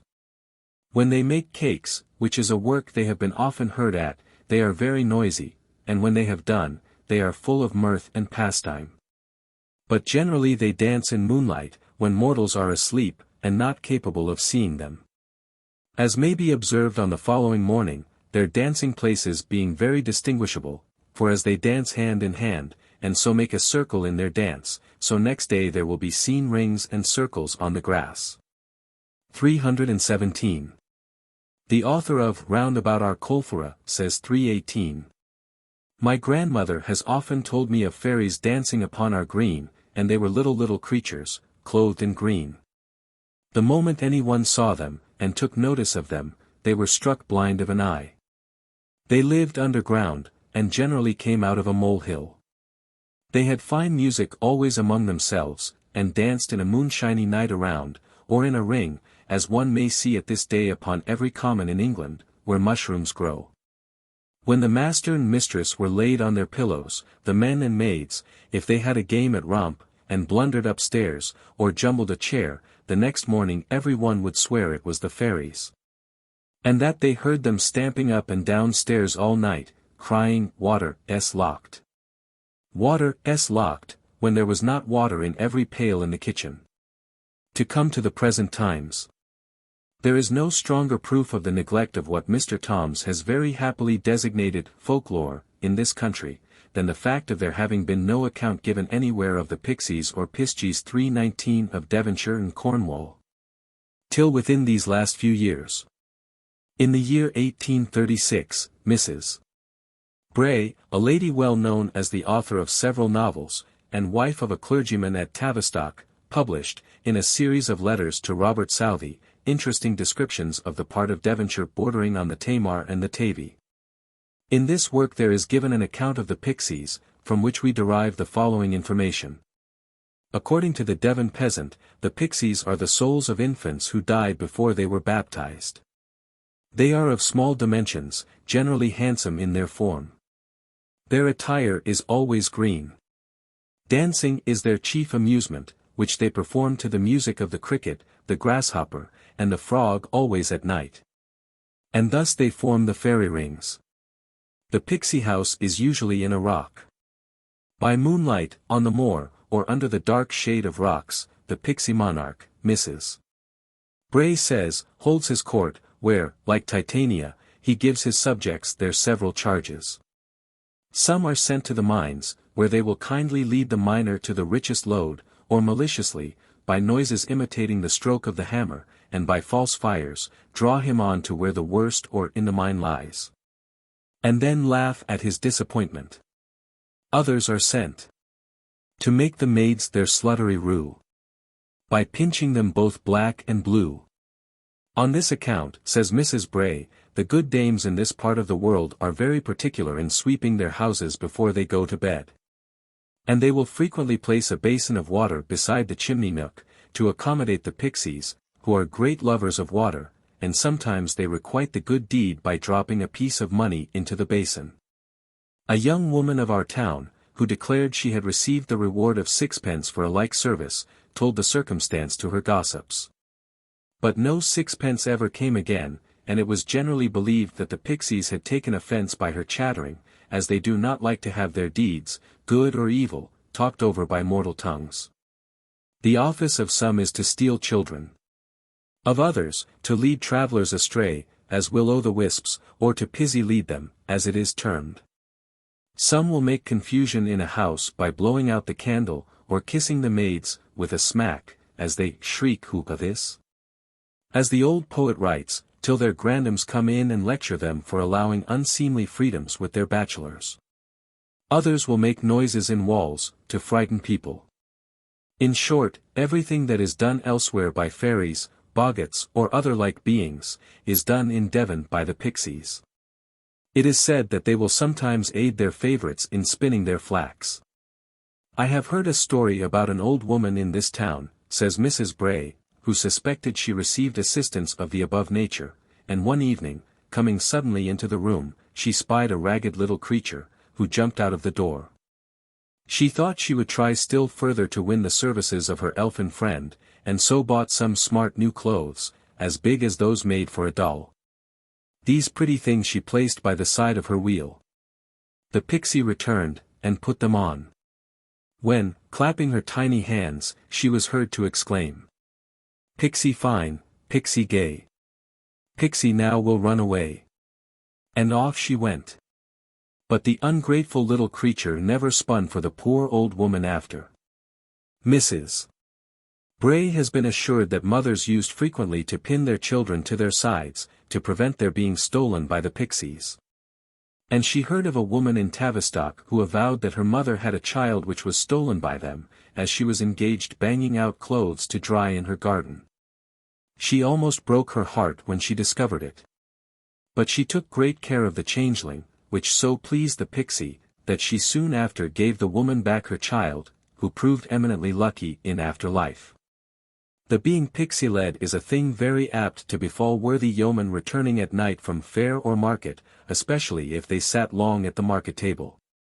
And then, says our authority, he will declare, and offer to take his Bible oath upon it, that, as sure as ever he, alive to tell it, whilst his head was running round like a mill-wheel, be heard with his own ears they bits of piskies laughing and attacking their hands, all to see he led astray, and never able to find the right road, though he had travelled it scores of times long agone, by night or by day, as a body might tell. Mr. Tom's, too, was told by a Devon girl, who had often beard of the pixies, though she had never seen any, that she once knew a man who, one night, could not find his way out of his own fields, all he could do, until he recollected tottern his coat. And, the moment he did so, he heard the pixies all fly away, up into the trees, and there they sat and laughed. Oh! How they did laugh! But the man then soon found his way out of the field. This turning of the coat, or some other article of dress, is found to be the surest remedy against pixie illusion. Mrs. Bray says that the old folk in Tavistock have recourse to it as a preventive against being pixie-led, if they have occasion to go out after sundown. It appears to have been formerly in use in other parts of England also. For Bishop Corbet thus notices it in his Iter Boreal. William found a mean for our deliverance, turn your cloaks. Quoth he, for Puke is busy in these oaks. If ever we at Bosworth will be found, then turn your cloak, for this is fairy ground. In Scandinavia, also, we learn the remedy against being led astray by the lichtimand, lichtgub, or will-o'-the-wisp, is to turn one's cap inside out. Mrs. Bray gives, in addition, the following legends, which we have taken the liberty of abridging a little. The Pixie Labour. One night, about 12 o'clock in the morning, as the good folks say, who tell this good tale, Dame the sage femme of Tavistock, had just got comfortably into bed, when rap, rap, rap, came on her cottage door. With such bold and continued noise, that there was a sound of authority in every individual knock. Startled and alarmed by the call, she arose from her bed, and soon learnt that the summons was a hasty one to bid her attend on a patient who needed her help. She opened her door, when the summoner appeared to be a strange, squint-eyed, little, ugly old fellow, who had a look, as she said, very like a certain dark personage, who ought not at all times to be called by his proper name. Not at all prepossessed in favour of the errand by the visage of the messenger, she nevertheless could not, or dared not, resist the command to follow him straight and attend on his wife. Thy wife, thought the good dame. Heaven forgive me, but as sure as I live I be going to the birth of a little divil. A large coal-black horse, with eyes like balls of fire, stood at the door. The ill-looking old fellow, without more ado, whisked her up on a high pillion in a minute, seated himself before her, and away went horse and riders as if sailing through the air rather than trotting on the ground.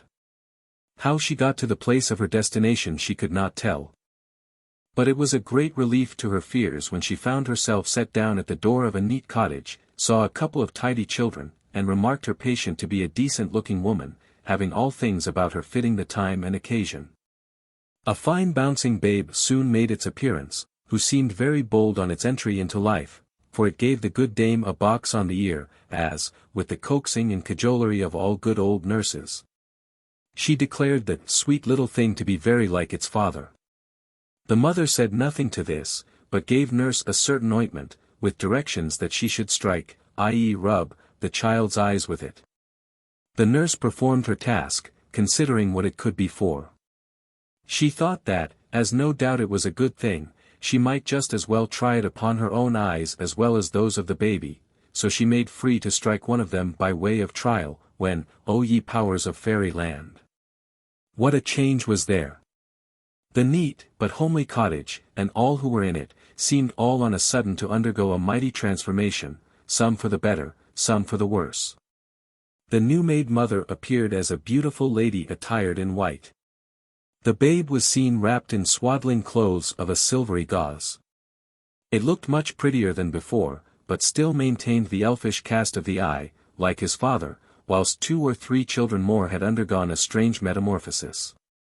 For there sat on either side the bed's head, a couple of little flat-nosed imps, who with mops and mows, and with many a grimace and grin, were busy to no end in scratching their own poles, or in pulling the fairy lady's ears with their long and hairy paws.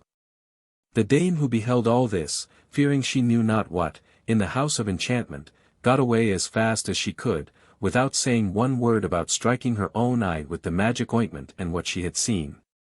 The sour-looking old fellow once more handed her up on the coal-black horse, and sent her home in a whip-sissa 3:20 much faster than she came. On the next market day, when she sallied forth to sell her eggs, she saw the same old fellow busy pilfering sundry articles from stall to stall, and going up to him she inquired about his wife and child. "What?" exclaimed he, "do you see me today?" "See you? To be sure I do, as plain as I see the sun in the sky, and I see you are busy, too." "Do you?" says he, "and pray with which eye do you see all this?" "With the right eye to be sure." "The ointment." "The ointment," cried he. "Take that, for meddling with what did not belong to you, you shall see me no more." He struck her eye as he spoke, and from that hour till the day of her death she was blind of that eye. Pixie vengeance. 2 serving girls in Tavistock said that the pixies were very kind to them, and used to drop silver for them into a bucket of fair water which they took care to place for them in the chimney nook every night. Once it was forgotten, and the pixies forthwith came up to the girls' room, and loudly complained of the neglect. One of them, who happened to be awake, jogged the other, and proposed going down to rectify the omission, but she said, for her part she would not stir out of bed to please all the pixies in Devonshire. The other went down and filled the bucket, in which, by the way, she found next morning a handful of silver pennies. As she was returning, she heard the pixies debating about what they would do to punish the other. Various modes were proposed and rejected. At last it was agreed to give her a lame leg for a term of 7 years, then to be cured by an herb growing on Dartmoor, whose name of 7 syllables was pronounced in a clear and audible tone. This the girl tried by every known means to fix in her memory. But when she awoke in the morning, it was gone, and she could only tell that Molly was to be lame for 7 years, and then be cured by an herb with a strange name. As for Molly, she arose dead lame, and so she continued till the end of the period, when one day, as she was picking up a mushroom, a strange-looking boy started up and insisted on striking her leg with a plant which he held in his hand. He did so, and she was cured and became the best dancer in the town. Pixie gratitude. An old woman who lived near Tavistock had in her garden a splendid bed of tulips. To these the pixies of the neighborhood loved to resort, and often at midnight might they be heard singing their babes to rest among them. By their magic power they made the tulips more beautiful and more permanent than any other tulips, and they caused them to emit a fragrance equal to that of the rose. The old woman was so fond of her tulips that she would never let one of them be plucked, and thus the pixies were never deprived of their floral bowers. But at length the old woman died, the tulips were taken up, and the place converted into a parsley bed. Again, however, the power of the pixies was shown, the parsley withered, and nothing would grow even in the other beds of the garden. On the other hand, they tended diligently the grave of the old woman, around which they were heard lamenting and singing dirges. They suffered not a weed to grow on it. They kept it always green, and evermore in springtime spangled with wild flowers. Thus far for the pixies of Devon. As for the adjoining Somerset, all we have to say is, that a good woman from that county, with whom we were acquainted, used, when making a cake, always to draw a cross upon it. This, she said, was in order to prevent the Fairies from dancing on it. She described these Fairies as being very small people, who, with the vanity natural to little personages, wear high-heeled shoes, and if a new-made cake be not duly crossed, they imprint on it in their capers the marks of their heels. Of the actual existence of the Fairies, she did not seem to entertain the shadow of a doubt. In Dorset also, the pixie lore still lingers. The being is called Pexy and Colpexy, the fossil Belonitos are named Colpexy's fingers. And the fossil Achini, Colpexy's heads. The children, when naughty, are also threatened with the Pexy, who is supposed to haunt woods and coppices. 321. In Hampshire, says Captain Grose, they give the name of Colt Pixie to a supposed spirit or fairy, which in the shape of a horse wickers, i.e. neighs, and misleads horses into bogs, etc. The following is a Hampshire legend, 322. The Fairy Thieves. A farmer in Hampshire was sorely distressed by the unsettling of his barn. However straightly overnight he laid his sheaves on the threshing floor for the application of the morning's flail, when morning came, all was topsy-turvy, higgledy-piggledy, though the door remained locked. And there was no sign whatever of irregular entry. Resolved to find out who played him these mischievous pranks, Hodge couched himself one night deeply among the sheaves, and watched for the enemy. At length midnight arrived, the barn was illuminated as if by moonbeams of wonderful brightness, and through the keyhole came thousands of elves, the most diminutive that could be imagined. They immediately began their gambols among the straw, which was soon in a most admired disorder. Hodge wondered, but interfered not. But at last the supernatural thieves began to busy themselves in a way still less to his taste, for each elf set about conveying the crop away, a straw at a time, with astonishing activity and perseverance. The keyhole was still their port of egress and regress, and it resembled the aperture of a beehive, on a sunny day in June. The farmer was rather annoyed at seeing his grain vanish in this fashion, when one of the fairies said to another in the tiniest voice that ever was heard, "Iwat, uwat." Hodge could contain himself no longer. He leaped out crying, "The devil sweat ye! Let me get among ye," when they all flew away so frightened that they never disturbed the barn any more. In Suffolk the fairies are called Pharisees. Not many years ago, a butcher near Woodbridge went to a farmer's to buy a calf.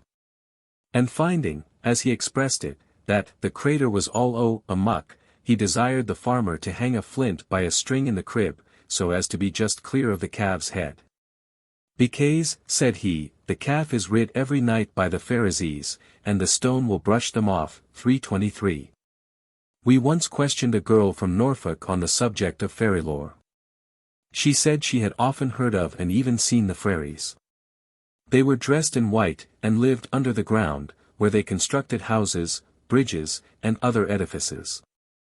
It is not safe, she added, to go near them when they appear above ground.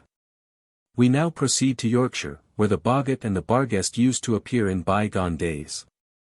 The former, whose name we will presently explain, is the same as the brownie or kobold. The latter, whose proper name perhaps is barngeist, or barn spirit, keeps without, and usually takes the form of some domestic animal. The boggart. In the house of an honest farmer in Yorkshire, named George Gilbertson, a boggart had taken up his abode. He here caused a good deal of annoyance, especially by tormenting the children in various ways. Sometimes their bread and butter would be snatched away, or their porringers of bread and milk be capsized by an invisible hand, for the boggart never let himself be seen. At other times, the curtains of their beds would be shaken backwards and forwards, or a heavy weight would press on and nearly suffocate them. The parents had often, on hearing their cries, to fly to their aid. There was a kind of closet, formed by a wooden partition on the kitchen stairs, and a large knot having been driven out of one of the deal boards of which it was made, there remained a hole. 324 into this one day the farmer's youngest boy stuck the shoehorn with which he was amusing himself when immediately it was thrown out again, and struck the boy on the head. The agent was of course the boggart, and it soon became their sport, which they called larking 325 with boggart, to put the shoehorn into the hole and have it shot back at them. The boggart at length proved such a torment that the farmer and his wife resolved to quit the house and let him have it all to himself. This was put into execution, and the farmer and his family were following the last loads of furniture, when a neighbor named John Marshall came up. "Well, Georgie," said he, "and so are you leaving Teould Hoose at last?" "Hey, Johnny, my lad, I am forced to it, for that damned boggart torments us so we can neither rest neat nor day for't. It seems loike to have such a malice again te poor bairns, it almost kills my poor dame here at thoughts on't, and so ye see, we're forced to flit loike." He scarce had uttered the words when a voice from a deep upright churn cried out, Aye, Georgie, we're flitting ye see." "Oh dee damn thee," cried the poor farmer, "if I dee known thou'd been there, I wadn't ha stirred a peg." Nay, it's no use, Mally," turning to his wife, "we may as well turn back again to Teould Hoose as be tormented in another that's not so convenient." 326. Adlers and Mentors. An old lady in Yorkshire related as follows: "My eldest daughter Betsy was about 4 years old. I remember it was on a fine summer's afternoon, or rather evening. I was seated in this chair which I now occupy. The child had been in the garden. She came into that entry or passage from the kitchen. On the right side of the entry was the old parlour door, on the left the door of the common sitting room. The mother of the child was in a line with both the doors. The child, instead of turning towards the sitting room, made a pause at the parlour door, which was open. She stood several minutes quite still. At last I saw her draw her hand quickly towards her body. She set up a loud shriek and ran, or rather flew, to me, crying out, 'Oh, mammy, Green Man will have me! Green Man will have me!' It was a long time before I could pacify her. I then asked her why she was so frightened. 'Oh mammy,' she said, 'all tea parlour is full of adlers and mentors. Elves and fairies, spectres.' I suppose she meant. She said they were dancing, and a little man in a green coat with a gold-laced cocked hat on his head, offered to take her hand as if he would have her as his partner in the dance. The mother, upon hearing this, went and looked into the old parlour, but the fairy vision had melted into thin air. Such, adds the narrator, is the account I heard of this vision of fairies. The person is still alive who witnessed or supposed she saw it, and though a well-informed person, still positively asserts the relation to be strictly true. 327.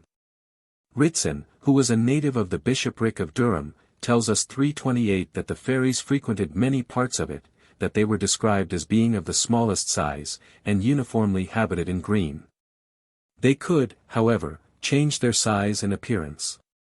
A woman, he says, who had been in their society challenged one of the guests whom she espied in the market selling fairy butter. 329 This freedom was deeply resented, and cost her the eye she first saw him with. Someone informed him that an acquaintance of his in Westmoreland, wishing to see a fairy, was told that on such a day on the side of such a hill, he should be gratified. He went, and there, to use his own words, the hobgoblin stood before him in the likeness of a green-coat lad, but vanished instantly. This, he said, the man told him. A female relation of his own told Mr. Ritson of Robin Goodfellows, it would seem, thrashing the corn, churning the butter, drinking the milk, etc., and when all was done, lying before the fire like a great rough hurgeon, hugging, bear.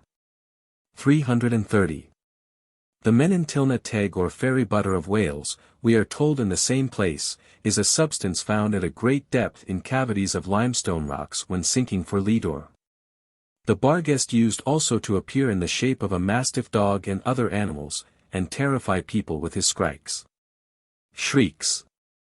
There was a Barghest named the Picktree Brag, whose usual form was that of a little Galloway, in which shape a farmer, still or lately living thereabouts, reported that it had come to him one night as he was going home. That he got upon it and rode very quietly till it came to a great pond, to which it ran and threw him in, and went laughing away. In Northumberland the belief in the fairies is not yet extinct. The writer from whom we derive the following legends tells us 331 that he knew an old man whose dog had pointed a troop of fairies. 332 And though he could not see them he plainly heard their music sounding like a fiddle and a very small pair of pipes. He also tells us, that many years ago a girl who lived near Nether Witton, as she was returning from milking with her pail on her head, saw the fairies playing in the fields, and though she pointed them out to her companions they could not see them. The reason it seemed was her weiss or pad for bearing the pail on her head was composed of 4-leaved clover, which gives the power of seeing fairies. Spots are pointed out in sequestered places as the favorite haunts of the elves. A few miles from Alnwick is a fairy ring, round which if people run more than 9 times, some evil will befall them. The children constantly run this number, but nothing will induce them to venture a 10th run. The Fairy Nursling. A Keightley and his wife residing at Nether Witton were one day visited by a fairy and his spouse with their young child, which they wished to leave in their charge. The Keightley agreed to take care of the child for a certain period when it had to be taken thence. The fairy gave the man a box of ointment with which to anoint the child's eyes. But he had not on any account to touch himself with it, or some misfortune would befall him. For a long time he and his wife were very careful to avoid the dangerous unction. But one day when his wife was out curiosity overcame his prudence, and he anointed his eyes without any noticeable effect, but after a while, when walking through Long Horsley Fair, he met the male fairy and accosted him. He started back in amazement at the recognition, but instantly guessing the truth, blew on the eyes of the Keightley, and instantly blinded him. The child was never more seen. The Fairy Labour. Another tale relates that a messenger having visited a country midwife or howdye requested her professional assistance in a case where so much secrecy was required that she must be conducted to and from the destined place. Blindfolded. She at first hesitated, but her scruples were overcome by a handsome present, the promise of a future reward, and assurance of perfect personal safety. She then submitted to the required condition, mounted behind the messenger on a fleet charger, and was carried forward in an unaccountable manner. The journey was not of long continuance, the steed halted, she dismounted, and was conducted into a cottage where the bandage was removed from her eyes, everything appeared neat and comfortable. She was shown the woman, in the straw, and performed her office. But when ready to dress the babe, an old woman, who, according to the narration, appears to have been the nurse, put a box of ointment into her hand, requiring her to anoint the child all over with it. But to be careful that it did not touch her own person. She prudently complied, though wondering at the motive. Whilst this operation was going on, she felt an itching in one of her eyes, and in an unguarded moment rubbed it with a finger which had touched the mysterious ointment. And now a new scene forced itself upon her astonished vision, and she saw everything in a different light. Instead of the neat cottage, she perceived the large overhanging branches of an ancient oak, whose hollow and moss-grown trunk she had before mistaken for the fireplace. Glowworms supplied the place of lamps, and, in short, she found herself in the abode of a family of fairies. With fairies was she surrounded, and one of their number reposed on her lap. She however retained her self-possession, finished her task, and was conducted homeward in the same manner as she was brought. So far all went well, and the howdye might have carried the secret to her grave, but in after time, on a market day, in what town the legend saith not, forgetful of her former caution, she saw the old nurse among the countrywomen, gliding about from one basket to another, passing a little wooden scraper along the rolls of butter, and carefully collecting the particles thus purloined into a vessel hung by her side. After a mutual but silent recognition, the nurse addressed her thus, "Which eye do you see me with?" "With this," innocently answered the other. No sooner had she spoken than a puff from the withering breath of her unearthly companion extinguished the ill-fated orb forever, and the hag instantly vanished. Another version says the doctor is presented with a box of eye salve by his conductor. On using it he sees a splendid portico in the side of a steep hill. Through this he is shown into the fairies' hail in the interior of the mountain. He performs his office, and on coming out receives a second box. He rubs one eye, and with it sees the hill in its natural shape, then thinking to cheat the devil, feigns to rub the other, and gallops off. Afterwards he sees the fairy's husband stealing corn in the market, when similar consequences befall him as those which occurred unto the woman. Einsel and Puck. A widow and her son, a little boy, lived, together in a cottage in or near the village of Rothley, Northumberland. One winter's evening the child refused to go to bed with his mother, as he wished to sit up for a while longer, for, said he, "I am not sleepy." The mother, finding remonstrance in vain, at last told him that if he sat up by himself the fairies would most certainly come and take him away. The boy laughed as his mother went to bed, leaving him sitting by the fire. He had not been there long, watching the fire and enjoying its cheerful warmth, till a beautiful little figure, about the size of a child's doll, descended the chimney and alighted on the hearth. The little fellow was somewhat startled at first, but its prepossessing smile as it paced to and fro before him soon overcame his fears, and he inquired familiarly, "What do they see, thou?" "Einsel," answered the little thing haughtily, at the same time retorting the question, "And what do they see, thou?" "My Einsel," answered the boy, and they commenced playing together like two children newly acquainted. Their gambols continued quite innocently until the fire began to grow dim. The boy then took up the poker to stir it, when a hot cinder accidentally fell upon the foot of his playmate. Her tiny voice was instantly raised to a most terrific roar, and the boy had scarcely time to crouch into the bed behind his mother, before the voice of the old fairy mother was heard shouting, "Who's done it? Who's done it?" "Oh! It was my Einsel," answered the daughter. "Why, then," said the mother, as she kicked her up the chimney, "what's all this noise for? There's nighen, i.e. no one, to blame." Such is the sum of what we have been able to collect respecting the popular fairy lore of England, the largest and most complete collection that, to our knowledge, has ever been made.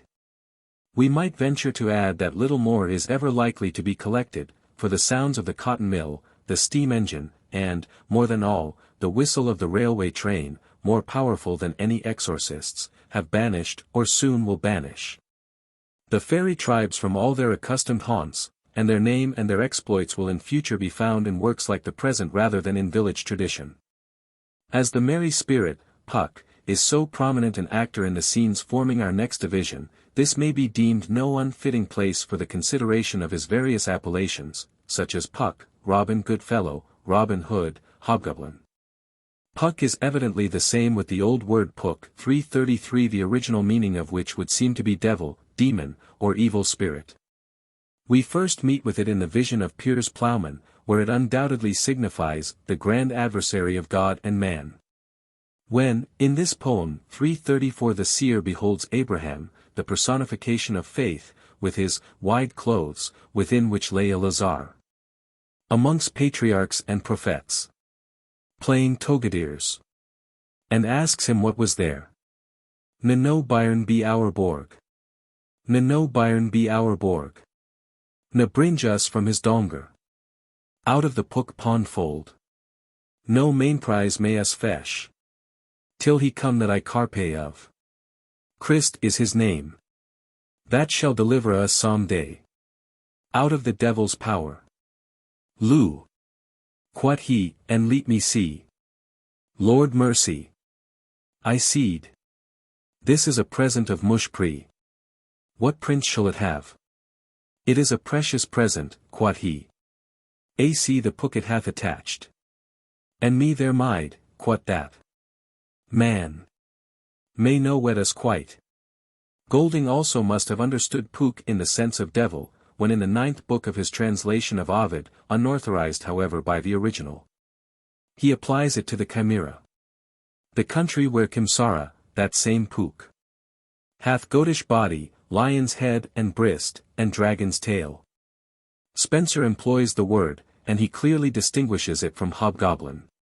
Na let house fires nor lightning's helpless harms. Na let the Pook 335 nor other evil sprites.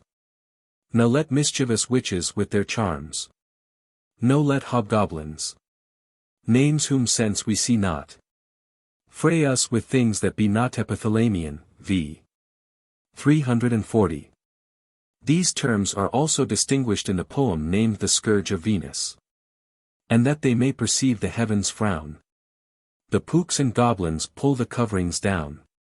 In Ben Jonson's play of The Devil is an Ass, the unlucky fiend who gives origin to its name is called Pug, and in the same author's Sad Shepherd the personage named Puck Harry is, as Gifford justly observes, not the fairy or Oriental Puck, though often confounded with him.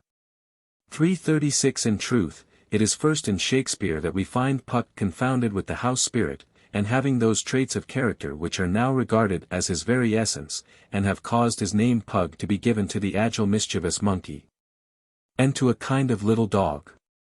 We will now discuss the origin of this far-famed appellation and its derivation.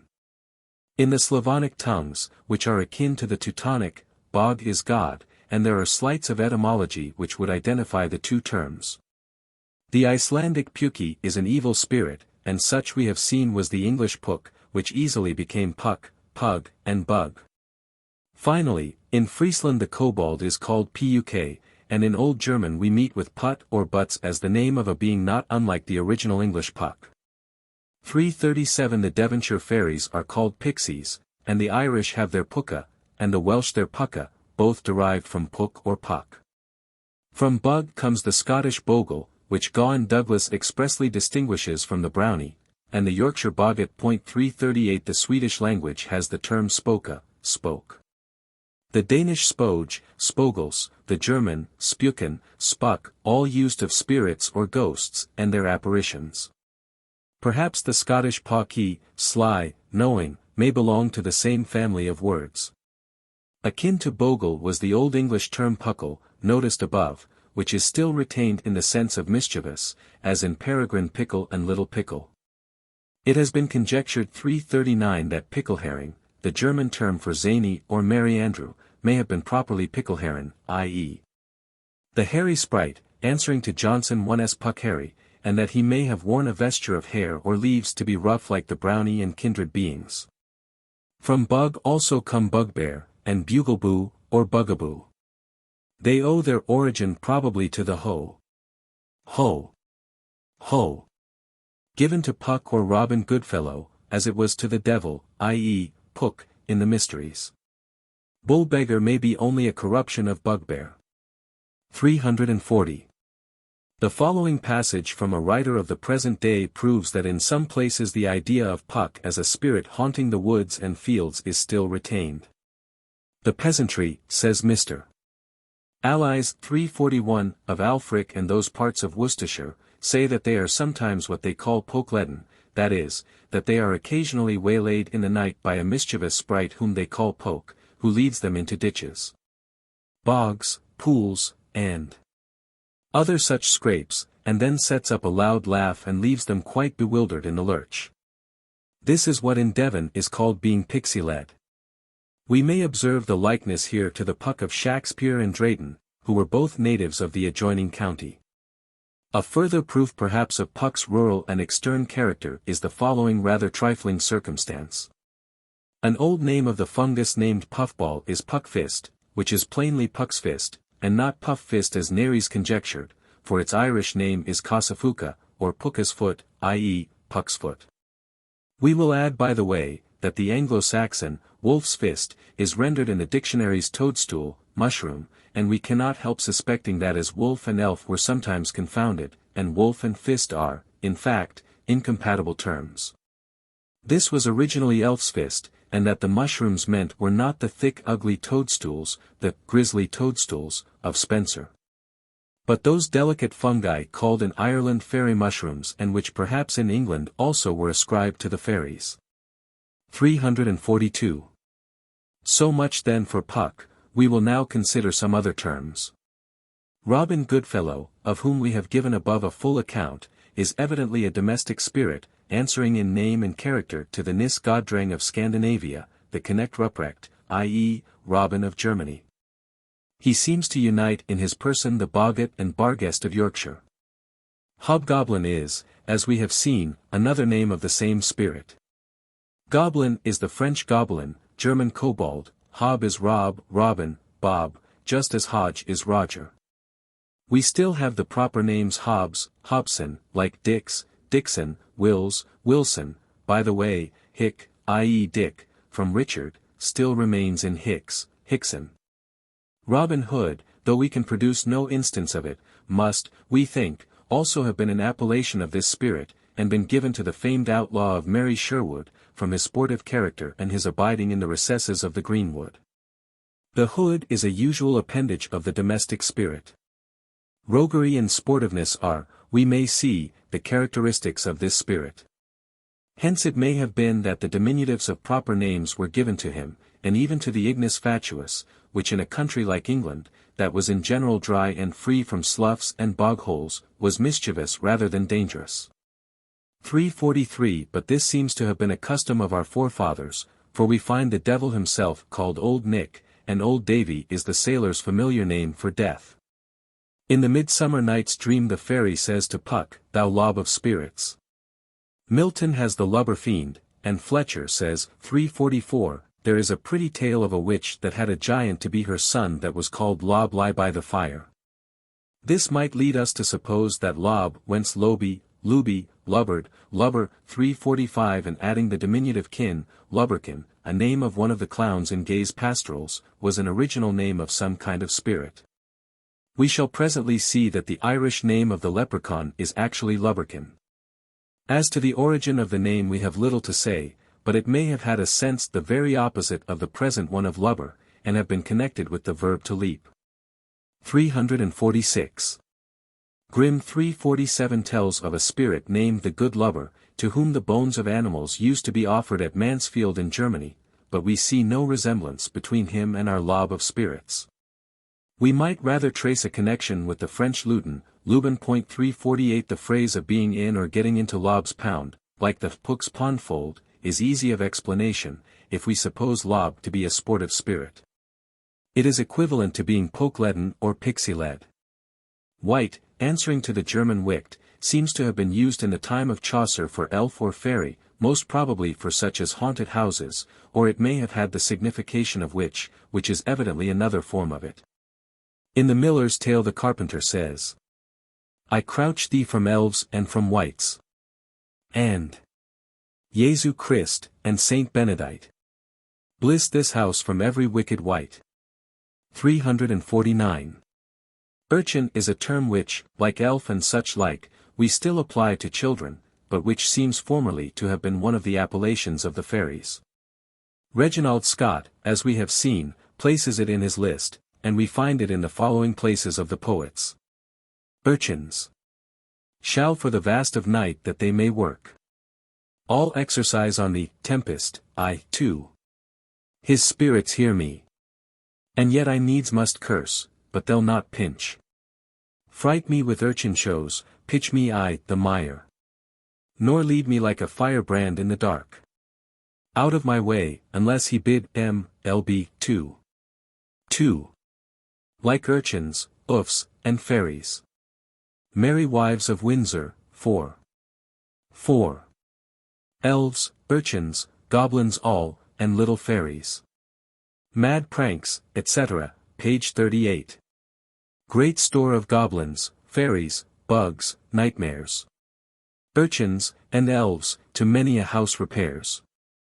Old poem, in Brand, 2. 514. Trippet, little urchins all. Maid's metamorphosis. Helping all urchin blasts and ill luck signs. That the shrewd meddling elfie delights to make. Comas, 845. Urchin is a hedgehog, as Stevens has justly observed, 350 and in these lines of Titus Andronicus, 2. 3. 1,000 fiends, 1,000 hissing snakes. 10,000 swelling toads, as many urchins. It probably has this sense. We still call the Echinus marinus the sea urchin. Still, as we have no analogy, but rather the contrary, for transferring the name of an animal to the elves, we feel inclined to look for a different origin of the term as applied to these beings. The best or rather only hypothesis we have met with 351 is that which finds it in the hitherto unexplained word Orkneys in Beowulf, which may have been Orsinas, and if, as we have supposed 352, the Anglo-Saxons sometimes pronounced C before and I in the Italian manner, we should have, if needed, the exact word. We would also notice the old German Erkind, which Grimm renders Nanus. 353. We now come to the poets. In Beowulf, an Anglo-Saxon poem, supposed not to be later than the 7th century, we meet with the following verse. Eatinas, and Ilf. And Orkneys.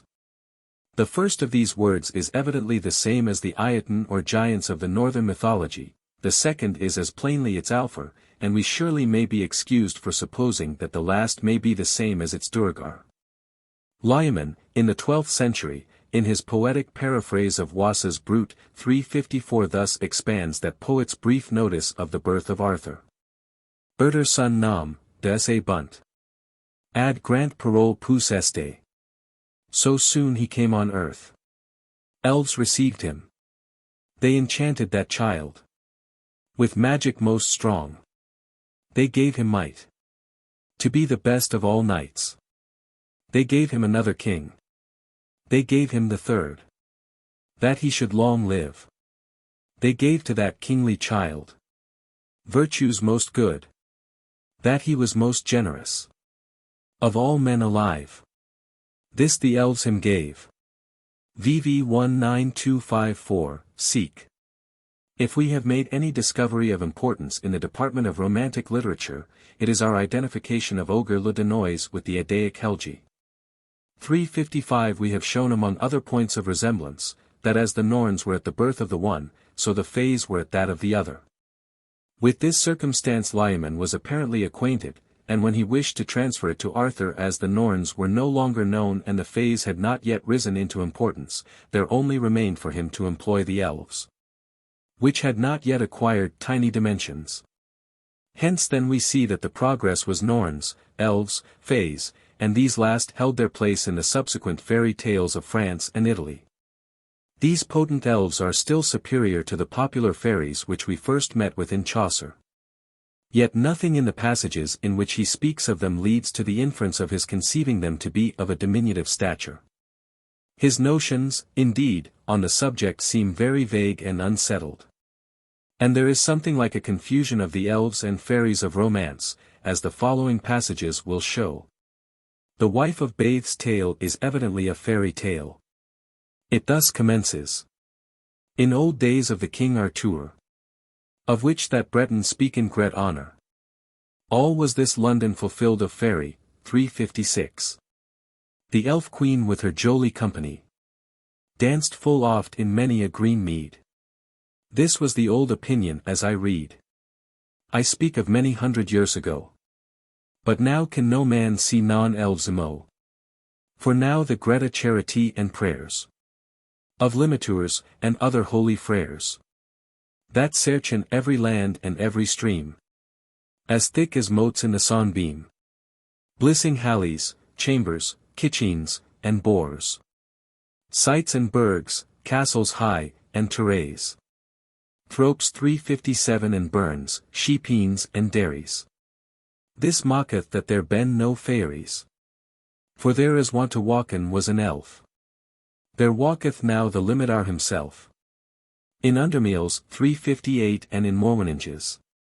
And saith his matins and his holy things. As he doth in his limitation. Women may now go safely up and down. In every bush and under every tree. There is none other incubus but he.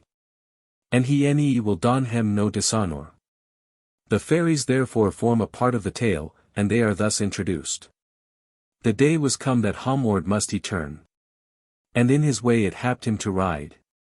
In all his care, under a forest side. Whereas he saw upon a dance go of ladies 4 and 20, and yet mo. Toward this ilk dance he drow full yearn, in hope that he some wisdom shoulde learn. But certainly, he came fully there. Evanished was this dance, he enist not where. No creature saw he that bare live, save on the green he saw sitting a whiff. A fouler wight there may no man devise. These ladies bear a great resemblance to the Mermaids of Scandinavia. We need hardly inform our readers that this foul wight becomes the knight's deliverer from the imminent danger he is in, and that, when he has been forced to marry her, she is changed into a beautiful young maiden. But who or what she was the poet saith not. In the Merchant's Tale we meet the fairy attendant on Pluto and Proserpina, their king and queen, a sort of blending of classic and Gothic mythology. For to tell the beauty of the garden, and the well that stood under a laura alway green. Full often time he Pluto, and his queen Proserpina, and Alahir Fairy 359. Disporten hem, and maken melody about that well, and danced, as men told.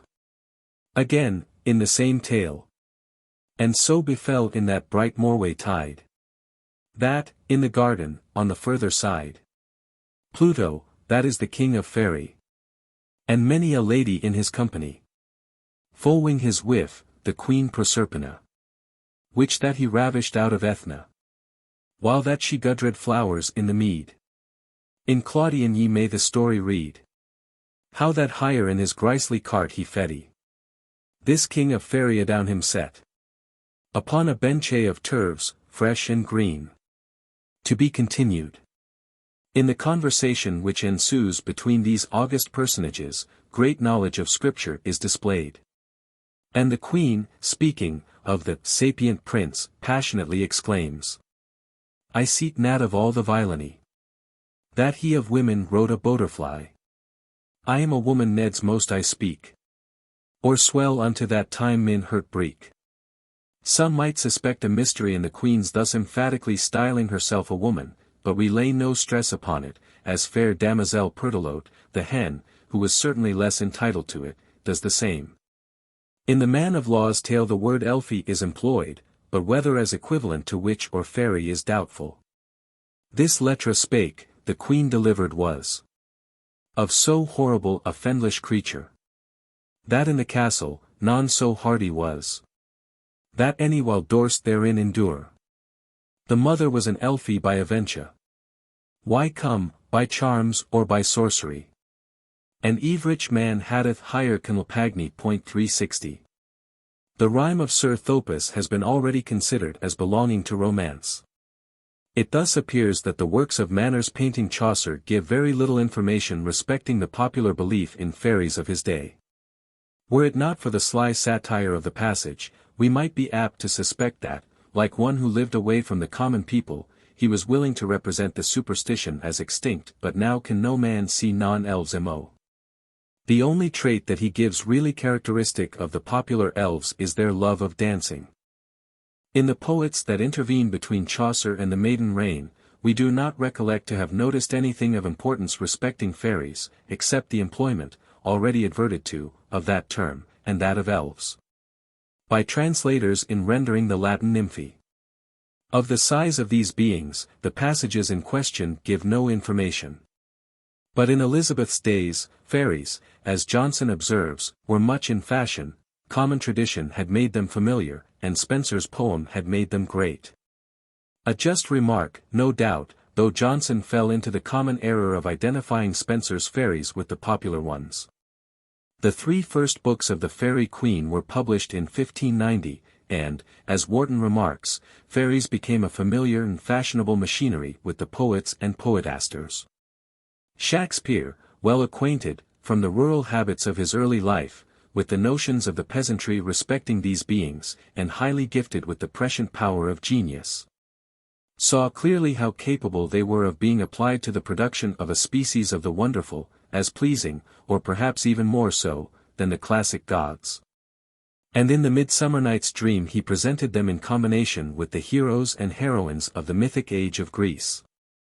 But what cannot the magic wand of genius effect? We view with undisturbed delight the elves of Gothic mythology sporting in the groves of Attica, the legitimate haunts of nymphs and satyrs. Shakespeare, having the fairy queen before his eyes, seems to have attempted a blending of the elves of the village with the fays of romance. His fairies agree with the former in their diminutive stature, diminished, indeed, to dimensions inappreciable by village gossips, in their fondness for dancing, their love of cleanliness, and their child-abstracting propensities. Like the fays, they form a community, ruled over by the princely Oberon and the fair Titania. 361 There is a court and chivalry. Oberon would have the queen's sweet changeling to be a knight of his train to trace the forest wild. Like earthly monarchs, he has his jester, the shrewd and knavish sprite, called Robin Goodfellow. The luxuriant imagination of the poet seemed to exult in pouring forth its wealth in the production of these new actors on the mimic scene, and a profusion of poetic imagery always appears in their train. Such lovely and truly British poetry cannot be too often brought to view. We will therefore insert in this part of our work several of these gems of our Parnassus, distinguishing by a different character such acts and attributes as appear properly to belong to the fairy of popular belief. Midsummer Night's Dream. Act 2 Scene I. Puck and a Fairy. Puck. How now, spirit? Whither wander you? Fai. Over hill, over dale. Thorough bush, thorough briar. Over park, over pale. Thorough flood, thorough fire. I do wander everywhere. Swifter than the moon's sphere. And I serve the fairy queen. To do her orbs upon the green. The cowslips tall her pensioners be. In their gold coat spots you see. Those be rubies, fairy favors. In those freckles live their savors. I must go seek some dewdrops here. And hang a pearl in every cowslip's ear. 362. Farewell, thou lob of spirits. I'll be gone. Our queen and all her elves come here anon. Puck. The king doth keep his revels here tonight. Take heed the queen come not within his sight. For Oberon is passing fell and wroth. Because that she, as her attendant, hath a lovely boy stolen from an Indian king. She never had so sweet a changeling. And jealous Oberon would have the child, knight of his train, to trace the forests wild. But she, perforce, withholds the loved boy. Crowns him with flowers, and makes him all her joy. And now they never meet in grove or green. By fountain clear, or spangled starlight sheen. But they do swear, that all their elves, for fear, creep into acorn cups, and hide them there. Fai. Either I mistake your shape in making quite. Or else you are that shrewd and knavish sprite, called Robin Goodfellow. Are you not he? That frights the maidens of the villagery. Schemes milk, and sometimes labors in the quern. And bootless makes the breathless housewife churn. And sometimes makes the drink to bear no barm. Misleads night wanderers, laughing at their harm. Those that hobgoblin call you, and sweet Puck. You do their work, and they shall have good luck. Are not you he? Puck. Thou speakest aright. I am that merry wanderer of the night. I jest to Oberon, and make him smile. When I a fat and bean-fed horse beguile. Neighing in likeness of a filly foal. And sometimes lurk I in a gossip's bowl. In very likeness of a roasted crab. And when she drinks, against her lips I bob. And on her withered dewlap pour the ale. The wisest ant, telling the saddest tale. Sometimes for 3-foot stool mistaketh me. Then slip I from her bum, down topples she. And tailor cries, and falls into a cough. And then the whole choir hold their hips and laugh. And waxen in their mirth, and neeze, and swear. A merrier hour was never wasted there. The haunts of the fairies on earth are the most rural and romantic that can be selected. they meet. On hill, in dale, forest, or mead. By paved fountain, or by rushy brook. Or on the beached margent of the sea. To dance their ringlets to the whistling wind. And the place of Titania's repose is a bank whereon the wild thyme blows. Where oxlips and the nodding violet grows. Quite over-canopied with lush woodbine. With sweet musk roses, and with eglantine. There sleeps Titania, some time of the night. Lulled in these flowers with dances and delight. And there the snake throws her enamelled skin. Weed wide enough to wrap a fairy in. The powers of the poet are exerted to the utmost, to convey an idea of their minute dimensions, and time, with them, moves on lazy pinions. Come, cries the Queen. Come now, a roundel and a fairy song. Then for the third part of a minute hence. Some to kill cankers in the muskrose buds. Some war with rear mice for their leathern wings. To make my small elves coats. And when enamoured of bottom, she directs her elves that they should hop in his walks and gambol in his eyes. Feed him with apricots and dewberries. With purple grapes, green figs, and mulberries. The honey bags steal from the humble bees. And for night tapers crop their waxen thighs. And light them at the fiery glowworm's eyes. To have my love to bed, and to arise. And pluck the wings from painted butterflies. To fan the moonbeams from his sleeping eyes. Puck goes, swifter than arrow from the Tartar's bow. He says, he too put a girdle round about the earth in 40 minutes, and, we, says Oberon. We the globe can compass soon. Swifter than the wandering moon. They are either not mortal, or their date of life is indeterminately long. They are of a nature superior to man, and speak with contempt of human follies. By night they revel beneath the light of the moon and stars, retiring at the approach of Aurora's harbinger, 363, but not compulsively like ghosts and damned spirits. But we, says Oberon, are spirits of another sort. I with the morning's love have oft made sport. And like a forester the groves may tread. Even till the eastern gate, all fiery red. Opening on Neptune with fair blessed beams. Turns into yellow gold his salt green streams. In the Merry Wives of Windsor, we are introduced to mock fairies, modelled, of course, after the real ones, but with such additions as the poet's fancy deemed itself authorized to adopt. Act 4, Scene 4, Mrs. Page, after communicating to Mrs.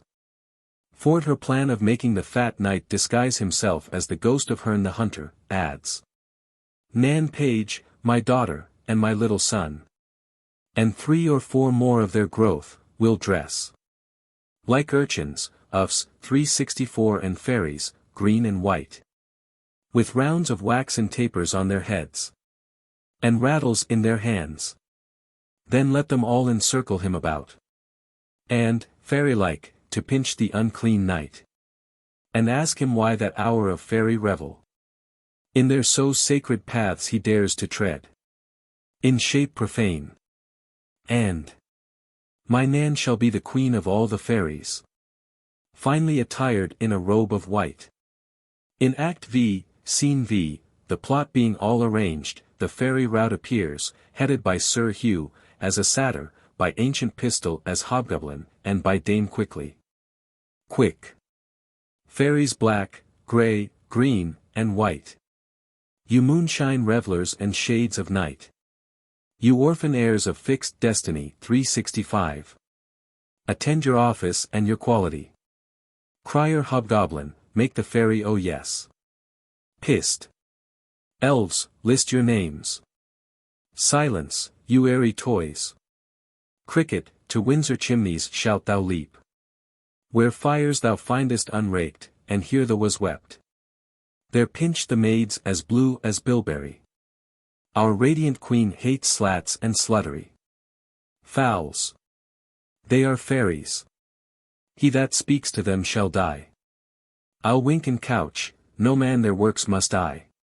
Pissed. Where's Bede? Go you, and where you find a maid. that, ere she sleep, has thrice her prayers said. Raise up the organs of her fantasy. Sleep she as sound as careless infancy. But those as sleep and think not on their sins. Pinch them, arms, legs, backs, shoulders, sides, and shins. Quick. About. Search Windsor Castle, elves, within and out. Strew good luck, uffs, on every sacred room. That it may stand till the perpetual doom. In state as wholesome as in state 'tis fit. Worthy the owner, and the owner it. The several chairs of order look you scour. With juice of balm and every precious flower. Each fair installment, coat, and several crest. With loyal blazon evermore be blessed. And nightly, meadow fairies, look, you sing. Like to the garter's compass, in a ring. The expressure that it bears green let it be. More fertile fresh than all the field to see. And, honi soit kamal y pence, right. In emerald tufts, flowers, purple, blue, and white. Like sapphire, pearl, and rich embroidery. Buckled below fair knighthood's bending knee. Fairies use flowers for their charactery. Away disperse. But, till 'tis 1 o'clock. Our dance of custom, round about the oak. Of Herne the Hunter, let us not forget. Era. Pray you, lock hand in hand, yourselves in order set. And 20 glowworms shall our lanterns be. To guide our measure round about the tree. But stay, I smell a man of Middle Earth. Foul. Heaven defend me from that Welsh fairy, lest he transform me to a piece of cheese. Pissed. Vile worm. Thou west o'erlooked even in thy birth. Quick. With trial fire touch we his finger end. If he be chaste the flame will back descend. And turn him to no pain, but if he start. It is the flesh of a corrupted heart. Pissed. A trial, come. Eva. Come, will this would take fire? Foul. Oh. Quick. Corrupt, and tainted in desire. About him, fairies, sing a scornful rhyme. And, as you trip, still pinch him to your time. In Romeo and Juliet the lively and gallant Mercutio mentions a fairy personage, who has since attained to great celebrity, and completely dethroned Titania, we mean Queen Mab 366, a dame of credit and renown in Faerie. I dreamed a dream tonight, says Romeo. Oh then, says Mercutio. Oh then, I see Queen Mab hath been with you. She is the fairies' midwife. And she comes. In shape no bigger than an agate stone. On the forefinger of an alderman. Drawn with a team of little atomies. Over men's noses as they lie asleep. Her wagon spokes made of long spinners' legs. The cover, of the wings of grasshoppers. The traces, of the smallest spider's web. The collars of the moonshine's watery beams. Her whip of cricket's bone. The lash of film. Her wagoner, a small grey-coated gnat. Not half so big as a round little worm. Pricked from the lazy finger of a maid. Her chariot is an empty hazelnut. Made by the joiner squirrel or old grub. Time out of mind the fairies' coachmakers. This is that very Mab. That pleats the manes of horses in the night. And bakes the elf locks in foul sluttish hairs. Which once untangled, much misfortune bode. This is the hag, 367 when maids lie on their backs. That presses them.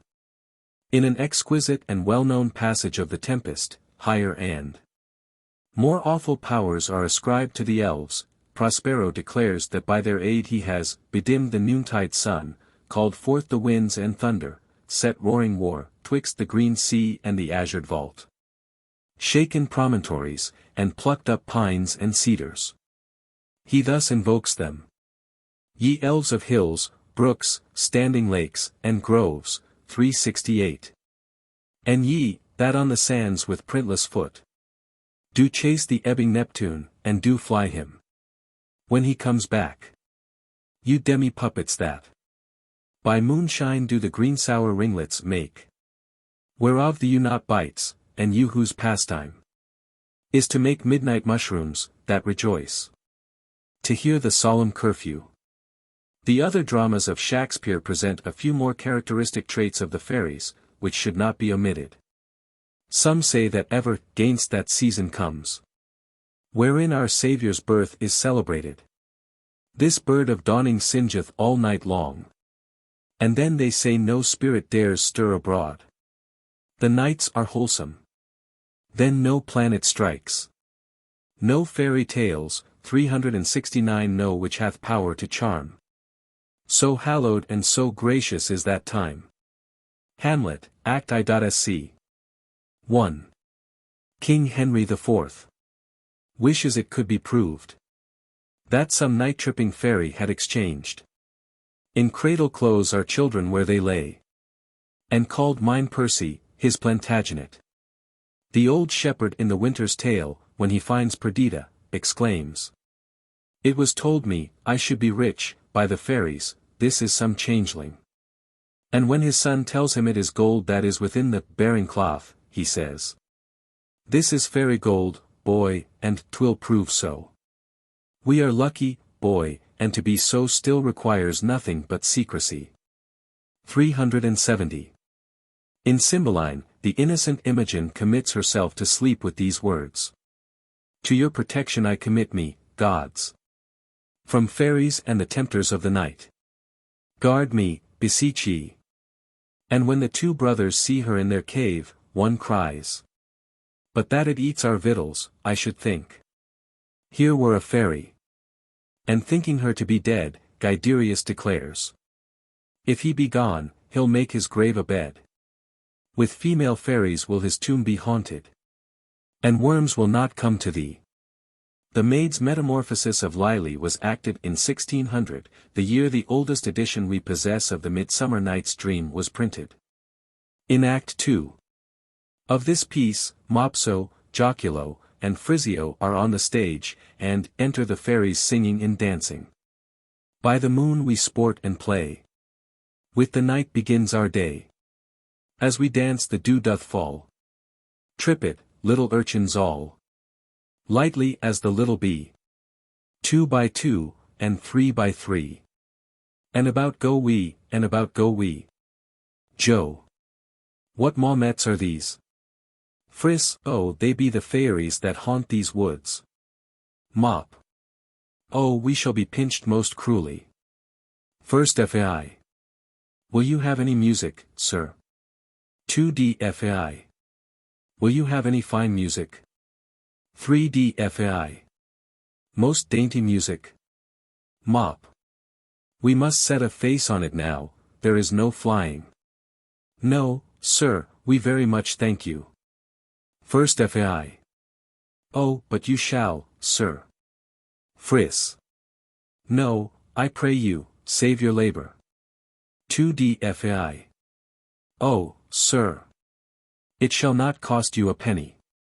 Joe. Where be your fiddles? 3D FAI. You shall have most dainty instruments, sir.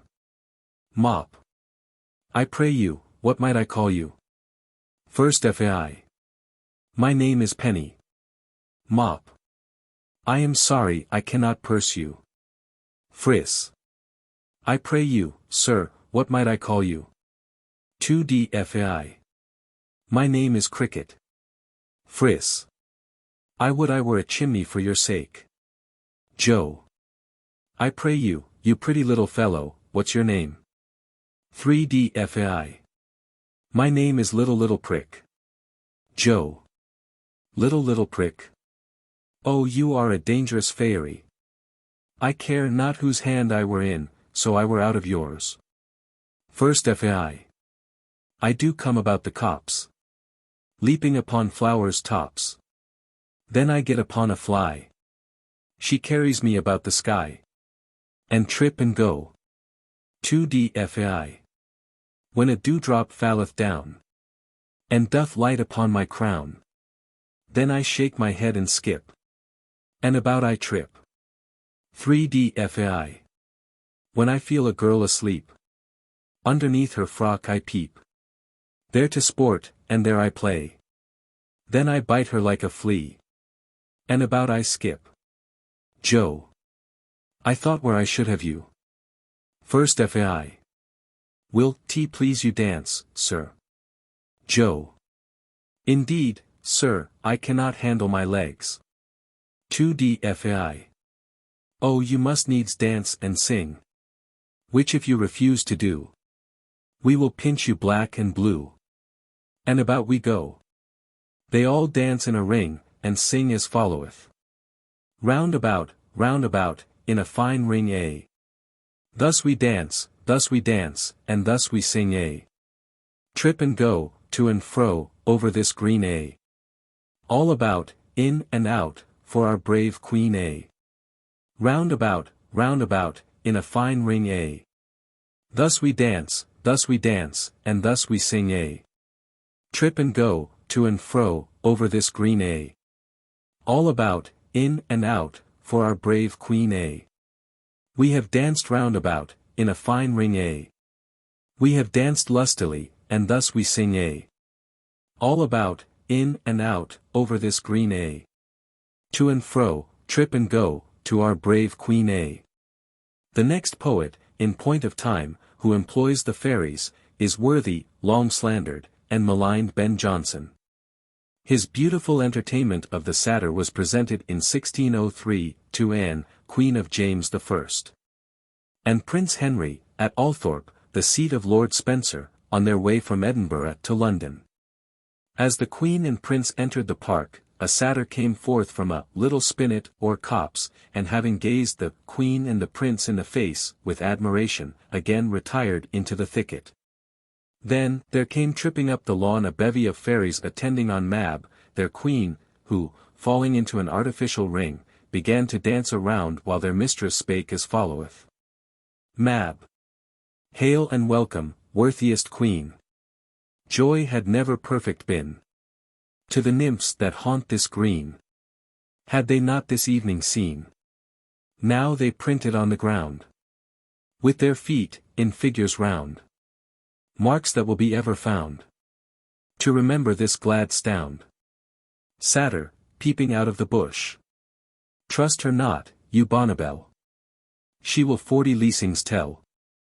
I do know her pranks right well. Mab. Satyr, we must have a spell. For your tongue it runs too fleet. Saturday. Not so nimbly as your feet. When about the cream bowls sweet. You and all your elves do meet. Here he came hopping forth, and mixing himself with the fairies, skipped in, out, and about their circle, while they made many offers to catch him. This is Mab, the mistress fairy. That doth nightly rob the dairy. And can hurt or kelp the churning. As she please, without discerning. First Fai. Pug, you will anon take warning. Saturday. She that pinches country wenches. If they rub and not clean their benches. And, with sharper nail, remembers. When they roke not up their embers. But if so they chance to feast her. In a shoe she drops a tester. 2D Fai. Shall we strip the skipping jester? Saturday. This is she that empties cradles. Takes out children, puts in ladles. Trains forth midwives in their slumber. With a sieve the holes to number. And then leads them from her burrows. Home through ponds and water furrows. 371. First Fai. Shall not all this mocking stir us? Saturday. She can start our Franklin's daughters. In her sleep with shouts and laughters. And on sweet Saint Anna's 372 night. Feed them with a promised sight. Some of husbands, some of lovers. Which an empty dream discovers. First Fai. Satyr, vengeance near you hovers. At length Mab is provoked, and she cries out. Fairies, pinch him black and blue. Now you have him make him rue. Saturday. Oh hold, Mistress Mab, I sue. Mab, when about to retire, bestows a jewel on the Queen, and concludes with, utter not, we you implore. Who did give it, nor wherefore? And whenever you restore yourself to us you shall have more. Highest, happiest Queen, farewell. But, beware you do not tell. The splendid Masque of Oberon, presented in 1610, introduces the Fays in union with the Satyrs, Sylvans, and the rural deities of classic antiquity. But the Fae is here, as one of them says, not the coarse and country fairy that doth haunt the hearth and dairy. It is Oberon, the Prince of Fairyland, who, at the crowing of the cock, advances in a magnificent chariot drawn by white bears, attended by knights and fays. As the car advances, the satyrs begin to leap and jump, and a Sylvan thus speaks. Give place, and silence, you were rude too late. This is a night of greatness and of state. Not to be mixed with light and skipping sport. A night of homage to the British court. And ceremony due to Arthur's chair. From our bright master, Oberon the fair. Who with these knights, attendants here preserved. In Fairyland. For good they have deserved. Of yond high throne, are come of right to pay their annual vows, and all their glories lay at's feet. Another Sylvan says, stand forth, bright fays and elves, and tune your lay unto his name, then let your nimble feet tread subtle circles, that may always meet in point to him. In the Sad Shepherd, Alcan says, there in the stalks of trees white fays 373 do dwell, and span long elves that dance about a pool, with each a little changeling in their arms. The Masque of Love Restored presents us Robin Goodfellow, he that sweeps the hearth and the house clean, riddles for the country maids, and does all their other drudgery, while they are at hot cockles, and he appears therefore with his broom and his scannels. In Fletcher's Faithful Shepherdess we read of a virtuous well, about whose flowery banks the nimble-footed fairies dance their rounds by the pale moonshine, dipping oftentimes their stolen children, so to make them free from dying flesh and dull mortality. And in the Little French Lawyer, 3:1, says, you walk like Robin Goodfellow all the house over, and every man afraid of you. In Randolph's Pastoral of Amintas, or The Impossible Dowry, a knavish boy, called Dorilas, makes a fool of a fantastique sheepherd, Jocastus, by pretending to be Oberon, king of Faerie. In Act I, Scene 3, Jocastus' brother, Mopsus, a foolish augur, thus addresses him. Mop. Jocastus, I love Thestylus abominably. The mouth of my affection waters at her. Jo. Be wary, Mopsus, learn of me to scorn the mortals. Choose a better match, go love some fairy lady. Princely Oberon shall stand thy mend, and beauteous Mab, his queen, give thee a maid of honor. Mop. How, Jocastus? Marry a puppet? Wed a mote I, the sun? Go look a wife in nutshells? Woo a gnat? That's nothing but a voice. No, no, Jocastus. I must have flesh and blood, and will have Thestylus. A fig for fairies. Thestylus enters, and while she and Mopsus converse, Jocastus muses. At length he exclaims, Jo. It cannot choose but strangely please his highness. What are you studying of Jocastus, ha? Jo. A rare device, a mask to entertain his grace of fairy with. A mask. What is T? Jo. An anti-mask of fleas, which I have taught to dance corantos on a spider's thread. And then a jig of pismires. Is excellent. Enter Dorilas. He salutes Mossus, and then Dor. Like health unto the president of the jigs. I hope King Oberon and his Joyal Mab are well. Joe. They are. I never saw their graces eat such a meal before. Dor. Ian much good do tea them. Joe. They're rid a hunting. Dor. Hare or deer, my lord. Joe. Neither. A brace of snails of the first head. Act 1, Scene 6. Joe. Is it not a brave sight, Dorilas? Can the mortals caper so nimbly? Dor. Verily they cannot. Joe. Does not King Oberon bear a stately presence? Mab is a beauteous empress. Dor. Yet you kissed her. With admirable courtship. Joe. I do think. There will be of Jocastus brood in Faerie. But what estate shall he assure upon me? Joe. A royal jointure, all in Fairyland. Dorilas knows it. A curious park. Dor. Paled round about with pick teeth. Joe. Besides a house made all of mother of pearl. An ivory tennis court. Dor.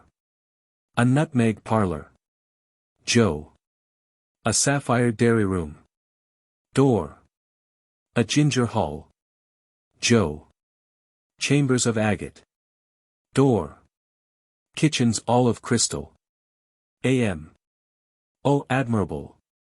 This it is for certain. Joe.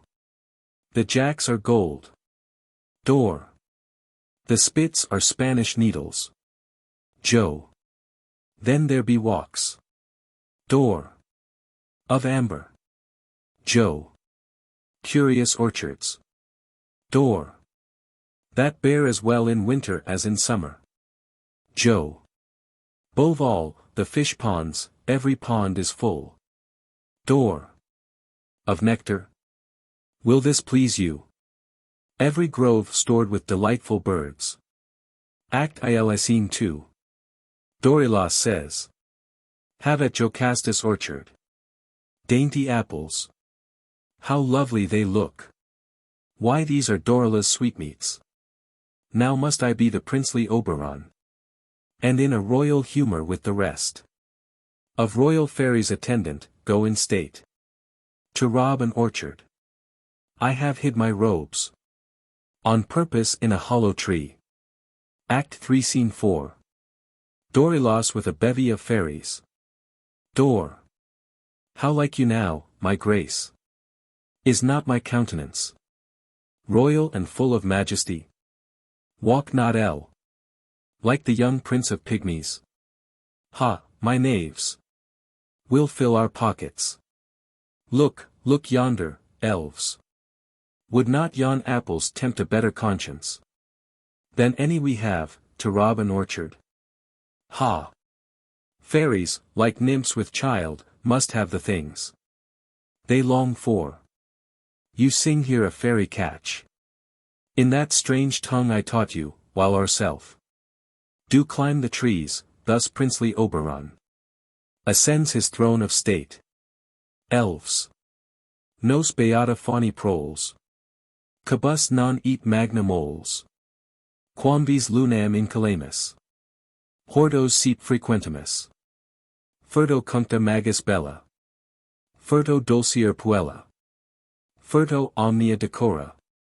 Furto pulma dulciora. Cum mortals lecto jacent. Nobis pulma nocta placent. Illa tamen sunt ingrata. Nisi furto sint parata. Jocastus and his man Bromius come upon the elves while plundering the orchard. The latter is for employing his cudgel on the occasion, but Jocastus is overwhelmed by the condescension of the princely Oberon in coming to his orchard. When his grace had orchards of his own more precious than mortals can have any. The elves, by his master's permission, pinch Bromius, singing. Quoniam per te violarner. Unguis hic experiamur. Statim dices tibi datum. Cutum vald variatum. Finally, when the coast is clear, Oberon cries. So we are got clean off. Come, noble peers of Faerie, come, attend our royal grace. Let's go and share our fruit with our Queen Mab. And the other dairy maids, whereof this theme we will discourse amidst our cakes and cream. Come tot pulma habeamus. Triumphos laeti jam canimus. Faunos ego credum ordos. Tantum uti frequentant hordos. Idomum, oberon, ad alas. Cum nos monent nunc, ancillas. Quarum osculi mersinum. Inter pulma lac e divinum.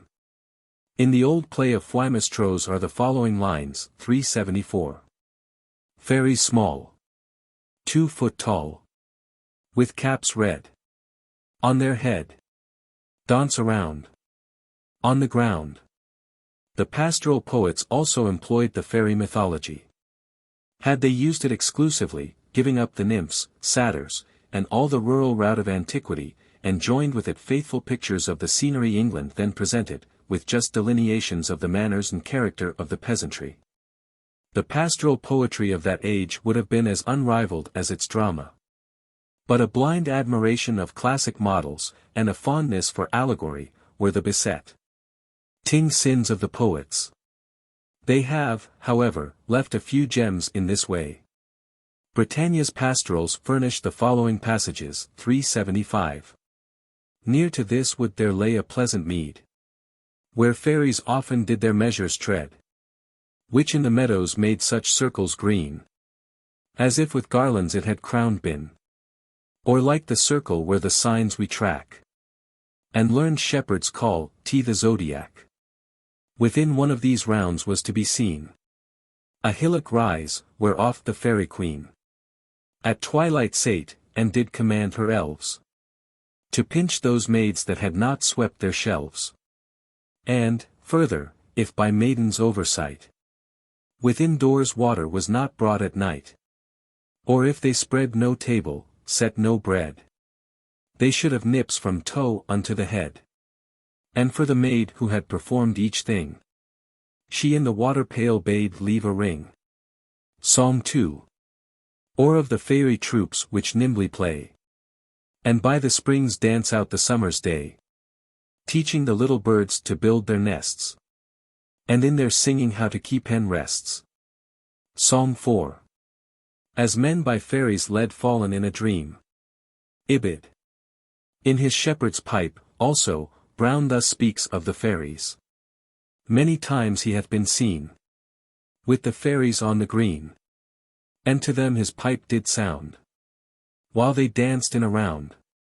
Mickle solace they would make him, and at midnight often wake him, and convey him from his room to a field of yellow broom, or into the meadows where mints perfume the gentle air, and where Flora spreads her treasure. There they would begin their measure. If it chanced night's sable shrouds mused Cynthia up in clouds, safely home they then would see him, and from breaks and quagmires free him. But Drayton is the poet after Shakespeare for whom the fairies had the greatest attractions. Even in the Polyolbion he does not neglect them. In Song 21, Ringdale, in Cambridgeshire, says, For in my very midst there is a swelling ground, about which Ceres nymphs dance many a wanton round. The frisking fairy there, as on the light air borne, oft run at barley break upon the ears of corn, and catching drops of dew in their lascivious chases, do cast the liquid pearl in one another's faces. And in Song 4, he had spoken of the feasts that underground the Faerie did him, Arthur, make, and there how he enjoyed the Lady of the Lake.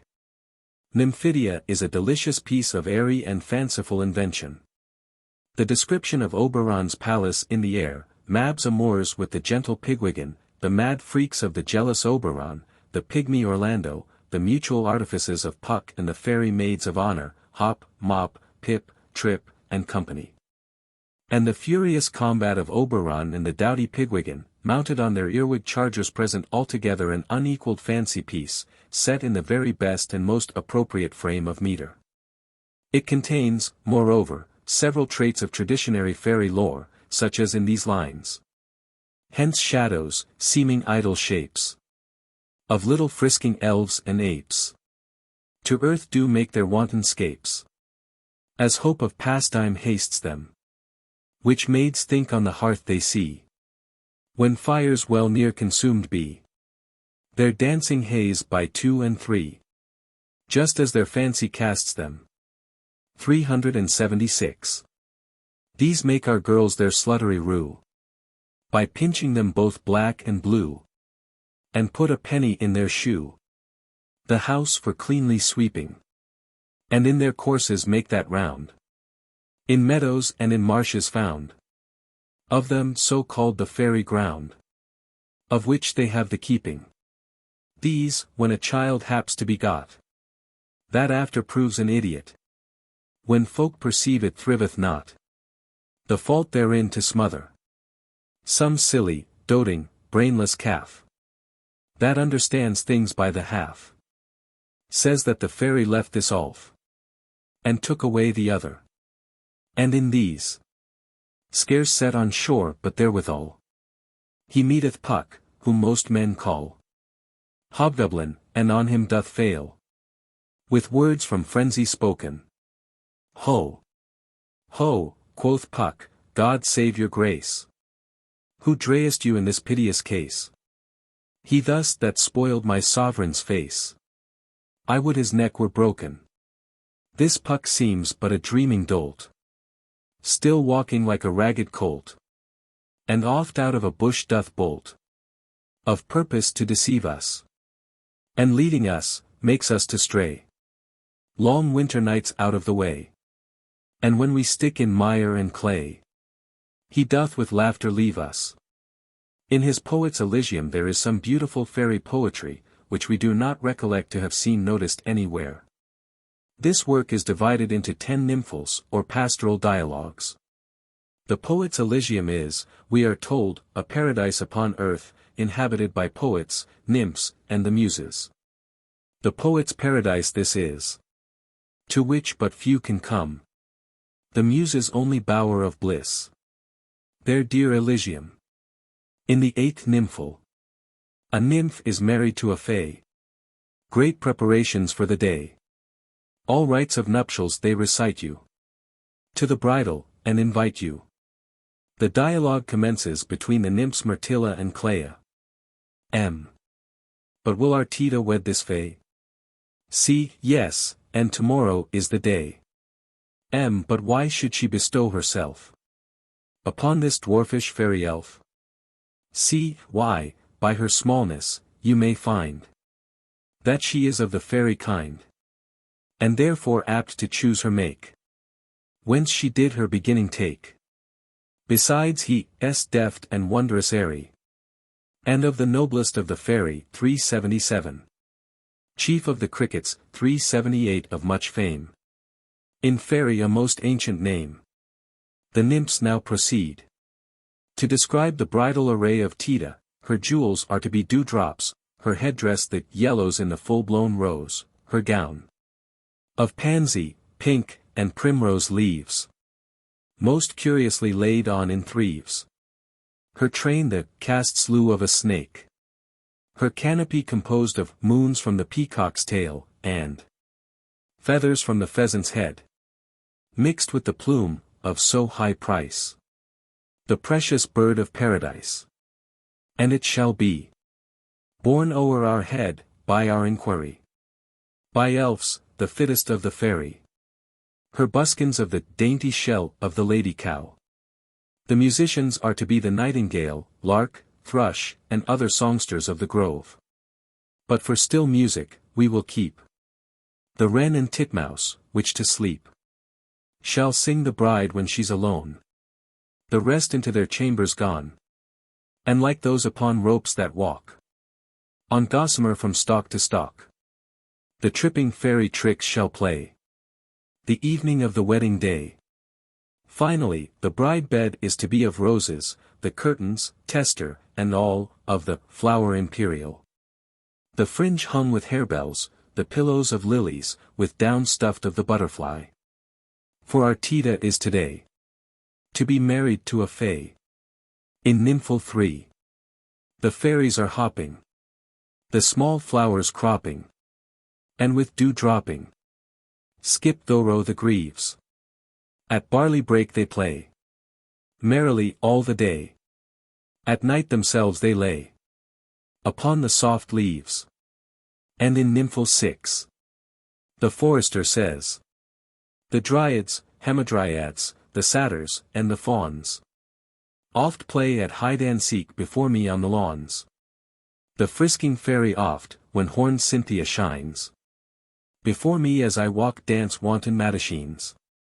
Herrick is generally regarded as the fairy poet, par excellence, but, in our opinion, without sufficient reason, for Drayton's fairy pieces are much superior to his. Indeed, Herrick's fairy poetry is by no means his best. And we doubt if he has anything to exceed. In that way, or perhaps equal, the light and fanciful King Oberon's apparel of Smith. 379.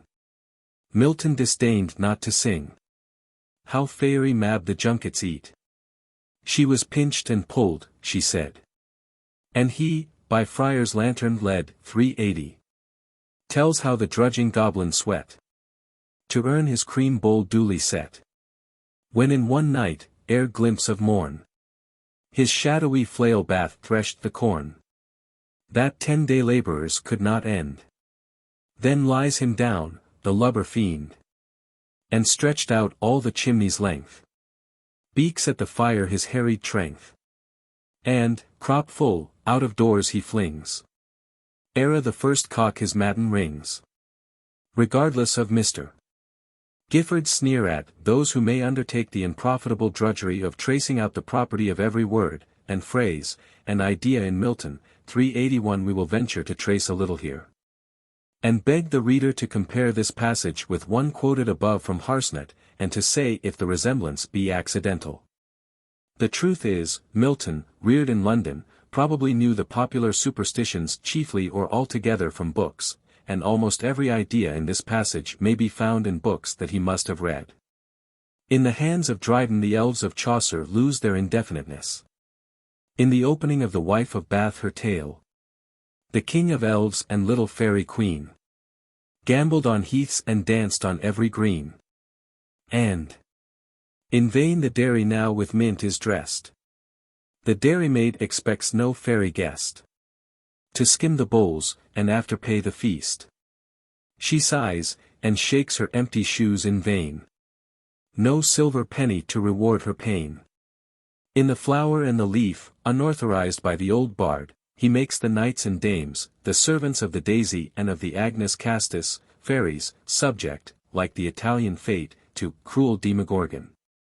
Pope took equal liberties with his original, as may be seen by a comparison of the following verses with those quoted above. About this spring, if ancient fame say true, the dapper elves their moonlight sports pursy, their pygmy king and little fairy queen, in circling dances gambled on the green, while tuneful sprites a merry concert made, and airy music warbled through the shade. January and May, 459. It so befell, in that fair morning tide, the fairies sported on the garden side, and in the midst their monarch and his bride. So featly tripped the lightfoot ladies round, the knight so nimbly o'er the greensward bound, that scarce they bent the flowers or touched the ground. The dances ended, all the fairy train, for pinks and daisies searched the flowery plain. 382. Ibid. 617. With the Kensington Garden 383 of Tickell, Pope's contemporary, our fairy poetry may be said to have terminated. 384 Collins, Beattie, and a few other poets of the last century make occasional allusions to it, and some attempts to revive it have been made in the present century. But vain are such efforts, the belief is gone, and divested of it such poetry can produce no effect. The fairies have shared the fate of the gods of ancient Hellas. The Scottish Lowlands, when from their hilly dens, at midnight hour, forth rush the airy elves in mimic state, and o'er the moonlight heath with swiftness scour In glittering arms the little horsemen shine. Erskine. The Scottish fairies scarcely differ in any essential point from those of England. Like them they are divided into the rural and the domestic. Their attire is green, their residence the interior of the hills. They appear more attached than their neighbours to the monarchical form of government, for the fairy king and queen, who seem in England to have been known only by the poets, were recognised by law in Caledonia, and have at all times held a place in the popular creed. They would appear also to be more mischievously inclined than the sovereigns, and less addicted to the practice of dancing. They have, however, had the advantage of not being treated with contempt and neglect by their human countrymen, and may well be proud of the attention shown them by the brightest genius of which their country can boast. There has also been long due from them an acknowledgment of the distinction conferred on them by the editor of the Nithsdale and Galloway Song, 385, for the very fanciful manner in which he has described their attributes and acts. The Scottish fairies have never been taken by the poets for their heroes or machinery, a circumstance probably to be attributed to the sterner character of Scottish religion.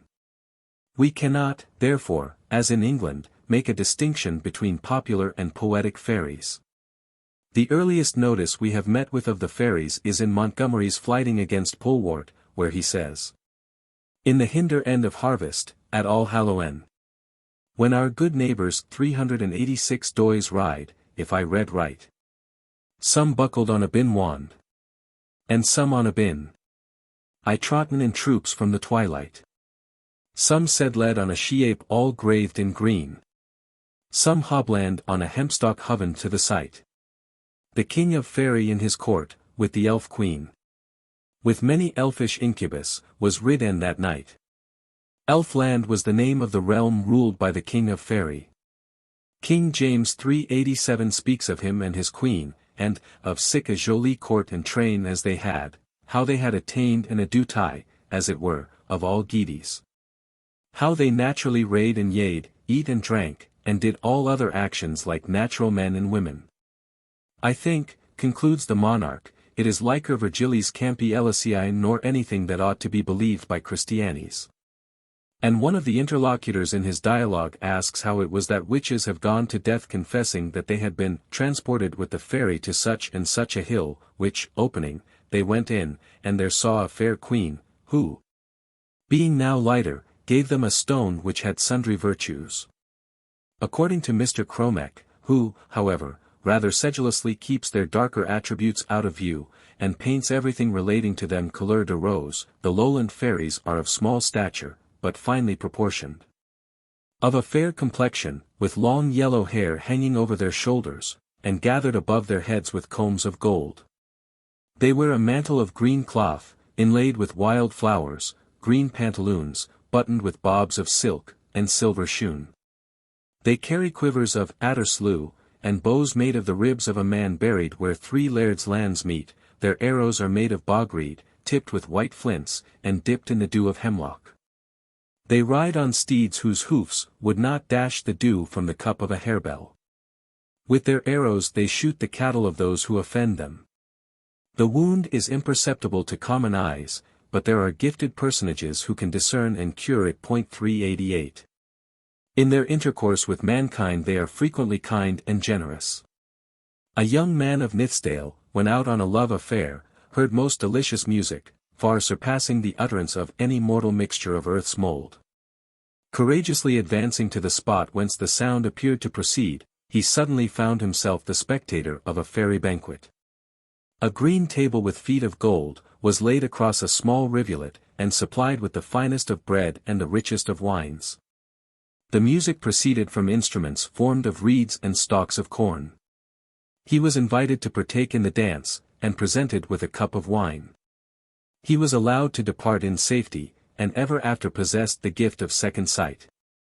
He said he saw there several of his former acquaintances, who were become members of the Fairy Society.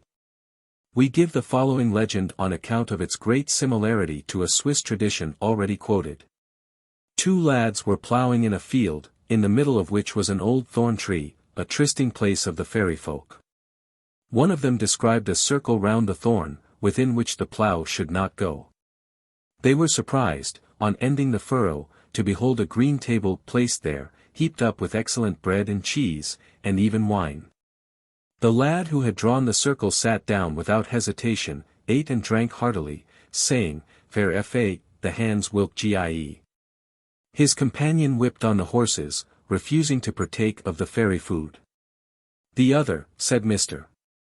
Cromek's informant, thrave like a brecon, and was a proverb for wisdom, and an oracle for country knowledge ever after. 389. The fairies lend and borrow, and it is counted uncanny to refuse them.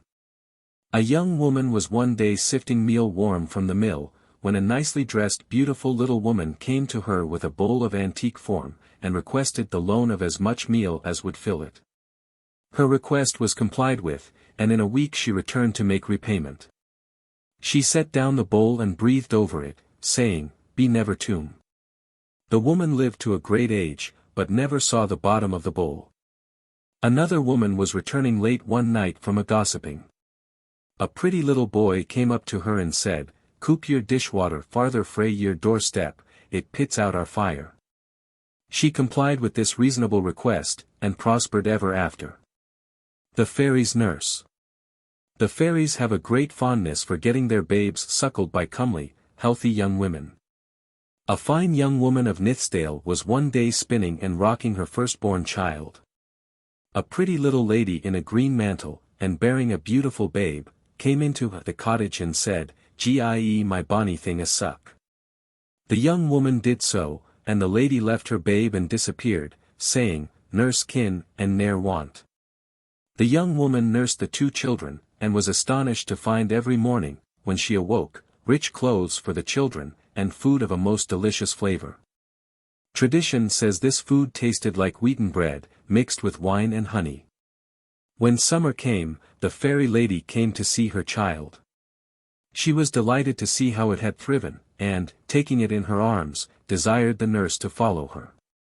They passed through some scraggy woods skirting the side of a beautiful green hill, which they ascended halfway.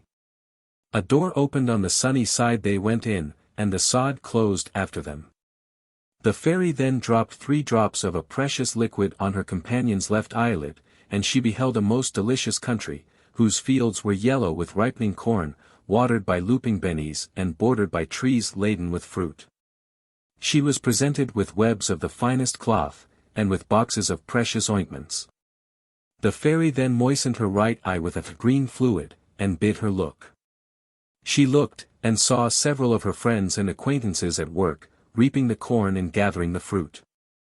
"This," said the fairy, "is the punishment of evil deeds." She then passed her hand over the woman's eye, and restored it to its natural power. Leading her to the porch at which she had entered, she dismissed her, but the woman had secured the wonderful salve. From this time she possessed the faculty of discerning the fairy people as they went about invisibly, till one day, happening to meet the fairy lady, she attempted to shake hands with her. "What eeg see me why," whispered she. "Why them baith," said the woman. The fairy breathed on her eyes, and the salve lost its efficacy, and could never more endow her eyes with their preternatural power. 390. The Fairy Raid. The fairy raid, or procession, was a matter of great importance. It took place on the coming in of summer. All the peasantry, by using the precaution of placing a branch of rowan over their door, might safely gaze on the cavalcade, as with music sounding, bridles ringing, and voices mingling. It pursued its way from place to place. An old woman of Nithsdale gave the following description of one of these processions. "In the night afore Rudmas I had tryst with a neighbour lass a Scots mile frae hame to talk anent buying brosite the fair. We had nae sudden lang aneath the hobus till we heard the loud laugh of folk riding, why, the jingling o' bridles, and the clanking o' hoofs. We banged up, thinking they wad o'er us. We kent nae but it was drunken folk riding to the fair the forenight. We glow-read rune, and soon saw it was the fairy folk's raid. We cow-read down till they passed by. A beam o' light was dancing o'er them mair bonny than moonshine, they were a wee folk wi' green scarfs on, but ane that rade foremost, and that ane was a good deal larger than the lave wi' bonny lang hair. Bun about why a strap whilk glinted like stars. They raid on braw wee white nags, why unco lang swooping tails, and manies hum why wussels that the wind played on. This and their tongue when they sang was like the sone o a far awa psalm. Marion and me was in a braid lia fiel, where they came by us, a high hedge o haw trees keep it them frae gone through Johnny Corey's corn, but they lap o'er it like sparrows, and gollopped into a green no beyond it. We gied the morning to look at the treaded corn, but the fiant a hoof mark was there, nor a blade broken. The changeling. But the fairies of Scotland were not, even according to Mr. Cromek, uniformly benevolent. Woman and child abstraction was by no means uncommon with them, and the substitutes they provided were, in general, but little attractive. A fine child at Caerlaverock, in Nithsdale, was observed on the second day after its birth, and before it was baptized, to have become quite ill-favored and deformed. Its yelling every night deprived the whole family of rest. It bit and tore its mother abreasts, and would lie still neither in the cradle nor the arms. The mother being one day obliged to go from home, left it in charge of the servant girl. The poor lass was sitting bemoaning herself, were it nae for thy gurning face, I would knock the big, winnow the corn, and grun the meal. Lo's the cradle band, said the child, and tent the neighbours, and I'll work your work. Up he started the wind arose the corn was chopped the outliers were foddered the hand mill moved around, as by instinct and the knocking mill did its work with amazing rapidity. The lass and child then rested and diverted themselves, till, on the approach of the mistress, it was restored to the cradle, and renewed its cries. The girl took the first opportunity of telling the adventure to her mistress. What do we do with the wee deal, said she. I too work at a pern, replied the lass. At midnight the chimney top was covered up, and every chink and cranny stopped. The fire was blown till it was glowing hot, and the maid speedily undressed the child, and tossed him on the burning coals. He shrieked and yelled in the most dreadful manner, and in an instant the fairies were heard moaning on every side, and rattling at the windows, door, and chimney. In the name of God bring back the bairn, cried the lass. The window flew up, the real child was laid on the mother's lap, and the wee deil flew up the chimney laughing. Departure of the fairies. On a Sabbath morning, all the inmates of a little hamlet had gone to church, except a herd boy, and a little girl, his sister, who were lounging beside one of the cottages. When just as the shadow of the garden dial had fallen on the line of noon, they saw a long cavalcade ascending out of the ravine, through the wooded hollow. It winded among the knolls and bushes, and turning round the northern gable of the cottage, beside which the sole spectators of the scene were stationed, began to ascend the eminence towards the south. The horses were shaggy diminutive things, speckled dun and grey. The riders stunted, misgrown, ugly creatures, attired in antique jerkins of plaid, long grey cloaks, and little red caps, from under which their wild uncombed locks shot out over their cheeks and foreheads. The boy and his sister stood gazing in utter dismay and astonishment, as rider after rider, each more uncouth and dwarfish than the other which had preceded it, passed the cottage and disappeared among the brushwood, which at that period covered the hill, until at length the entire rout, except the last rider, who lingered a few yards behind the others, had gone by. What are you, little Monnier? And where are ye going? Inquired the boy, his curiosity getting the better of his fears and his prudence. Not of the race of Adam, said the creature, turning for a moment in its saddle, the people of peace shall never more be seen in Scotland. 391. The Brownie. The Nis, kobold, or goblin, appears in Scotland under the name of Brownie. 392 Brownie is a personage of small stature, wrinkled visage, covered with short curly brown hair, and wearing a brown mantle and hood. His residence is the hollow of the old tree, a ruined castle, or the abode of man. He is attached to particular families, with whom he has been known to reside, even for centuries, threshing the corn, cleaning the house, and doing everything done by his northern and English brethren. He is, to a certain degree, disinterested. Like many great personages, he is shocked at anything approaching to the name of a bribe or douceur, yet, like them, allows his scruples to be overcome if the thing be done in a genteel, delicate, and secret way. Thus, offer Brownie a piece of bread, a cup of drink, or a new coat and hood, and he flouted at it, and perhaps, in his huff, quitted the place for ever. But leave a nice bowl of cream, and some fresh honeycomb, in a snug private corner, and they soon disappeared, though Brownie, it was to be supposed, never knew anything of them. A good woman had just made a web of linsey-woolsey, and, prompted by her good nature, had manufactured from it a snug mantle and hood for her little Brownie. Not content with laying the gift in one of his favorite spots, she indiscreetly called to tell him it was there. This was too direct, and Brownie quitted the place, crying, "A new mantle and a new hood. Poor Brownie! Ye ll ne'er do mair good." Another version of this legend says, that the goodman of a farmhouse in the parish of Glendavon having left out some clothes one night for Brownie, he was heard to depart, saying, "Gie Brownie coat, gie Brownie sark. Ye se get nae mair o Brownie's work." 393. At Leithen Hall, in Dumfriesshire, a Brownie had dwelt, as he himself declared, for 300 years. He used to show himself but once to each master, to other persons he rarely discovered more than his hand. One master was greatly beloved by Brownie, who on his death bemoaned him exceedingly, even abstaining from food for many successive days.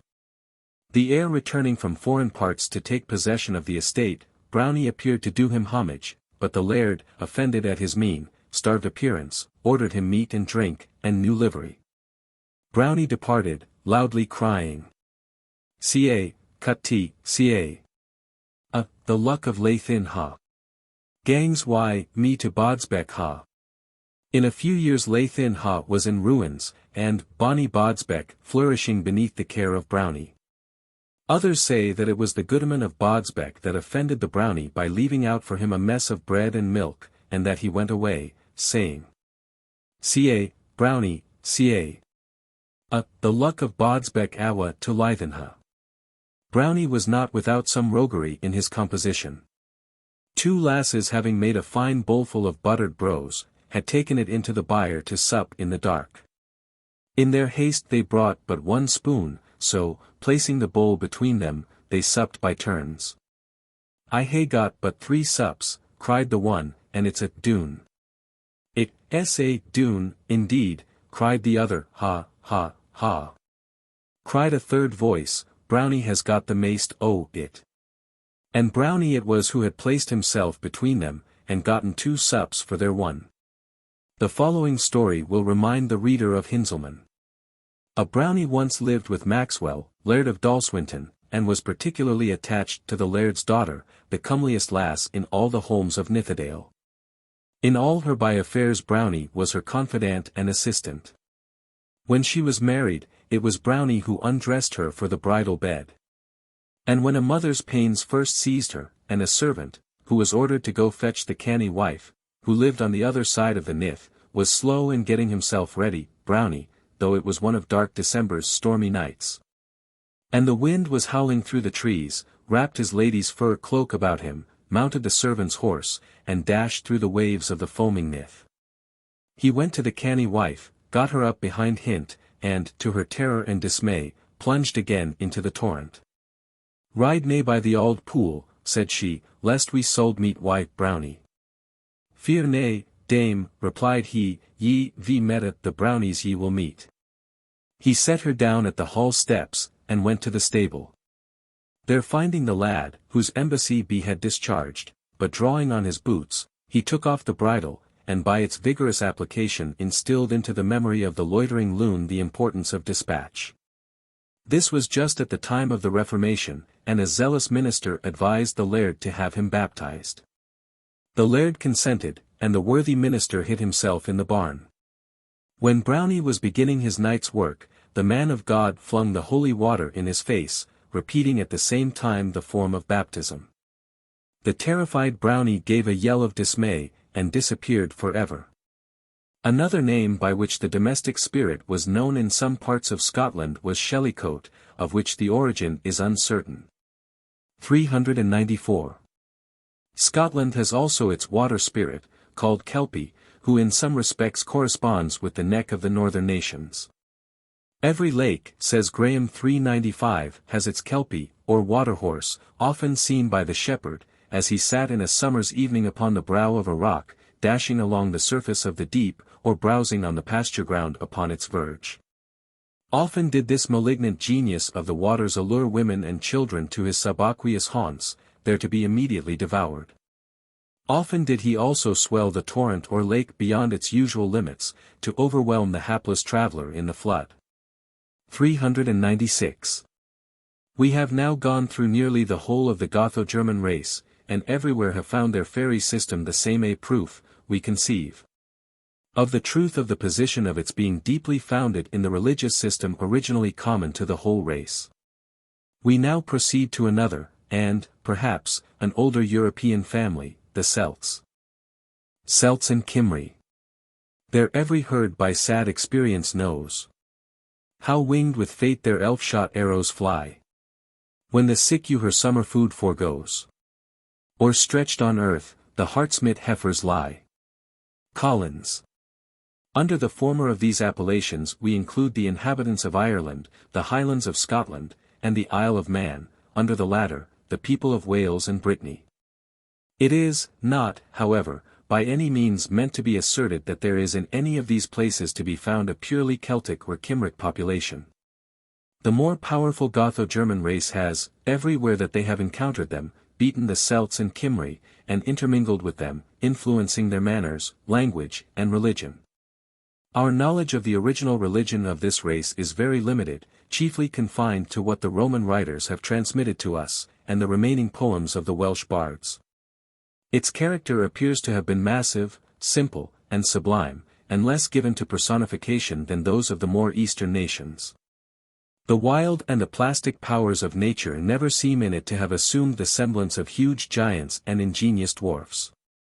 Yet in the popular creed of all these tribes, we meet at the present day beings exactly corresponding to the dwarfs and fairies of the Gotho-German nations.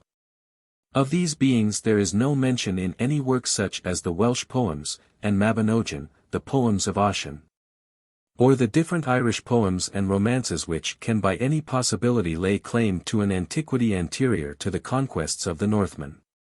Is it not then a reasonable supposition that the Picts, Saxons, and other sons of the north, brought with them their dwarfs and kobolds, and communicated the knowledge of, and belief in, them to their Celtic and Cymric subjects and neighbours? Proceeding on this theory, we have placed the Celts and Cymry next to and after the Gotho-German nations, though they are perhaps their precursors in Europe.